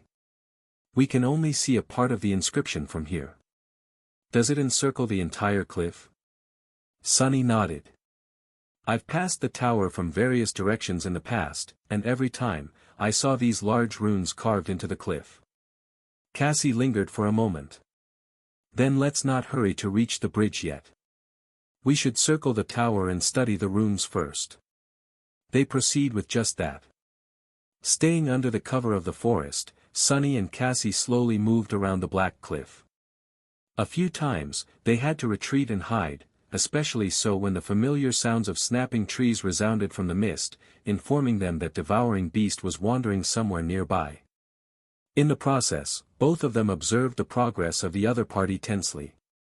Miraculously, Nephice and Jet emerged from the caverns alive.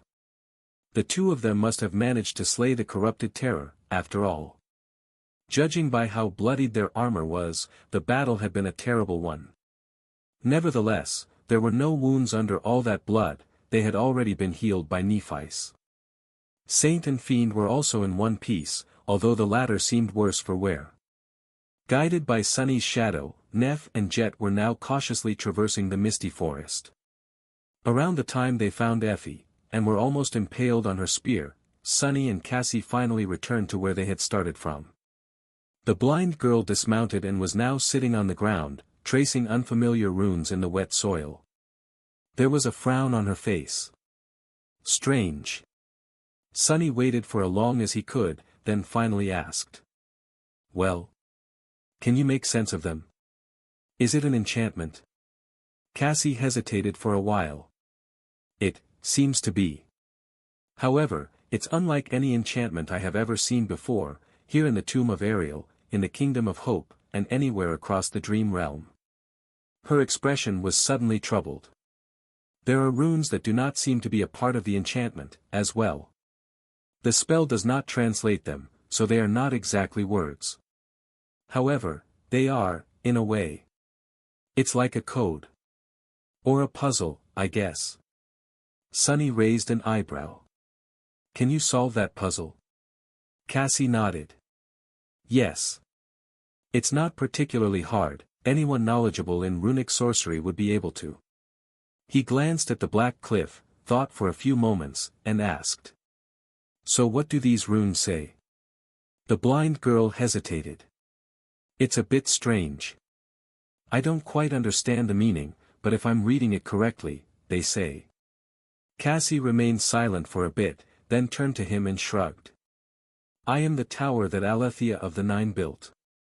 Sunny remained silent for a while, looking at the blind girl with a strange expression. Alethea, of the Nine. The word sounded familiar. He had met a person with a similar name a long, long time ago. The young awakened swordsman from his first nightmare, the one whom he called Hero, the spell had called him Oro of the Nine. Was it a coincidence, or something more? Sunny frowned. What did he really know about Hero? Not much. Hero had been alive during the twilight of the Golden Age, not long before the Doom War started. He was a soldier of a militant empire which worshipped war god and had conquered many lands. He was a warrior of considerable skill and had already awakened at his young age. Now that Sunny knew how long it took one to awaken without the assistance of the spell, that fact seemed even more impressive. But Sunny had known that Oro of the Nine was not a simple person all along. Not because of his skill and talent, but simply because of all the people in the nightmare, he was the only one whose name the spell remembered. That alone told Sunny that Oro was special.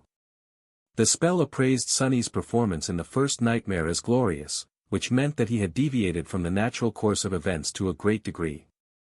What would have happened to Oro if Sunny had never taken the place of the nameless temple slave? The slave would have died, most likely, while the young swordsman would have survived. If he lived on and escaped the mountain pass, what fate would have awaited him in the future? And there was one more detail. What was it that he said to justify killing me? Right before their fateful confrontation, Oro had said something peculiar. Something about how he would have gladly faced the Mountain King to let Sunny escape if his life belonged to him alone. But it did not, because the young swordsman had sworn to fulfill an unencompassable duty of some sort. He couldn't allow himself to die because of it. What was the duty Oro had spoken of? And why was the name of another person of the Nine inscribed on the base of the Seeker's Tower? Who were the Nine? Sunny took a deep breath and glanced at Cassie. What do you think it means? The blind girl remained silent for a moment. Alethea must be the name of the Seeker who used to live on this island. He or she was proficient in sorcery, it seems. Other than that, it's hard to say. Sunny sighed. Have you ever heard of the Nine? He did not really expect a positive answer, but to his surprise, Cassie hesitantly nodded. I might have. If I remember correctly, Nephis mentioned once that she had met someone with the same title. Sunny blinked. Huh. How would Neph have met one of the Nine? It must have been in her second nightmare. If that was the case, then these Nine seemed to have a habit of popping up in many nightmares. Just who were they? Or had been, more precisely? Shaking his head, Sunny made a mental note to ask Nephis about the person she had met, and turned his attention to the tower. All right. So, this Alethea was the master of Wind Flower, and left a powerful enchantment to protect the tower. Cassie shook her head lightly. The island might not have been called Wind Flower back then. It's just a name by which people of fallen grace call it today. When the Seeker resided here, it was probably called Aletheus Island or something like that. Sunny shrugged. Whatever. In any case, how do we break the enchantment? He thought for a few moments, then asked. Will destroying some of the runes work? Cassie remained silent for a while. Not just any runes. But if the key ones are erased, the enchantment will fall apart. I can identify the ones we need to destroy. Sunny raised an eyebrow. I thought you said that you couldn't make sense of this strange enchantment. The blind girl smiled. That's true. I wouldn't be able to recreate it, but breaking it is much easier than that. Nevertheless, don't be too encouraged. The runes are carved deep, and there are certainly measures in place to protect them. We'll have to shatter the entire slope of the cliff to erase them. He chuckled. Leave that to me. I might not be able to cut a mountain with one slash of my sword, but breaking a cliff or two shouldn't be a problem.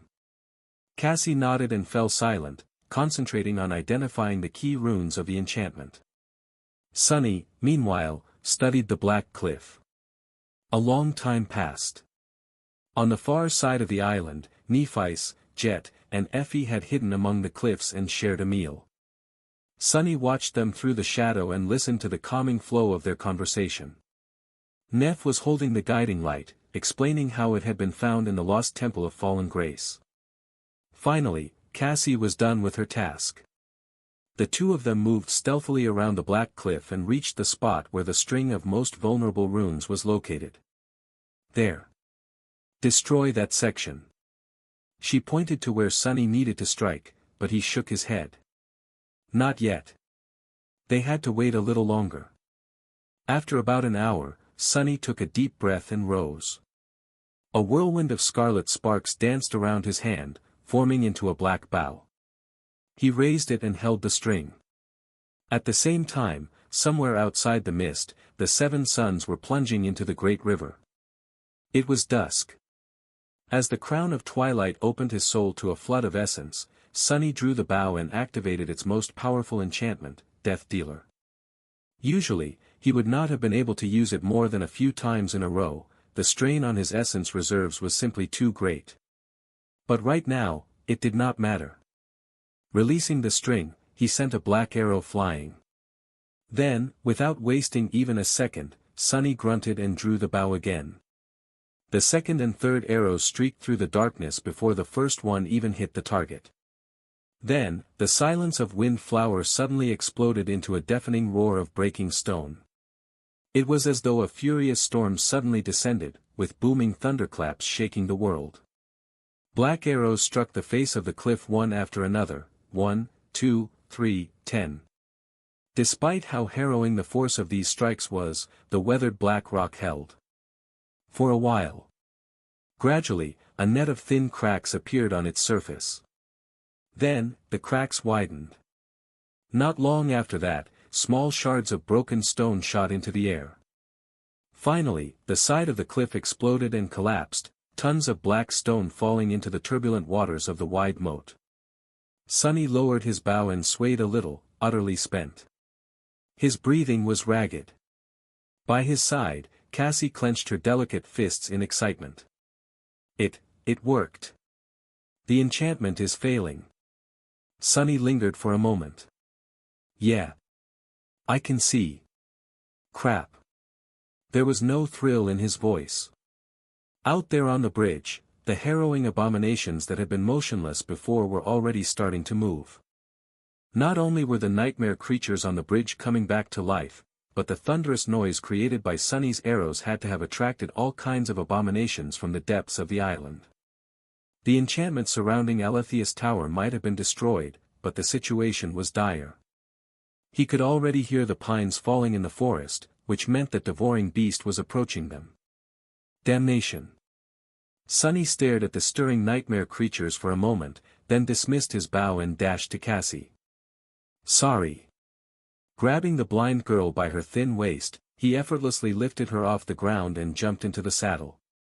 A moment later, Nightmare had already left the cover of the trees and was flying toward the bridge. Sunny. What? The mist boiled and surged into the killing field, obscuring the swift silhouette of the black stallion. Sunny hoped that this would protect them from the being that hid in the skies, but he couldn't be sure. Pressing Cassie against himself so that she was not thrown off Nightmare's back, he readied the sin of solace. Either we get inside the tower, or die. So, hold on tight. The abominations on the bridge had already caught their scent.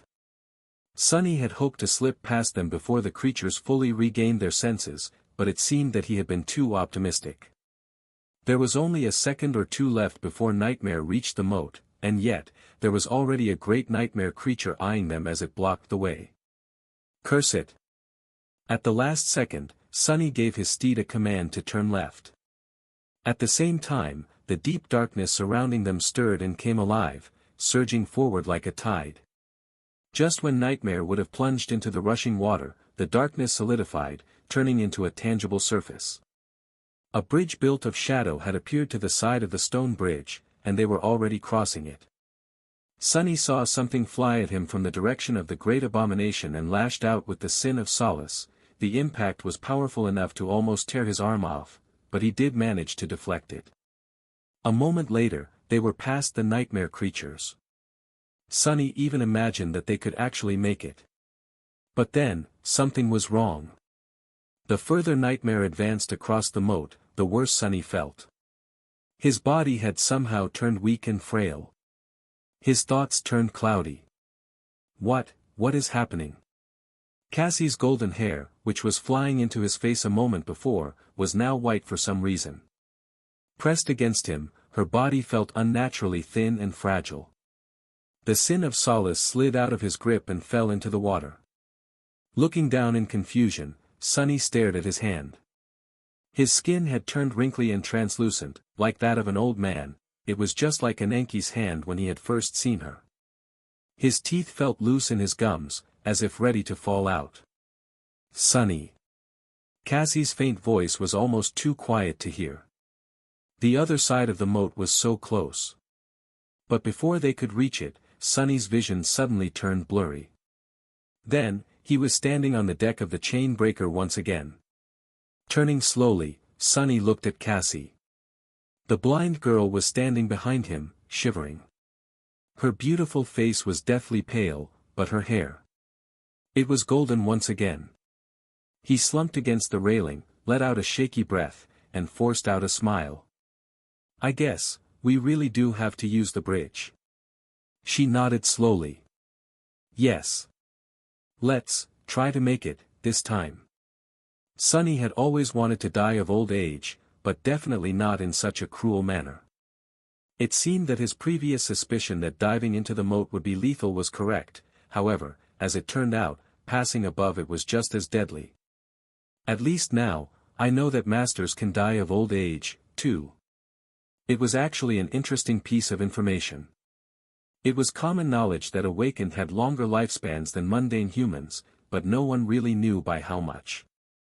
The spell had only descended on the waking world around half a century ago, after all, and it took a while for the first ascended to appear. The first saints appeared even later, after Sunny had been born. I'll put it in my exploration report, if we ever make it out alive. Not letting the eerie death slow them down, Sunny and Cassie made another attempt to enter Alethea's tower. In the end, it took them a dozen more revolutions to succeed. Getting near the water flowing in the moat was a death sentence, since time around it went utterly insane. Flying was suicidal because of the harvester. So, the only way to reach the black cliff was to cross the stone bridge. However, the nightmare creatures trapped on it were too deadly.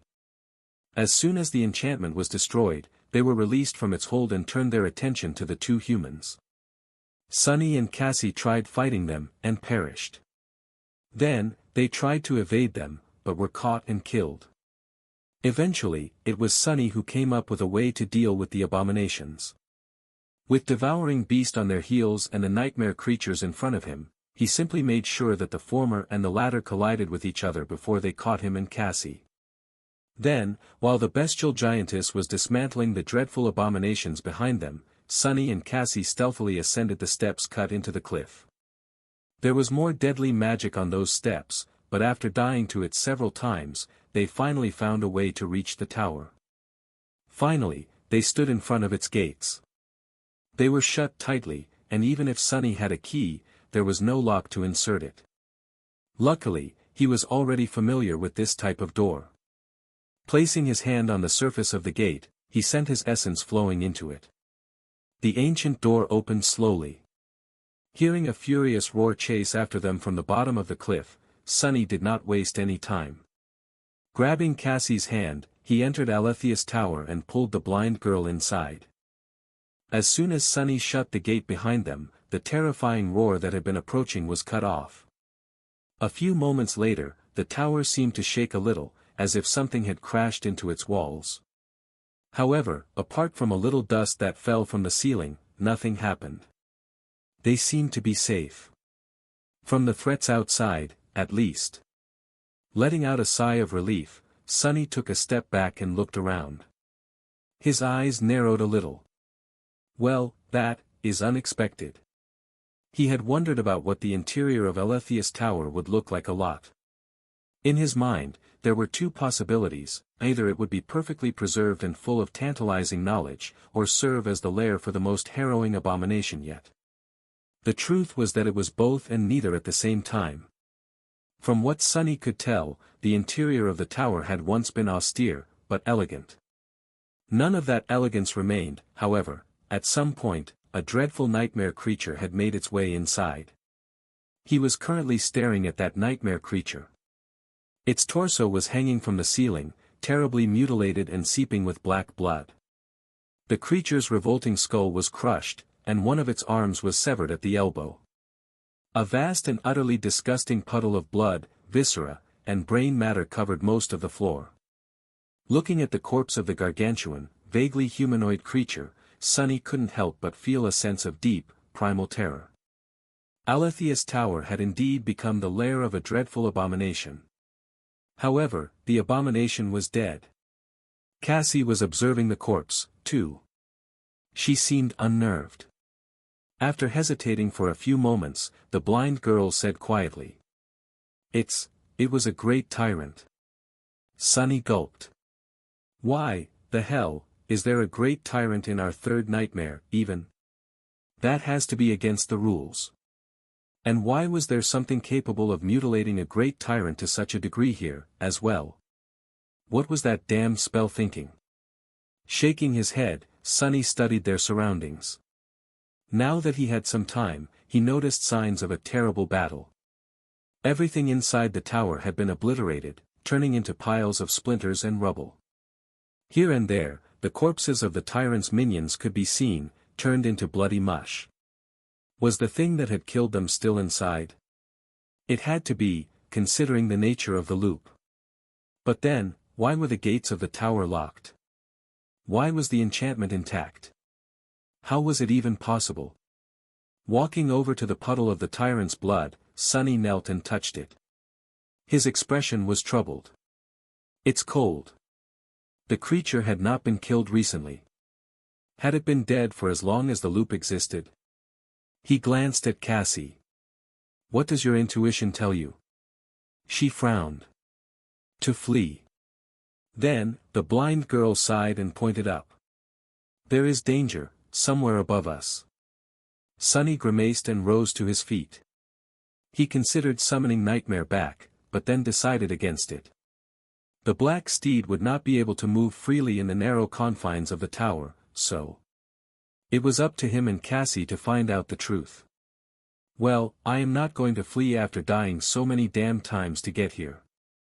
She nodded. I agree. Trying to stay away from the dreadful corpse, they found the stairs and cautiously ascended to the next floor of the tower. There, they saw more signs of the battle that had taken place here. In fact, it seemed that the clash between the tyrant and whatever it was that had killed it had mostly taken place on the higher floors. Sunny could tell just by looking up, starting from the second floor, there were no ceilings anymore. Tall piles of stone debris were all around them. It seemed that the great tyrant had crashed through the floors of many levels before finally ending up hanging dead from the ceiling of the first one. Sadly, most of the interior of the tower had been destroyed in the process. Sunny glanced at Cassie, then sighed and started climbing. The blind girl followed by holding the hilt of the quiet dancer, which gently lifted her in the air. They slowly ascended past the destroyed portion of the tower before finally arriving at the second-to-last level. Here, a chunk of the floor still remained, leading to a narrow staircase. The battle seemed to have never reached the last level, so the ceiling was intact.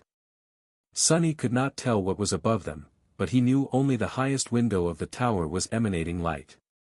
So, the source of that light had to be on the last floor.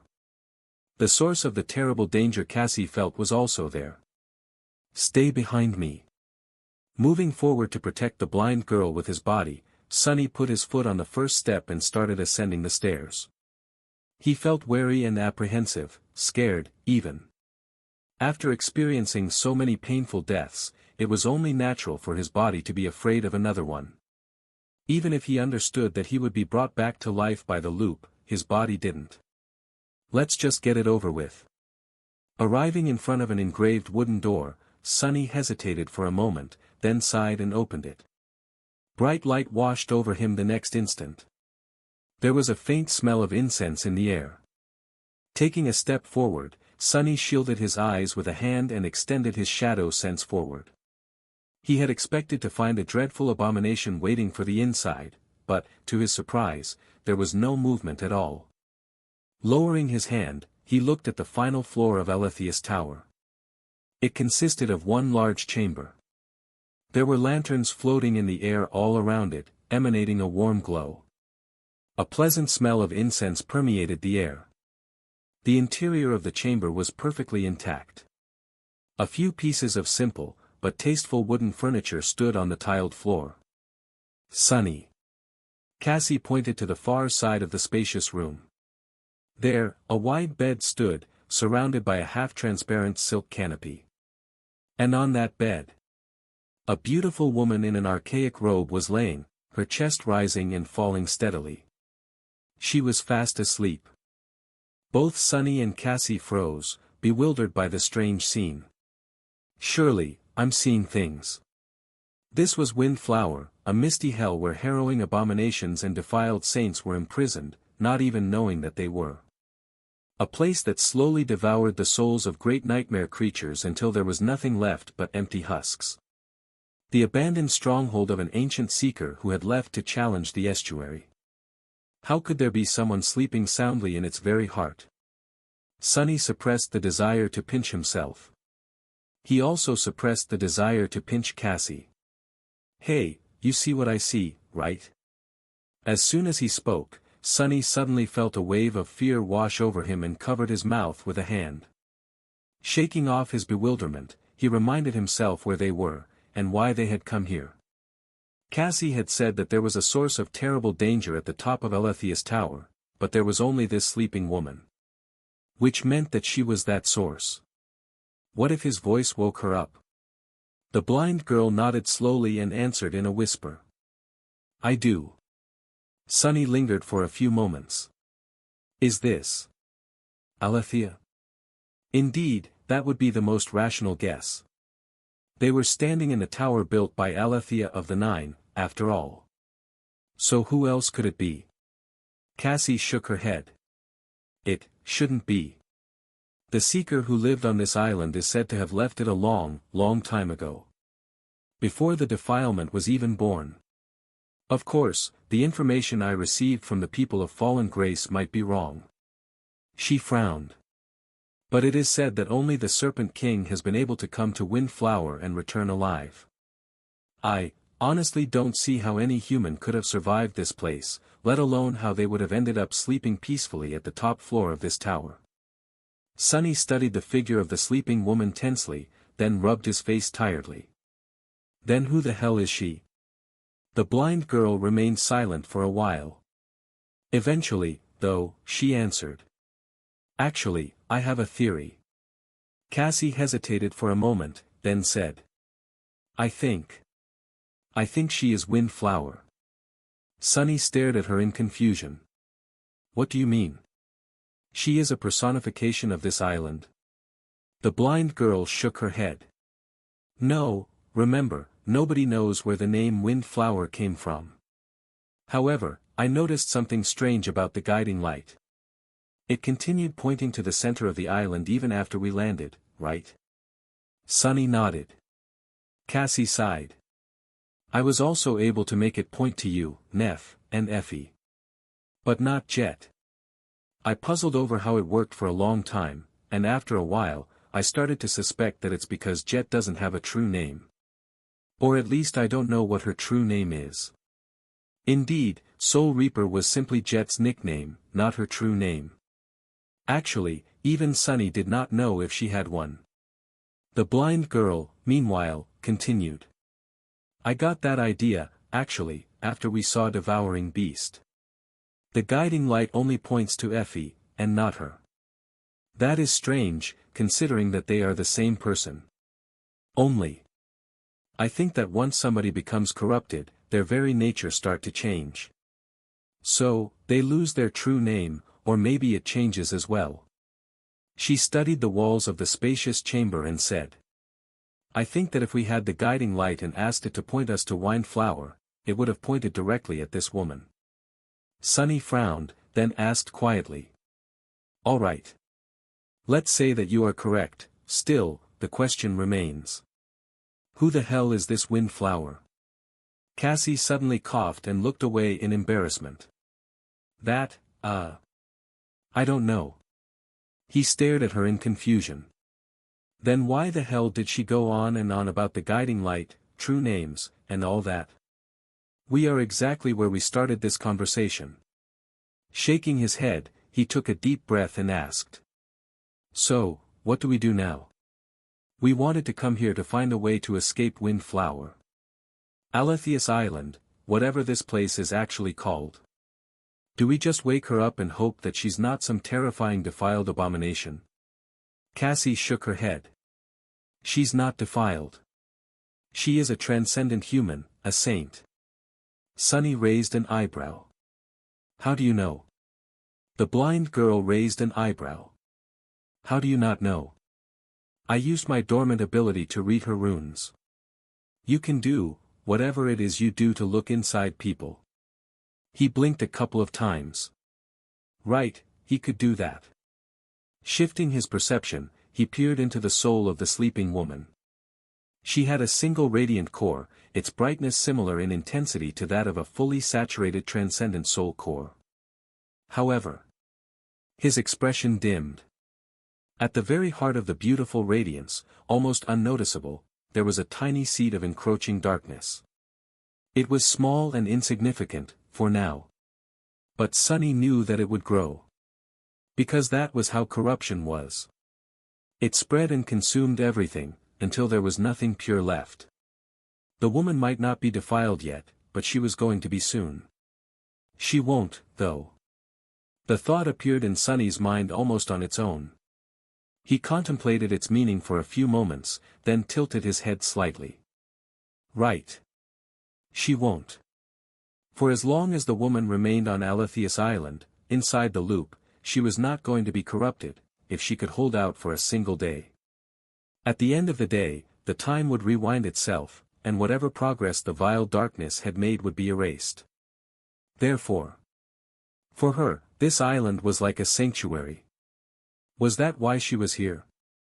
It had to be. But who is she? Sunny sighed, then looked at Cassie and hesitated for a moment. So, are we really going to wake her up? The blind girl shrugged. What's the worst that can happen?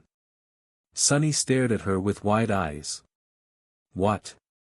Why on earth would you say that? You of all people should know not to. He suddenly fell silent, afraid that his furious whisper would wake up the sleeping woman. However, he did not have to worry. She remained peacefully asleep. In fact, nothing they did seemed to wake her up. By the time the revolution ended, it had become apparent that the mysterious woman's slumber was not a natural one. Instead, it seemed eternal. So, what do we do now? The cohort was hidden between the cliffs on the northern side of the island. Effie was pillaging the covetous coffer while Jet and Nephis sat tiredly on the ground. They had taken point in the battle against the cavern terror, but strangely enough, Sunny and Cassie seemed more drained. The blind girl shook her head in dejection. I'm not sure. They had just shared their findings.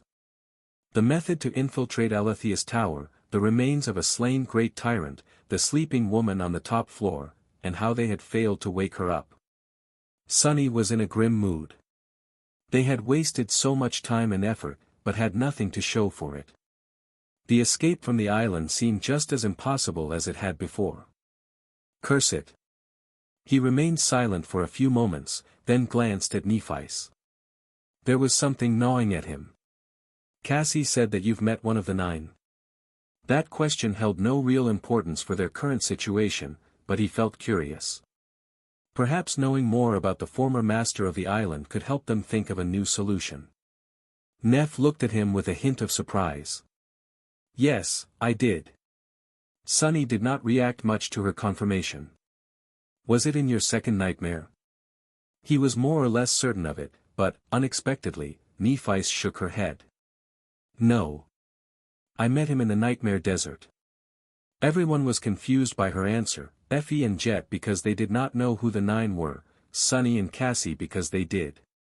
How could a person from the ancient past of the dream realm be alive in the present day? Noticing their confusion, Nephi explained. When I first entered the nightmare desert, I found 2 skeletons nailed to a mystical tree. One called himself Azarax the Mighty, and the other called himself Uri's of the Nine. I got the impression that they were left on that tree as punishment. She paused for a moment, then added quietly. That Uri's, he told me that he was a humble slave who had angered the gods by slitting the throat of one of them. I'm not sure if his words can be trusted, though, to me, it seemed like he had been a high-ranking soldier of the demon army. In any case, I took him off the tree, and he guided me to the underworld. We parted not long before I entered the nightmare. Sunny stared at her in bewilderment. Well, that is a wild story. 2 talking skeletons nailed to a tree. Sure, the nightmare desert is full of old bones that refuse to stay dead.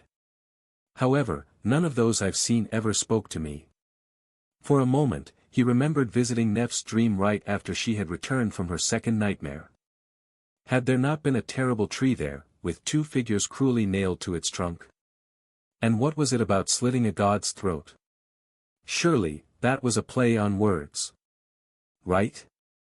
Interesting. Oro had been a soldier of the war god's empire. However, this Uri seemed to have participated in the Doom War on the side of the demons.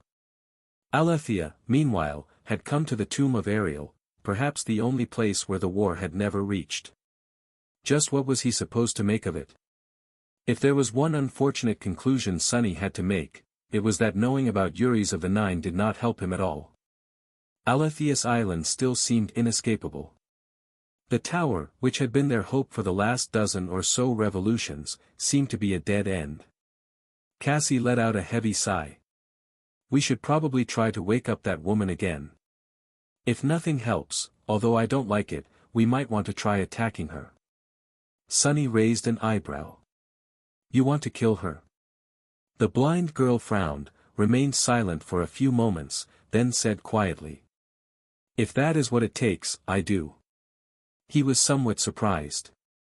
Cassie had changed more than he had thought. The shy girl he had known on the Forgotten Shore would have never thought of killing a bystander without provocation, even if it could help her. Or rather, she would not have thought of it if given another choice. Well, why am I surprised? The past years had changed all of them. Sunny was not the same person he had been on the Forgotten Shore. He hoped that it was for the best. Cassie would not have stayed the same either. He sighed. Actually, we don't need to wake her. Everyone looked at him questioningly. After a few moments of silence, Nephi shifted slightly. Do you mean? Sunny nodded. He had visited Neff's dream once, so he could visit the sleeping woman's dreams, as well. That way, they would not need to wake her. It was all thanks to Nightmare and one of his abilities, Dreamwalker. It allowed the dreadful steed to travel through dreams, and take his master with him. Yeah. I can get Nightmare to transport me into this woman's dreams. Perhaps she will tell me something that can help us escape the island. The others looked at him somberly. After a while, Jet asked. Are you sure you want to visit the mind of a saint who is slowly being corrupted, Sunny? It might be dangerous. Effie nodded. Listen, Sunny. I'm sure that you've visited the dreams of many a young lady even without the help of that scary horse of yours, but this is different. This defilement, you guys think that it spread simply through knowing a secret, right? What if you learn that secret in her dream? Sunny shrugged. It's not that I want to do it, it's that I have to.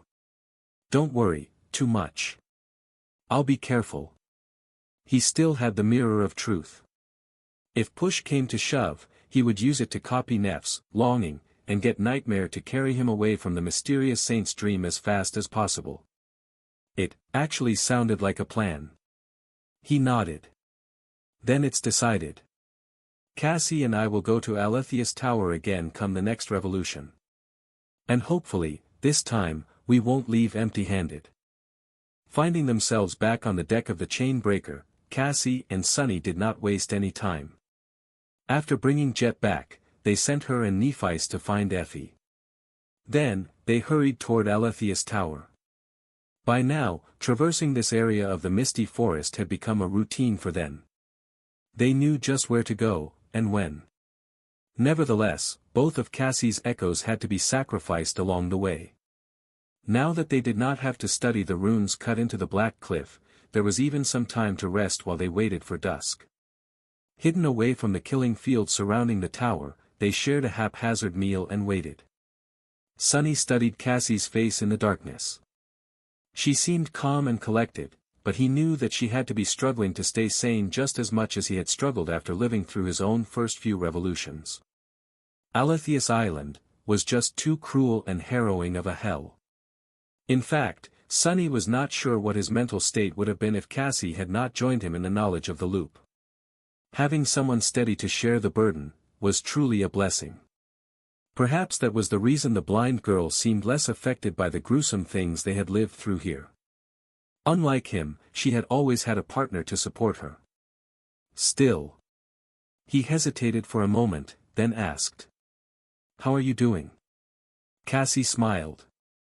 Her smile was faint and fleeting, just like it had been ever since their meeting in Fallen Grace. "I am fine." Sunny wanted her to say more, but Cassie kept herself closed off. It was strange, really. There had been a time when they were close as siblings, and a time when they were like strangers. The ice between them thawed eventually, but it took Sunny a long time to want to mend their relationship. Now that he was trying, though, Cassie seemed unwilling. He simply did not know what was happening in that head of hers. Actually, he suspected that no one knew, even Nephi's, who was the closest to the blind girl, could not tell what Cassie was thinking. Perhaps that was the curse of being a seer. Sunny sighed. "I am way too oblivious about these things to navigate through such a mess." But he had to try, at least. "Well, if you want to talk about it, I'm here." Cassie nodded. "Thank you. It means a lot." However, it seemed as if she was thinking about something else. Shaking his head slightly, Sunny rose and summoned his bow. "It's almost time." They destroyed the enchantment protecting Alethea's tower, led devouring beasts to the released nightmare creatures, and slipped past them. Ascending the stone steps, they opened the gate of the tower and hid inside, then climbed to its top floor. Finally, Sunny and Cassie arrived at Windflower's chamber. Everything here was the same. Calling upon Nightmare, Sunny approached the perfectly preserved bed and looked at the woman sleeping on it through the half-transparent canopy. The mysterious saint was a rare beauty, without a doubt. Her dark skin was smooth and dewy, without a single blemish on it. The lines of her exquisite face were soft and lovely. Her wavy hair was like glistening black silk, while her archaic robe was of a rich azure color, with vivid white accents. As she dreamt, her expression was vulnerable and innocent. It was a captivating sight.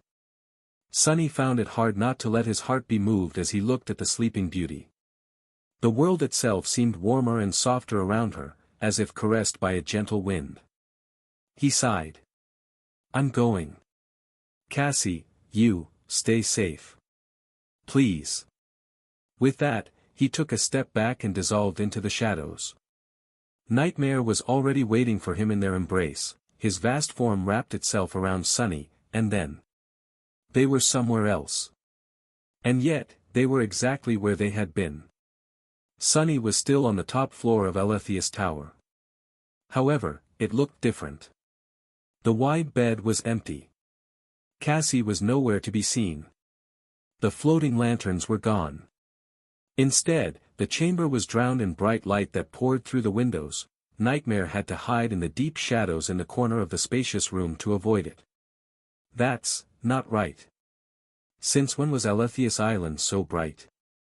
Wary, Sunny slowly walked to the window and looked outside. His eyes narrowed slightly. Below him was the familiar island. However, it had changed entirely. The suffocating mist was gone, revealing the beautiful green expanse of the pine forest. The trees bathed in warm sunlight, swaying slightly in the wind. Here and there, clear streams flowed. The killing field surrounding the tower was drowning in flowers. The stone bridge was empty, with no nightmare creatures in sight. In fact, without the mist, Sunny was supposed to see the towering figure of devouring beast wandering the forest. However, she was nowhere to be seen. There was no harrowing creature in the clear blue sky, either. Aletheus Island seemed utterly devoid of danger.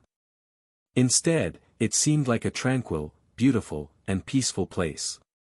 A paradise. This is her dream. Sunny knew that he was inside a dream. However, the space around him did not seem like one. It was much more solid, defined, and permanent than the few dreams he had visited in the past. What the hell is going on? It's a wonderful day, isn't it? That voice. Sunny flinched and turned around. A woman had just entered the chamber, carrying a bouquet of fresh flowers. It was her, the beautiful sleeping saint of Aletheus Tower. She was awake. Or rather, in her dream, she was. Sunny took an involuntary step back. Despite how lovely the woman was, he couldn't help but feel wary of her. His voice was slightly hoarse. "Who are you?" The beautiful saint raised an eyebrow and smiled. "Me? I am Windflower."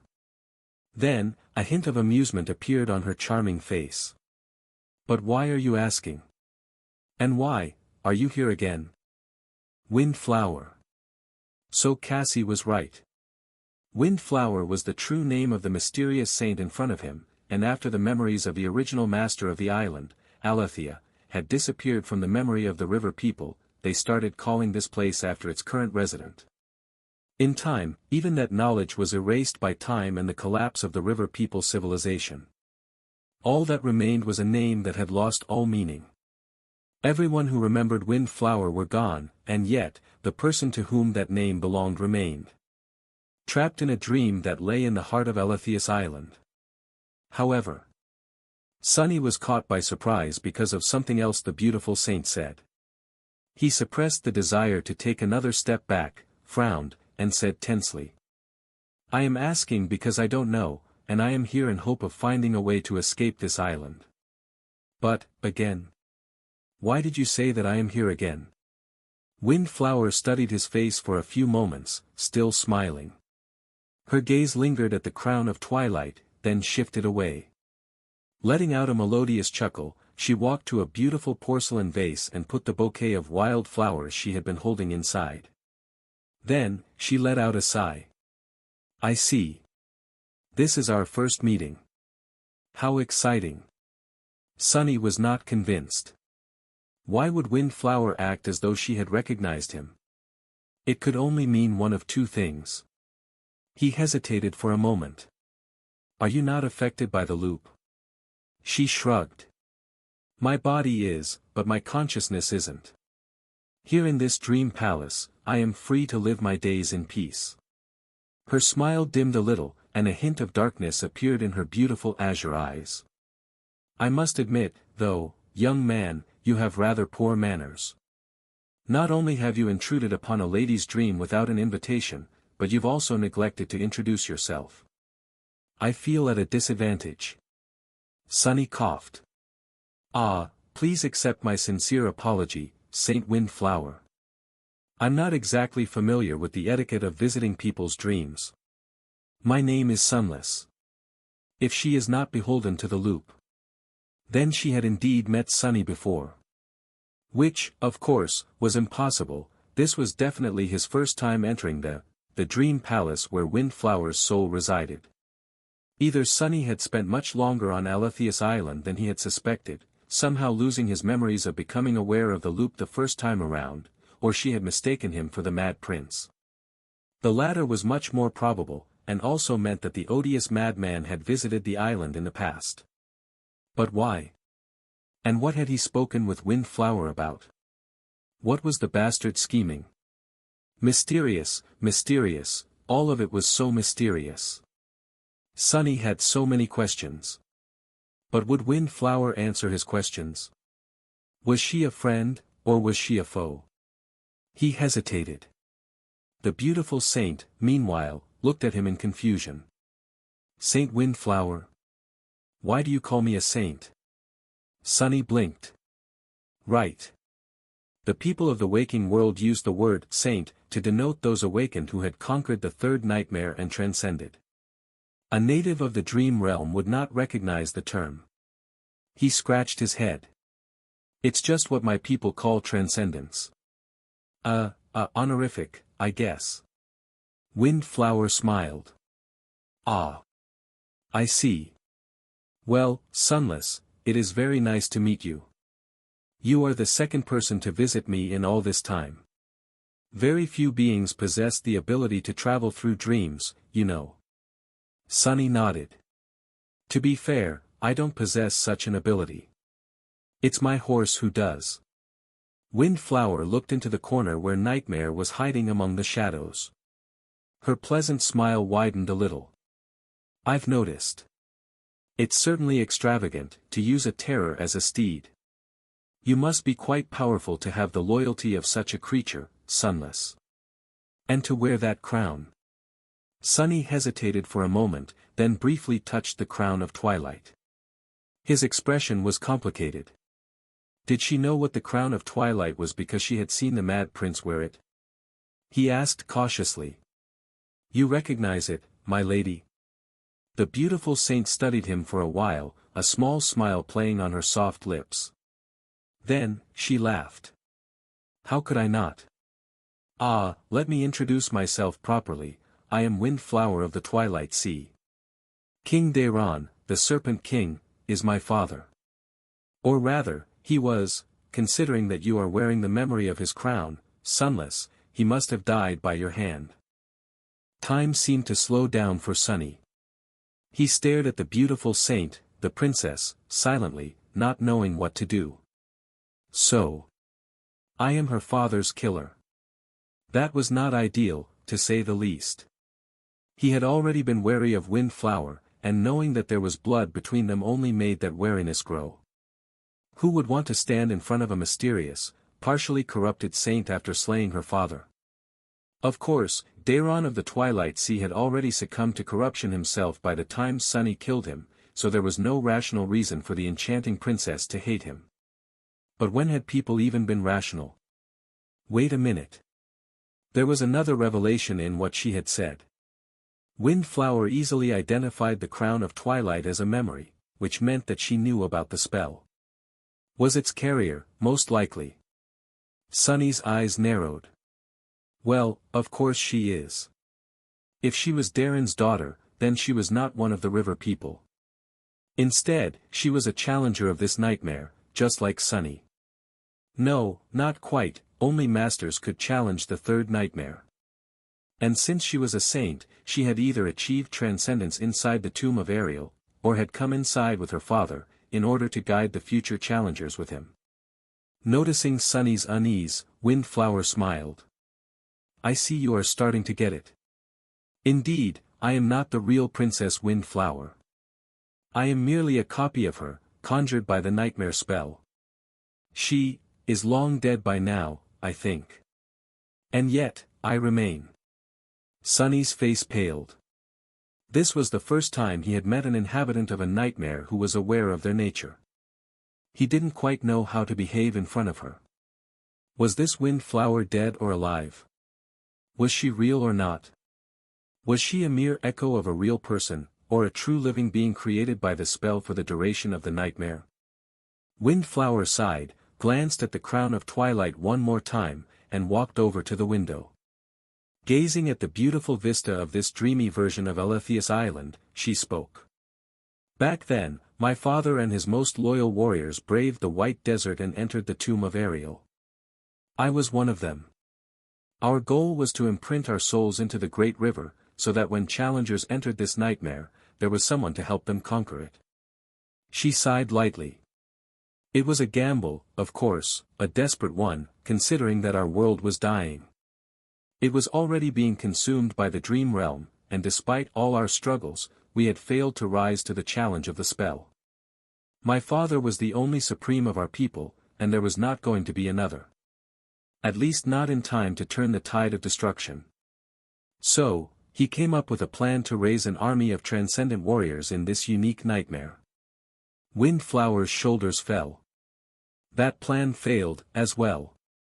Sunny was staring at her with wide eyes, his thoughts in turmoil. What? Wait.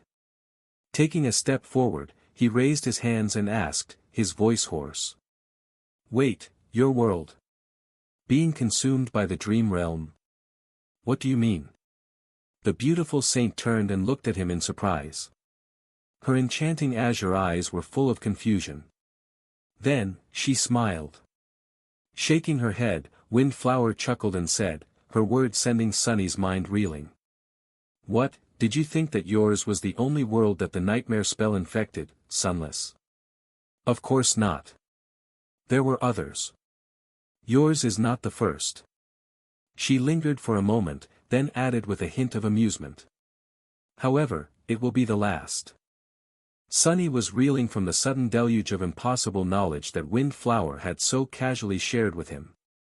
The relationship between the waking world and the dream realm, the vague theories about the nightmare spell he and Nephi's had discussed, everything he knew was suddenly upturned.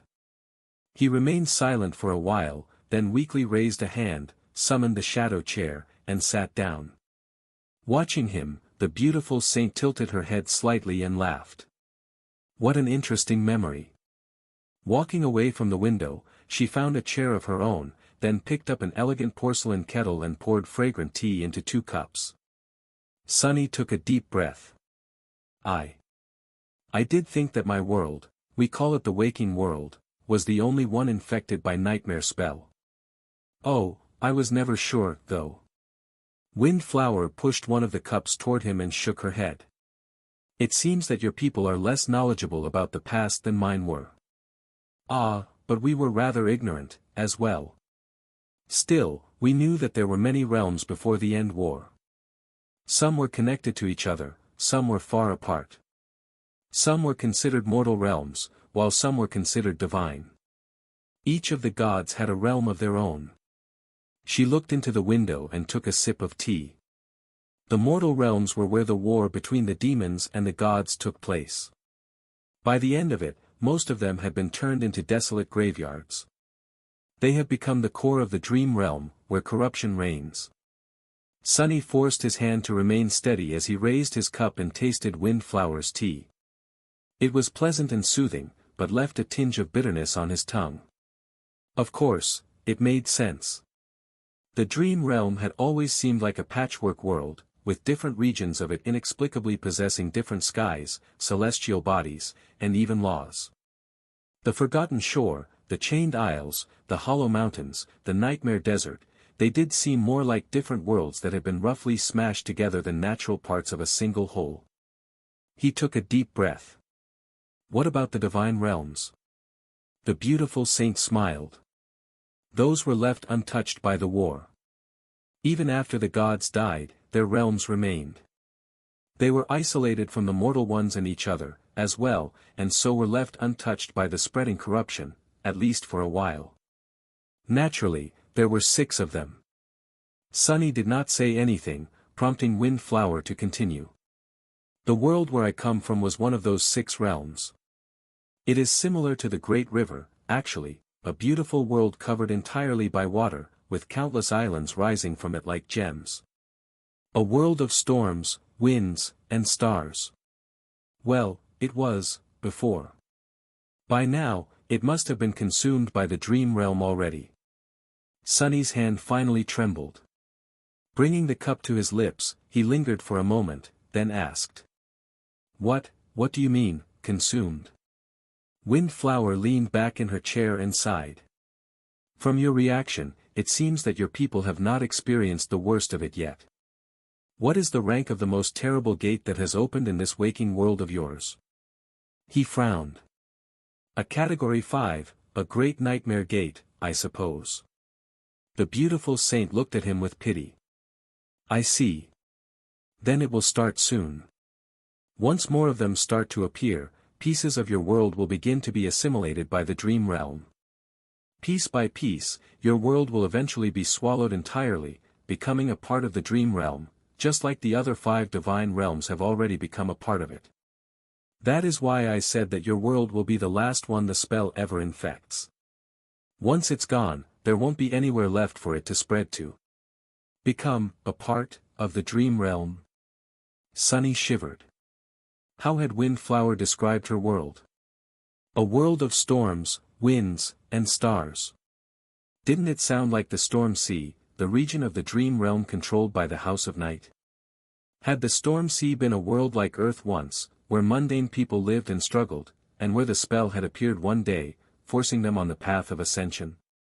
A world that had eventually lost to the tide of nightmare gates and was destroyed, becoming another one of the desolate hells of the dream realm, just like 4 more worlds before it? Would Sunny's world share the same fate? He shook his head. But, why? Why is this happening?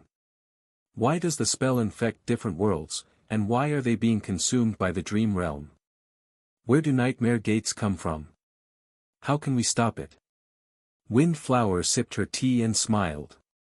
Sunless, if I knew the answers to these questions, do you think I would be sitting here, imprisoned in a dream on a cursed island, with all my people gone, and my world destroyed? She chuckled. Whatever the path to victory is, my people have already lost. You still have a chance, at least. A better chance than we did, even, from what I saw, your world is much stronger than mine was. Otherwise, a mere ascended like you would have never been able to slay my father, no matter how far he was gone because of the corruption. The beautiful saint looked away and lingered for a while. Finally, a hint of sorrow crept into her sweet voice. How did he die, in the end? Sunny did not speak until the pain of the flaw forced him to answer. How did one tell a person about killing their father?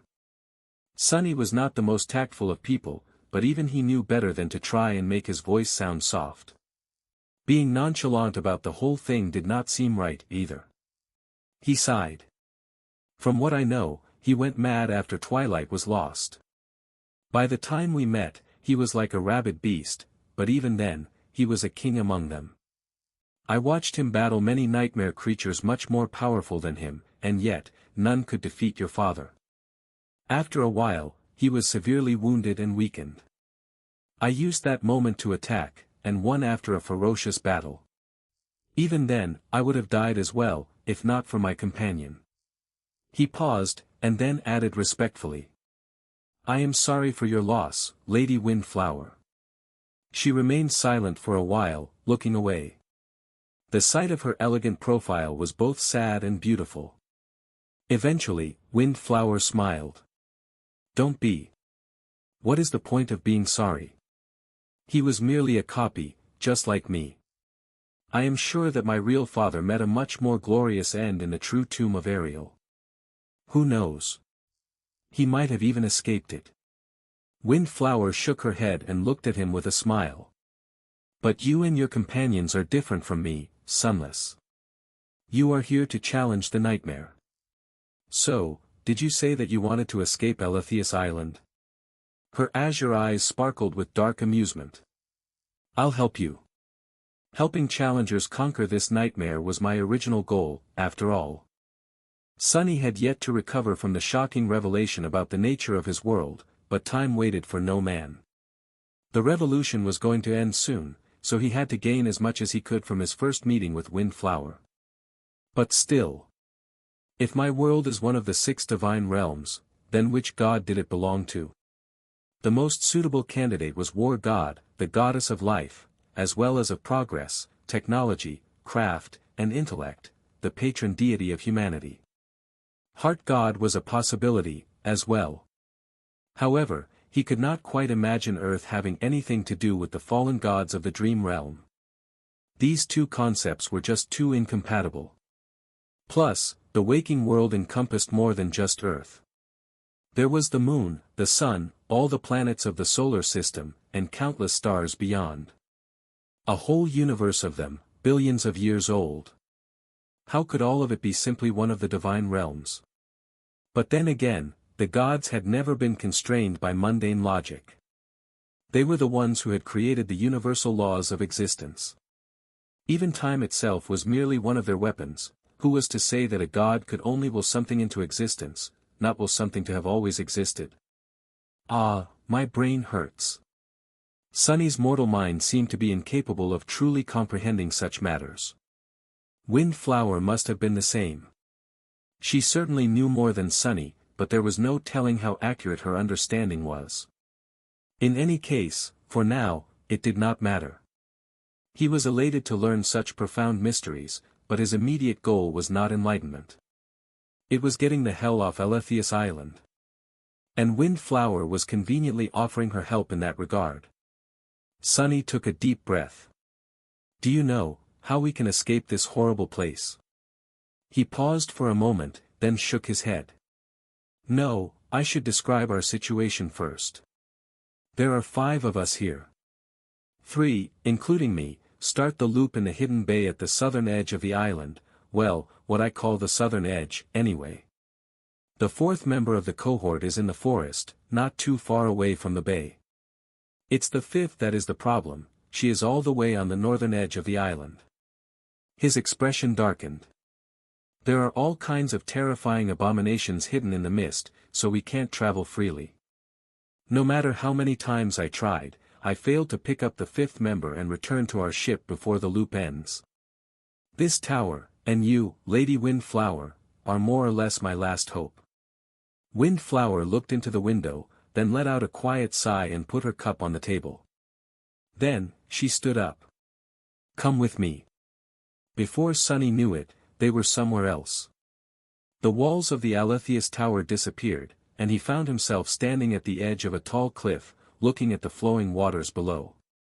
The colossal whirlpool was gone, replaced by the beautiful vista of the great river sparkling under the light of the 7 suns.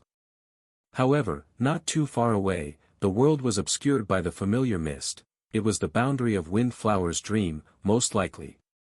The enchanting saint looked into the distance. Before that, let me tell you how I ended up imprisoned here, sunless. She glanced at him and smiled. As you might have guessed already, it was my father who had brought me here, and put me to sleep at the top of Alethius Tower. There is a seed of corruption in my soul, and so, remaining inside this cycle of time is the only way for me to live on. Her smile dimmed a little. Windflower lingered for a moment, then looked at the great river once again. Back then, we laid siege to Verge, hoping to destroy the source of the defilement and conquer this nightmare. However, even after breaching the walls of the city and fighting our way to the citadel of truth, we failed to defeat the first seeker. Studying the exquisite line of her charming face, Sunny scowled. The first seeker must be tremendously powerful, then. If even a sovereign in command of a vast army of awakened had failed to put an end to the defilement, then how could their cohort ever hope to succeed? His thoughts turned dark and bitter. However, Windflower lightly shook her head. The first seeker has no power. That thing could not even be called a living being anymore, it's just a grotesque, sprawling mass of festering flesh contained within the citadel, its tendrils slowly spreading across all of Verge. The problem, however, is that anyone who touches it becomes infected by corruption. That is how I became infected, as well. In the end, we had no choice but to leave our fallen behind and retreat. That is how our glorious assault ended, in death and misery. She looked at Sunny somberly. So, Sunless, tell me, do you still think that you and your companions can conquer this nightmare? He remained silent for a few moments, trying his hardest not to imagine the revolting image of the cursed city of Verge. The picture Windflower painted with just a few words was just too vivid. Eventually, Sunny nodded. I do. One of my companions, she is immune to the corruption, in fact. I have a memory to borrow that ability of hers, as well. There is probably no one in the world suited for the task better than the 2 of us. He smiled faintly and lingered for a moment, then added in a strangely dark tone. That it must be fate. Windflower did not seem too surprised by the fact that there was someone out there whose soul could not be corrupted. She watched the water flow for a while, then sighed. It's good, then. You might really stand a chance to succeed where we failed. In any case, after we retreated from Verge, my father brought me here, to Aletheus Island. The only place that could delay my eventual fall into corruption. Quite ironic, don't you think? Sunny hesitated. I'm not sure that I know what you mean, my lady. She looked at him with surprise. What, you don't know who Alethea was? He frowned, then shook his head. I only know that she was called Alethea of the Nine, and that she was one of the Seekers. Windflower chuckled. Yes, you are not wrong. Indeed, she was one of the Seekers. A mysterious sorceress who built this island and created the whirlpool of twisted time surrounding it, for some unknown purpose. She lived here for a while, but eventually left in search of the estuary, as most Seekers did. Alethea never returned, and her name slowly disappeared from the memory of the river people. The beautiful saint gazed at the great river with a dark expression. Of course, there is something different about Alethea. Because, unlike all the other Seekers who had traveled downstream in search of the estuary, she actually found it. Sunny eyes widened slightly. Wait. Do you mean? Windflower nodded. Yes. Although her original name is forgotten, everyone in the tomb of Ariel now knows her by a different one. The core of this nightmare, the source of the defilement, the first Seeker, is Alethea of the Nine. This island is the estate that she had abandoned before leaving on her fateful journey to the estuary. Sunny shivered and instinctively turned around, to look at the distant silhouette of Alethea's tower. Windflower, meanwhile, smiled. So, you see, it is indeed quite ironic. The seed of corruption was planted into my soul by the first Seeker, yet my father prevented my soul from being consumed by bringing me to the first Seeker's stronghold. If that is not ironic, then I don't know what is. She turned away from the great river and laughed. Ah, in any case, after putting me to sleep in Alethea's tower, my father meant to return to Twilight and search for a way to destroy the first Seeker. He also meant to find a way to save me, or, if not, then at least to visit me from time to time. However, he never came. Now I know that it is because Twilight was lost, and he succumbed to corruption himself. Windflower sighed. Well, anyway. That is the past. What is important now is that my father had not only come to Aletheus Island, but also left it. And I can teach you how to leave it, as well. Windflower walked along the path in the forest, with Sunny following behind. Although he was certain that there was a long way to go, they arrived at the hidden bay in mere minutes. It looked different without the gloomy mist obscuring everything in sight. The white sand sparkled in the bright daylight, and the black cliffs cast deep shadows on the beach. For the first time, Sunny noticed how similar to the nightmare desert this place looked. The chain breaker was nowhere to be seen in Windflower's dream, but the line of lonesome footprints was still there, leading to the edge of the island.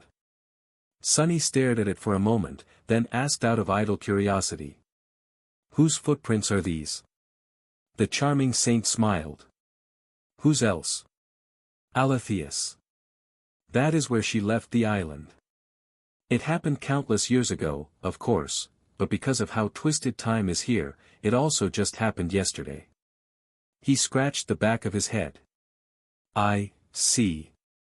So, the footprints belonged to the first Seeker. Sunny honestly did not know what to think of that. Hiding his unease, he pointed to a particular spot on the beach.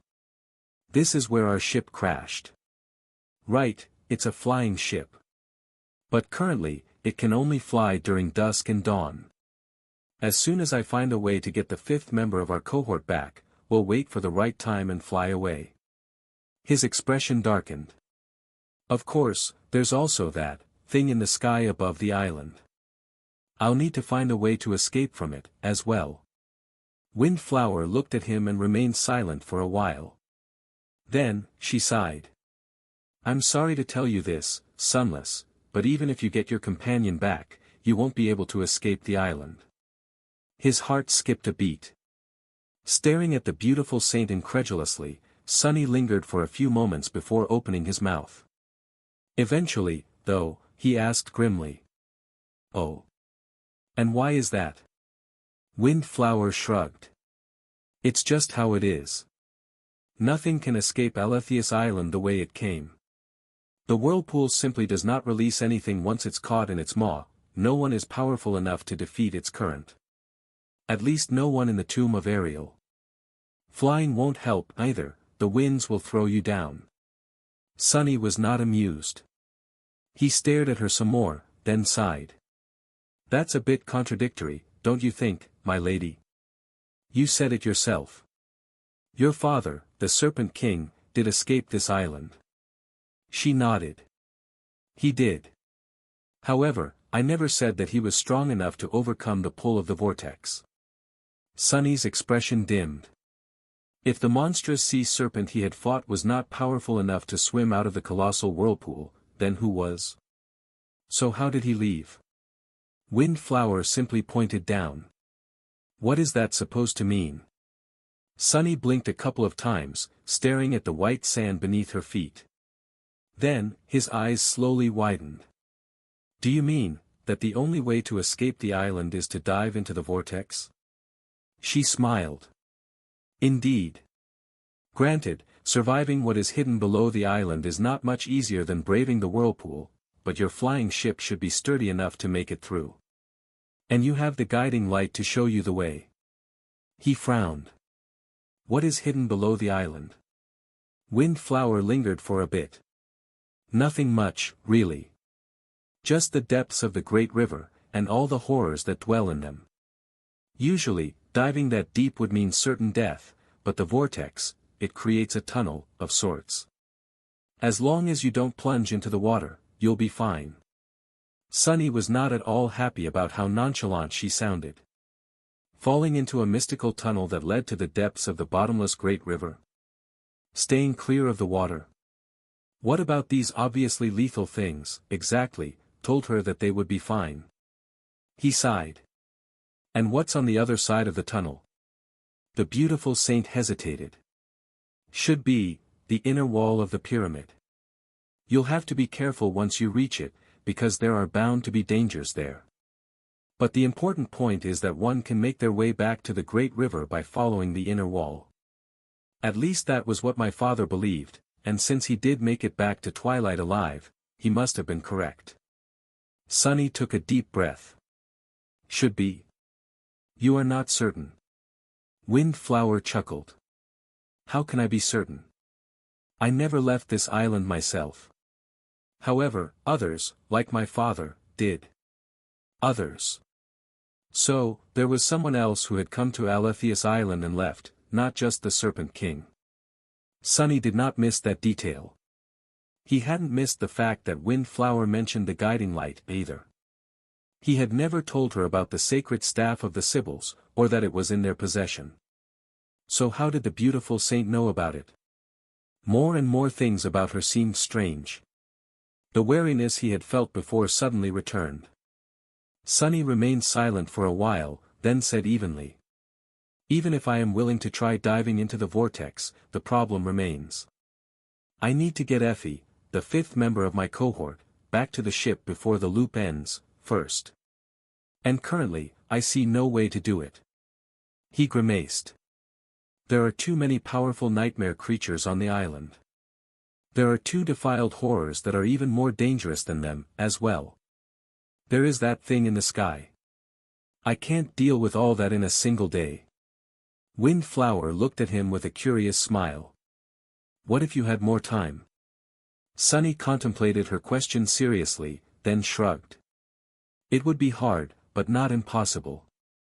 The problem is not that the enemies are too powerful. If I can't kill them, I can at least run and hide. I can come up with countermeasures and make use of their weaknesses. I can make them fight each other and escape while they do. The problem is that all of this requires time, and there is no time.